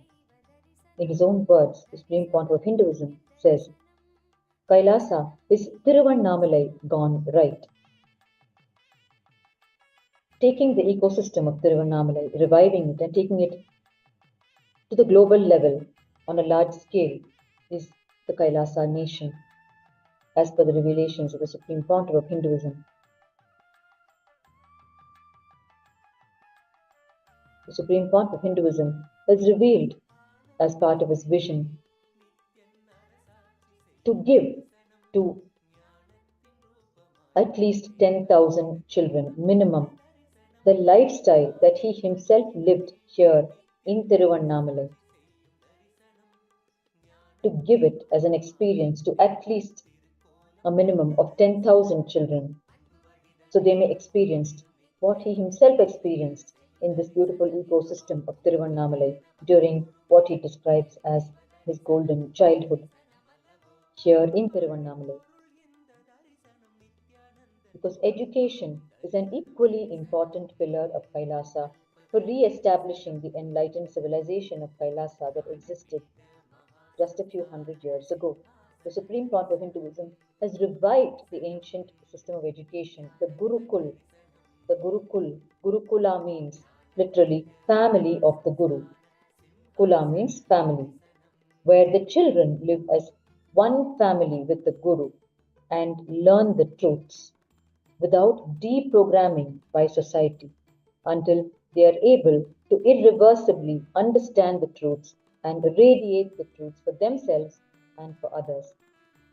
Supreme Pontiff of Hinduism, Bhagavan Nithyananda Paramashiva, has spoken on the physics of the Guru-disciple relationship, where he has explained how the holistic lifestyle, covering all dimensions from food to clothing to everyday conversations, need to be addressed for the children, which is why they need to be physically with the Guru. The vision of the Supreme Pontiff of Hinduism is to make as many millions of children live the life that he lived in Tiruvannamalai as a child and manifest spiritual powers and live powerfully as delightful manifestations of Paramashiva. In the Gurukul system of education, by the age of 7, the child is given the Gayatri initiation. The Gayatri mantra awakens the inner intelligence of the child to be its guiding force from within. The child grows up repeating the Gayatri mantra. The Supreme Pontiff of Hinduism gives the direct cosmic principles to the children who are able to grasp them and live them. The children effortlessly mirror the neuron activity happening in the Supreme Pontiff of Hinduism, his very brain, and live the truths effortlessly beyond mundane societal understandings and struggles. In the words of the Supreme Pontiff of Hinduism, quote, our Gurukul system of education is nothing but awakening the non-mechanical parts of the brain and giving the internet access through it. The conventional education system is a book-based education system, the information-based education system which teaches you how to use your brain as a computer, personal computer. But the Gurukul system, which I am creating, teaches you how to use your brain, use your computer as the internet access system. Nithyanandan சொன்ன வேதம் வாழ்வின் நிலை எத்திவிடும் சத்தியத்தை கொஞ்சம் கேளுங்க அட கேளுங்க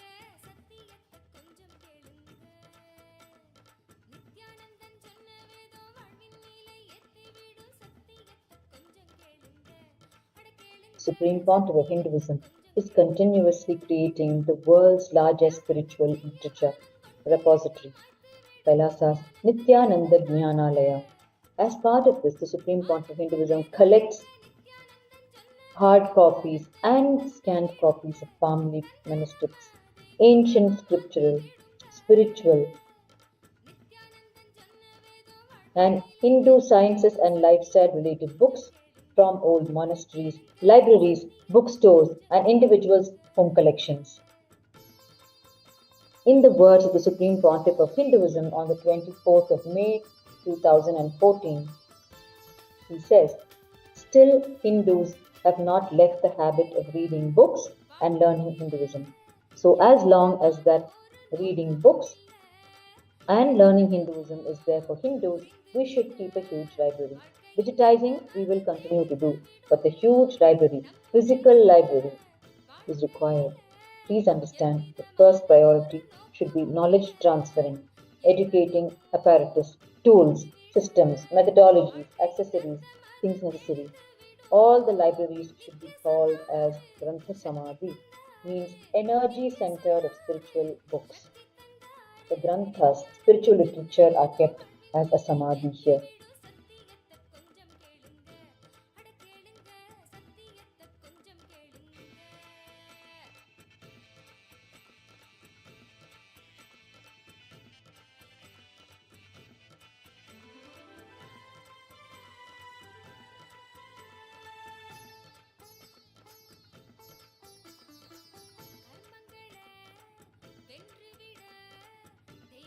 Supreme Pontiff of Hinduism has established Kailasa ecosystems all over the world. He is asked on multiple occasions, what is the purpose of creating these ecosystems, these temple monastery complexes? On the 15th of July 2017, the Supreme Pontiff of Hinduism has explained, understand, the life human beings are living on the planet Earth is not a complete system. It is evolving. It is a happening, evolving mechanism. The life on planet Earth, even the introduction about you to you, from that to introduction about pain, about pleasure, good, bad, fear, greed, are all fundamental principles, tattvas you are introduced to. All of them are not a complete system. They are an evolving organism. Basically, a few people who are dedicated for evolving the human consciousness, doing this research, should be left to do their job without being constantly harassed and interfered by society. That is why Paramashiva evolved these adhinams, for them to explore consciousness and give conscious breakthrough continuously. These are the words of the Supreme Pontiff of Hinduism.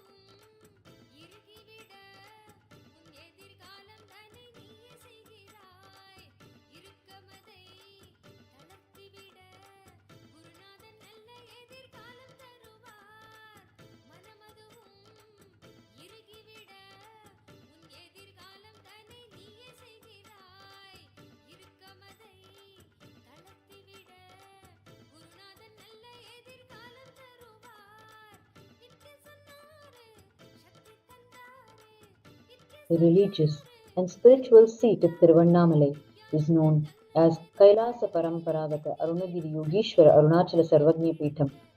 It originated from Paramashiva in his incarnation as Arunagiri Yogeshwara.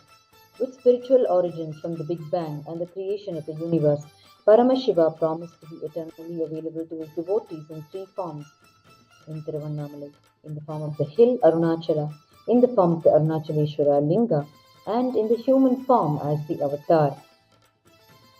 And the living manifestation of Paramashiva is the Supreme Pontiff of Hinduism, Bhagavan Nithyananda Paramashivam.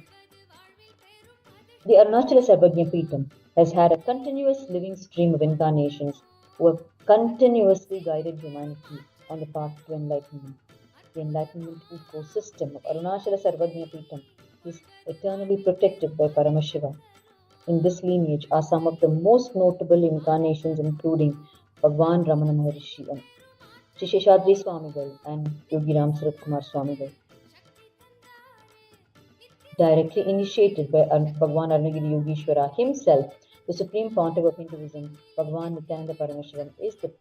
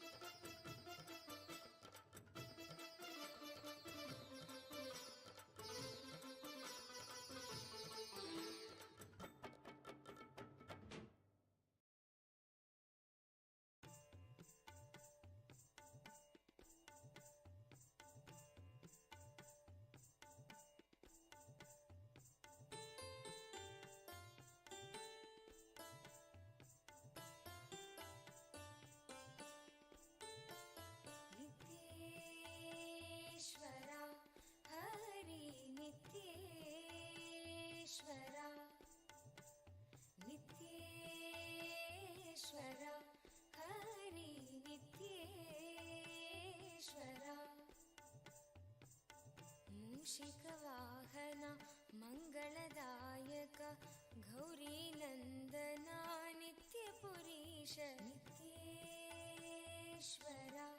Hari नित्येश्वर नित्येश्वर Hari नित्येश्वर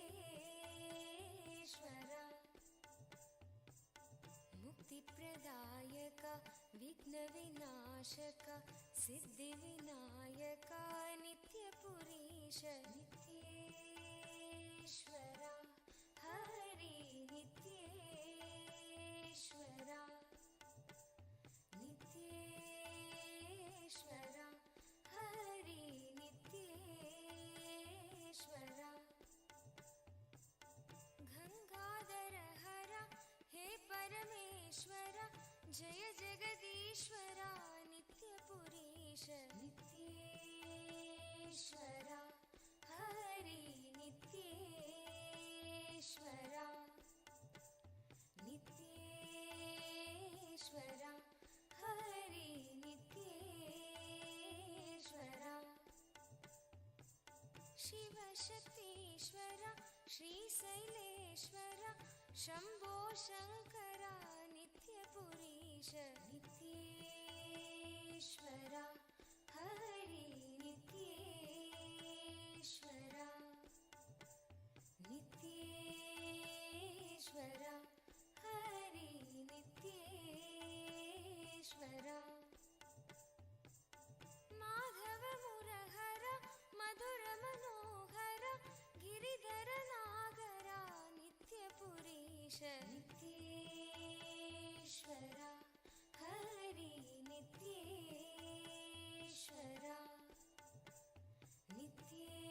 नित्येश्वरा Hari नित्येश्वरा अभयप्रदायक आनन्ददायक भक्त उदाहरण नित्यपुरीश नित्येश्वरा हरि नित्येश्वरा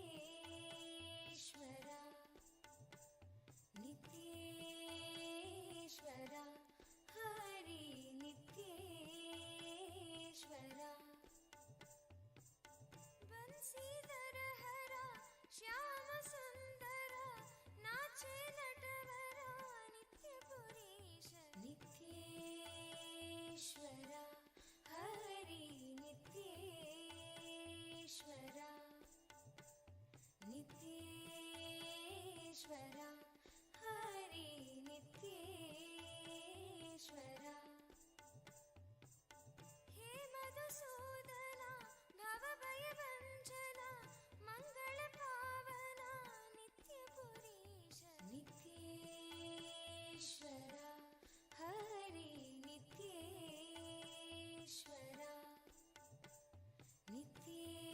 नित्येश्वरा हरि नित्येश्वरा northern सुंदर नटन मनोहर करुणसागर नित्यपुरीश नित्येश्वरा हरि नित्येश्वरा नित्येश्वरा हरि नित्येश्वरा जगदोदाहरण कृष्ण जनार्दन परमदयागन नित्यपुरीश नित्येश्वरा हरि नित्येश्वरा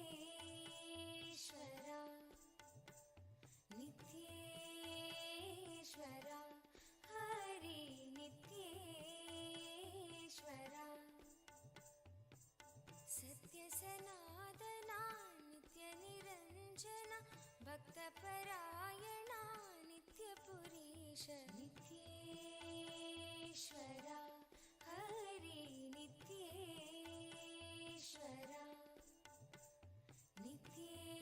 नित्येश्वरा हरि नित्येश्वरा चन्द्रकलाधरा गौरी मनोहरा परमकृपाकरा नित्यपुरीश नित्येश्वरा हरि नित्येश्वरा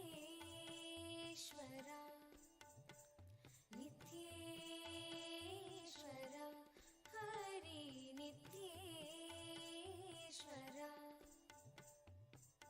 गोकुलनन्दना गोपी मनोहर हरिनारायण नित्यपुरीश नित्येश्वरा हरि नित्येश्वरा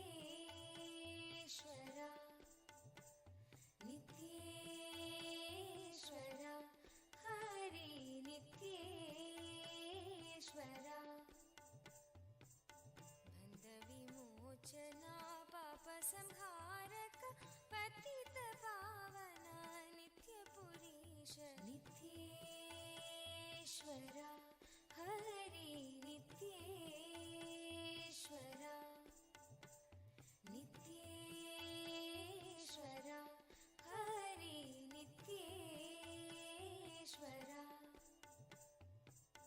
चन्द्रशेखरा पन्नगभूषण निखिललोचना नित्यपुरीश नित्येश्वरा हरि नित्येश्वरा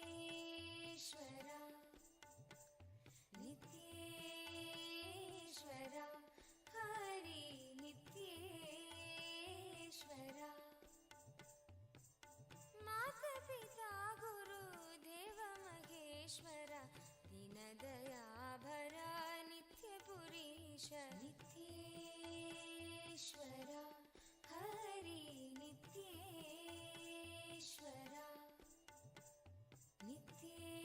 नित्येश्वरा हरि नित्येश्वरा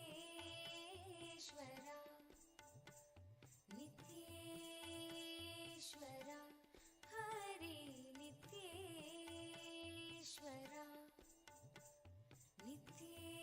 नित्येश्वरा हरि नित्येश्वरा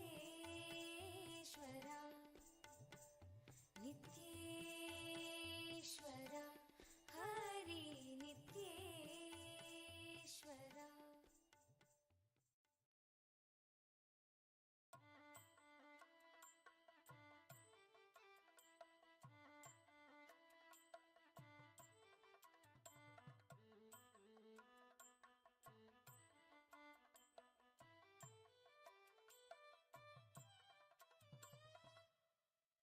பல கோடி இதழ் பூத்திடும்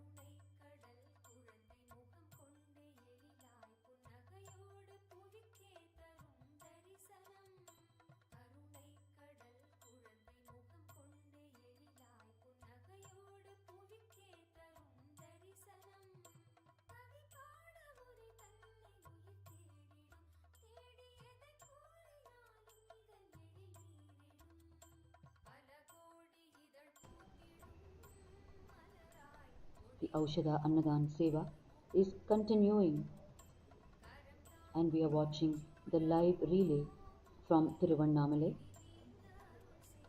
where the Aushadha Annadhan, the food infused with conscious energy, is being served continuously to the Annamalaya devotees on the occasion of the full moon celebrations, the Purnima night. And over 57,000 Annamalaya devotees have been fed with the Aushadha food. The Annadhan is happening from Tiruvudal Street, from the very parental home of the Supreme Pontiff of Hinduism, Bhagavan Nithyananda Paramashivam, and from the second location, on the mountain path in Adiyannamalai, where the Kailasa temple monastery complex is located. With the grace and blessings of the Supreme Pontiff of Hinduism, Bhagavan Nithyananda Paramashivam, this Aushadha Annadhan Seva is happening every full moon night from Kailasa Tiruvannamalai, serving close to 2 lakh people every month, just on this one day of full moon celebrations. And besides this, the everyday Annadhan also happens in Kailasa Tiruvannamalai for the sadhus, the sannyasis, and the citizens of Tiruvannamalai.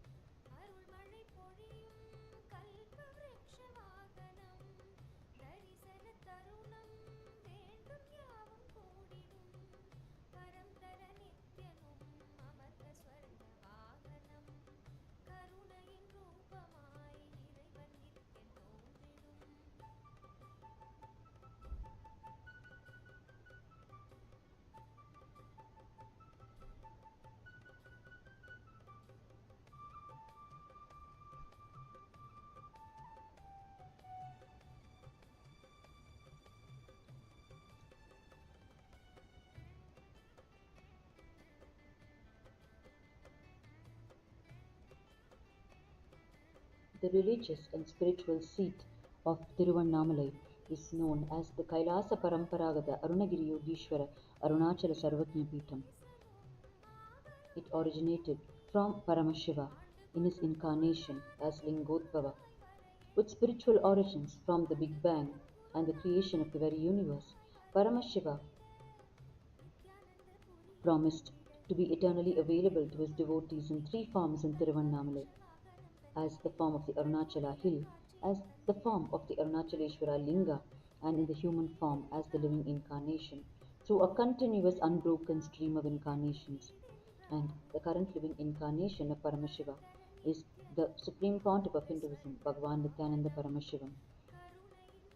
Arunachala Sarvajna Peetham has had a continuous living stream of incarnations, continuously guiding humanity on the path of enlightenment.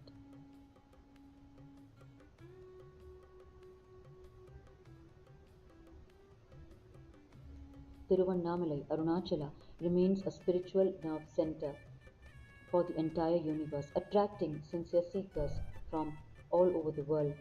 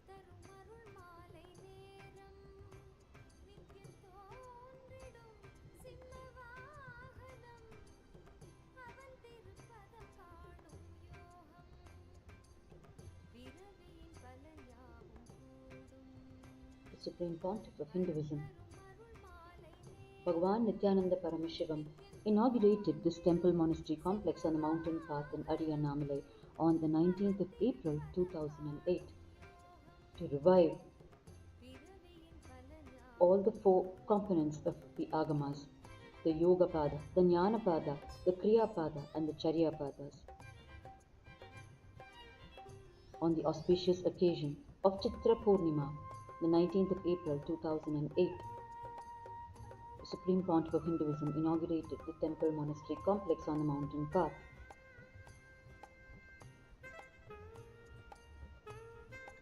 This Kailasa campus on the mountain path is located in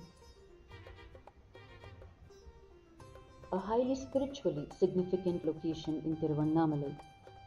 It is here that the Gautama Ashrama is located, right opposite our temple monastery complex of Kailasa, where Devi Paramashiva Shakti herself came down from Kailasa and stayed and learnt under the tutelage of the sage Gautama Rishi, whose ashram is located just opposite Kailasa Tiruvannamalai on the mountain path.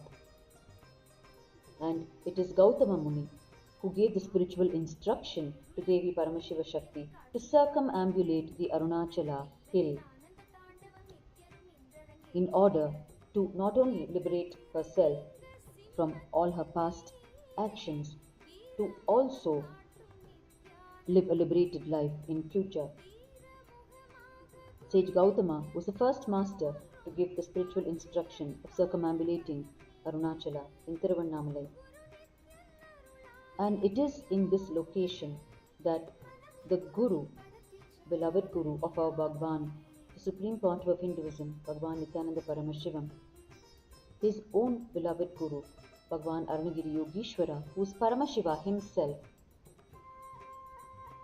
transmitted to him the entire Hindu cosmology science when he was around 10 years of age, and through the most mystical happening, brought down in front of the very eyes of the Supreme Pontiff of Hinduism the 9 planets which appeared as fully alive conscious figures that obeyed his commands, as he explained the entire Hindu cosmology science to the Supreme Pontiff of Hinduism.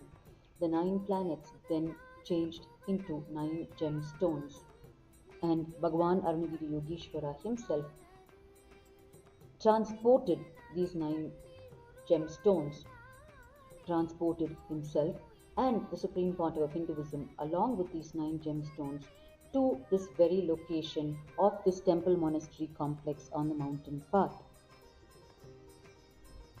He brought the Supreme Pontiff of Hinduism to this very land and buried the stones in a spot and declared that the Supreme Pontiff of Hinduism would later be building an ashram in this very spot. And in the very words of the Supreme Pontiff of Hinduism on what transpired between him and his beloved Guru on that occasion, in his own words, he says, "He told me very clearly, we need to have his Jiva Samadhi in the land which is going to be available for us to do the worship, meditation and rituals. With that declaration, he brought me to this very land, and under the Vanni tree, he sat and had Jiva Samadhi and showed, this will be my Jiva Samadhi and I will continue to be available here. We will have the future ashram here." The Supreme Pontiff of Hinduism, on the 19th of April 2008, true to the words of his Guru, in this very land where Bhagavan Arunagiri Yogeshwara had buried the 9 gemstones, inaugurated Kailasa Tiruvannamalai, the campus which we are seeing today, which is offering the Aushadha Annadhan to the Annamalayar devotees. Therefore, this temple monastery complex has a high spiritual significance, and the Supreme Pontiff of Hinduism has installed the Jiva Samadhi of Bhagavan Arunagiri Yogeshwara in this Kailasa campus under the very Vanni tree. And ever since its inauguration, this Kailasa campus, withstanding the continuous attacks of the anti-Hindu forces, the Hindu-Mesia forces, has continued to undauntedly serve the people, the Annamalayar devotees, with a host of socio-spiritual services.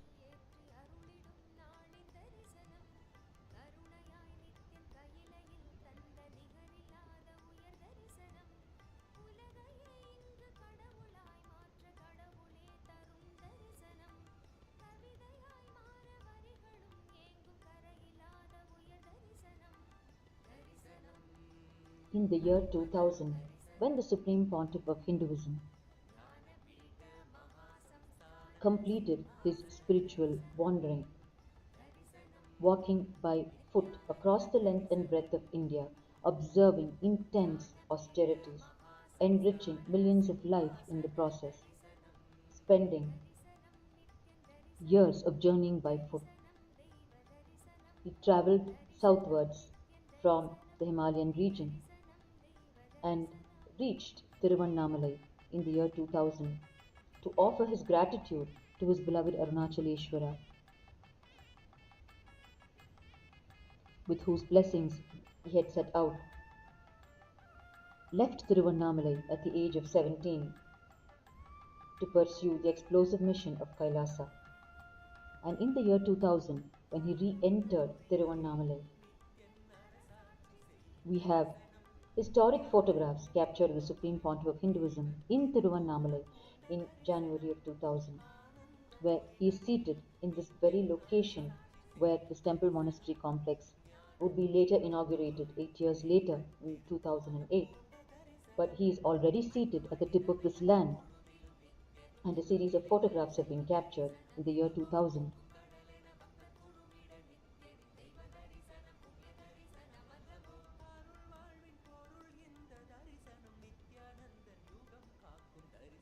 And we have had sharings from the pre-monastic family of the Supreme Pontiff of Hinduism, who donated this land where this Kailasa campus stands today, where they acquired the land as family property and tried their best to develop the property for various reasons, but they found that none of their efforts were successful.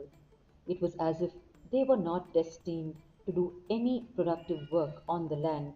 And finally, when the Supreme Pontiff of Hinduism revealed his vision for Kailasa and Tiruvannamalai, this very pre-monastic family of the Supreme Pontiff of Hinduism placed this land at his feet and offered it to Kailasa. And just within a matter of 2 weeks, the Supreme Pontiff of Hinduism installed 1008 Shivalingas and installed the Nakshatra, which is 27 trees representing the 27 stars, and the 9 planetary deities and the 8 cardinal Shivalingas, with the central of them all being the divine banyan tree. All of this he established within a period of just 2 weeks and inaugurated the temple monastery complex itself on the 19th of April 2008, to the huge surprise and astonishment of his pre-monastic family, which had tried for years together to develop the property in some way or other. That is the miracle story of the donors of this land, the very pre-monastic family of the Supreme Pontiff of Hinduism. And the inauguration on the 19th of April 2008 was attended by top dignitaries of Tiruvannamalai at that point in time, like Sridharan Ayya, the chairman of Tiruvannamalai municipality, Sri Dhanusu Ayya, chairman of the Annamalai Temple Trust, Sri Muthuswamy, the president of Sheshadri Ashram, and Sri Pichandi, the MLA of Tiruvannamalai constituency, and Sri Gnanashekaran, the MLA of Vellore, and Sri Vishu, the popular Indian movie actor, and Sri Mani Verma, the former MLA.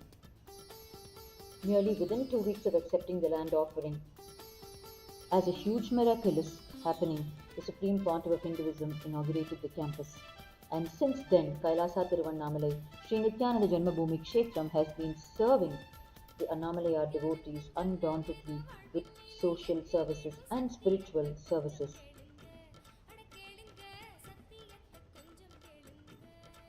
And the highlight spiritual significance of this campus on the mountain path is, it is from this campus that the unique view of the Ajomukha or Adhomukha of the Arunachala hill can be seen. Arunachala itself is not a single hill, but is a hill with 6 faces, 5 faces representing the 5 cosmic actions of Paramashiva, namely creation, sustenance, rejuvenation, putting into delusion, and giving liberation. And there is a 6th phase of Paramashiva, which is his unmanifest component, This unmanifest component of Paramashiva is represented by the sixth phase of the Arunachala hill. And here, from this Tiruvannamalai campus on the mountain path, the Kailasa campus, we have the beautiful darshan of only this sixth phase of Arunachala called the Ajomukha or Adhomukha, meaning his pure unmanifest presence is what is continuously radiated in this campus. If we have to get a view of any of the other five phases, we have to walk out of the campus, move to the left or right, and walk beyond the compound walls on its two extremes, and only then we will start seeing any of the other phases of Arunachala. Such is the precision engineering of the location of this temple monastery, orchestrated by the cosmos itself, where we have a beautiful darshan of the Ajomukha, the unmanifest face of Paramashiva.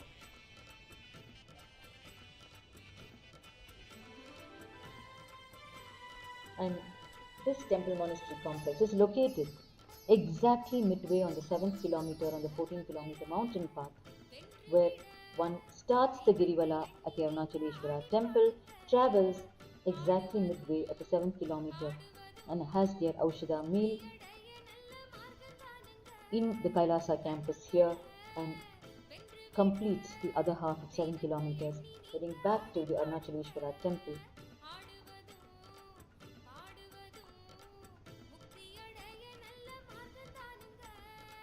Even before the Supreme Pontiff of Hinduism established this Kailasa campus in the year 2008 in Tiruvannamalai, on the 24th of September 2006, the Supreme Pontiff of Hinduism flagged off a huge procession, the Kodikkan Radayatra, right here in Tiruvannamalai, where the presiding deities of Kailasa, Nithyananda Paramashiva and Nithyanandeshwari Paramashiva Shakti, were flagged off, seated on a chariot, from where they travelled for over a period of 2.5 months, giving darshan to over 1 crore pair of eyes, before they were consecrated in the Adi Kailasa temple in Bangalore, Karnataka, by the Supreme Pontiff of Hinduism. It was here in Tiruvannamalai on the 24th of September 2006 that the Supreme Pontiff of Hinduism, amidst a huge gathering of the entire townspeople and his followers worldwide, flagged off this Kodikkan Radayatra. And throughout the travels of the two presiding deities, services such as free food, books distribution, powerful rituals, and spiritual healing were offered to the people everywhere the chariot went, bringing a flood of positive energy to each individual, to the community, and to the entire region at large. And it is on this occasion, the 24th of September 2006, that the Supreme Pontiff of Hinduism was invited as the honoured guest by the Arunachaleshwara temple to officiate the ceremonies of the installation of the Pandakal inside the Arunachaleshwara temple. The Pandakal is a symbolic structure customarily installed to mark the preparations for any grand ceremony, and as a prayer to avoid any obstructions during the ceremony. The Supreme Pontiff of Hinduism was invited as the current ruling spiritual head of Tiruvannamalai to install the Pandakal for the Kartikai Deepam, the flagship festival of Tiruvannamalai, in the month of November, which attracts millions of people from world over.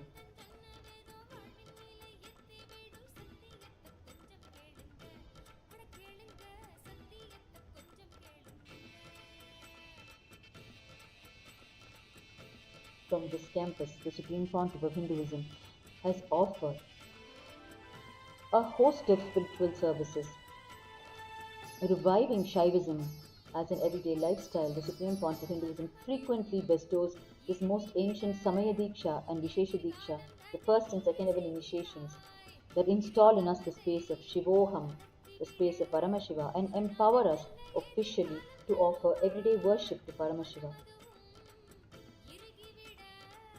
And from this Kailasa campus, the Supreme Pontiff of Hinduism has initiated thousands of his followers through Samaya Diksha and Vishesha Diksha.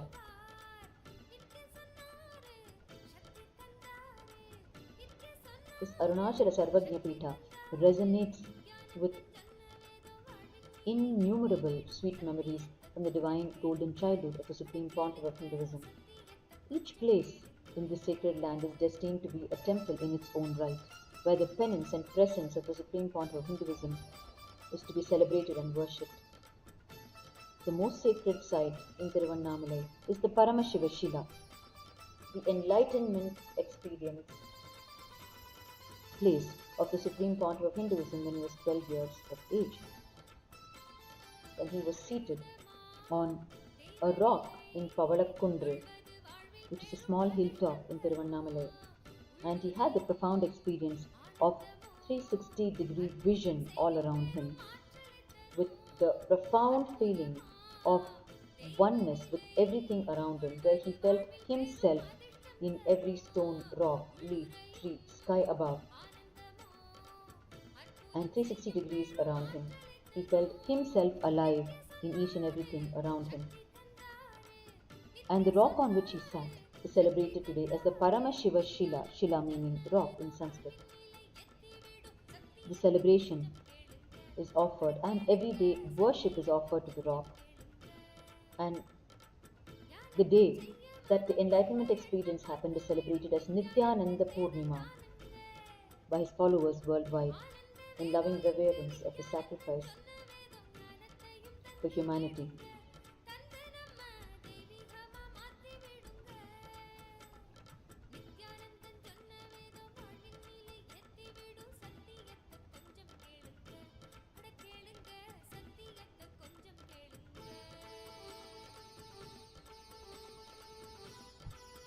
The Supreme Pontiff of Hinduism has conducted the 21-day Inner Awakening program right here in this Kailasa campus on the mountain path for global participants. And the unique one-time program, the Vaalum Varalaru program, was conducted personally by the Supreme Pontiff of Hinduism over 3 days here in Tiruvannamalai, where he led a large group of participants from all over the world to these divine spots in Tiruvannamalai, which hold the cherished memories of childhood incidents from his divine life, where he narrated his life stories from the sacred land of Tiruvannamalai during his golden childhood and led the people to the very spots where these divine incidents happened.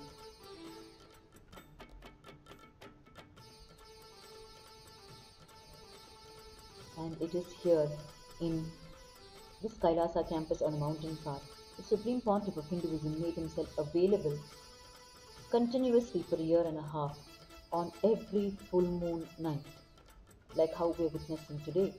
He made his physical presence available in Tiruvannamalai, delivering live global presidential address, live discourse to the lakhs of Annamalaya devotees gathered on profound truths from Sanatana Hindu Dharma in Tamil language, and at the end of it gave individual blessings to one and all through the entire night of this full moon celebrations, continuing into the wee hours of the next day morning.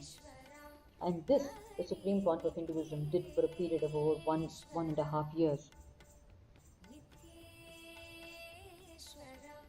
enriching the millions of lives that gather here in Tiruvannamalai on this monthly full moon night.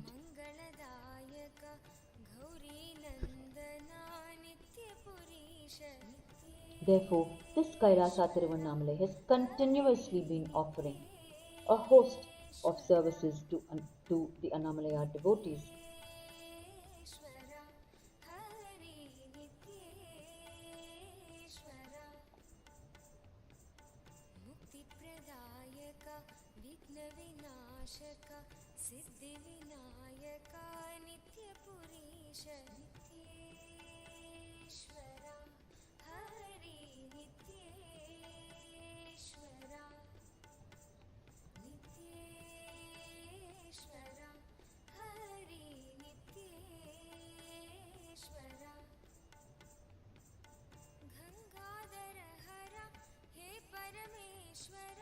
जय Jagadishwara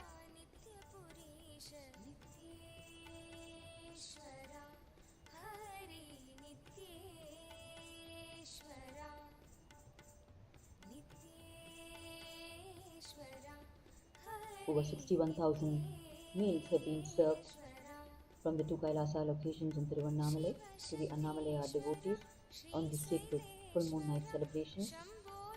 And we are just a few hours away. At 12 midnight today, we will be having the live darshan of Supreme Pontiff of Hinduism, Bhagwan Nithyananda Paramashiva, manifesting as Kalyana Sundaramurti, one of the 64 superconscious mutation manifestations of Paramashiva. Kalyana Sundaramurti is the Lord of relationships. As today being Panguni Uttiram, today is the day, as per the lunar calendar, when the celestial couple's marriage ceremony happened, and therefore today we will be witnessing performing of the marriage ceremony for the celestial couples Paramashiva, Paramashiva Shakti, Lord Subramanya, his divine consort Valli, Lord Venkateshwara, his divine consort Sri Devi and Bhudevi, Sri Ranganathan and his divine consort Taya Ranganayaki. We will be witnessing the grand marriage ceremonies being conducted in the Kailasa temples today on the sacred occasion of Panguni Uttiram. And we will be witnessing this marriage ceremony being conducted inside the Arunachaleshwara temple for Annamalai Annadhan. Following this, Annamalai Amman, as the procession deities will step out on the streets and come on the grand procession on the Madaveedi, the 4 streets surrounding the Arunachaleshwara temple. And we will be witnessing the offering of the Mandagapadi right from Bhagwan's own parental home, Kailasa Sri Nithyananda Janmabhūmi in Tiruvannamalai. The offering of Mandagapadi to Annamalai. Mandagapadi is the offering of the worship items that we use in worshipping Annamalai as our symbol of love and gratitude to him when he steps out on the streets in procession. And the Supreme Pontiff of Hinduism has revived offering of the Mandagapadi as a mainstream lifestyle for his worldwide followers, where whenever the main deity in the vicinity steps out, the Kailasa in that location offers Mandagapadi to the deity.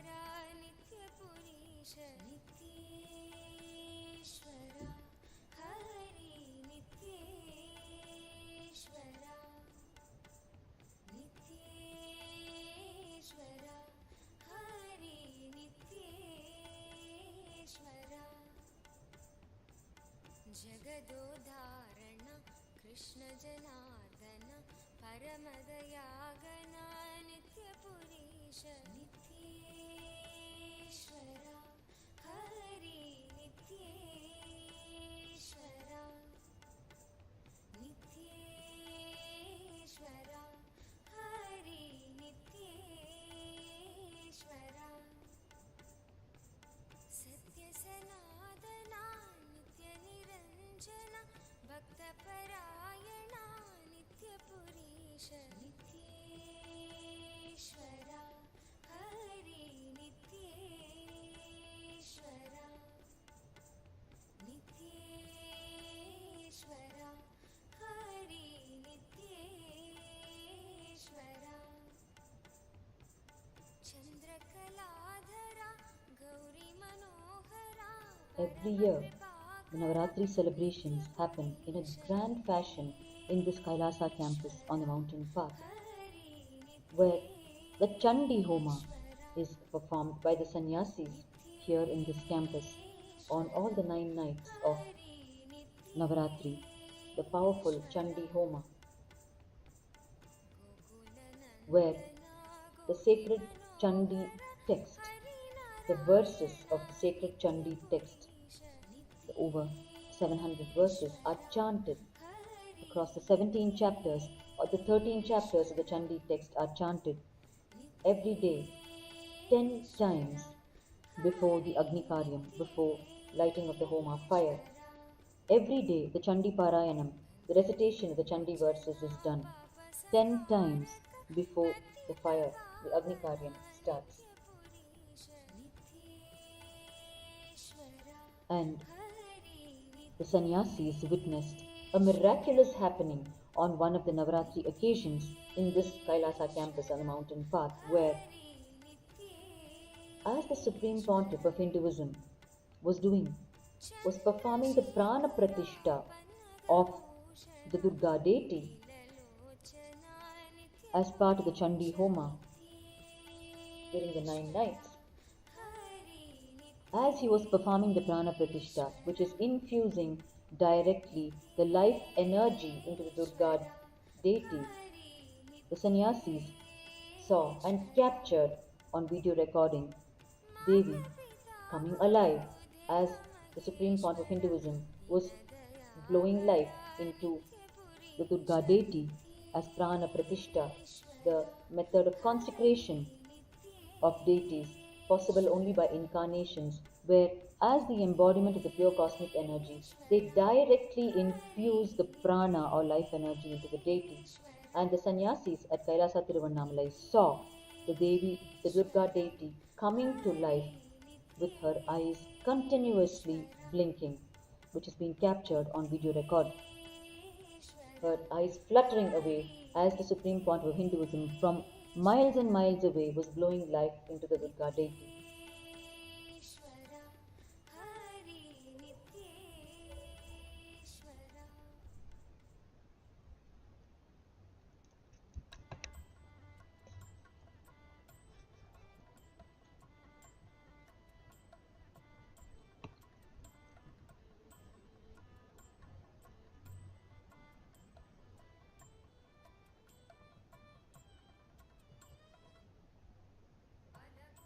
The Supreme Pontiff of Hinduism has led disciples on the inner forest path around the Arunachala hill. What we are seeing now as the Girivala is the outer path of 14 kilometers. There is an inner forest path right around the hill, and the Supreme Pontiff of Hinduism has led disciples around in the inner forest path.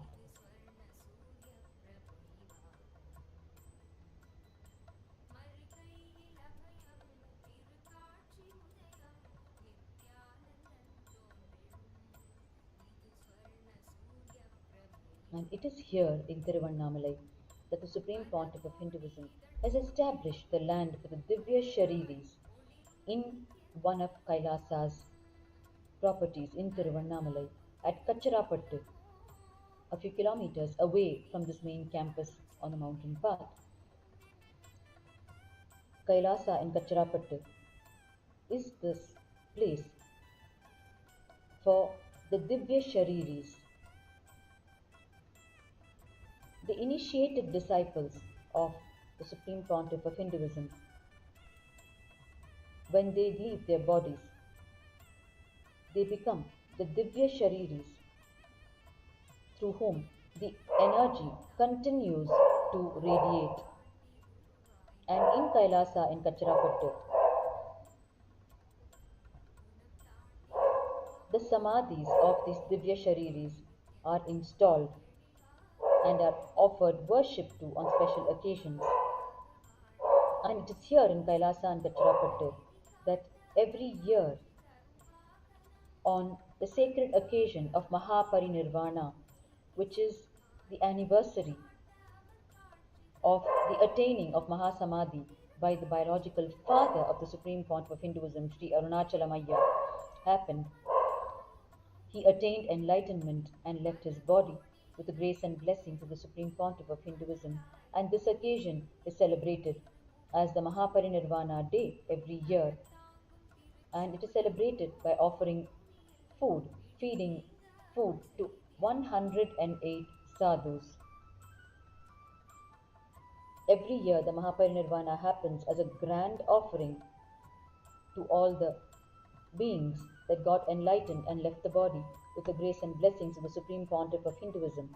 And on this sacred occasion, 108 sadhus are fed.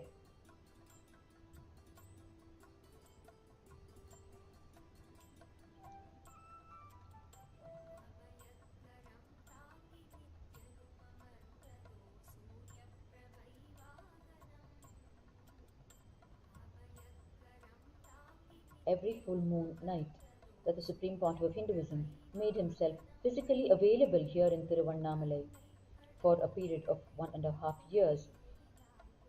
The initiated Bala Sants, the child saints of the Nithyananda Gurukul system, sat through the night, manifesting the various spiritual powers of Paramashiva and reading the cosmic archives through the Akashic reading power and answering the questions from the public who were queued up in thousands to each one of these balasants, the child monks of the Nithyananda Gurukul, who radiated the power of reading from the cosmic archives and answering questions from the Annamalaya devotees. It is the vision and the declaration of the Supreme Pontiff of Hinduism that he will put back in Tiruvannamalai the minimum of 50 superconscious mutants who existed during his golden childhood in the 1980s, that he will put back 50 superconscious mutants in the form of his initiated disciples who will manifest unabashedly the superpowers of Paramashiva, who will live the enlightened Kailasa lifestyle, and who will revive the entire ecosystem that existed till as late as the 1980s, during the childhood years of the Supreme Pontiff of Hinduism. And true to this, every Purnima night, the initiated Balasants, the child monks of the Nithyananda Gurukul, continuously radiate spiritual powers, giving answers to the Annamalaya devotees pertaining to their own lives and blessing them continuously. அருள்மழை பொழியும் கல்பவ்ருக்ஷ வாகனம் தரிசன தருணம் வேண்டும் யாவும் கூடிடும் வரம் தர நித்யனும் அமர்ந்த ஸ்வர்ண வாகனம் கருணையின் ரூபமாய் இறைவன் நித்யன் தோன்றிடும் அருள்மழை பொழியும் கல்பவ்ருக்ஷ வாகனம் தரிசன தருணம் வேண்டும் யாவும் கூடிடும் வரம் தர நித்யனும் அமர்ந்த ஸ்வர்ண வாகனம் கருணையின் ரூபமாய் இறைவன் Nithyan தோன்றிடும்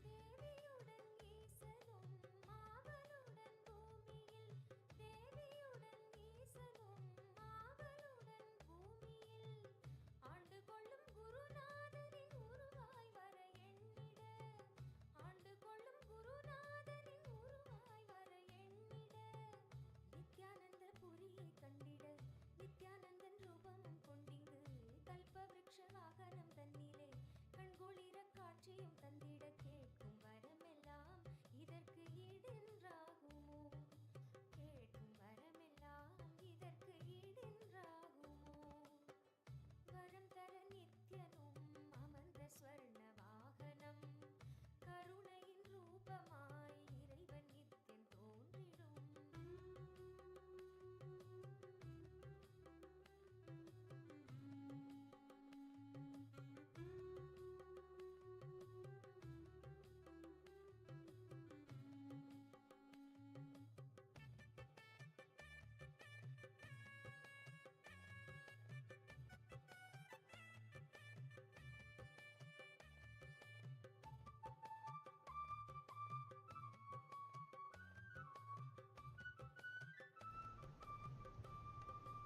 In the words of the Supreme Pontiff of Hinduism, Bhagavan Nithyananda Paramashiva, on this ecosystem of Tiruvannamalai, he says, life in this enlightenment ecosystem is not a normal human life. It is Kailasa life. It is Salokya Mukti, liberation through living in the Lord's own abode. Each being in Tiruvannamalai is an integral part of this enlightenment ecosystem. People easily live beyond 9500 in Tiruvannamalai.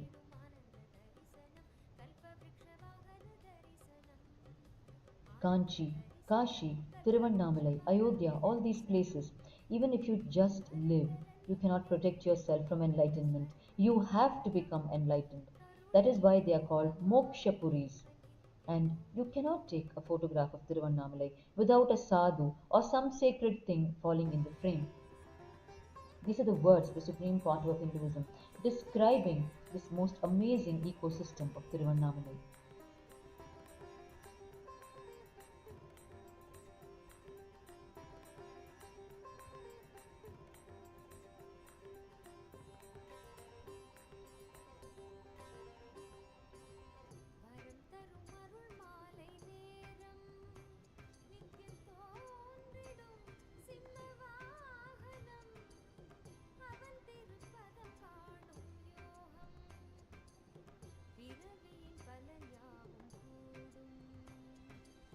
வரம் தரும் அருள் மாலை நேரம் நித்தியம் தோன்றிடும் சிம்ம வாகனம் அவன் திருப்பதம் காணும் யோகம் பிறவியின் பலன் யாவும் கூடும் வரம் தரும் அருள் மாலை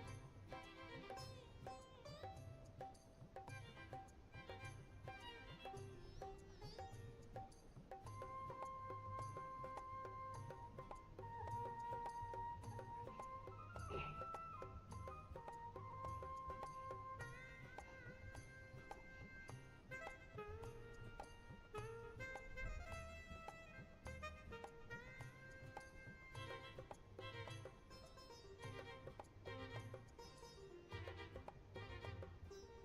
பிறவியின் பலன் யாவும் கூடும் எண்ணத்திரை நீங்க சிம்மத்தின் மீதே வீரமுகம் காட்டும் நித்யானந்தன் வீரமுகமாக குரு நித்யன் தோன்றும் காட்சி அது காண Supreme Pontiff of Hinduism describes a five-layer ecosystem which encircled him during his golden childhood here in Tiruvannamalai.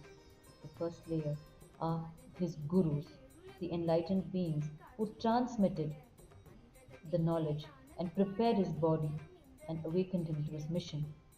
The second circle is his acharyas, the esteemed teachers with whom he explored many spiritual subjects at a young age. The third circle is his own immediate biological family. The fourth constitute his friends, siblings, and relatives who were born around the same time as him and who were the very first circle of disciples to be blessed with the darshan of Paramashiva as a young incarnation. And the fifth layer constitutes the entire town of Tiruvannamalai. Right from the person who holds the fire torch for Arunachaleshwara during his processions to the players of the Tirukailaya Vadyam, the drums of Kailasa. Throughout his divine childhood, the Supreme Pontiff of Hinduism interacted with the beings who made up these five layers through various leelas which will be retold again and again for eternity as the grand next increment of the Purana of Paramashiva in this holy land.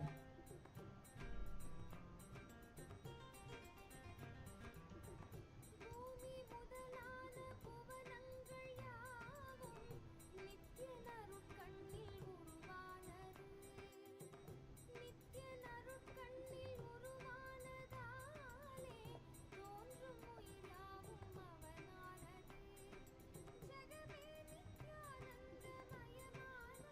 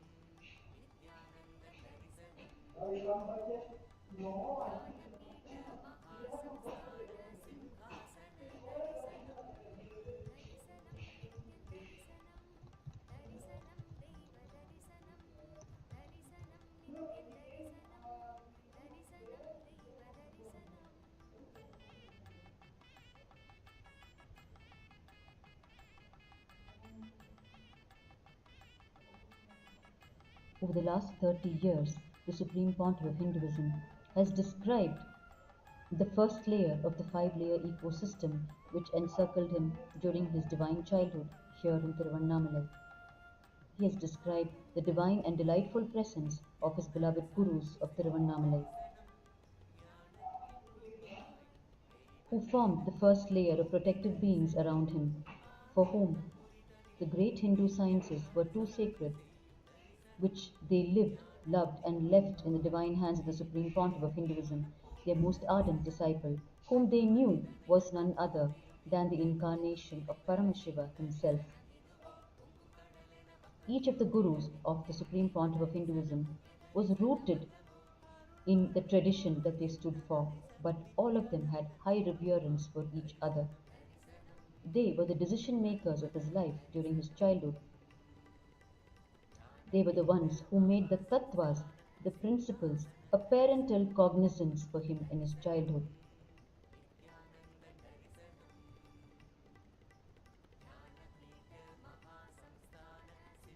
The Supreme Pontiff of Hinduism describes himself in the ecosystem of Tiruvannamalai in these following words. I am a mutant from the civilization where the mutants, mystics, enlightened beings, incarnations, and gurus are not faced with hatred, animosity, or fear. They are more revered, respected, worshipped. In my life, I have faced at least 100 mutants who are capable of extraordinary expansion and expression of powers, of powerful cognitions.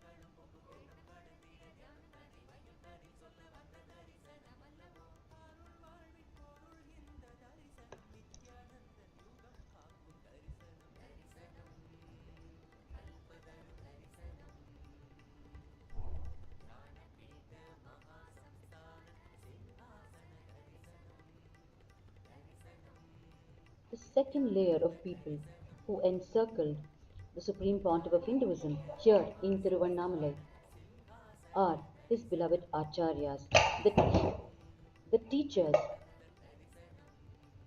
who lived in Tiruvannamalai or visited Tiruvannamalai during the various festivals and taught Shaivism, narrated its Puranic stories, sang its sacred verses, and kept the people inspired and connected to the great truths.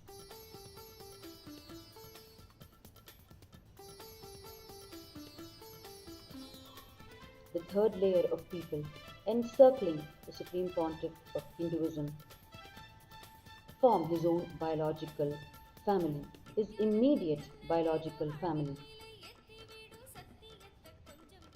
The biological family of the Supreme Pontiff of Hinduism is a large, tightly knit joint family rooted in traditional values and orthodoxy. For his grandmother, Vibhuti or holy ash was the medicine. His grandfather visited the hospital only twice in his entire life. The elders of his family aged so gracefully and were respected and were consulted by the rest of the family for guidance till their death. His grandfather never gave rules, he only explained things in detail with Hindu Puranic stories that penetrated the very being. His grandmother taught him to feed others before eating. Chosen by Paramashiva as the most devout family for giving birth and protecting his incarnation, this family played its role to perfection and remains in the cherished memories of the Supreme Pontiff of Hinduism as the most non-interfering, loving ecosystem of his golden childhood.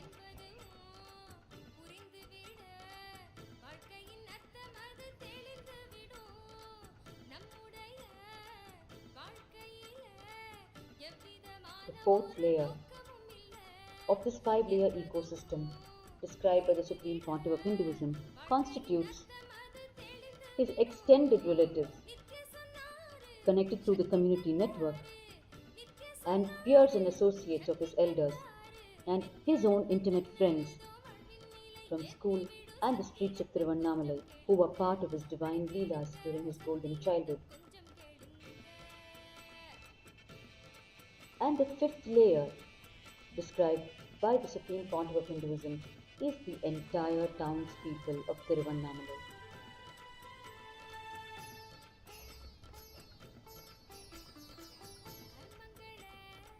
Every being in this five-layer ecosystem has amazing memoirs to share on the childhood of the Supreme Pontiff of Hinduism, as they are all the direct first-hand eyewitnesses of the happenings in the divine life of the Supreme Pontiff of Hinduism here in Tiruvannamalai during the first 17 years of his life. In the words of the Supreme Pontiff of Hinduism, describing the narrations of the townspeople on his own life, he says, Tiruvannamalai has become a town only now. In those days, when I was born and brought up, it was not a town. It was a little bigger village, that's all. The innocent, straightforward, heart-to-heart narrations from these villagers is the authenticity of the stories. Nothing can corrupt these villagers. They always say, we brought him up. Every villager in Tiruvannamalai, whether he is a small fruit shop vendor or camphor seller, everyone will have some story about my life. All of them have brought me up. All of them are directly involved in bringing me up. It is the extreme love, care, and the spiritual ecosystem of Tiruvannamalai. These are the very words of the Supreme Pontiff of Hinduism describing this loving ecosystem, spiritual and loving and caring ecosystem, which functions as one large single joint family.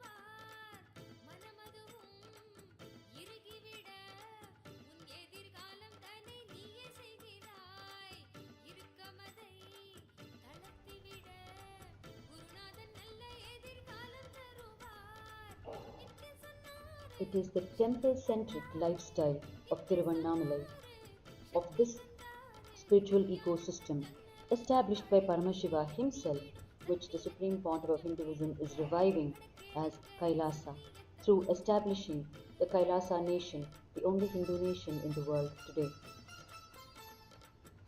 In the words of the Supreme Pontiff of Hinduism, Adi Shaivism is not a religion. Even before the word religion was coined, it existed as a spiritual lifestyle. It is the timeless culture given to us by Devi, even before time started ticking. And Shaivism knows the technique to make all beings, not just human beings, manifest enlightenment. All the animals, bhutas, pretas worship Paramashiva and attain Kailasa. It is Devi, Paramashiva Shakti, who established Adi Shaivism in the ancient Hindu kingdoms of Kanchipuram, Tiruvannamalai, and Madurai in South India when she came down from Kailasa. This is what flourished as the enlightened civilization world over. And all branches of Shaivism are from Adi Shaivism. In the words of the Supreme Pontiff of Hinduism, wearing of the jatas, the matted locks, and wearing of the rudraksha, the energy beads, what he says in Tamil as kondai katti, kottai katti, is not a rule, it is a huge scientific boon. How much heavy the jatas are, you are able to bear on your head, that much your consciousness will remain seated on the top of your head, and your Kundalini Shakti will raise continuously and keep you established in the space of Kailasa. Applying Bhasma, holy ash on the forehead, is a boon. It will activate all the energies in your body. There are hundreds of reasons for each Charyapada action, says the Supreme Pontiff of Hinduism. Charyapada means the lifestyle. And further, the Supreme Pontiff of Hinduism reveals, if I spread only Yogapada, yoga, or Jnanapada, spiritual powers, or Kriyapada, rituals, and if I leave the lifestyle out, I would have earned trillions. These are all like the fruits, but Charyapada, the lifestyle given by Paramashiva, is the real boon to us, the root of the tree. And making people understand this is my first responsibility. And that is also why there are so many attacks and hatred on me. It is not just because there was no Diksha, initiation from incarnations, that the huge gap has happened. It is also because the lifestyle that you think is just ordinary disappeared. If it was just ordinary, will they keep the very title of communities as Kondai Katti Mudaliyar and Kottai Katti Mudaliyar, meaning the Mudaliyars who wore the jatas on their heads and the Mudaliyars who wore the Rudraksha beads? They inserted the lifestyle habits themselves into the very titles of their communities as the identity of the communities. The Supreme Pontiff of Hinduism explains through these words the significance of the Adi Shaivism lifestyle established originally by Devi Paramashiva Shakti herself, which is the Kailasa lifestyle that the Supreme Pontiff of Hinduism is reviving today through the nation of Kailasa.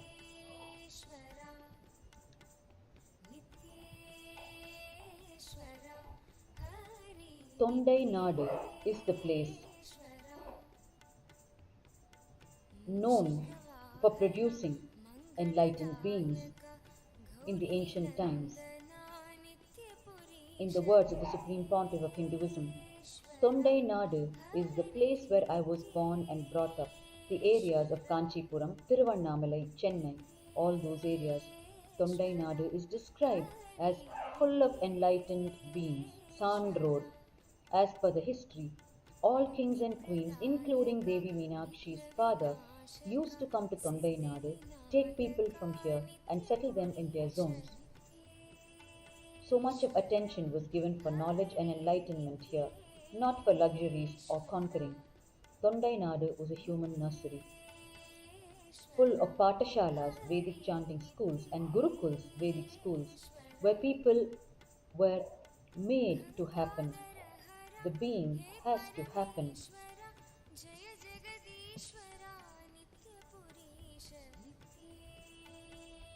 These are the words of the Supreme Pontiff of Hinduism describing the Tondai Nadu region of Kanchipuram, Tiruvannamalai, Chennai, and so on, which was known to produce enlightened beings. The Supreme Pontiff of Hinduism further reveals Parashakti from Kailasa brings the superconsciousness to planet Earth as her own Atmalinga, and She keeps it in what is today known as Kanchipuram of the Tondai Mandala region and builds the Ekambaranathar Shivalinga. Ekambaranatha is the superconscious nuclear power tower for superconsciousness to breed and spread. From Kanchipuram, she starts the superconsciousness manifestation process. There is a proverb that says in Tamil that in the Chola kingdom you get a lot of food, rice grows there. In the Pandya kingdom you get pearls because there is the ocean there. In the Chera kingdom you get the best trained elephants because elephant taming is a lifestyle in Kerala. In the Tondai Nadu kingdom the best superconscious beings are built. The Tondai kingdom covers the belt of places such as the Kanchipuram, Tiruvannamalai, Tanjavur, Velur, Chennai, Karuvur, and so on, where Paramashiva Shakti herself manifested the superconsciousness.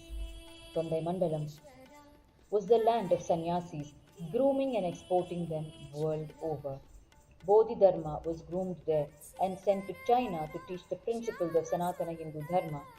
Both the words Bodhi and Dharma are strong Shaivite Hindu words. He lived and left as a pure Tondai Mandalam Kanchi Shaivite person. These were the revelations of the Supreme Pontiff of Hinduism on Adi Shaivism and the Tondai Nadu region, known for producing superconscious beings.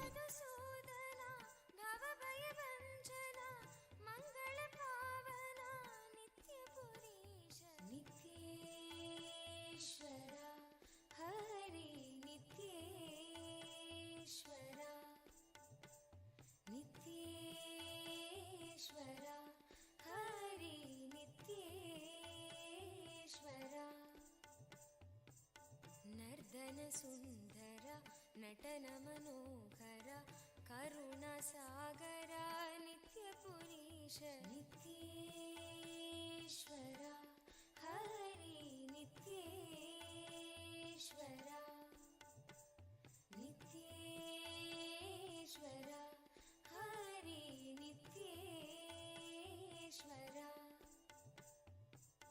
ಜಗದೋಧಾರಣ Krishna Janardhana ಪರಮದಯಾಗನ ನಿತ್ಯ ಪುರೀಶ ನಿತ್ಯೇಶ್ವರ ಹರಿ ನಿತ್ಯೇಶ್ವರ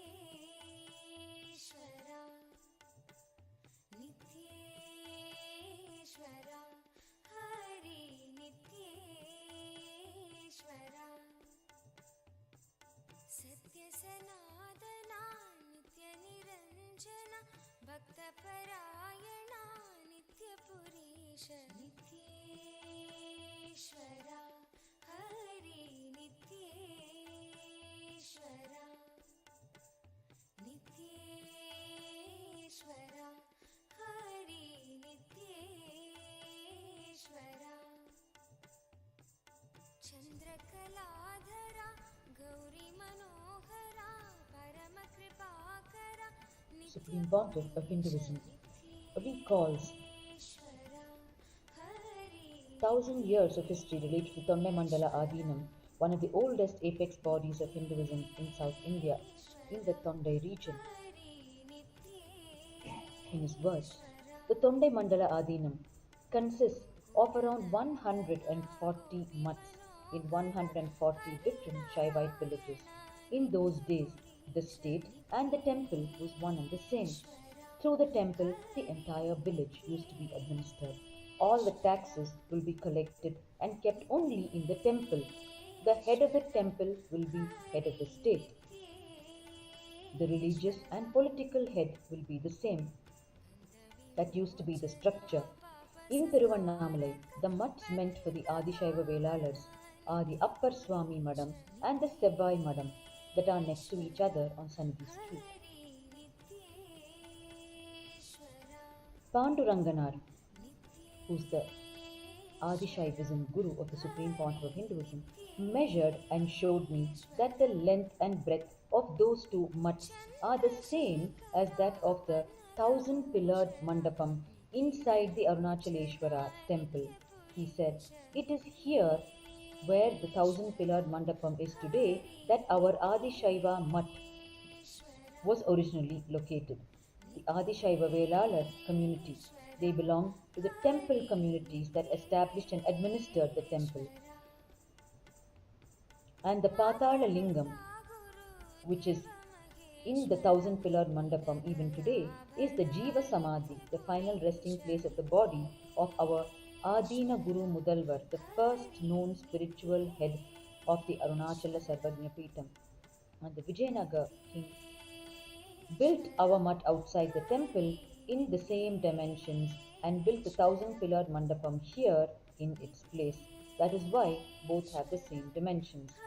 These are the revelations by the Supreme Pontiff of Hinduism as told to him by his Acharya Vidwan Panduranganar, explaining to him that the Adishaiva Vedalar community, from which his biological family hailed, who were the main temple communities that administered the temple, had their mutts originally located inside the Arunachaleshwara temple itself, where the current thousand pillared hall is located. And it was the Vijayanagar Empire time where the Vijayanagar Empire's king built their mutt outside the temple in its same dimensions and in its place built a thousand pillared mandapam as we see it today, which is why both these structures have the same dimensions. And Vidwan Panduranganar explained this and clearly, physically measured and showed the Supreme Pontiff of Hinduism that the two structures have the same dimensions.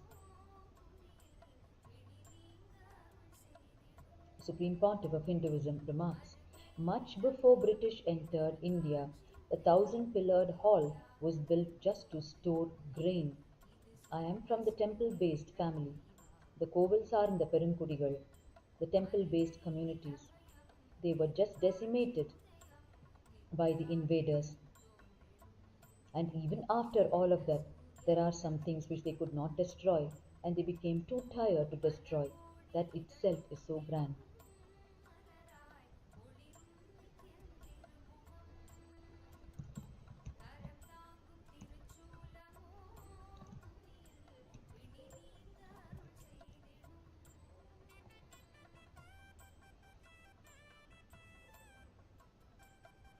The Supreme Pontiff of Hinduism reveals how the Adi Shaiva Shivacharyas and the Adi Shaiva Velalars, the community, which is the biological family community of the Supreme Pontiff of Hinduism, how these two communities upheld the temple responsibilities and the responsibilities of the ecosystem at large. In his words, the Adishaiva Shivacharyas took up the special responsibility of spreading the Charyapada and the Kriyapada, which is the lifestyle and the rituals of Adishaivism. And the Adishaiva Velalars took up the special responsibility of spreading the Yogapada, which is the spiritual powers, and the Jnanapada, the Yogapada, which is the science of yoga, and the Jnanapada, the science of manifesting spiritual powers. Like how the four Vedas were tied into the Gotras of the Brahmins and it was spread, Adi Shaiva Shivacharyas and Adi Shaiva Velalars, who were actually both from the same community but two different subsects, took up these specific responsibilities. And once upon a time, they even had marital ties between these two communities. Sundaramurti Nayanar is a Tondai Mandala Adi Shaiva Shivacharya by birth, born into a family with the title Mudalyar, and he married Sangili Nachiyar, who is an Adi Shaiva Velalar from Tiruvathiyur. The Supreme Pontiff of Hinduism further reveals they took up as their lifestyle the spreading of the Agamas. Even 100 years ago, Adi Shaivism was flourishing, but they were attacked strategically. Small differences were created amongst them, ultimately making them forget their original objectives. They lived where in a period where sustaining the Guru Mahasannidhanams, the pontiffs, and the Rudrakanyas, the temple dancers who also administered the temple, sustaining these two classes of people was the responsibility of the Adishaiva Velalar community families. And at least one male body in each Adishaiva Velalar family should be sent for sannyas, training, so he becomes the pontiff and runs the adinams, the spiritual mutts, the monasteries. And at least one female body should be sent as Rudra Kanya, as the temple dancer to administer the temple. We have individual family responsibilities and we have societal responsibilities. The Supreme Pontiff of Hinduism further reveals Shivacharyas perform the temple duties and send their children for the proper initiations from the senior Guru Shivacharyas who carry the Ilavarasu Pattam, the title, in Tiruvannamalai. The whole village would be moving towards enlightenment. At least 1,000 people will carry the leadership quality and live it intensely to take it forward. And at least 50 people will be there as the ripened fruits in Paramashiva Jnana, the enlightenment science. Each of these people's sacrifice is such they will not even step out of the boundary of Tiruvannamalai for their livelihood because they have the temple responsibilities. Even if they are in poverty, they continue to stay within the boundaries of Tiruvannamalai, serving Annamalayar. Annamalayar is their life's responsibility.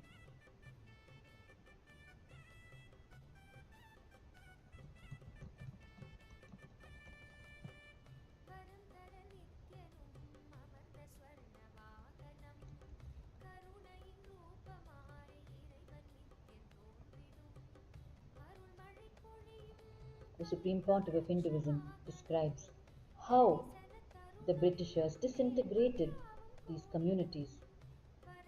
The British rulers disintegrated us, reduced the Adishaiva Shivacharyas to slaves who merely worked in the sanctum, reduced the Adishaiva Velalars to a single salaried servant with the title Maniyakkar. They destroyed the Rudrakanya tradition. They eliminated the Pandararhal who tied the flower garlands for the temple.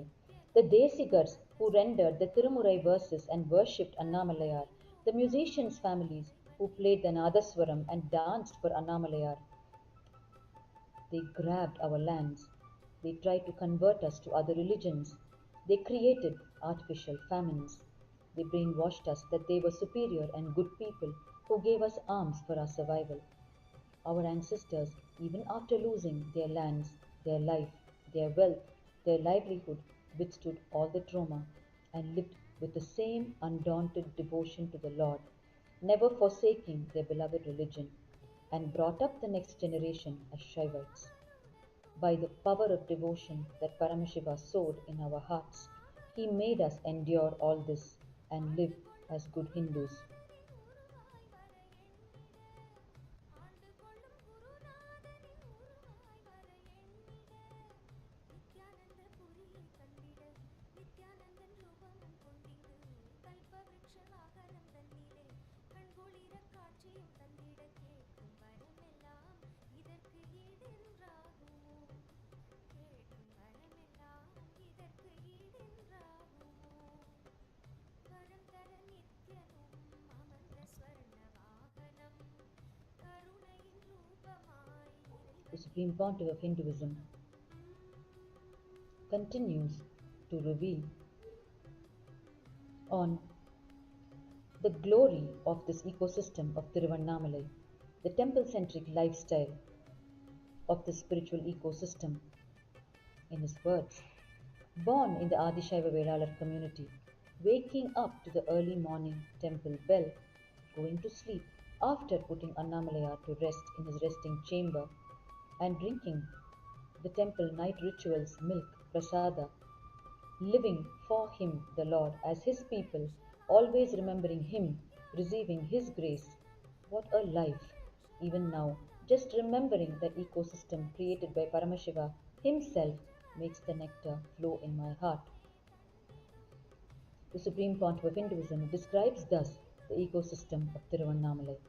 காட்சி தன்னை கண்களும் கண்டதும் கேட்க எந்த வேண்டுதல் மிஞ்சிடும் எண்ணத்தீரை முற்றிலும் நீங்கிடும் நித்யானந்த வைபவம் ஓங்கிடும் ஆனந்த The large joint family of the Supreme Pontiff of Hinduism, his biological family, produced some of the great leaders and proponents of Adi Shaivism who kept the ecosystem alive through their extreme activism.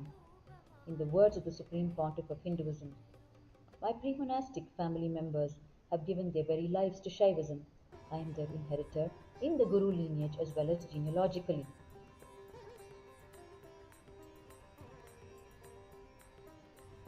four great pontiffs of the Tondai Adinam, the Guru Mahasannidhanams, are from the large family tree of the biological family of the Supreme Pontiff of Hinduism. The 229th, the 230th, the 231st, and the 232nd pontiffs of the Tondai Adinam of Kanchipuram. They themselves internalized the great truths. They lived the Shaivite lifestyle.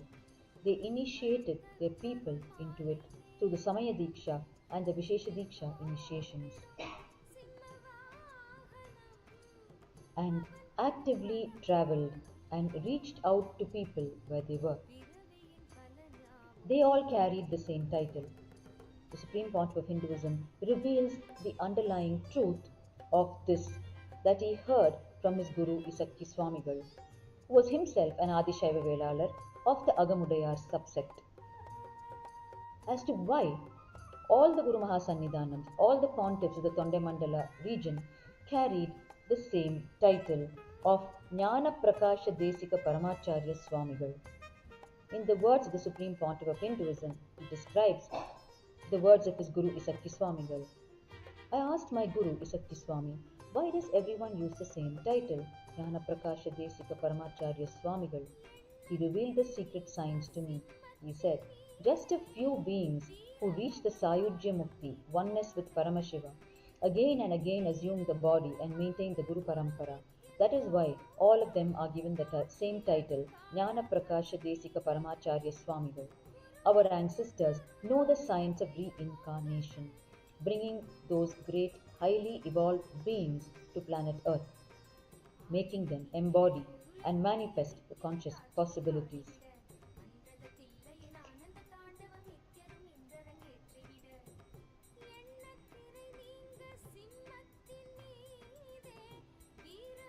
The Supreme Pontiff of Hinduism describes the sequence of events that led to him ascending the seat of Tondai Mandalam as the 233rd Pontiff, the Guru Mahasannidhanam. He describes, at the age of 11, I received the Samaya Diksha and the other ritualistic initiations such as the Acharya Abhishekam and the Nirvana Diksha from the 230th Guru Mahasannidhanam of Tondai Adinam.